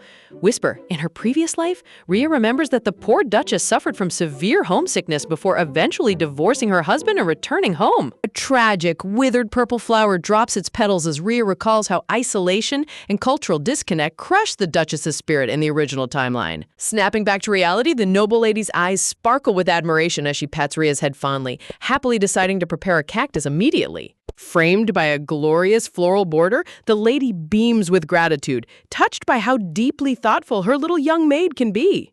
Cut to 1 week later in the upper reception wing, a sharp, dark-gloved finger points directly across the room as the Duchess of Paramount's icy voice echoes through the hall, demanding to know if sending a cactus was truly this tiny maid's idea. Staring at that sharp finger aimed right between her eyes, little Rhea breaks into a nervous sweat. She panics internally, wondering why on earth a high-ranking royal figure would personally come to the estate just to confront a child servant. Clasping her gloved hands together tightly, Rhea decides that lying to a powerful imperial duchess is a one-way ticket to the dungeon. So she gulps down her fear and admits the truth. Standing before the luxurious velvet couches, Rhea politely explains that she happened to read an old travelogue detailing the rich history and flora of the kingdom of Damba. Hearing this, the dark-haired duchess arches a sleek eyebrow in surprise. Glancing sideways with a softened expression, the Duchess secretly reflects on how she initially assumed the gift was a passive-aggressive insult, using a young maid as a scapegoat, only to realize the offer was made with pure, genuine warmth. Setting her pride aside, the Duchess turns to the blonde lady with a subtle smile, asking if she might be allowed to return tomorrow afternoon for another private chat. Flustered by the sudden breakthrough, the lady eagerly accepts the offer. A breathtaking portrait panel highlights the radiant beauty of the desert princess in her regal purple velvet gown as she gracefully promises to bring rare historical books from her homeland for their next team meeting. Look at the sheer level of detail the artist poured into her dress embroidery. This manhwa visually flexes every single chapter. The next afternoon, sunny light beams across the estate's central courtyard as the lady and Duchess step outside together. Spotting Rhea nearby, the Duchess calls out with a warm wave. Rhea immediately bows with flawless servant etiquette, but the Duchess softly chuckles, telling the young maid there's no need for such rigid formality around her. The blonde lady chuckles happily, mentioning that today marks a very special occasion, since the young heir of House Perrant has joined his mother for his first official outing. Stepping into the sunlight, a handsome young boy dressed in an ornate navy and gold aristocratic tunic stands beside his mother while Rhea sneaks a quick glance. A glittering golden aura surrounds the young noble as he officially introduced as Aiden Parent. A hilariously cute Rhea gasps with golden stars in her eyes, stunned to finally meet the legendary young lord she'd only ever heard about in high society gossip. Calling out his name, the Duchess watches as little Aiden flinches in panic, quickly bowing his head with crisp aristocratic manners to thank the lady for her grand hospitality. Tilting her head curiously, the chibi Duchess looks around the open courtyard asking why the young lady of the house hasn't come out to greet him yet. The blonde lady chuckles with an embarrassed sweat drop, confessing that little Diana got overly excited and bolted straight into the back garden just a few minutes ago. Turning to Rhea with a bright idea, the lady asks if she could lead young Aiden out to the garden so the children can play together. Poor Aiden's jaw literally drops in utter shock. He definitely did not sign up for an unscheduled playdate. The two noble mothers giggle together, agreeing that making friends while running around in the dirt is far better than sitting through a boring, rigid high society meeting. Meanwhile, Aiden stands between them trembling in pure terror, flustered as his grand aristocratic dignity crumbles to dust. Bending down with a terrifyingly sweet, smiling face, the Duchess softly whispers to her son, firmly ordering him to get moving without any backtalk. Gulping nervously as a cold sweat drips down his brow, Aiden whimpers out a helpless agreement because nobody in their right mind argues with a desert princess. Walking down the manicured stone pathways of the sprawling glass conservatory, Rhea cheerfully announces that they finally reached the central gardens. Aiden follows closely behind her with crisp, stiff steps, staring at the back of the young maid's uniform. Clicking his tongue in annoyance, the grumpy little tsundere grumbles under his breath, mocking the absurd idea that children are supposed to magically become best friends just by being shoved into a garden together. Shaded by dark gray clouds, Aiden's internal monologue reveals a lonely, guarded heart. He tells himself he doesn't need friends anyway, assuming the young lady deliberately ran away to avoid dealing with him. Deciding to cut the tour short, Aiden turns around to ask Rhea which direction leads back to the main house, only to freeze in utter confusion. Looking around the empty, sunlit path, he realizes Rhea has completely vanished into thin air, leaving him stranded all by himself. Aiden's face flushes with red anger as he huffs in disbelief. Huffs, annoyed that a simple house servant would dare abandon a high-ranking noble guest in the middle of nowhere. Suddenly, a strange shadow flickers in the tree canopy directly above his head. Aiden gasps in surprise, feeling a sudden chill run down his spine. Whirling around with wide eyes, he nervously shouts into the rustling leaves, demanding to know where that odd noise is coming from. High up in the leafy branches, a small pair of dangling white socks and golden lace trim comes into view. Nestled comfortably on a thick oak branch like an adorable wild squirrel, little Diana looks down with vibrant blue eyes, curiously asking who's trespassing under her favorite climbing tree. A wide aerial angle showcases the hilarious contrast between Aiden standing stiffly on the dirt path and the wild ducal princess casually lounging 20 feet in the air. Aiden's jaw drops as his cheeks flush bright red, utterly stunned that a refined noble lady is scaling massive trees in full dress attire. Without a single second of hesitation, little Diana leaps off the branch and dives straight toward the ground like a reckless superhero. Meanwhile, strolling around the decorative hedge maze, Rhea cheerfully calls out for her mistress, completely unaware of the chaos unfolding just around the corner. Suddenly, a brutal thud echoes through the bushes. Rhea stops in her tracks, her eyes widening in sheer horror as she realizes someone just hit the dirt hard. Turning the corner, Rhea witnesses the ultimate disaster. Little Diana tackled young Lord Aiden directly onto the hard gravel path, squishing him flat like a pancake. Talk about an aggressive first impression. Bursting into loud tears, crying, little Diana scrambles off the boy and clings tightly to Rhea's apron, sobbing that the mean boy got in her way. Rhea panics completely, checking the girl for broken bones while wondering on earth how she fell from the sky. Looking down at the motionless boy sprawled out on the path, Rhea frantically asks if young Lord Aiden is still alive. Slowly sitting up with a dazed expression, Aiden stares blankly ahead as a dramatic trail of blood drips right out of his nose. Rhea lets out a blood-curdling shriek of pure terror, picturing her head on a spike if the Prime Minister's heir bleeds out on her watch. Quickly pulling out a soft white cloth, Rhea gently dabs away the blood from his bruised face, speaking in a soft, soothing tone as she checks for serious injuries. Aiden blushes furiously while nodding his head quietly as Rhea gently asks if the pain is starting to fade away. Swallowing nervously, the young boy looks up with wide, hesitant eyes, softly asking if it's really okay for a common maid. "I'm just a language model and can't help with that." Instantly misunderstanding his concern, Rhea recoils in terror, bowing her head repeatedly as she apologizes for disrespecting his royal status by touching his face without permission. Aiden flusters even more, quickly clarifying that he wasn't trying to pull rank. He just wanted to know if touching his tan skin didn't make her feel uncomfortable or disgusted. Rhea's expression softens with endless tenderness. Smiling warmly at the insecure boy, she assures him that his unique golden skin is absolutely stunning, warmly complimenting him as a remarkably handsome young lord. Aiden's eyes widen in absolute shock as a massive blush erupts across his cheeks, flustered, embarrassed, completely captured by the sweet maid's sincere kindness. Dazzling light sparkles around a grand royal crest as Rhea beams with pure sincerity, assuring the little boy that without a single doubt, he is absolutely handsome and takes right after his gorgeous mother, the Duchess of Paramount. Aiden stands frozen in complete disbelief, his cheeks flushing a bright crimson while a radiant image of his beloved mother glows right behind him. Hearing a humble maid compliment his appearance so warmly sends his poor little heart into total overdrive. Suddenly snapping out of his trance, the young tsundere turns his head away with teary eyes, shouting, loudly protesting that his mother is undeniably the most beautiful person in the entire universe. Before anyone can even react, little Aiden completely loses his cool and bursts into a torrent of dramatic baby tears.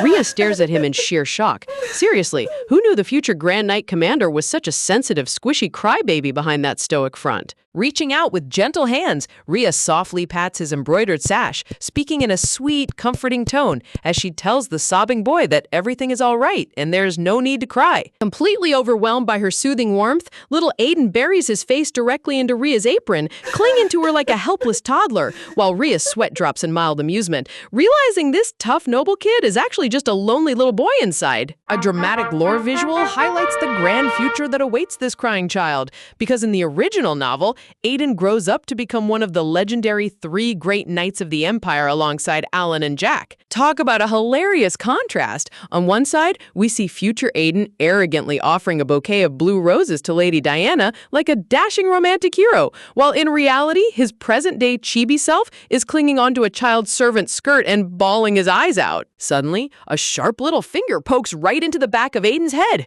A fierce voice shouts out from behind, rudely calling him a giant crybaby. Whirling around, little Diana stands there with a terrifying fiery tiger aura blazing behind her eyes. She points an angry finger right at Aiden, violently ordering him to stop crying and back away from her precious big sister this instant. Terrified by the fierce little princess, Aiden scrambles backward on the gravel path, frantically stammering out a formal apology as Diana turns her nose up in the air with an angry humph. Softening her gaze, Rhea chuckles softly to herself, realizing that despite his high noble title, young Lord Aiden is still just an innocent child at heart. She smiles warmly at him, praising him for being remarkably brave by holding back his tears despite getting hurt during his fall. Rhea reaching over with an affectionate smile, Rhea gently pats the young lord's silky dark hair. Suddenly realizing what she just did, Rhea recoils in panic, quickly bowing her head to apologize for crossing her boundaries as a servant and touching his head without thinking.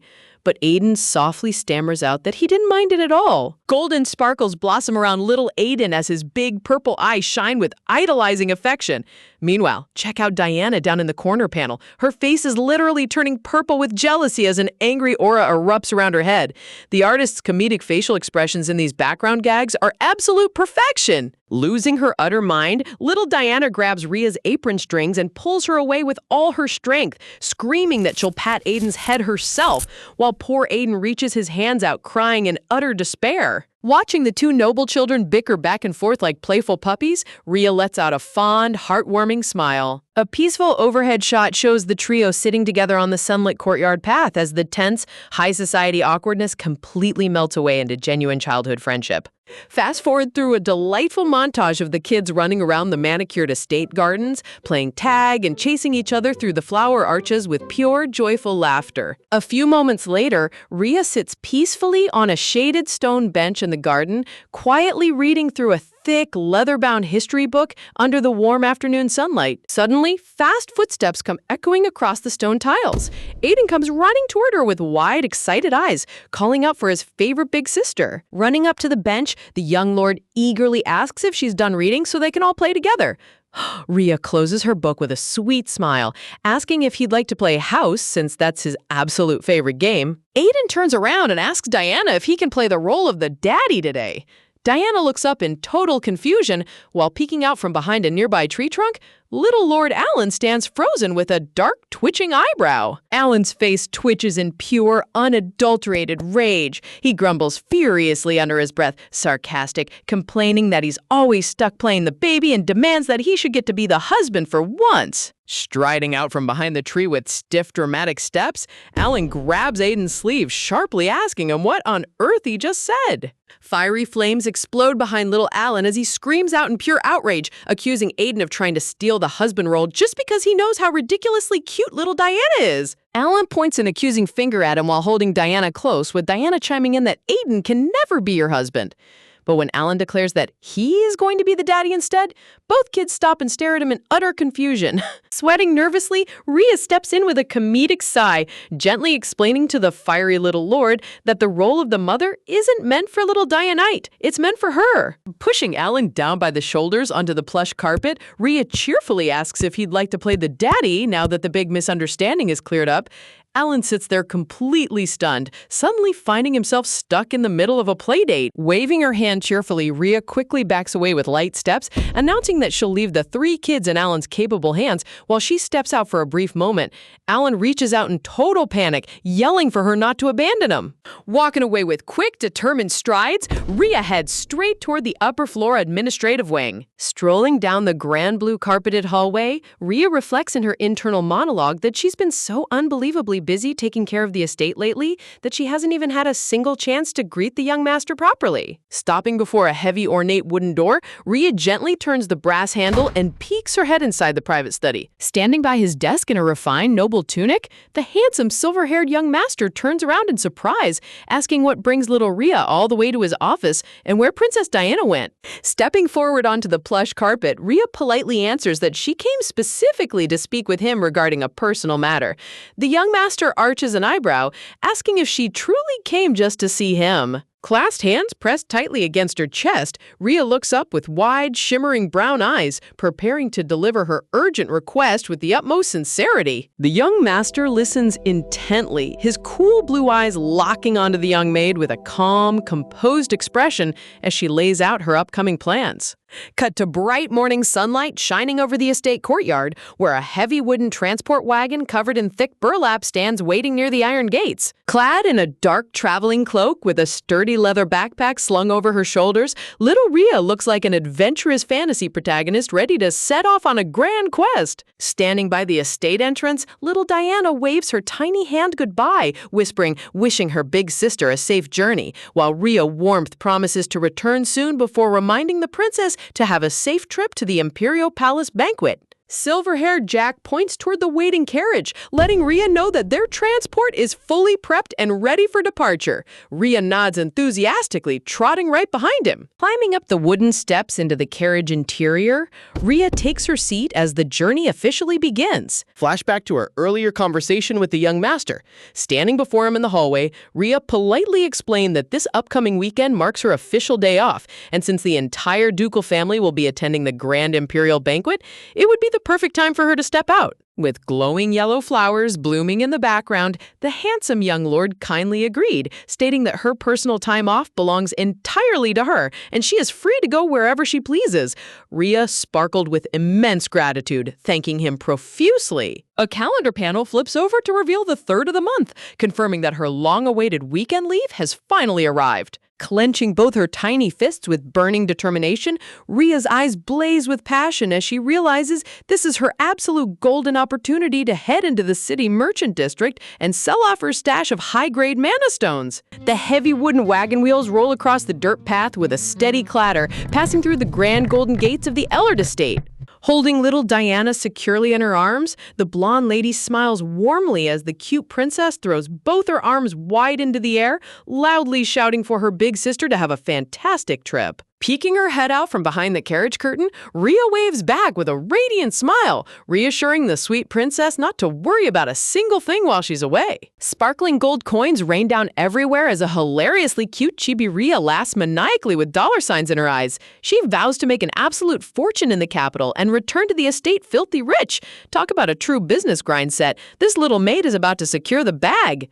Gold coins shower down from the sky as Rhea's ultimate fantasy of drowning in pure wealth takes over. With dollar signs practically burned into her soul, this little maid is ready to turn her secret stash of high-grade mana stones into serious capital cash. Stepping off the transport wagon into the heart of the bustling metropolis, little Rhea throws her arms wide in absolute wonder, taking in the magnificent view of the sprawling capital architecture after what feels like forever. Pointing out her ridiculously oversized backpack, Jack raises an eyebrow in disbelief. Rhea giggles softly, admitting that she overpacked just in case, bringing extra clothing layers, an umbrella, and enough supplies to survive a minor apocalypse. Noticing her excitement, Jack offers to guide her through the crowded streets, reminding her that this is technically her very first time exploring the Empire's grand capital properly. Blushing slightly, the young apprentice knight gestures toward the town, offering to take her straight to the main plaza and a few of his favorite high-end dining spots. Watching Jack eagerly ramble on about a famous local dessert cafe that serves her favorite specialty chocolates,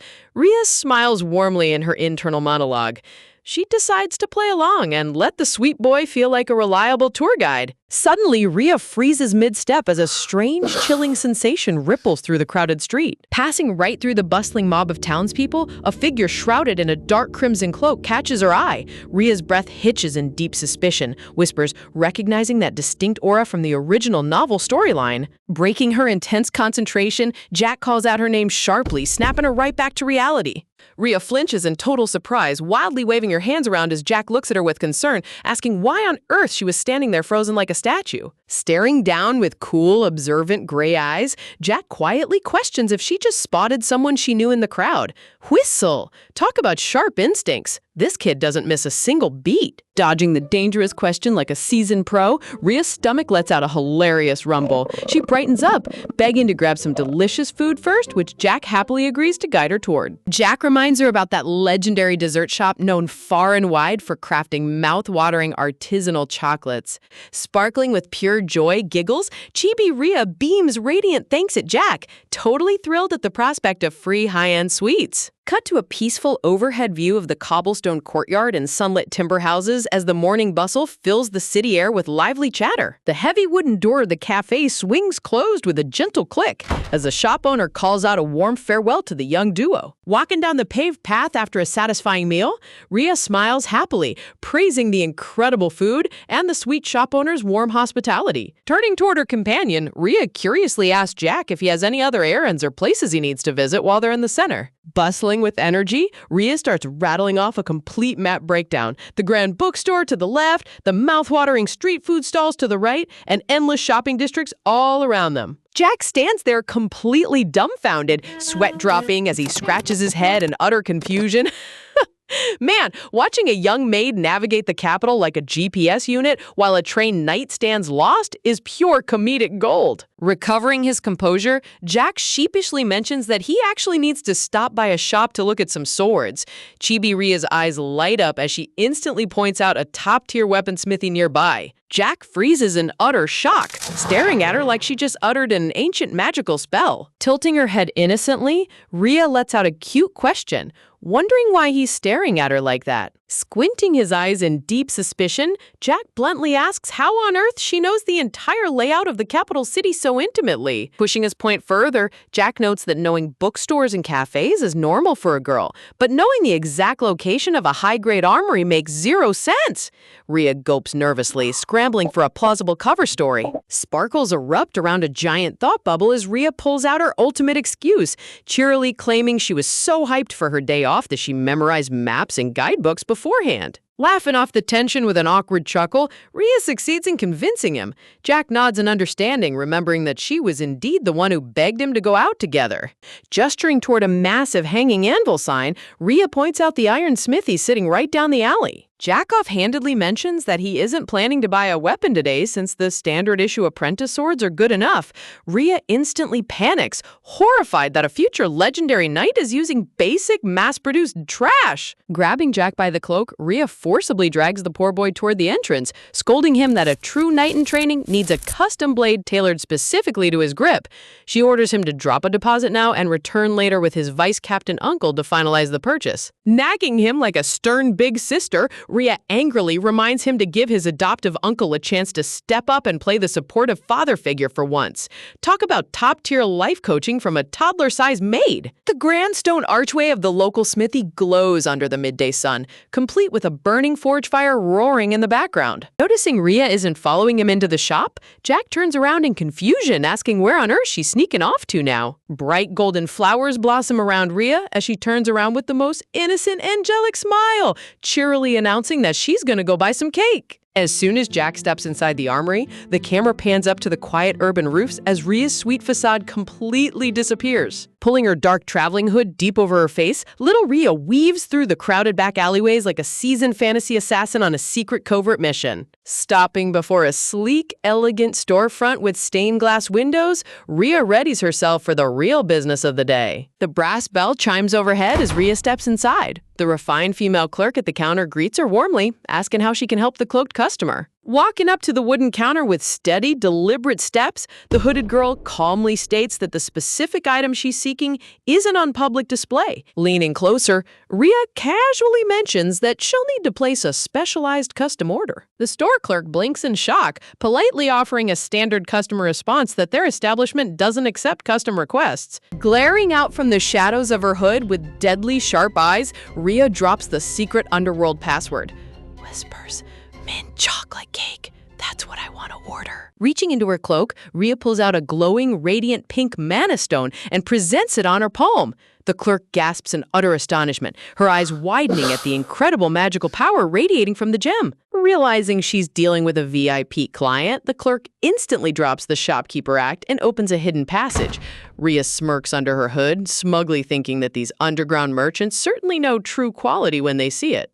A glorious crest depicting a crowned raven inside a glowing transmutation circle reveals the true identity of this location, the infamous Information Guild Daryl. Chess pieces and falling gold coins highlight the Empire's secret power dynamic. In her internal monologue, Rhea explains that while Tarantium is the top information broker, Daryl sits right on its heels, specializing in high society secrets and running its own shadowy merchant empire. Walking down a dimly lit underground corridor, the clerk bows respectfully before a grand double door, announcing that the guildmaster is waiting inside. Inside the lavish office, a refined hand catches the high-grade pink mana stone, examining its smooth magical facets. Reveal of the guildmaster, a strikingly handsome young man with dark brown hair and a badass eye patch over his right eye, inspects the stone, letting out an intrigued smirk. Surrounding little Rhea, a massive vortex of blazingly intense blue mana erupts like a hurricane. The guildmaster notes in shock that these stones rival the finest gems from the Bellis dukedom, marveling at the insane mana output from such a tiny body.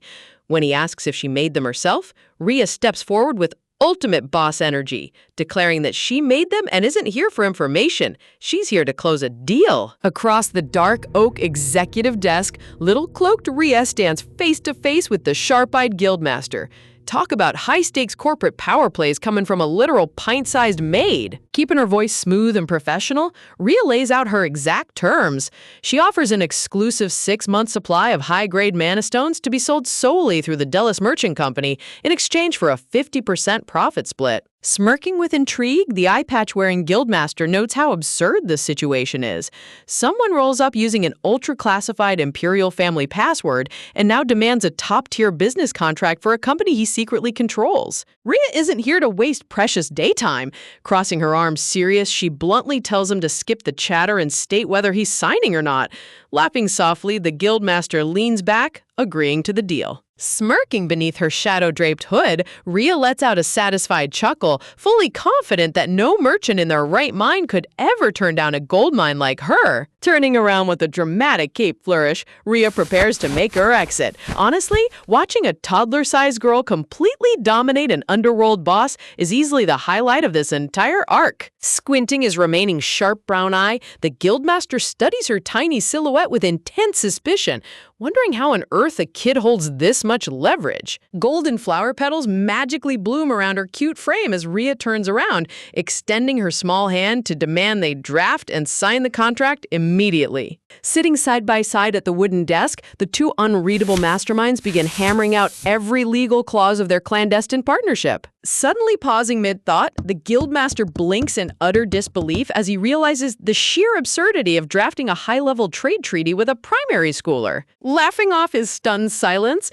Chibi Rhea teasingly asks if he's shocked by her true age, cheekily warning him that spreading rumors about her secret identity will cost him big time. Chibi Rhea winks villainously in her thought bubble, gleefully imagining the massive breach of contract penalty fee she'll slap on him if he leaks a single word. An awkward, deadpan silence fills the room as the guildmaster stares at her cute little face, completely lost for words. Clearing her throat serious, Rhea adds another vital condition, instructing him to convert all future profit installments directly into raw, unrefined jewels to fuel her next mana creation batch. Swiping his dark hand through the air, the guildmaster smoothly promises that every transaction will be handled with absolute secrecy on his end without attracting unwanted attention. Handing over a glowing enchanted leather pouch, he presents a rare communication artifact to keep in touch. Rhea catches it with wide, amazed eyes.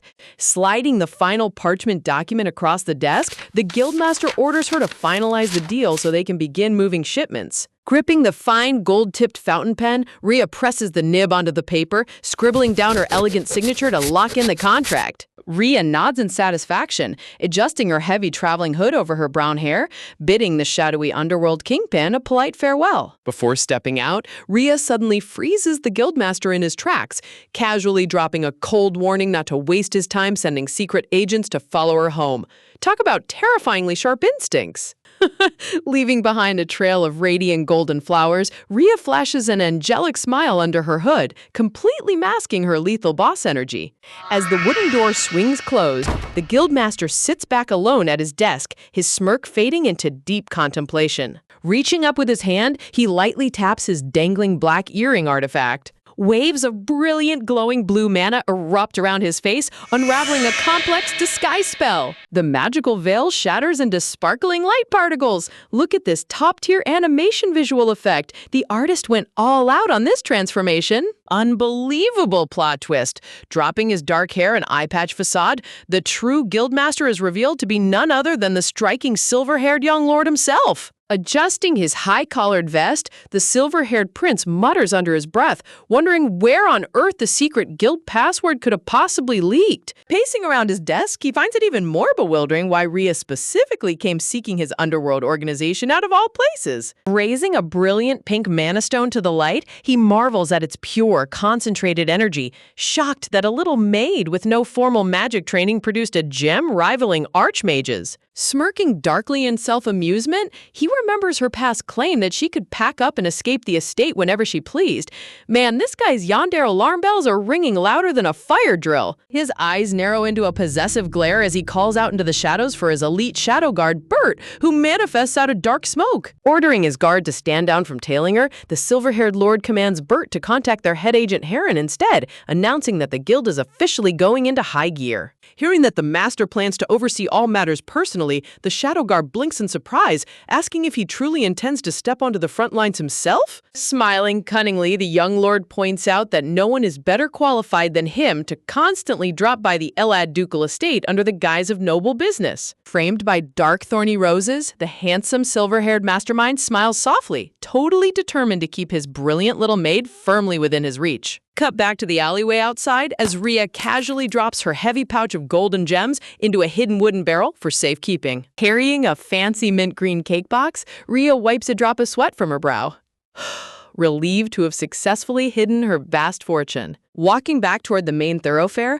Rhea reflects on how unexpectedly fast her business meeting went, though she remains deeply intrigued by the guildmaster's intense presence. Recalling the shadowy underworld boss, she notes in her internal monologue that despite only meeting his henchman in her past life, his real aura proves he's far from an ordinary merchant. Chibi Rhea sweats nervously, giggling at the hilarious realization that a dangerous underworld kingpin chose mint chocolate cake as his top secret VIP passphrase. Realizing she caught a faint whiff of fresh mint in his office, her eyes widen slightly as a strange, familiar memory sparks in her mind. Flashback to her tenderly placing her small hand on the feverish forehead of the sleeping silver-haired young lord on a sunlit lounge couch. Vigorously shaking her head side to side, panicked, Chibi Rhea snaps herself out of it, yelling internally that she must be completely losing her mind to connect those two. Instantly switching back to maximum greed mode, Chibi Rhea imagines herself rolling around in a literal mountain of shiny gold bars like Scrooge McDuck. She cackles, planning to reinvest her earnings to become stupidly rich. Stepping back into the lively market district, Rhea holds her bakery box tight, plotting her next wave of high-yield business investments when a familiar voice calls out her name. Standing in the middle of the bustling cobblestone plaza, young Jack waves his hand high in the air, calling out to her with a warm smile.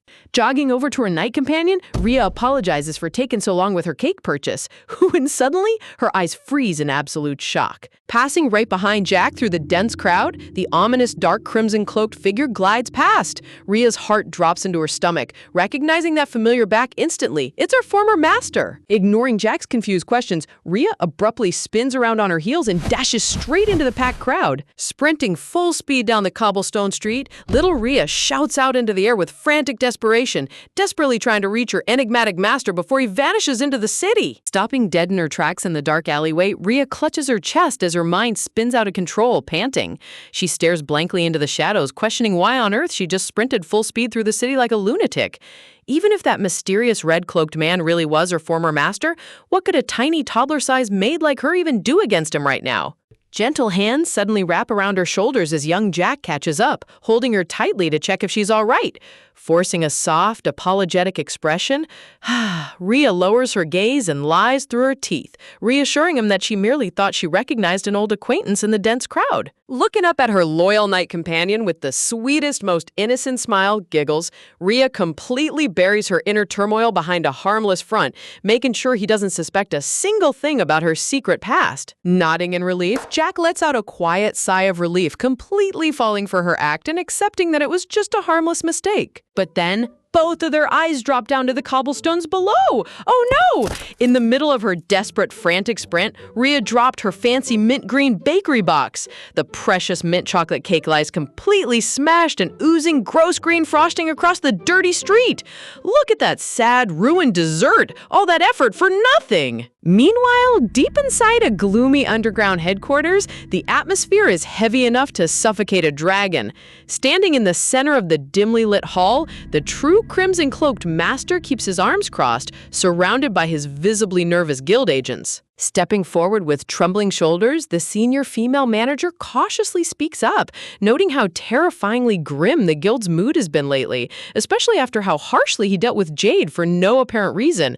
Glaring down coldly, the master cuts her off instantly, demanding to know what point she's trying to make. Shadows veil his sharp facial profile as he leans in, whispers, his icy voice echoing through the silent hall, letting them know that petty internal complaints are the absolute last thing he cares about. With a terrifying crimson glow flashing in his eyes, he commands them to keep their mouths shut and blindly follow orders. Terrified for their lives, the guild agents bow their heads into deep angles, frantically promising to obey every word without question.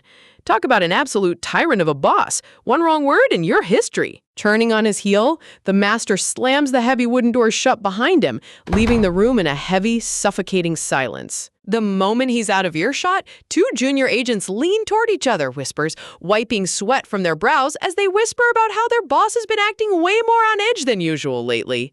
Sitting alone in his lavish private office, framed by dark, thorny roses, the red-cloaked master rests his chin on his gloved hand, staring blankly into space as if tormented by an unresolved mystery. Switching back to the sun-drenched, glorious Elad Ducal estate, soft morning light beams through the grand arch windows, signaling a bright new day filled with aristocratic luxury. Gently running an ornate porcelain hairbrush through silky silver hair, Rhea carefully detangles every single strand with expert precision. Finishing up cute pigtails for little Lady Diana, Rhea beams with satisfaction, while the adorable white-haired princess giggles sweetly, declaring that every single day feels like paradise whenever she gets to spend it with her favorite maid. Smiling softly on the outside, Rhea's inner monologue takes a hilarious dark turn. A devious smirk spreads across her face as her brain immediately shifts straight back into full-blown capitalist mode. Imagining literal mountains of shiny gold coins raining down all around her, chibi frame, Rhea clasps her flushed cheeks in pure bliss. Man, this girl's dedication to grinding fat cash is truly second to none. She's living for the bag and nothing else. Laying out the economic landscape in her mind, she recalls how the Duchy of Velis, which controls the continent's largest mana stone mine, strictly locked down gem exports to neighboring nations, creating a massive, desperate market shortage. In the middle of that severe crisis, the newly formed Delis Merchant Group swooped in out of nowhere, flooding the market with ultra-pure, top-grade mana stones at mind-blowing prices and driving the entire empire into an absolute buying frenzy. Sparkles explode around chibi-maid Rhea as she holds up a massive leather pouch glowing with pure golden light, reveling in the fruit of her secret labor. Remembering the moment her underworld contact handed over the colossal sack of proceeds, Rhea recalls squeaking in total shock, completely blown away by how insanely lucrative her secret venture turned out to be. Flanked by delicate pink roses, she calculates her growing empire, knowing that on top of the gem profits, she also handed the Duke an exclusive list of high-yield business investments. All that's left now is to sit back, relax, and watch the passive income print itself. Dressed up in a ridiculous fantasy daydream outfit, complete with a giant feathered hat and handfuls of luxury shopping bags, Chibi Rhea cackles like a true villain, wondering if she's on track to become the single richest person on the entire continent. Hummed along to a cheery melody, her daydreams take a wholesome turn as she decides that once she's filthy rich, she'll buy a giant castle, invite Diana over, and feed her the most exquisite royal feasts every single day. Finishing the final golden hairpins, Rhea steps back as Diana turns around, sparkling like a literal heavenly angel with her brilliant sapphire eyes shining bright. Unable to resist the cuteness overload, Rhea lunges forward and scoops the little princess into a tight, squishy hug. Diana hugs her back just as tightly, declaring that Rhea is officially the prettiest sister in the entire universe. Seriously, these two are single-handedly holding up the wholesome energy of this entire show. Standing near the doorway with his arms crossed, young silver-haired Master Alan watches them with a sour expression, scoffing that the two of them sure look like they're having a grand old time without him. Snicker-giggling playfully, Chibi Rhea teases Alan, teasingly asking if he's pouting just because he doesn't get to accompany Diana to the Imperial Palace today. Diana joins in on the roast, pointing her cute little finger and chanting that he's definitely pouting. Flustered to his absolute limits, Alan yells out in a blushing panic. Suddenly, the tall Duke steps up behind him, giving his son a deadpan stare and asking why he's picking childish fights out of nowhere again. Poor Alan almost jumps out of his skin, frantically shouting that he wasn't picking a fight at all. Walking alongside her husband, the beautiful Duchess giggles softly, shaking her head at Alan's immature behavior, while Rhea watches the chaotic family dynamic unfold with an amused expression. Noticing a faint shadow under her mistress's eyes, Rhea steps forward with concern, softly asking the Duchess if she's feeling all right. The Duchess offers a tired smile, admitting that she simply couldn't sleep very well last night. Looking at her sideways, Rhea thoughtfully realizes that today is an extremely heavy day, one that even the Duchess could never afford to overlook. An ornate visual panel reveals the grand silhouette of the Empress surrounded by gold, contrasting sharply with a dark funeral coffin below. Today marks the Empress's official birthday, and tragically, yesterday was the exact anniversary of the deaths of her parents, the former Duke and Duchess of Payland. Ever since that horrific tragedy, the Empress's birthday transformed from a joyous celebration into a national day of mourning.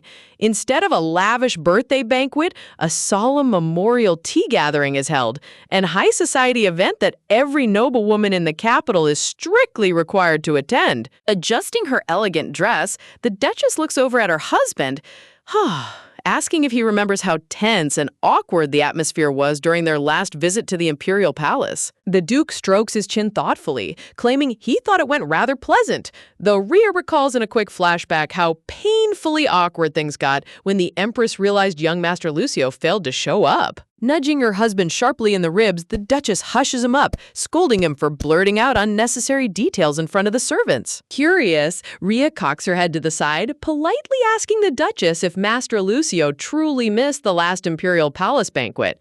The Duchess nods, confirming that Lucio was completely absent from the gathering. She explains that Lucio was likely exhausted from his overwhelming academy coursework, barely managing to find time to visit home, let alone travel all the way to the royal palace. Hearing this, Rhea falls into a silent, deep state of thought. Flashback memory waves wash over the screen as Rhea remembers the exact rainy evening she snuck out of the estate in a traveling hood. Dark cobblestones glisten under the moonlight as a memory of silver-haired Lucio walking alone down a shadowy alleyway appears. Rhea's mind connects the dots. On the exact day she went out, Lucio hadn't gone to the Imperial Palace at all. Cut to a sunny street scene outside the prestigious Darrell Merchant headquarters building, bustling with wealthy townspeople passing by. Inside a sunlit executive office, young Prince Darrell sits quietly behind his mahogany desk, elegantly reviewing financial ledgers. Suddenly, his sharp blue eyes twitch, widening in sheer annoyance as a sudden loud commotion disrupts right outside his door. The office door bursts open as a high noble wrapped in a dark traveling cloak rushes inside, throwing his arms out and dramatically shouting for Darrell to spill the truth immediately. Slamming both gloved hands onto the wooden desk, the masked intruder demands answers with furious urgency, refusing to leave until he gets what he came for. Throwing a petty temper tantrum, the cloaked noble yells that he's so consumed by curiosity he hasn't been able to sleep a single wink. Staring back with a deadpan, unbothered expression, Darrell simply sighs, realizing exactly why this dramatic clown showed up. Slumping into a chair, the cloaked guy frantically begs for the identity of the mysterious individual who supplied those high-grade mana stones. But Darrell remains an absolute brick wall, calmly reminding him that trade secrets and client confidentiality are strictly non-negotiable. Gripping the edges of his dark hood, the mysterious noble slowly pulls back the heavy fabric, revealing his sharp jawline and neck. The hood falls completely back, revealing striking crimson hair and fierce emerald eyes. Darrell bows his head respectfully, addressing the fiery young man as Your Highness. Talk about an absolute shorker. The person throwing a dramatic temper tantrum over Rhea's magic gems is none other than the Imperial Prince himself. Back inside the merchant headquarters, Prince Daryl tea-scoffs, marveling at how the imperial prince transformed into a full-blown businessman overnight. Turning the tables, Daryl calmly inquires why His Highness isn't over at the imperial palace attending the Empress's grand birthday gathering. Resting his cheek on his hand, the red-haired prince scoffs, tired, admitting he merely showed his face for a quick second before slipping out the back door. He mutters that the Empress wouldn't genuinely care to see him anyway, so he only goes through the motions to maintain minimum royal decorum. Flipping out behind the plush sofa, the flustered prince throws a dramatic fit, whining that Daryl deliberately changed the subject to dodge his question. Sitting totally unfazed, Daryl casually responds that he was simply asking out of polite curiosity. Suddenly, the prince's eyes light up, curious, as he remembers that the Duchess of Ellard and her little daughter were scheduled to attend the palace's formal tea gathering today as well. Leaning back with a smirk, the prince chuckles softly, noting how little Diana looks eerily identical to Daryl, yet manages to be infinitely more adorable. Daryl's calm expression instantly freezes, his sharp eyes twitching the moment the prince casually brings up the estate's favorite brown-haired maid. Unaware of the danger, the prince continues gushing, confessing that Rhea keeps popping into his mind because her fierce competence and quirky attitude make her surprisingly charming. Talk about playing with fire, bro, is casually dropping romantic compliments right in front of the single most protective guy in the room. Without uttering a single word, Daryl gives a cold, crisp snap of his fingers. In a split second, a masked Imperial Shadow Guard vanishes from the dark corner and instantly pinches the prince in a tight, unyielding grapple lock. Squirming around in total panic, the prince shrieks at the top of his lungs, demanding to know if this is how royal guards are supposed to treat an actual prince of the empire. Flustered to his absolute limits, the prince frantically surrenders, begging Daryl to call off his guard while admitting that little Diana is by far the single cutest girl in the entire universe. Twirling around with dizzy stars in his eyes, the defeated prince whimpers that Diana easily outshines the maid and every imperial princess combined. Man, Daryl's aggressive sibling defense mechanism is truly built different.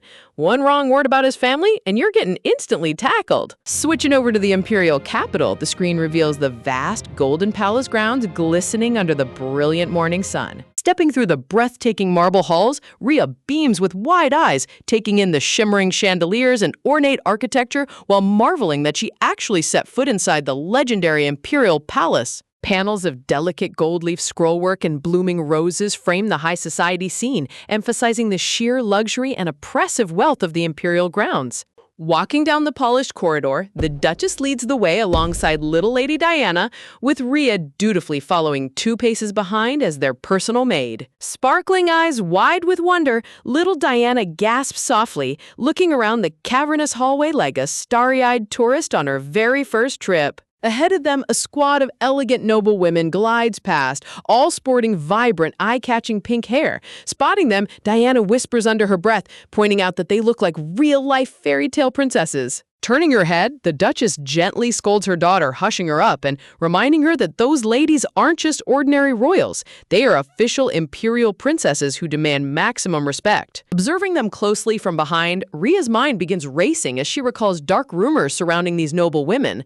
She remembers hearing that the princesses are virtually imprisoned inside the inner palace, rarely allowed to step outside. Watching their stiff, perfectly synchronized movements, Rhea realizes they only received rare permission to exit their quarters today because paying respects on the Empress's birthday is a mandatory imperial ritual. Dark, eerie imagery fills Rhea's thoughts, showing over 20 pink-haired princesses depicted as helpless, floating marionette dolls locked away in a gloomy void. A menacing gloved hand wraps tightly around a lock of pink hair as Rhea recalls the horrific truth behind their fate. In the past, the twisted emperor held a psychotic obsession. If he ever laid eyes on a pink-haired woman, he would claim her, eventually forcing any noble girl into his private harem as an imperial consort. A bitter flashback reveals young Rhea staring trembling into a dirty mirror, vividly remembering how terrified she used to be that her own pink-haired past self might be dragged away into that nightmare. Shaken off the heavy memory, present-day Rhea looks down thoughtfully, realizing a strange, intrusive realization just flashed through her mind. She visualizes a majestic, pink-haired imperial princess standing proudly in full royal regalia. Gasp! A striking, powerful image that hints at a much deeper, hidden destiny waiting to unfold. Realizing she's zoned out, Rhea lets out a soft, awkward cough, quickly snapping her focus right back to the task at hand.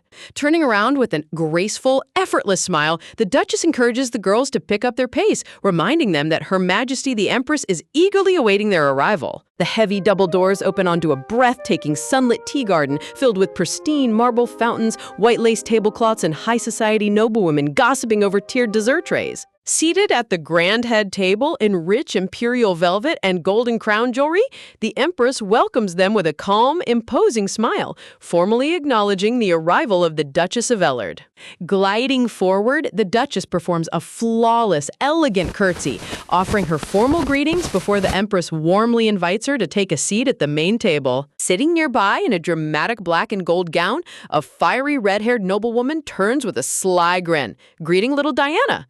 A stylish title card confirms her identity as Imperial Princess Serphin Lixuten. Diana politely pulls out her chair and settles in, while Rhea quietly stands right behind her mistress, whisper maintaining perfect maid etiquette. Glancing sideways, Princess Serphin narrows her eyes, throwing a remarkably sharp, icy glare directly toward Rhea. A tense close-up shows Serphin's sharp, hostile stare locking onto the unassuming maid, radiating pure snobbery and unspoken menace.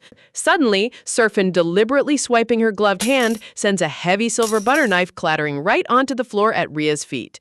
Smirking with fake innocence, the princess coos that her hand unexpectedly lost its grip. Internal alarm bells scream inside Rhea's head as she swallows hard. She instantly recognizes this petty high society power play. The princess dropped the utensil on purpose just to force a humble maid to drop to her knees and bow before her. But before Rhea can even bend her knees, a small, quick hand lunges downward. Swooping in with lightning speed, little Diana scoops up the silver knife with both hands, holding it out towards Serphin with the most innocent, bright smile imaginable. Flabbergasted by the little girl's lightning reaction, Serphin's smug grin twitches violently before she forces a tight, fake smile, flustered, embarrassed, thanking Diana while claiming she didn't need to pick it up herself. Refusing to let it slide, Serphin instantly pivots her malice back onto Rhea, condescendingly asking if the maid intends to just stand there uselessly while her young mistress bends her waist on her behalf. Bowing deeply, Rhea lowers her head, apologizing for her oversight to keep the peace. Clenching her hands tightly beneath her apron, Rhea keeps her composure, knowing that causing a scene in front of royal snakes could drag the entire duchy into petty political drama. At a neighboring tea table, two high society ladies sip their tea while chatting about recent noble engagements, offering polite congratulations over sweet pastries. Leaning forward with a sneaky smile, whispers, a brown-haired noblewoman notes that Her Highness Princess Serphin is approaching coming-of-age status without a fiancé, slyly asking the group if anyone has a prospective suitor in mind. Turning her gaze straight toward little Diana, the noblewoman brings up Diana's eldest brother, Lord Lucio, pointing out that he's graduating top of his class at the prestigious academy this year. Pausing politely, the woman introduces herself as Lady Clara from the house of Count Amber, slyly offering a fake sweet smile to the young Ellard princess. Clara continues her aggressive sales pitch, bragging that Lucio is an unrivaled genius who's graduating early.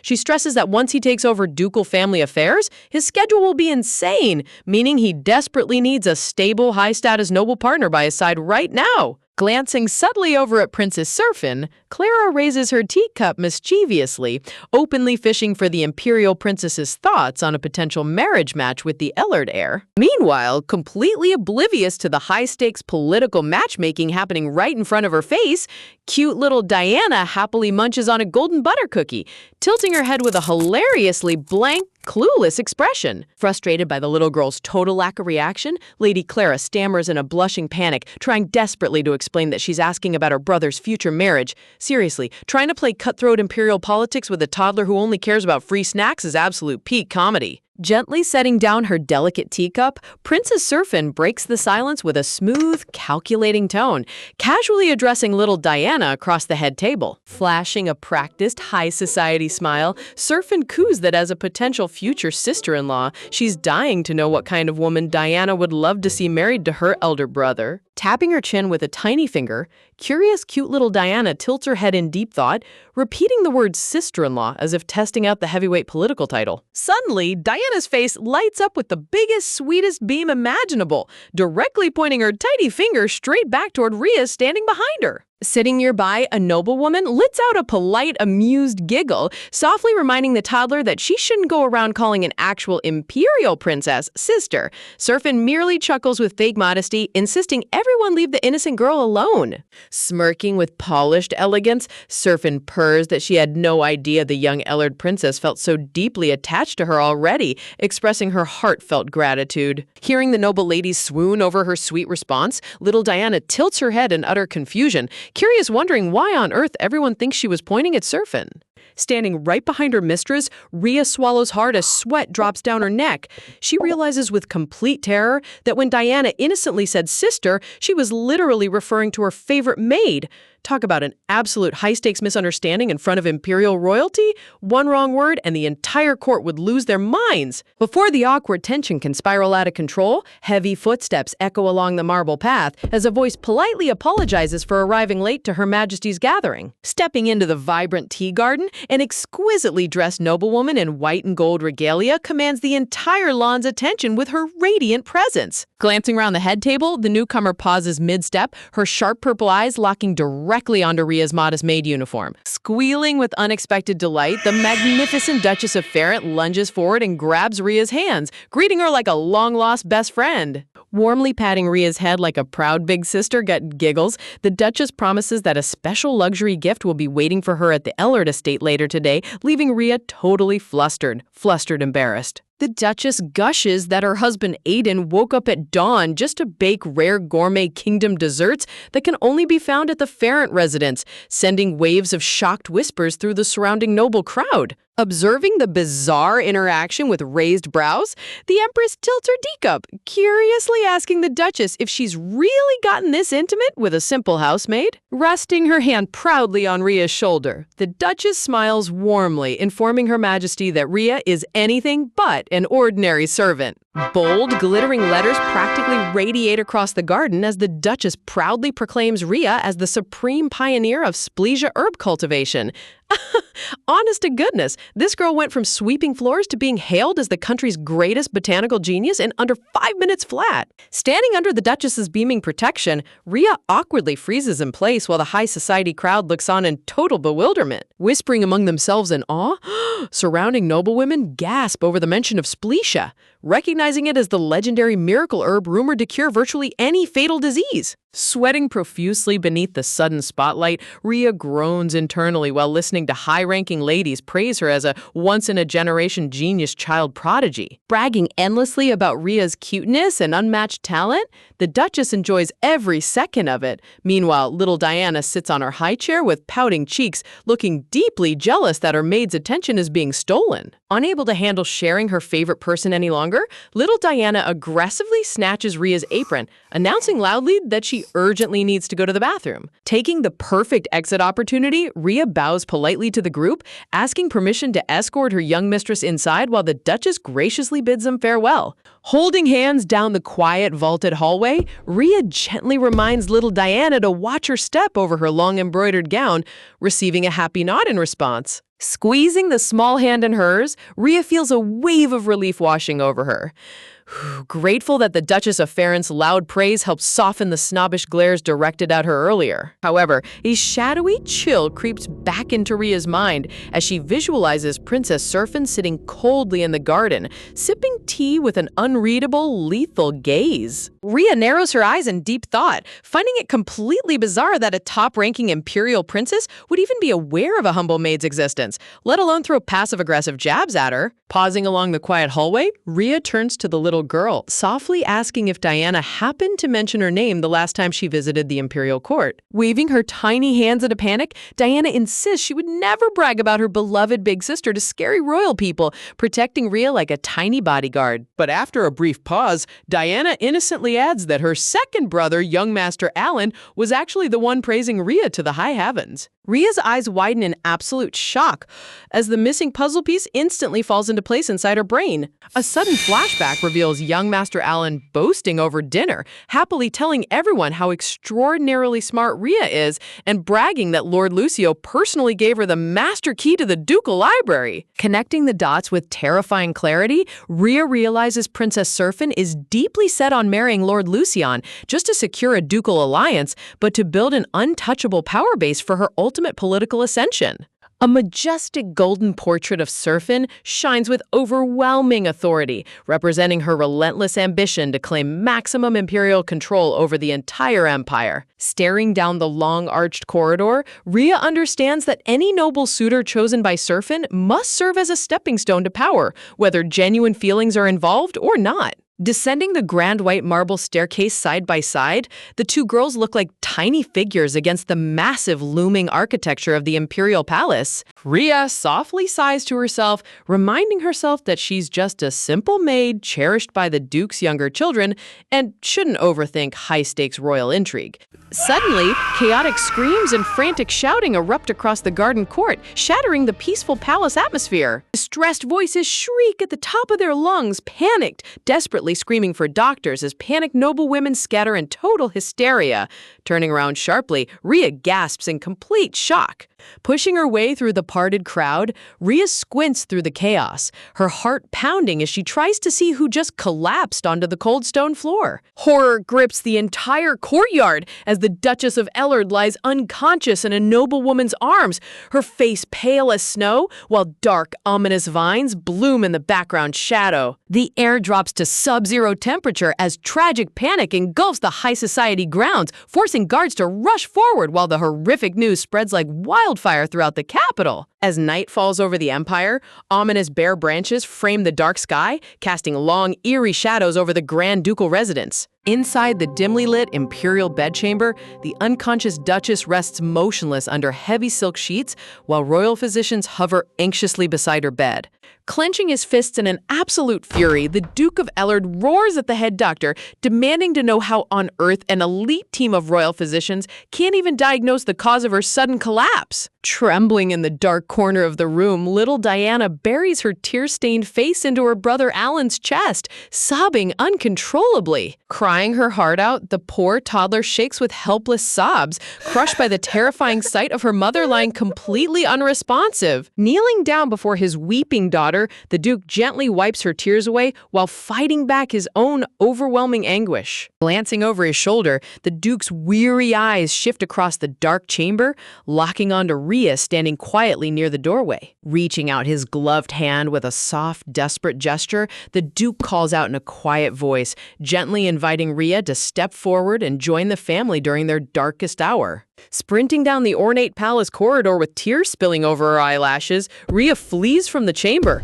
leaving young Master Alan frozen in place as he reaches out toward her in total concern. Watching her figure vanish into the distance, young Master Alan softly murmurs her name, whispers, his eyes brimming with sorrow as he realizes how deeply this tragedy is crushing her heart. Heavy, desperate footsteps echo against the stone floor as Ria runs until her lungs burn, completely overwhelmed by the crushing burden of helplessness resting on her shoulders.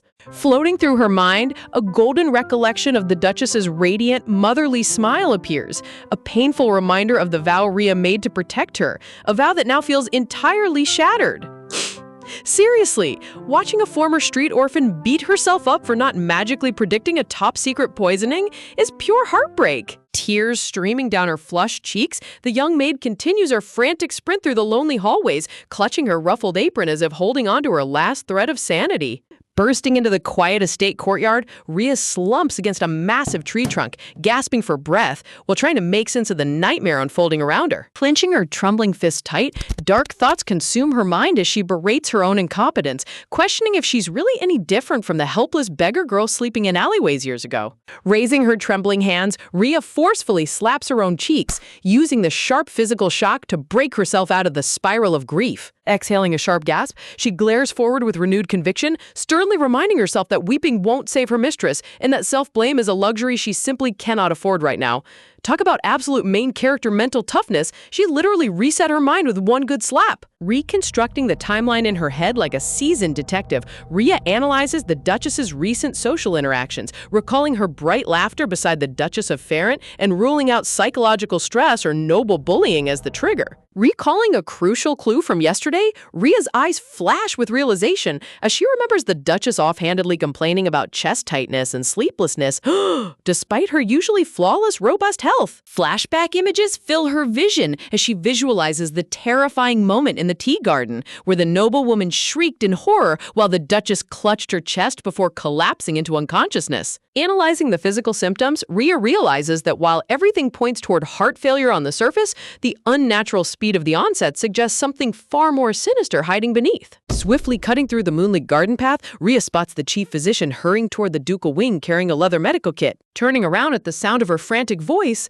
the female doctor pauses mid-step, her purple eyes wide with surprise as she sees the young maid catching up to her. Stopping before the physician, Rhea's eyes shine with desperate determination as she begs to accompany the doctor inside and assist with caring for the Duchess. Surprised by the sudden request, the doctor tilts her head in confusion, asking why a maid assigned to the children is so eager to jump into a tense, dangerous medical room. Standing ground firmly, Rhea knows the adults might view her request as a child's reckless tantrum, but she refuses to stand outside uselessly while a life hangs in the balance. The doctor gently warns her that watching her mistress suffer will be agonizingly painful, yet Rhea steps forward without an ounce of hesitation, pleading for a single chance to help. Staring into the child's resolute eyes, the physician yields with a heavy nod, recognizing the fierce loyalty burning inside the small girl. Standing before the towering double doors of the ducal master suite, a heavy silence hangs in the air like an ominous shadow. Slowly pushing the ornate doors open, the doctor enters with Rhea right behind her, bracing themselves for the grim news inside. Inside the dimly lit chamber, the Duke roars in absolute fury, shouting, silencing the trembling priests and mages who hover helplessly near the bedside. Sensing the heavy tension in the room, Duke Ellard presses his hand against his forehead, letting out a weary breath, ordering all the incompetent mages and holy priests to clear out. Noticing Rhea standing near the doorway, the Duke's harsh glare softens as he quietly asks why she returned instead of staying beside little Diana, only for Rhea to announce that she has vital medical details to check. Stepping into the center of the room, Rhea articulates her theory with astonishing precision, pointing out that holy power is merely stalling the Duchess's rapid decline rather than curing the root cause. A brilliant flash of emerald light shines as she explains the divine mechanics of holy magic, which inherently pumps raw life energy directly into a patient's vessel. Visualizing a pure white flower blooming under radiant aura, she notes that healthy bodies flourish under divine energy when suffering simple physical wounds. However, a dark, withered violet wilts away in contrast, illustrating how divine light offers only a fleeting boost to a body infested with deadly long-term toxins. Honestly, watching a housemaid explain high-level magical pharmacology to top royal doctors is why this manhwa is top-tier peak fiction. Pointing toward the bed, Rhea highlights how a woman who was perfectly healthy yesterday could not possibly suffer complete multi-organ failure overnight without an external catalyst. The Duke gasps in sheer shock as dark, ominous aura flares behind him, hearing Rhea boldly proclaim that his beloved wife was deliberately poisoned. While the head doctor stammers in disbelief, protesting that standard royal toxin tests return completely negative, Rhea counters that high-grade, unseen poisons are designed to bypass standard magical detection. Raising her voice with unyielding authority, Rhea challenges the doctor's hesitation, declaring that she possesses the exact method needed to prove the presence of the hidden toxin. Fixating his sharp blue eyes upon her, the Duke steps closer, asking in a low, commandingly voice what unbelievable method she could possibly possess. Looking up with unflinching courage, Rhea delivers her definitive answer in a clear, echoing voice, Splasia! Standing small against the grand backdrop of the ducal library, Rhea boldly declares that she can personally extract and synthesize the miracle herb's hidden antidote. Clenching her apron skirt in a tight fist, she acknowledges internally that proving her incredible botanical talent will expose her abnormal knowledge to the noble world. Holding her ruby pendant close to her chest, she gazes into the Duke's eyes, offering her wholehearted wholehearted devotion to save the woman who gave her a true home. A heavy silence fills the chamber as Duke Ellard stares down at the tiny maid, weighing the unbelievable claims against the innocent sincerity shining in her eyes. Closing his eyes tight in deep internal conflict, the Duke struggles against the sheer absurdity of entrusting his wife's life to a child, yet finds no trace of deceit in her posture. The grand architectural scale highlights the dramatic contrast between the massive Duke and the small maid standing steadfast on the polished carpet. Opening his eyes with a gentle, warm smile,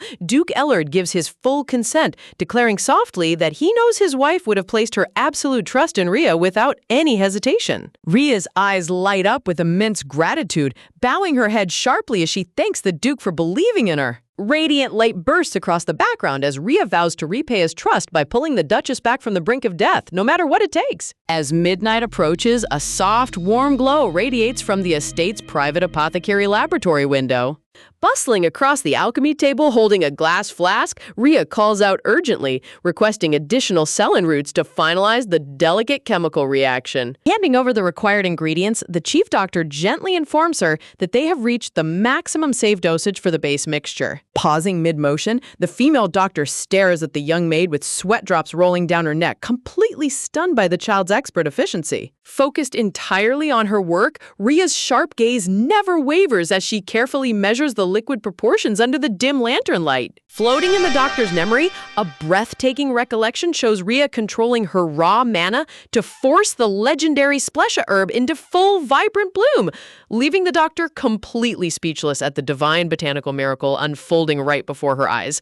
Look at the doctor's face. She went from doubting a child to realizing she's standing in the presence of an absolute botanical god. Precision is everything when high-level alchemy is involved, and Rhea watches attentively as the pale golden potion trickles steadily into the glass flask. Frustration settles over her thoughts as she recalls how every single Splesia specimen brought from the greenhouse or cultivated using high-grade mana stones ended up being complete failures. Holding the glowing flask tightly in her trembling hands, Rhea whispers a desperate prayer, begging that this freshly mixed batch will finally prove effective against the deadly poison. As the pink liquid sloshes around inside the vessel, Rhea's mind flashes back to her frantic sprint through the castle's storage rooms earlier that evening. In a sudden flash of memory, a glass container shatters violently against the stone floor as someone shouts her name, scaring her half to death. Seriously, if my heart almost stopped every time glass broke in a manhwa, I'd need a royal physician on speed dial too. Wiping a nervous bead of sweat from her cheek, Rhea clutches the actual flask tightly to her chest, thanking her lucky stars that she didn't actually drop the precious antidote right there. Noticing her exhausted state, the chief physician nods approvingly and gently advises the young maid to go get some rest while they wait a few hours for the reaction to take effect. Stepping out into the quiet, moonlit corridor, Rhea walks down the long, carpeted hallway, her small shadow stretching across the grand architecture. Spotting a tall figure standing guard near the ducal wing, Rhea looks up to find Taze standing solemnly in his royal blue guard uniform. Taze looks down in genuine surprise, asking if she's been hard at work making the antidote all night, to which Rhea softly asks if she can quickly check on the Duchess before heading back. Peeking through the door gap, a bittersweet sight meets her eyes. The Duke lies slumped over the bed, resting his head, while little Diana slumbers softly in a chair beside her mother. Seeing the little girl sleeping with tears still dried on her cheeks breaks Rhea's heart, filling her with a heavy weight of emotional responsibility. Looking down at her clasped hands, Rhea thinks to herself that if the situation were a bit better, she would have offered Diana a warm hug and comforting words. Watching a former street orphan bear the emotional weight of an entire ducal family is pure tearjerker material. Her mind shifts back to her earlier tactical conversation with the Duke and Chief Doctor, where she strictly requested that her poison testing using Splesia remain a complete secret from everyone in the estate. Pointing out the dangerous reality of assassination attempts, Rhea explained that if rumors reached the culprit that an antidote was being crafted, they might panic and launch a sudden, violent strike. While the Duke questioned whether poking the snake to make the move would be more effective, Rhea countered with sharp, logical reasoning. Gazing at the Duchess's pale face, Rhea reasoned that because the poison was administered so stealthily over a long period, the culprit is extraordinarily cautious, meaning it's far better to let them lower their guard completely. Walking down the hallway, Rhea feels a tiny pang of guilt, wondering if Diana and Alan will feel hurt when they eventually find out she kept this major operation secret from them. Continuous footsteps echo softly against the polished floor as the tired maid makes her way back toward her quarter. Resolving her mind, she reminds herself that protecting their lives far outweighs any temporary hurt feelings. Reasoning that the fastest way to bring real happiness back to this house is to successfully finish the antidote, Rhea suddenly freezes mid-step as a sharp aura flares at the end of the hole. Her eyes widen in instant alarm, gasp as she spots a dark silhouette looming near the Duchess's private bedroom in the middle of the night. Quick logic racing through her head, she realizes the Duke hasn't returned from the palace yet, and she just saw Taze at the outer door, meaning this uninvited guest is a total intruder. A terrifying silhouette with glowing eyes and a wicked grin flashes in her mind as Rhea realizes in terror that she might be staring directly at the assassin. Look at the classic red-eyed silhouette, the ultimate manhwa visual trope for you're about to get ambushed. Her heart pounds violently against her ribs as cold sweat drips down her neck, paralyzed by sheer panic for a split second. Gathering every ounce of courage, Rhea spins around and shouts into the dim hallway, demanding to know who's sneaking around. Bathed in the soft moonbeams streaming through the stained glass window, a striking silver-haired young master stands before her with piercing blue eyes. Gasping in utter disbelief, Rhea stammers out his title, shocked to see the young master standing right here when he wasn't supposed to be home yet. Clutching her racing heart, Rhea exhales a flustered breath, scolding him softly for giving her a total heart attack in the dark hall. Without uttering a single word, the silver-haired noble takes a silent, deliberate step closer, his intense gaze locked onto her face. Gently raising his slender hand, he places his fingers under her chin, softly lifting her face toward the moonlight. Dropping down onto one knee before the small maid, he cradles her face in his palm with unbelievable gentleness. Examining the dark shadows under her exhausted eyes, the young master gazes into her ruby eyes with deep concern. In a quiet, velvety voice, he softly asks if she even bothers to sleep while pulling all these crazy late-night lab shifts. Feeling the warmth of his fingers against her cheek, Rhea touches her own hand to her face in utter shock. Her heart skips a violent beat as the romantic atmosphere hits her like a runaway freight train. Is it just me, or did the romance budget just spike to 11 over a single chin lift? Letting out a quiet sigh, the young master remarks that knowing how stubborn she is, he probably can't even tell her to take it easy. Snapping back to reality, Rhea frantically waves her hands in front of her face, stammering that she's totally fine and working on her own free will. Looking down at her tiny boots, he gently reminds her not to push herself to destruction, gasping, adding that his mother wouldn't want her suffering either. A rare, faint smile touches his lips as he softly calls her a little liar, adding that he'll let it slide as long as she stays right here and doesn't disappear. Confused by his intense wording, Rhea blinks in innocence, wondering where on earth she could possibly go. Looking completely adorable with her wide round eyes, the young maid tilts her head in utter confusion. Fixating his brilliant blue gaze upon her, the young master stares into her eyes as if sealing a silent promise. Crossing his arms gracefully, he commands her with a warm, possessive smile, mischievously, telling her to stay by his side from now on and never leave without his permission. Cold sweat bursts across Rhea's forehead, flustered, embarrassed, as she internally panics over his dramatic declaration, quickly trying to shift the topic by asking if he's on his way to see the Duchess. Looking straight into her soul, he casually drops a bombshell by declaring he came here specifically to see her. Talk about a smooth, direct attack. The young master didn't even hesitate. Reaching behind his back, he presents an elegant pink gift box tied with golden trim, handing it directly to her. Explaining that Alan mentioned how utterly obsessed she is with sweets, he offers her the treats. Rhea's inner spirit literally explodes with joy, crying tears of happiness upon realizing her chocolate addiction is common knowledge. Blushing softly, Rhea accepts the box and carefully unwraps a rich chocolate piece, thanking him shyly. Popping the delicacy into her mouth, a surge of heavenly cocoa comfort washes away all her built-up exhaustion, filling her heart with warmth. Gazing softly into her wide, shimmering eyes, the young monster lingers in the quiet hall, letting the moonlit silence wrap around them both like a velvet cloak. Shyly shaking her head back and forth, Rhea clutches the pink box tightly against her apron as he gently asks if the chocolates aren't to her liking. A glowing memory touches her heart, recalling how the sweet Duchess used to smile so brightly whenever she handed out treats to the children of the estate. Softly unrolling a piece of dark cocoa, Rhea pops it into her mouth and smiles with pure gratitude, whispers thanking him for bringing back a sweet flavor she hasn't tasted in ages. Looking down at her with a gentle expression, the young master murmurs that his mother used to offer him those exact chocolates back when he was a kid too.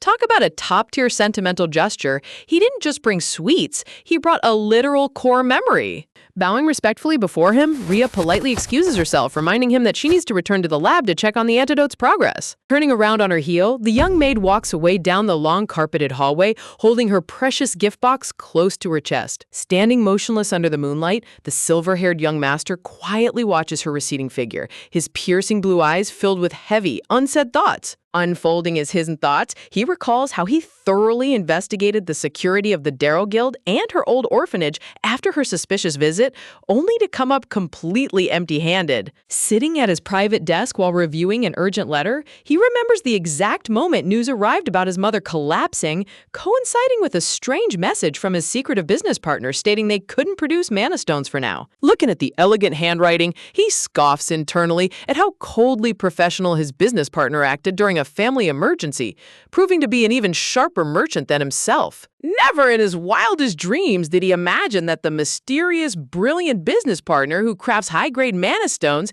and the exhausted little maid staying up all night for his mother were actually the exact same person. Staring down the corridor with a mix of awe and lingering suspicion, the young prince realizes just how deeply this tiny maid has shaken his entire worldview. A subtle chill runs through his chest as he wonders whether this sharp girl, who seems to see through every royal scheme, already knows his true secret identity as well. Flashback to her adorable, clueless face blinking up at him with those massive round eyes. She really looks like the most innocent soul in the world.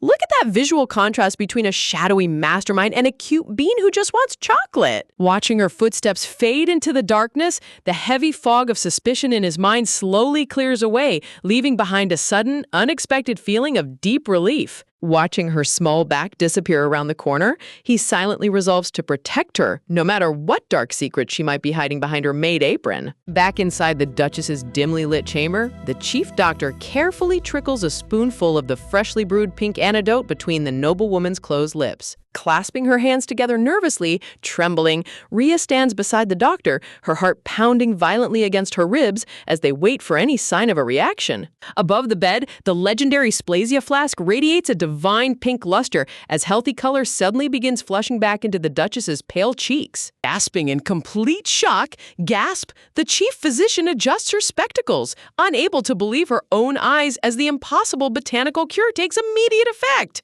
Resting peacefully against the soft silk pillows, the Duchess exhales a long, smooth breath, her agonizing facial tension melting completely away into serene slumber. Checking her wrist pulse, the doctor turns around in pure amazement to report that her vital signs have completely stabilized, making the Duke freeze in sheer disbelief. Turning toward the Duke with tearful relief, the doctor officially announces that Madame Edel will regain full consciousness very soon. Look at the Duke's stunned face. He went from grieving his wife to staring at an absolute miracle in 3 seconds flat. Looking up at the Duke, Rhea softly points out that because the legendary Splasia herb successfully neutralized the reaction, it indisputably proves that her grace was indeed being poisoned. Clenching his massive fist until his knuckles turn dead white, a terrifying, murderous aura explodes around the Duke as dark fury takes over his cold eyes. Regaining his icy composure, the Duke strictly commands that the entire medical breakthrough remain under total lockdown, ensuring no news of her recovery leaks to the culprit. Gazing down at his sleeping wife, the Duke vows to hunt down and destroy the cowardly assassin before she even opens her eyes, wanting to present her with complete safety. Watching the Duke take charge, Rhea lets out a quiet sigh of relief, reasoning that tracking down Imperial conspirators is a task best left to ducal authority while she takes a well-deserved rest. Tucked under the warm, cozy blankets in her quiet maid quarters, Rhea collapses into a deep, dreamless sleep, letting her exhausted body recover from days of frantic lab work.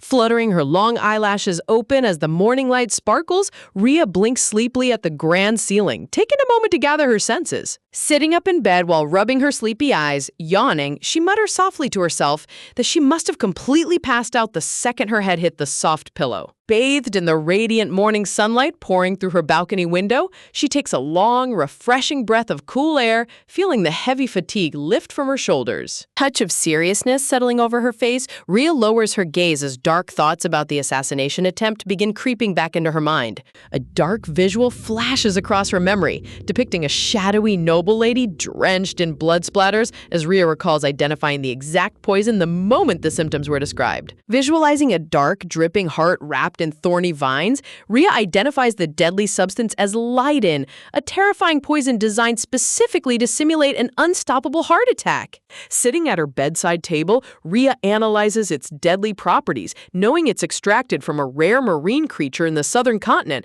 completely colorless, odorless, and utterly untraceable to ordinary doctors. Staring at her reflection in the glass water pitcher, she realizes how terrifyingly calculative the culprit is for secretly administering such a high-tier black market venom over time.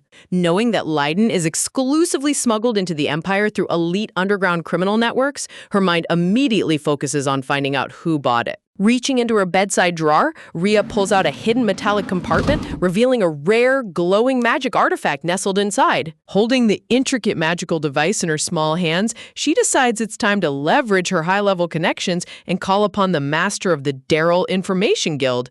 Talk about having heavy hitters on speed dial. A maid summoning an underground info broker is top-tier protagonist energy. Channeling her raw mana into the golden relic, a bright glowing sigil illuminates her room as she sends an urgent distress signal requesting an immediate private meeting. Closing her eyes tightly as golden magical streams swirl around her fingers, she pours a precise stream of energy to bypass long-distance communication barriers. Dropping her hands onto her lap with a soft puff, cute chibi Rhea wipes a bead of sweat from her brow, sighing that manually triggering high-grade artifacts without a catalyst is total manual labor. Glancing over at the open balcony curtains billowing in the soft morning breeze, she wonders how quickly the infamous Information Guild master will react to her summons. Clasping the warm relic against her chest, she prays that he manages to slip into the ducal estate completely undetected before sunrise. Suddenly, her eyes widen in sharp surprise as a sudden shift in air pressure flares right outside her high-rise window.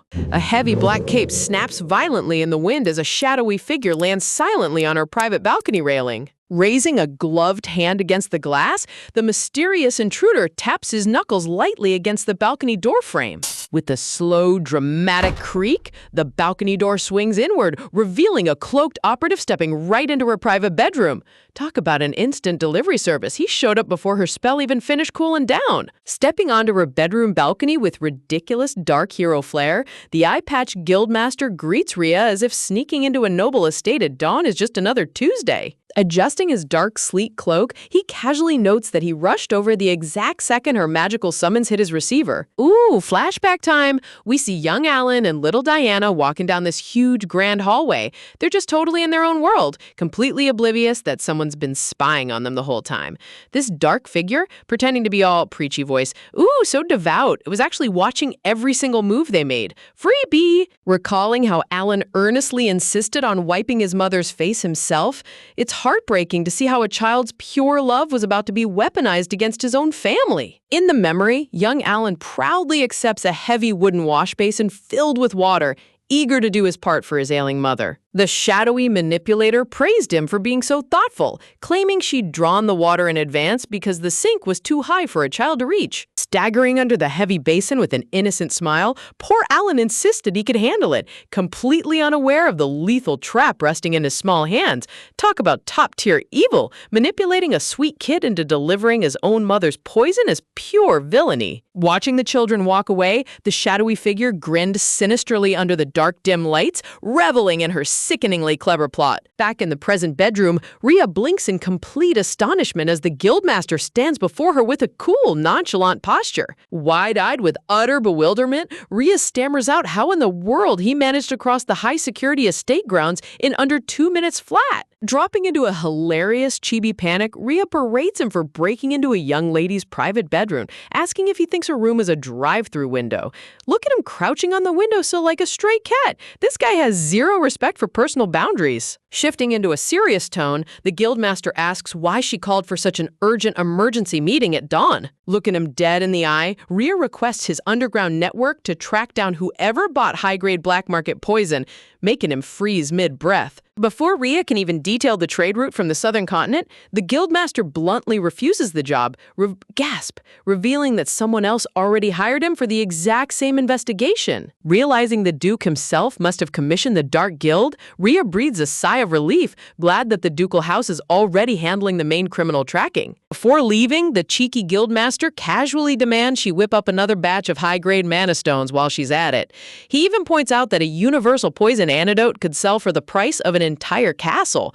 Talk about an absolute hustler. This man never misses a chance to squeeze a profit out of a crisis. Leaning closer, the guildmaster slyly reminds her to keep mass-producing high-grade mana stones for him while she's at it, privately musing on how a universal poison antidote created by her hands would sell for millions on the black market. Standing alone in the morning breeze, Rhea mutters to herself in utter disbelief, wondering why he bothered showing up if he was just going to bark orders and vanish. Suddenly, the heavy bedroom door slams open with a deafening bang as the chief physician rushes in, panic panting. Screaming in utter horror, the doctor announces that the Duchess has suddenly stopped breathing, causing Rhea's heart to plunge into absolute ice. Sprinting down the marble corridor, Rhea ignores her aching legs and bursts into the Duchess's quarters, shouting her Grace's name. Reaching the bedside where the Duke stands frozen in terror, Rhea quickly pulls out a spare vial of the pink antidote, determined to save her. Popping the stopper off the glass container, Rhea prepares to administer every remaining drop of the botanical remedy. Gently supporting the noblewoman's head, Rhea trickles the glowing pink potion between her unmoving lips, praying for another medical miracle. Realizing the liquid alone won't be enough to jumpstart her heart, Rhea extends her small hands and begins channeling her raw, unfiltered golden magic. Glowing light erupts across the entire chamber as Rhea overclocks her mana to force the antidote directly into the Duchess's bloodstream. Under the brilliant golden radiance, the Duchess exhales a smooth, deep breath, her vital pulse suddenly reigniting with healthy warmth. Checking her wrist pulse, the chief physician lets out a massive sigh of relief, confirming that her complexion and heart rhythm have completely stabilized. Turning toward Rhea, the perplexed Duke demands to know why the initial recovery failed, wondering if the antidote's potency faded. Deep in thought, Rhea reasons that because the herb was 100% effective, her sudden collapse could only mean one horrifying thing. She was poisoned a second time right under their noses. Glancing across the room, Rhea's eyes lock onto the wooden wash basin sitting on the floor as a horrifying realization hits her like a freight train. Stepping forward with a grave expression, Rhea solemnly announces to the Duke and physician that she has located the exact source of the secondary attack. Pointing down at the water basin, Rhea reveals that high-grade poison was dissolved into the wash water, seeping straight through her pores while her face was being wiped. Turning dead pale, trembling, young Alan stammers in horror that he brought that exact basin, making the Duke gently grab his shoulder to reassure him that no one blames him. Voice trembling with innocence, young Alan explains that he didn't draw the water himself. It was handed to him directly in the hallway. Flashback reveals the sinister reality as the smiling head maid handed the pre-filled wash basin to the unsuspecting young master. Cut to the main hallway outside, where a tall royal guard marches up behind the unsuspecting head maid. Bowing formally, the guard sternly informs her that His Grace the Duke has summoned her to the private receiving room immediately. Turning around with a pleasant, serene smile, the headmaid politely feigns ignorance, asking why the Duke would call for her at such an hour. Look at that fake polite smile. She really thinks she pulled off the perfect, untraceable crime. With a slow creak, the heavy chamber door swings open as the headmaid steps inside the Duke's private room. Standing in the dimly lit corner with his back turned, the Duke exudes an overwhelming, suffocating aura of absolute cold wrath. Curtsying respectfully, the headmaid sweetly greets her master, pretending to be a loyal servant answering her lord's call. Glaring back at her with terrifying blue eyes, the Duke growls out a single word, setting off a chilling silent tension across the room. Suddenly, a furious voice echoes from the bed as the Duchess herself sits upright, her golden eyes blazing with lethal vengeance. Sweating profusely beneath her cracking smile, the headmaid stammers that she was praying for her Grace's recovery, while the Duchess clenches her jaw in pure disgust. The headmaid's polite smile instantly freezes into dark shadow, stammers dropping from her lips as she stumbles backward upon seeing the Duchess fully conscious.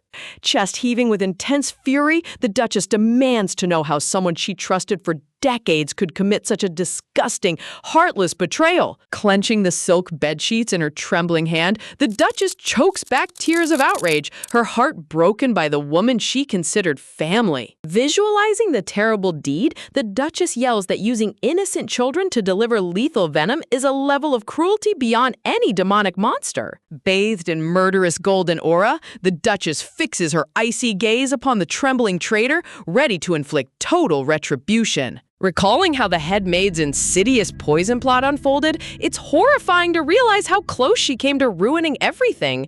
Thinking about a human doing something so utterly despicable makes the skin crawl. Clenching the silk bed sheets in furious disbelief, the Duchess roars from her bed, demanding the traitor answer for her crimes. Beneath her lowered eyelids, the maid's face twists into a sickening, unrepentant sneer as a dark chuckle leaks through her lips. Bursting into unhinged, hysterical laughter, the headmaid throws her hands up and snarls that every bit of this malice is entirely the Duchess's fault. Talk about absolute delusion! Blaming the victim for your own villainous scheme is wild. Screaming at the top of her lungs, the traitor cackles wildly, insisting that her horrific actions were completely justified. The suffocating silence inside the grand bedroom stretches thin as every guard stands paralyzed, waiting for the Duke's final decree. Screaming in pure, unbridled madness, the maid points her trembling finger across the room, venting decades of toxic resentment.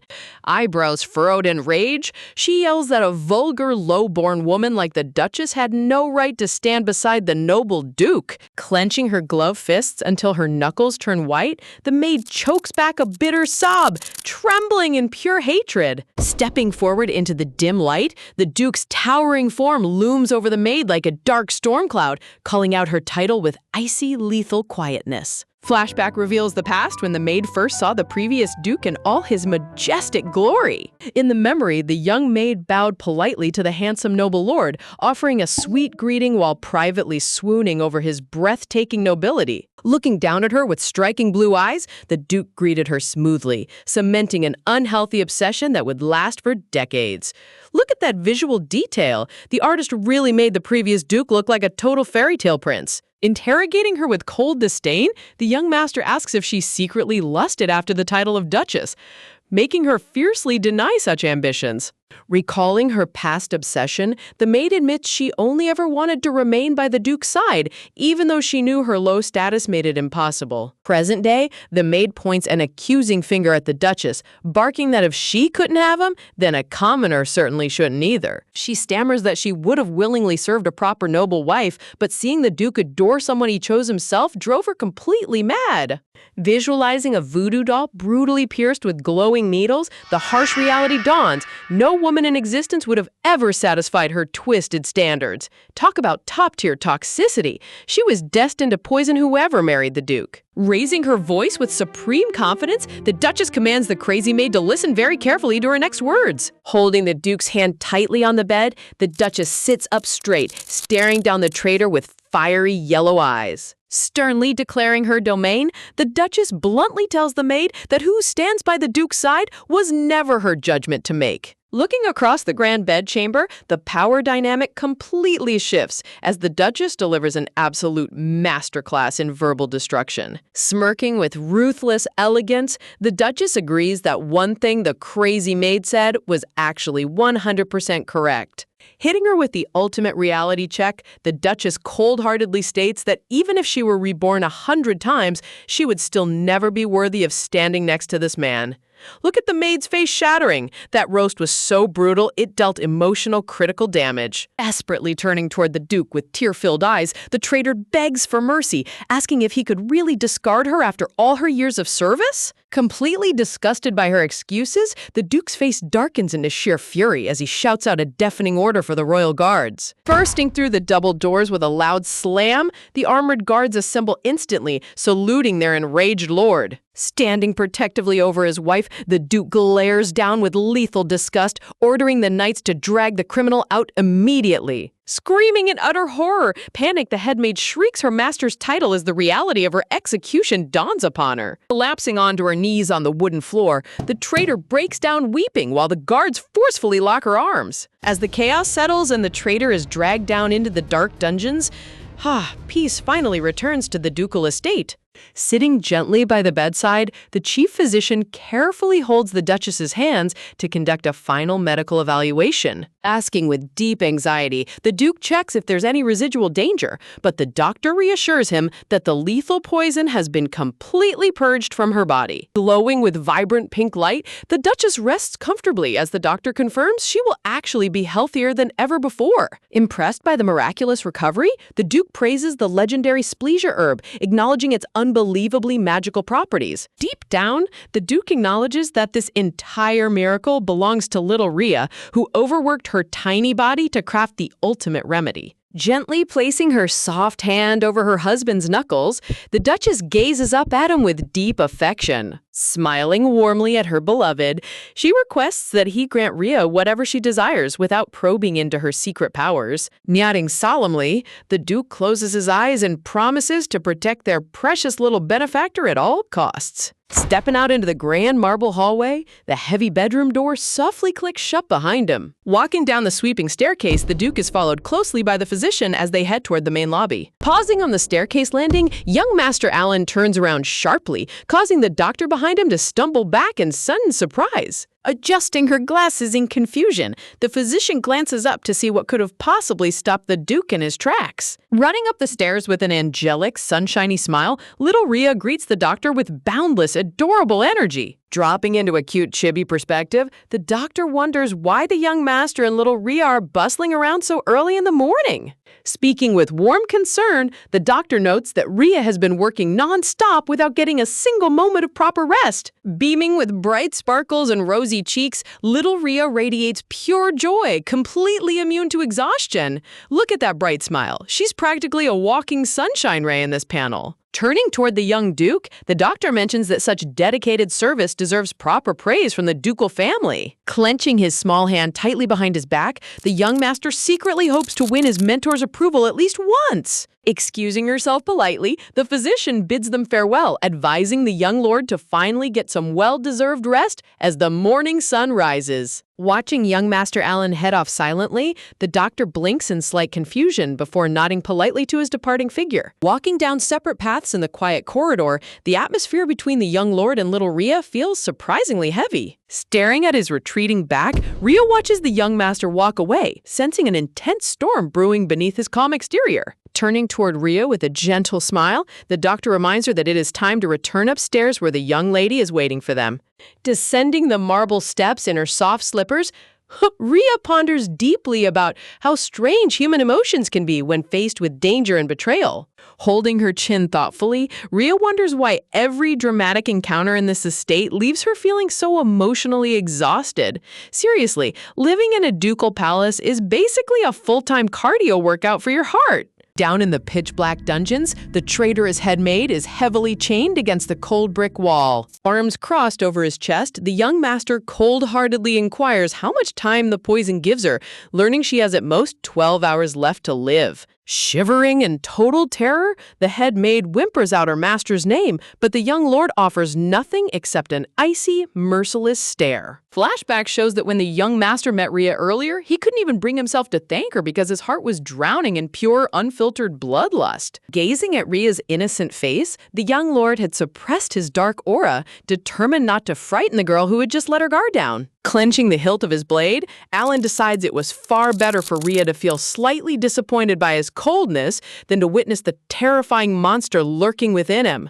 Drawing his razor-sharp blade with a lethal metallic hiss, the young master points the tip directly at the crying maid's face, demanding to know if she poisoned his mother's invitation. Looming over the groaning criminal in the shadows, he fiercely demands the identity of the true mastermind pulling the strings. Without a single moment of hesitation, the young lord swings his blade through the air with terrifying precision. Crimson blood splashes brutally against the stone wall as the head maid screams in agonizing horror. Standing over the groveling traitor with blood-spattered clothes, the young lord icily commands the guards to torture her mercilessly and burn her alive. As the grim scene in the dark dungeon concludes, the focus shifts away from the bloody justice back into the bright, sunlit main estate. Bursting into the room with wide-open arms, a vibrant noble lady in a lavish golden dress squeals with joy upon seeing little Rhea. Cupping Rhea's cheeks and squishing them affectionately, the visitor gushes about how adorable she is, making Rhea stammer in sweet embarrassment.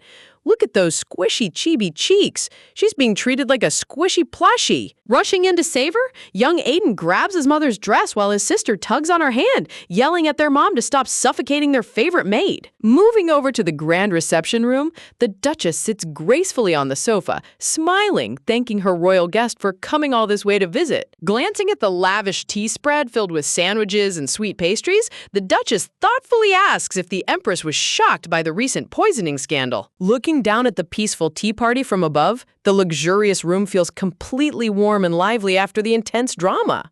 Sipping her aromatic tea with regal poise, the lady reveals that both the Emperor and Empress fully back the investigation without a single objection. While Rhea cutely feeds a slice of cake to the white-haired young lady, the visitor notes that the Empress was actually furious at the traitors who dared plot against the ducal house. Smiling with calm satisfaction, the Duchess confirms that the rebellious faction inside the household has finally been completely uprooted. Visualizing a bloody rapier impaling a crest flag, it turns out they managed to cover up the scandal by attributing the treason to remnants of the defeated Count Valerie's family. Honestly, political cover-ups in fantasy nobility are always so smoothly handled. One press release and the whole plot is rewritten. Gasping in sheer awe, the guest lady places a hand against her cheek, praising how brilliantly and cleanly the estate handled such a delicate political crisis. Wondering out loud, she asks if the Duchess's miraculous recovery was truly caused by the legendary antidote everyone is desperate to buy. Feeding another forkful of cake to the little girl, Rhea listens closely as the Duchess explains that selling the remedy to the public will take some time. Glowing images of the sacred splecia flower illuminate the room as rumors spread far and wide about its magical poison-neutralizing power. Clenching her small fist in quiet triumph, Rhea remembers how the guildmaster predicted that the market price for splecia would skyrocket. Reaching out desperately toward a glowing vial of antidote, greedy nobles across the empire are now willing to pay millions just to safeguard their corrupt lives. Recalling a private moment with Baron Bardo, Rhea remembers how the brilliant doctor humbly apologized for accidentally receiving all the public glory for crafting the antidote. Visualizing the shimmering crystal flask filled with life-saving pink liquid, the true value of Rhea's secret alchemy is beyond measure. Clenching her apron with an anxious expression, Rhea secretly wonders why her initial trial batches failed so many times before succeeding. Breaking her train of thought, Rhea gasps softly, as a loud, cheerful voice calls out to her from across the room. Standing proudly in his formal red tunic, young Aiden holds out a beautifully wrapped pouch filled with delicious snacks. Reaching into the silk bag with a confident grin, Aiden announces that he's going to personally feed his favorite mentor. Just as Aiden holds out a delicious snack saying, "Say ah," little Diana suddenly swoops in and chomps the entire cookie right out of his fingers. Dropping into total chibi shock with blank eyes, Aiden freezes in absolute disbelief as his romantic moment is instantly obliterated. The artist's comedic timing here is top-notch. Aiden's soul basically left his body for a second. Waving his arms in chaotic panic, Aiden screams at his little sister for stealing the food he prepared, while Diana clings tightly to Rhea's waist and sticks her tongue out. Pouting with big teary eyes, Aiden sniffles that Diana is being completely unfair since she gets to stay by Rhea's side every single day while he has to leave. Surprised by his sudden emotional outburst, Rhea wonders if his family is returning to the kingdom due to an impending divorce. Visualizing young Aiden sitting alone on a massive gloomy throne under a spotlight, Rhea worries about his tragic fate from her past life timeline. Waving her hand dismissively with a cheerful laugh, giggles, the visiting noble lady reassures everyone that it's nothing dramatic at all. Explaining the situation smoothly, she reveals that since Aiden was curious about his mother's homeland, her husband decided to take a full leave of absence so the whole family could travel together. Clapping their hands together in delight, the Duke gasps happily upon hearing that the Duke is accompanying them as well. Hugging little Diana close while letting out a long sigh of relief, Rhea breathes easy knowing that there's no divorce and Aiden won't be left alone after all. Turning toward Rhea with a warm smile, the visiting noble lady gushes that their upcoming family vacation is entirely thanks to her. Little Rhea blinks with a hilariously clueless question mark above her head while holding tight to tiny Diana, completely lost as to how she got credited for a whole royal getaway. Expanding on her story, the noble visitor talks about how both she and young Aiden had been feeling deeply down, prompting her devoted husband to suggest taking extended leave just to bring her back home. Honestly, having a supportive royal spouse who pauses his entire schedule for a family trip is top-tier romance goals. Looking down into the shimmering pink surface of her teacup, a dreamy reflection reveals the couple standing side by side in perfect harmony. As sunlight filters through the lush garden trees above, she notes that their arranged marriage was originally forged as a solemn promise between two powerful nations. Dropping into a hilarious chibi memory, her flustered husband is seen flailing his arms frantically while shouting that he actually wanted the marriage all along, while she giggles about how endlessly cute he was. The comedy timing in these chibi flashbacks is absolute gold. Seeing a stoic noble completely lose his composure is so satisfying. Reaching out across the polished table, the lady gently takes Rhea's hands into her own while the kids look on in silence. Clasping Rhea's small hand with genuine affection, she expresses her deep gratitude for everything the clever maid has done for their family. Sitting across the table, young Master Lucio fixates on them with a piercing, protective glare, silently fuming over why this visiting noble is suddenly acting like she's about to recruit his favorite maid. Floating chibi heads capture Lucio's inner panic as he rages over who authorized this guest to invite Rhea away, while the Duchess nods in fierce agreement that they must protect Rhea at all costs. Sweat dropping profusely as the tension at the table reaches an all-time high, Rhea wonders in awkward silence why everyone has taken a simple, polite conversation so deathly serious right in the middle of lunch. Imagining formal letters of recommendation adorned with wax seals, Rhea realizes that while servants moving to new households is common practice, seeing Lucio and the Duchess team up so intensely makes her feel absurdly cherished. Talk about the ultimate job security. Her bosses are literally ready to start a diplomatic incident just to keep her on peril. Glancing over at the head of the table, young Aiden sits quietly, staring directly at Rhea with a thoughtful expression. Lowering her tiny head, little Diana sniffles piteously with trembling lips, pouting over the thought that Rhea might actually leave her behind. Instantly lunging forward, tiny Diana firmly grabs Rhea's sleeve, squeaking out a panicked plea for her maid to never abandon her. Smiling gently to soothe the tearful young lady, Rhea softly reassures her that she isn't going anywhere. Listening in from the side, the Duchess and Lucio nod in complete accord, firmly stating that Rhea and Diana are practically inseparable, and there is no reason to ever doubt her loyalty. As the afternoon sun sets over the majestic spires of the ducal estate, a peaceful silence settles over the grand palace grounds. Back at the grand dining table, Lucio casually brings up the eldest young master at the academy before trailing off, leaving Rhea looking up in mild curiosity. Smirking smugly with closed eyes, young Aiden tisks in playful jealousy, complaining that his older brother is so lucky because he'll get to see Diana every single day once he graduates. Watching his confident grin, Rhea feels a sudden sharp throb inside her chest as her mind flashes back to the dark timeline of her past life. Clenching her apron tightly over her heart, she feels a heavy weight settle in her mind whenever she thinks about the young master's future trajectory. Breaking the heavy silence, Lucio sternly ends the conversation, noting that little Diana looks exhausted and advising them to head upstairs to rest. Bowing politely, Rhea excuses herself and offers her hand to the sleepy young lady, quietly guiding her toward the bedroom. Night falls over the massive ducal palace, casting long, mysterious shadows across the illuminated marble towers and courtyards. Tucked under her thick silk blanket, little Diana sleeps soundly, letting out soft, peaceful breaths in the quiet room. Standing near the foot of the bed in the dim moonlight, Rhea gazes down at the sleeping girl, her expression hardening with absolute resolve. Stepping softly across the plush carpet, Rhea acknowledges the heavy truth she has been trying so hard to ignore. Gently closing the heavy wooden door behind her, she steps into the deserted corridor. Standing before the grand, ornate doors at the end of the hall, Rhea prepares herself mentally to uncover the secret she's been investigating. Pushing open the massive entrance with a low creak, she steps inside the quiet room and takes a deep, calm breath. Clenching her small hand into a tight fist, her suspicions are finally confirmed as she looks around the dimly lit space. Flashback reveals the thrilling truth. The mysterious masked guildmaster of Daryl was none other than young Master Lucio himself. Recalling the exact moment Lucio brushed past her on the grand staircase beside Baron Bardo,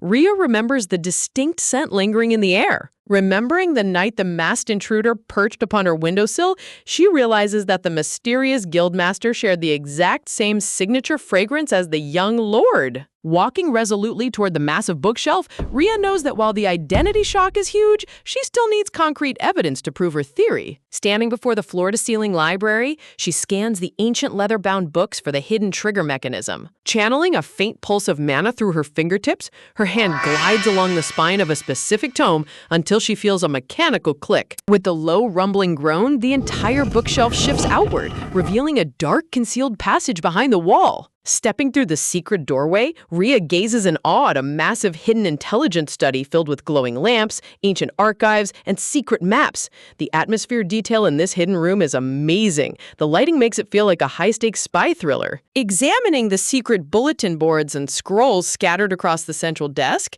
she notices endless intelligence reports gathered from every corner of the Empire. Flipping through a stack of fresh parchment, Rhea confirms that these documents contain top-secret diplomatic data collected over the past few weeks. Looking closely at the official red wax emblem stamped at the bottom of the page, she recognizes the exact seal used by the Daryl Information Guild to finalize high-level contracts. Suddenly, her eyes widen in utter shock as her brain reorganizes the letters of the guild's name. D-A-R-R-E-L is literally just an anagram for Ellalard. Slapping her forehead in pure flustered embarrassment, Rhea face palms hard over how she missed such a ridiculously obvious clue despite being a top-tier former secret agent. Honestly, it's always the most elite intelligence officers who fall for the simplest word puzzles. Classic anime logic right there. Visualizing a glowing romance novel opening up, she remembers that disguising coded messages within simple romance books is the classic method used by information guilds across the kingdom. Recalling her previous chibi encounters with the masked guildmaster, she remembers aggressively bossing him around during contract negotiations and screaming at him for sneaking into her bedroom.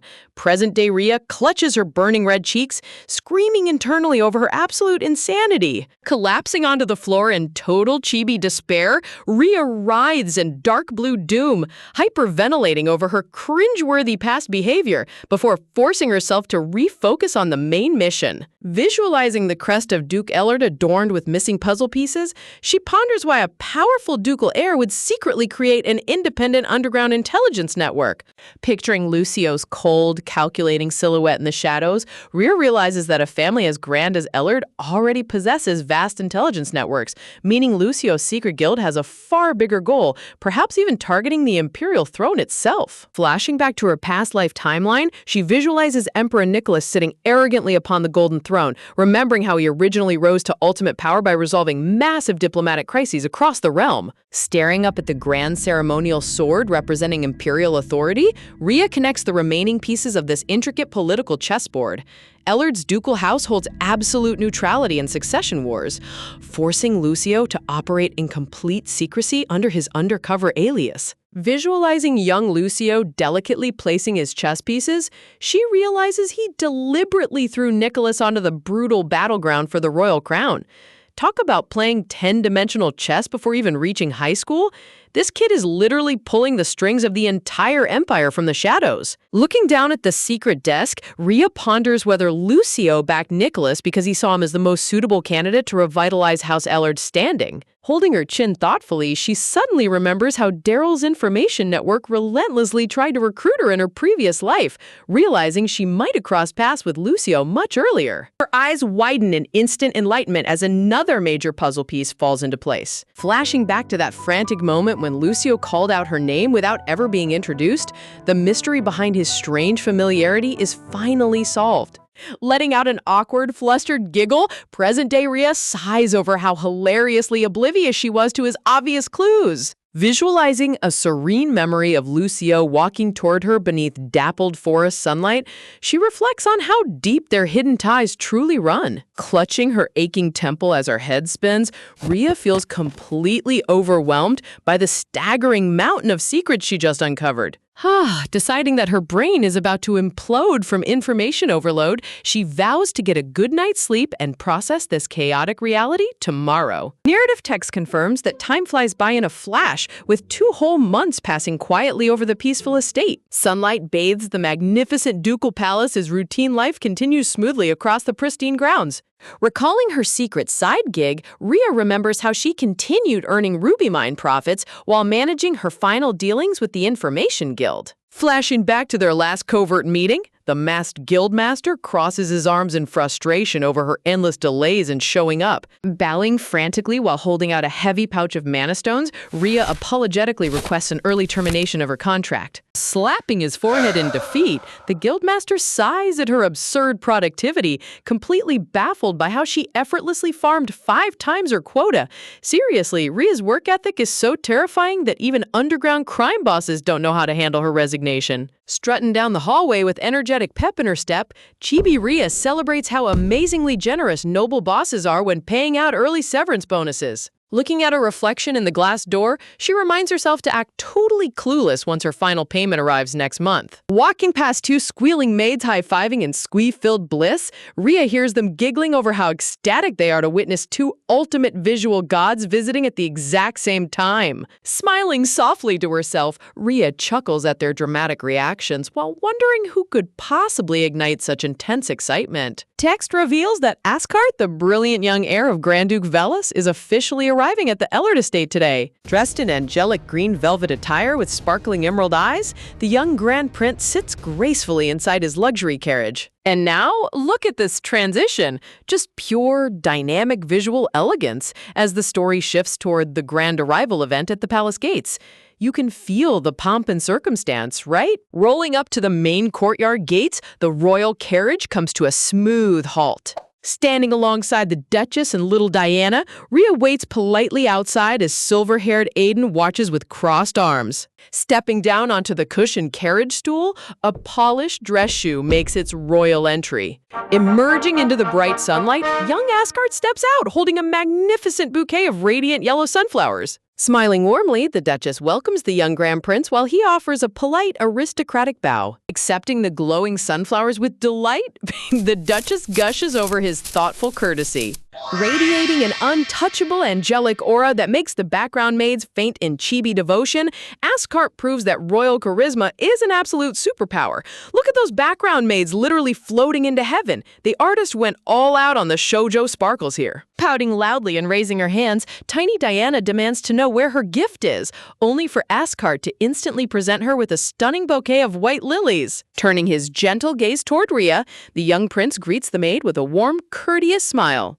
Rhea gasps in absolute shock as Asgard places a gorgeous bouquet of lush pink roses directly into her hands.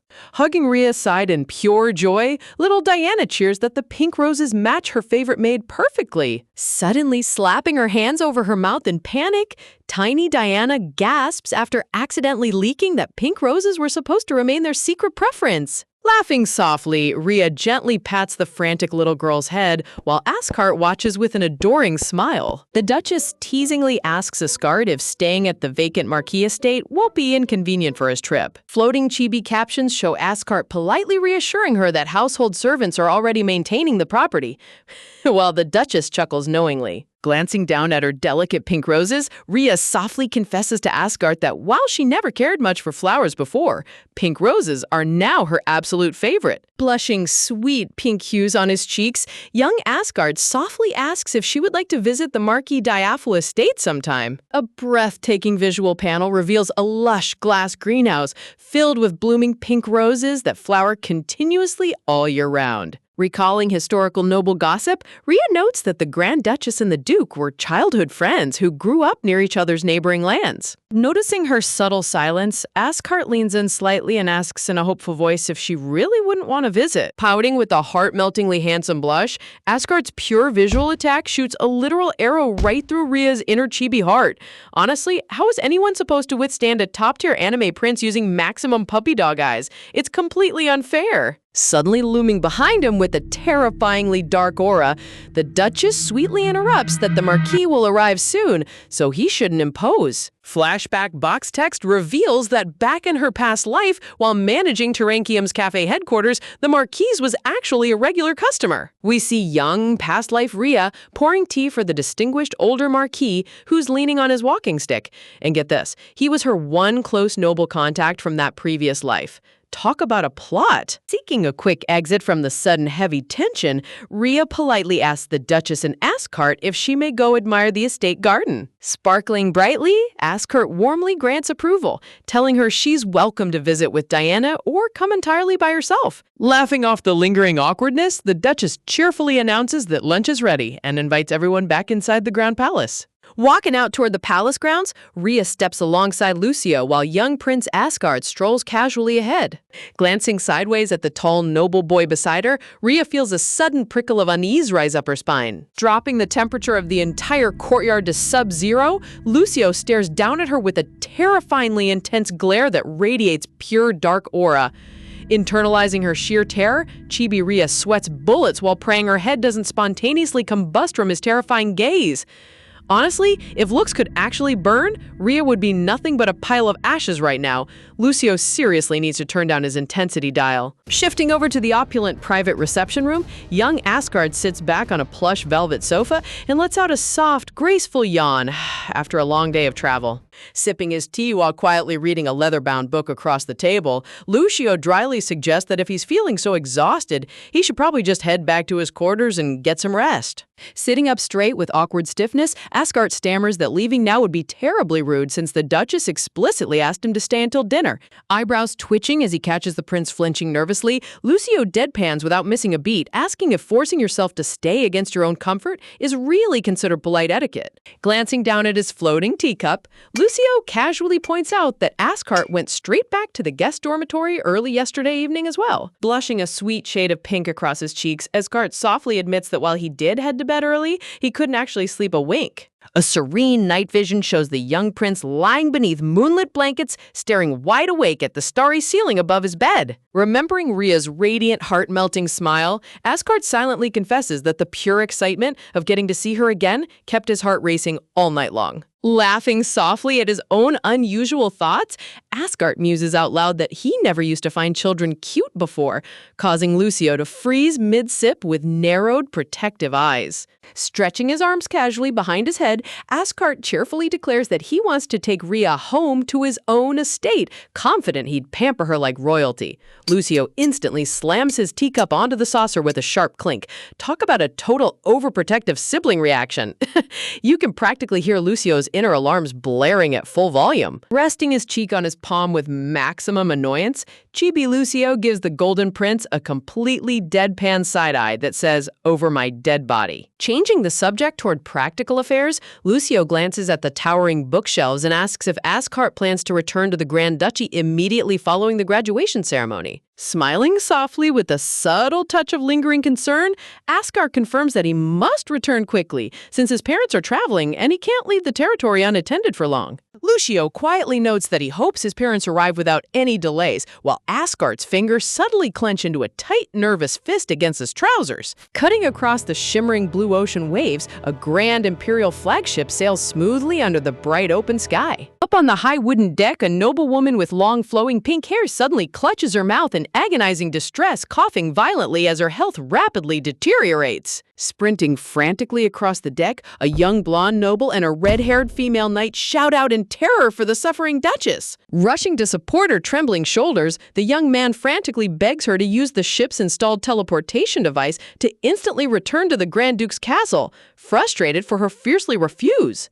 Clutching her frail chest while standing tall with unyielding resolve, the Grand Duchess sharply insists that she absolutely will not go back. Pleading with her to prioritize her delicate health, the attendant reminds her that Asgard would completely understand if she missed his graduation ceremony, yet she firmly shakes her head. Choking back her emotional tears, the mother softly confesses that sending her son all alone to the Empire broke her heart, making it impossible for her to miss his graduation. Watching her master's fierce maternal devotion, the female knight lowers her head with deep respect and sympathy. Flashback panels depict the Grand Duchess in her former glory, holding a vibrant bouquet of pink blossoms with a breathtaking, radiant smile. Tragic dark memories shatter like broken glass, recalling the devastating loss of the newborn Grand Ducal Princess 9 years ago that forever changed her family. Bringing the narrative focus back to the present day, a lush arrangement of fresh pink roses blooms in full splendor. Stepping inside the sunlit greenhouse tea parlor, Rhea gasps in pure wonder as the gorgeous aroma of fresh blossoms fills the warm summer air. Seated at a magnificent table overflowing with decadent pastries, fruit tarts, and frosted cakes, Rhea looks like she just entered dessert paradise. Standing nearby with an adoring expression, Asgard gently asks if she ever grows tired of seeing flowers every day, to which Rhea happily chirps that their sweet scent never gets old. Chatting comfortably across the table, Rhea sweet-talks the prince while remarking that it would have been wonderful if little Lady Diana could have joined them today. Flashback captions reveal that Lucio mysteriously whisked little Diana and her brother out to tour the capital city, leaving Rhea totally alone with Asgard. Wow, talk about Lucio accidentally setting up the ultimate private tea date. His overprotective strategy completely backfired on him. Happily nibbling on a fluffy slice of cake, Rhea internally celebrates how amazing it is to feast on top-tier noble desserts while admiring the greenhouse view. Leaning across the table, Chibi Asgard playfully feeds her a delicious sweet spoonful of cream, praising her like a proud big brother, while Rhea munches with stuffed cheeks.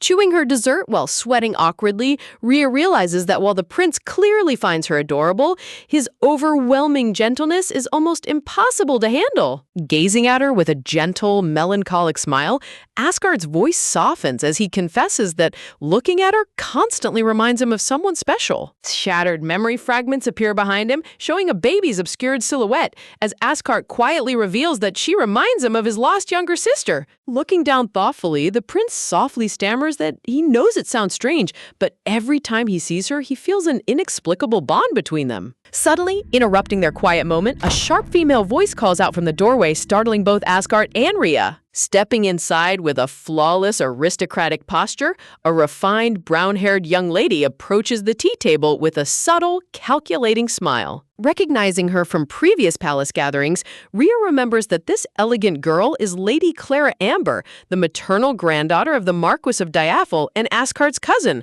Dropping his gentle demeanor in a single terrifying heartbeat, Asgard turns toward Clara with an icy blue gaze that completely freezes the room. Emanating a chilling dark aura that makes Clara sweat in sheer terror, Asgard harshly reprimands her for walking in unannounced without his permission, asking if that's the terrible manner she learned from the Countess. Instantly switching back to his soft, angelic smile, Asgard turns toward Rhea and tenderly apologizes for the rude interruption, while Rhea awkwardly waves her hands in panic. Gently suggesting that they resume enjoying their afternoon tea together, Asgard completely ignores his cousin's presence, while Rhea blinks in utter confusion. Flustered, embarrassed. Wide visual shot captures the absurd atmosphere as Asgard casually encourages Rhea to eat more delicacies he specifically prepared for her, while Clara stands off to the side looking like an invisible ghost. Seriously, the sheer level of cold rejection here is utterly hilarious. Asgard literally erased his own cousin from existence. Glancing nervously over her shoulder, Rhea steals a worried peek at Lady Clara, who continues to stand in total, humiliated silence.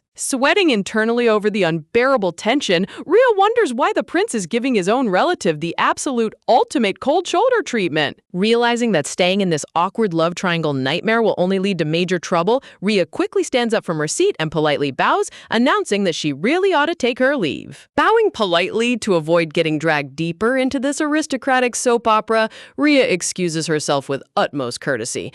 Honestly, who can blame her? Watching two high society cousins exchange passive-aggressive glares is definitely not on her afternoon agenda. Startled by her abrupt exit, Askar lunges forward with outstretched hands, begging Rhea to wait just a moment longer before leaving the greenhouse. The moment the heavy doors click shut behind Rhea, the entire atmosphere plummets to a freezing frost. Standing alone in the shadow of the parlor, Askar softly sighs her name, while his warm smile instantly turns to ice. Glancing at her cousin's horrifyingly cold expression, Lady Clara tilts her head with a subtle, mocking smile, asking why he looks so utterly disgusted to see his own family member after all this time.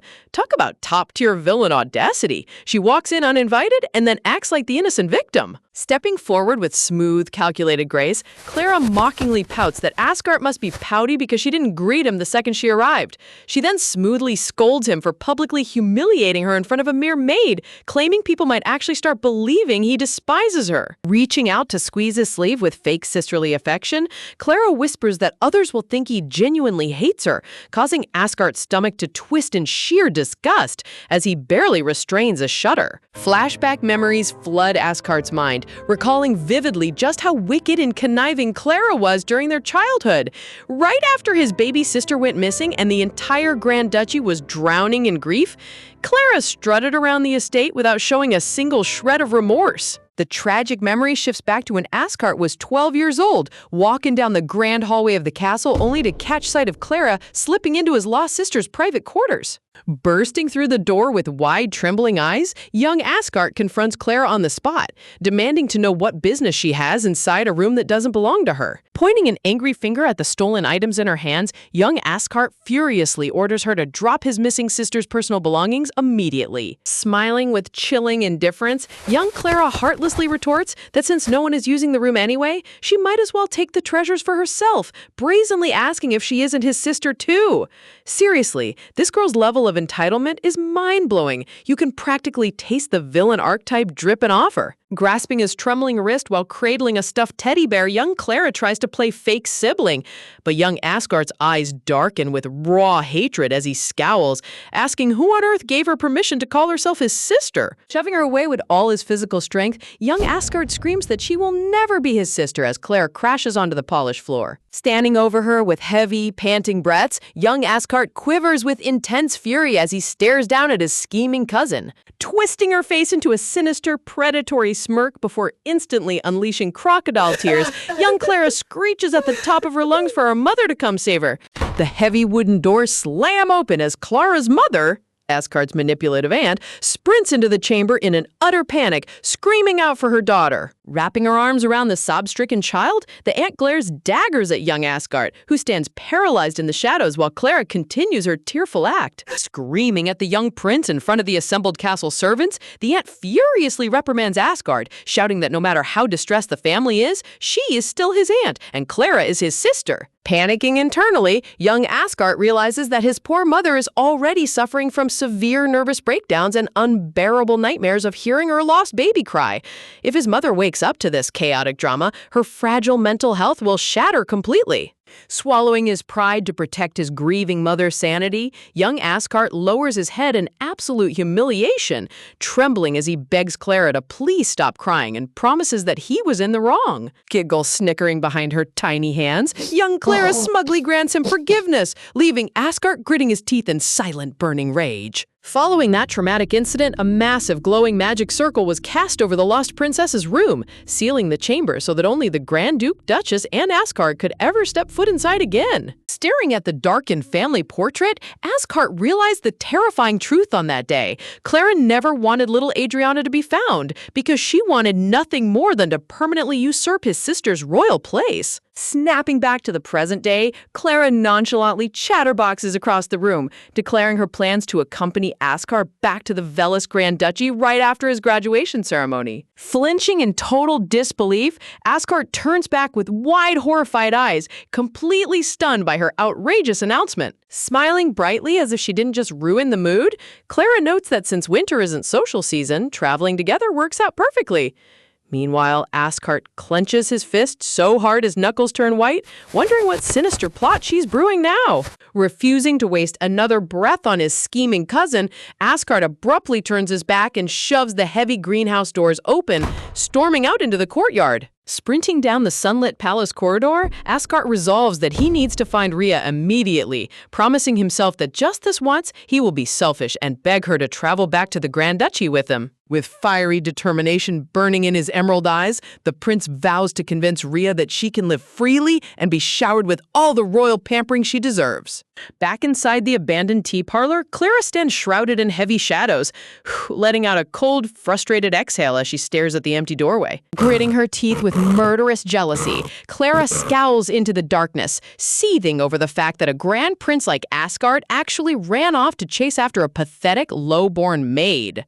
Elsewhere across the royal estate, heavy iron carriage wheels roll smoothly along the cobblestone pathways. Inside the luxurious private carriage, little Lady Diana reposes peacefully against Lucio's lap, fast asleep after her tiring outing. Snug as a bug on her brother's lap, the little girl lets out tiny sleeping breaths while Lucio gently strokes her silver hair. Staring out the sunlit window with a calm, stoic expression, Lucio sits motionless while maintaining his protective posture over his sleeping sister. Visual art critique time?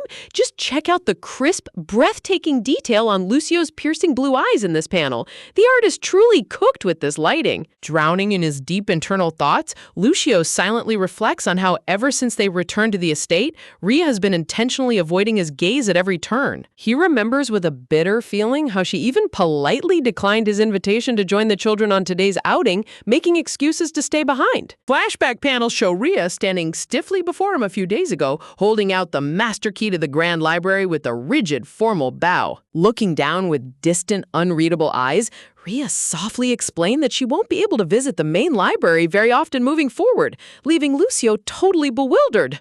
Resting his hand beside sleeping Diana, Lucio wonders if Rhea somehow stumbled upon his secret hidden room and uncovered the truth.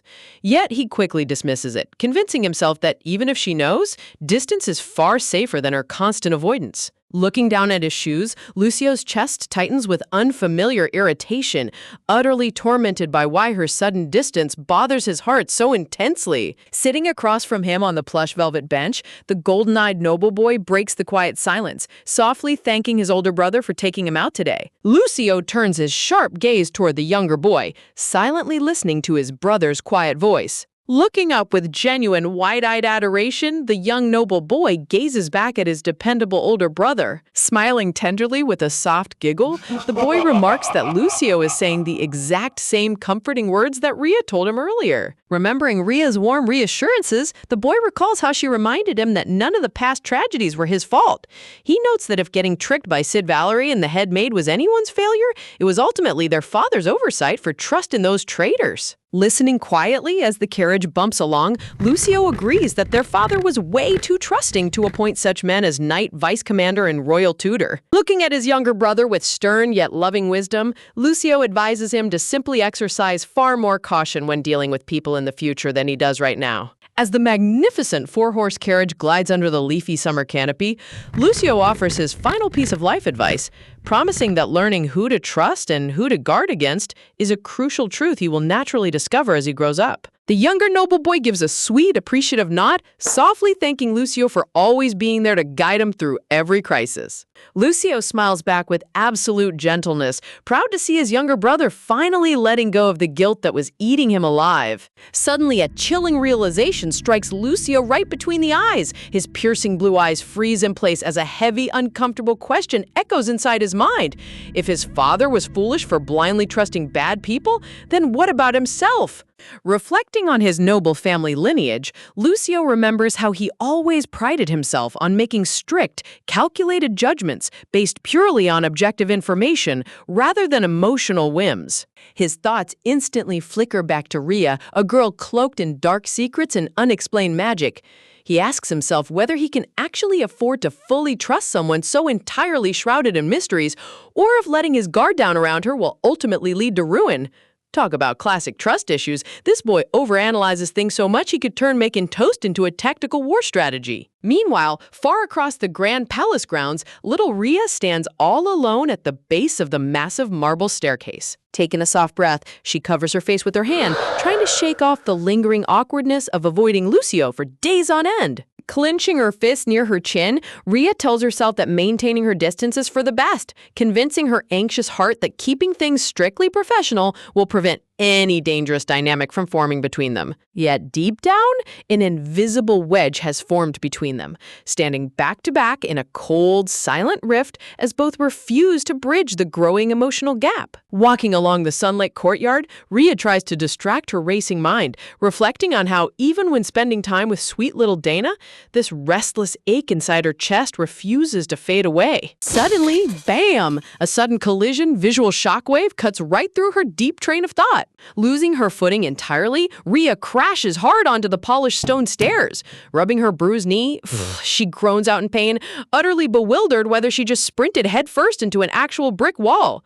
Look at those heavy march boots. That's not a wall, girl. That's an entire tank unit. Slowly lifting her eyes in sheer terror, Rhea's wide brown eyes lock onto the intimidating figure towering right above her. Her heart instantly drops into her shoes as her inner thoughts scream out in total panic, realizing the grand noble standing before her is none other than the legendary Marquis of Diaphil himself. Standing tall under the open blue sky with a majestic fur cape and silver beard, the battle-hardened Marquess of Diaphil glares down at the fallen maid. Check out the breathtaking character design on this silver fox. The artist went all out crafting a true high-tier elder noble who commands the entire scene.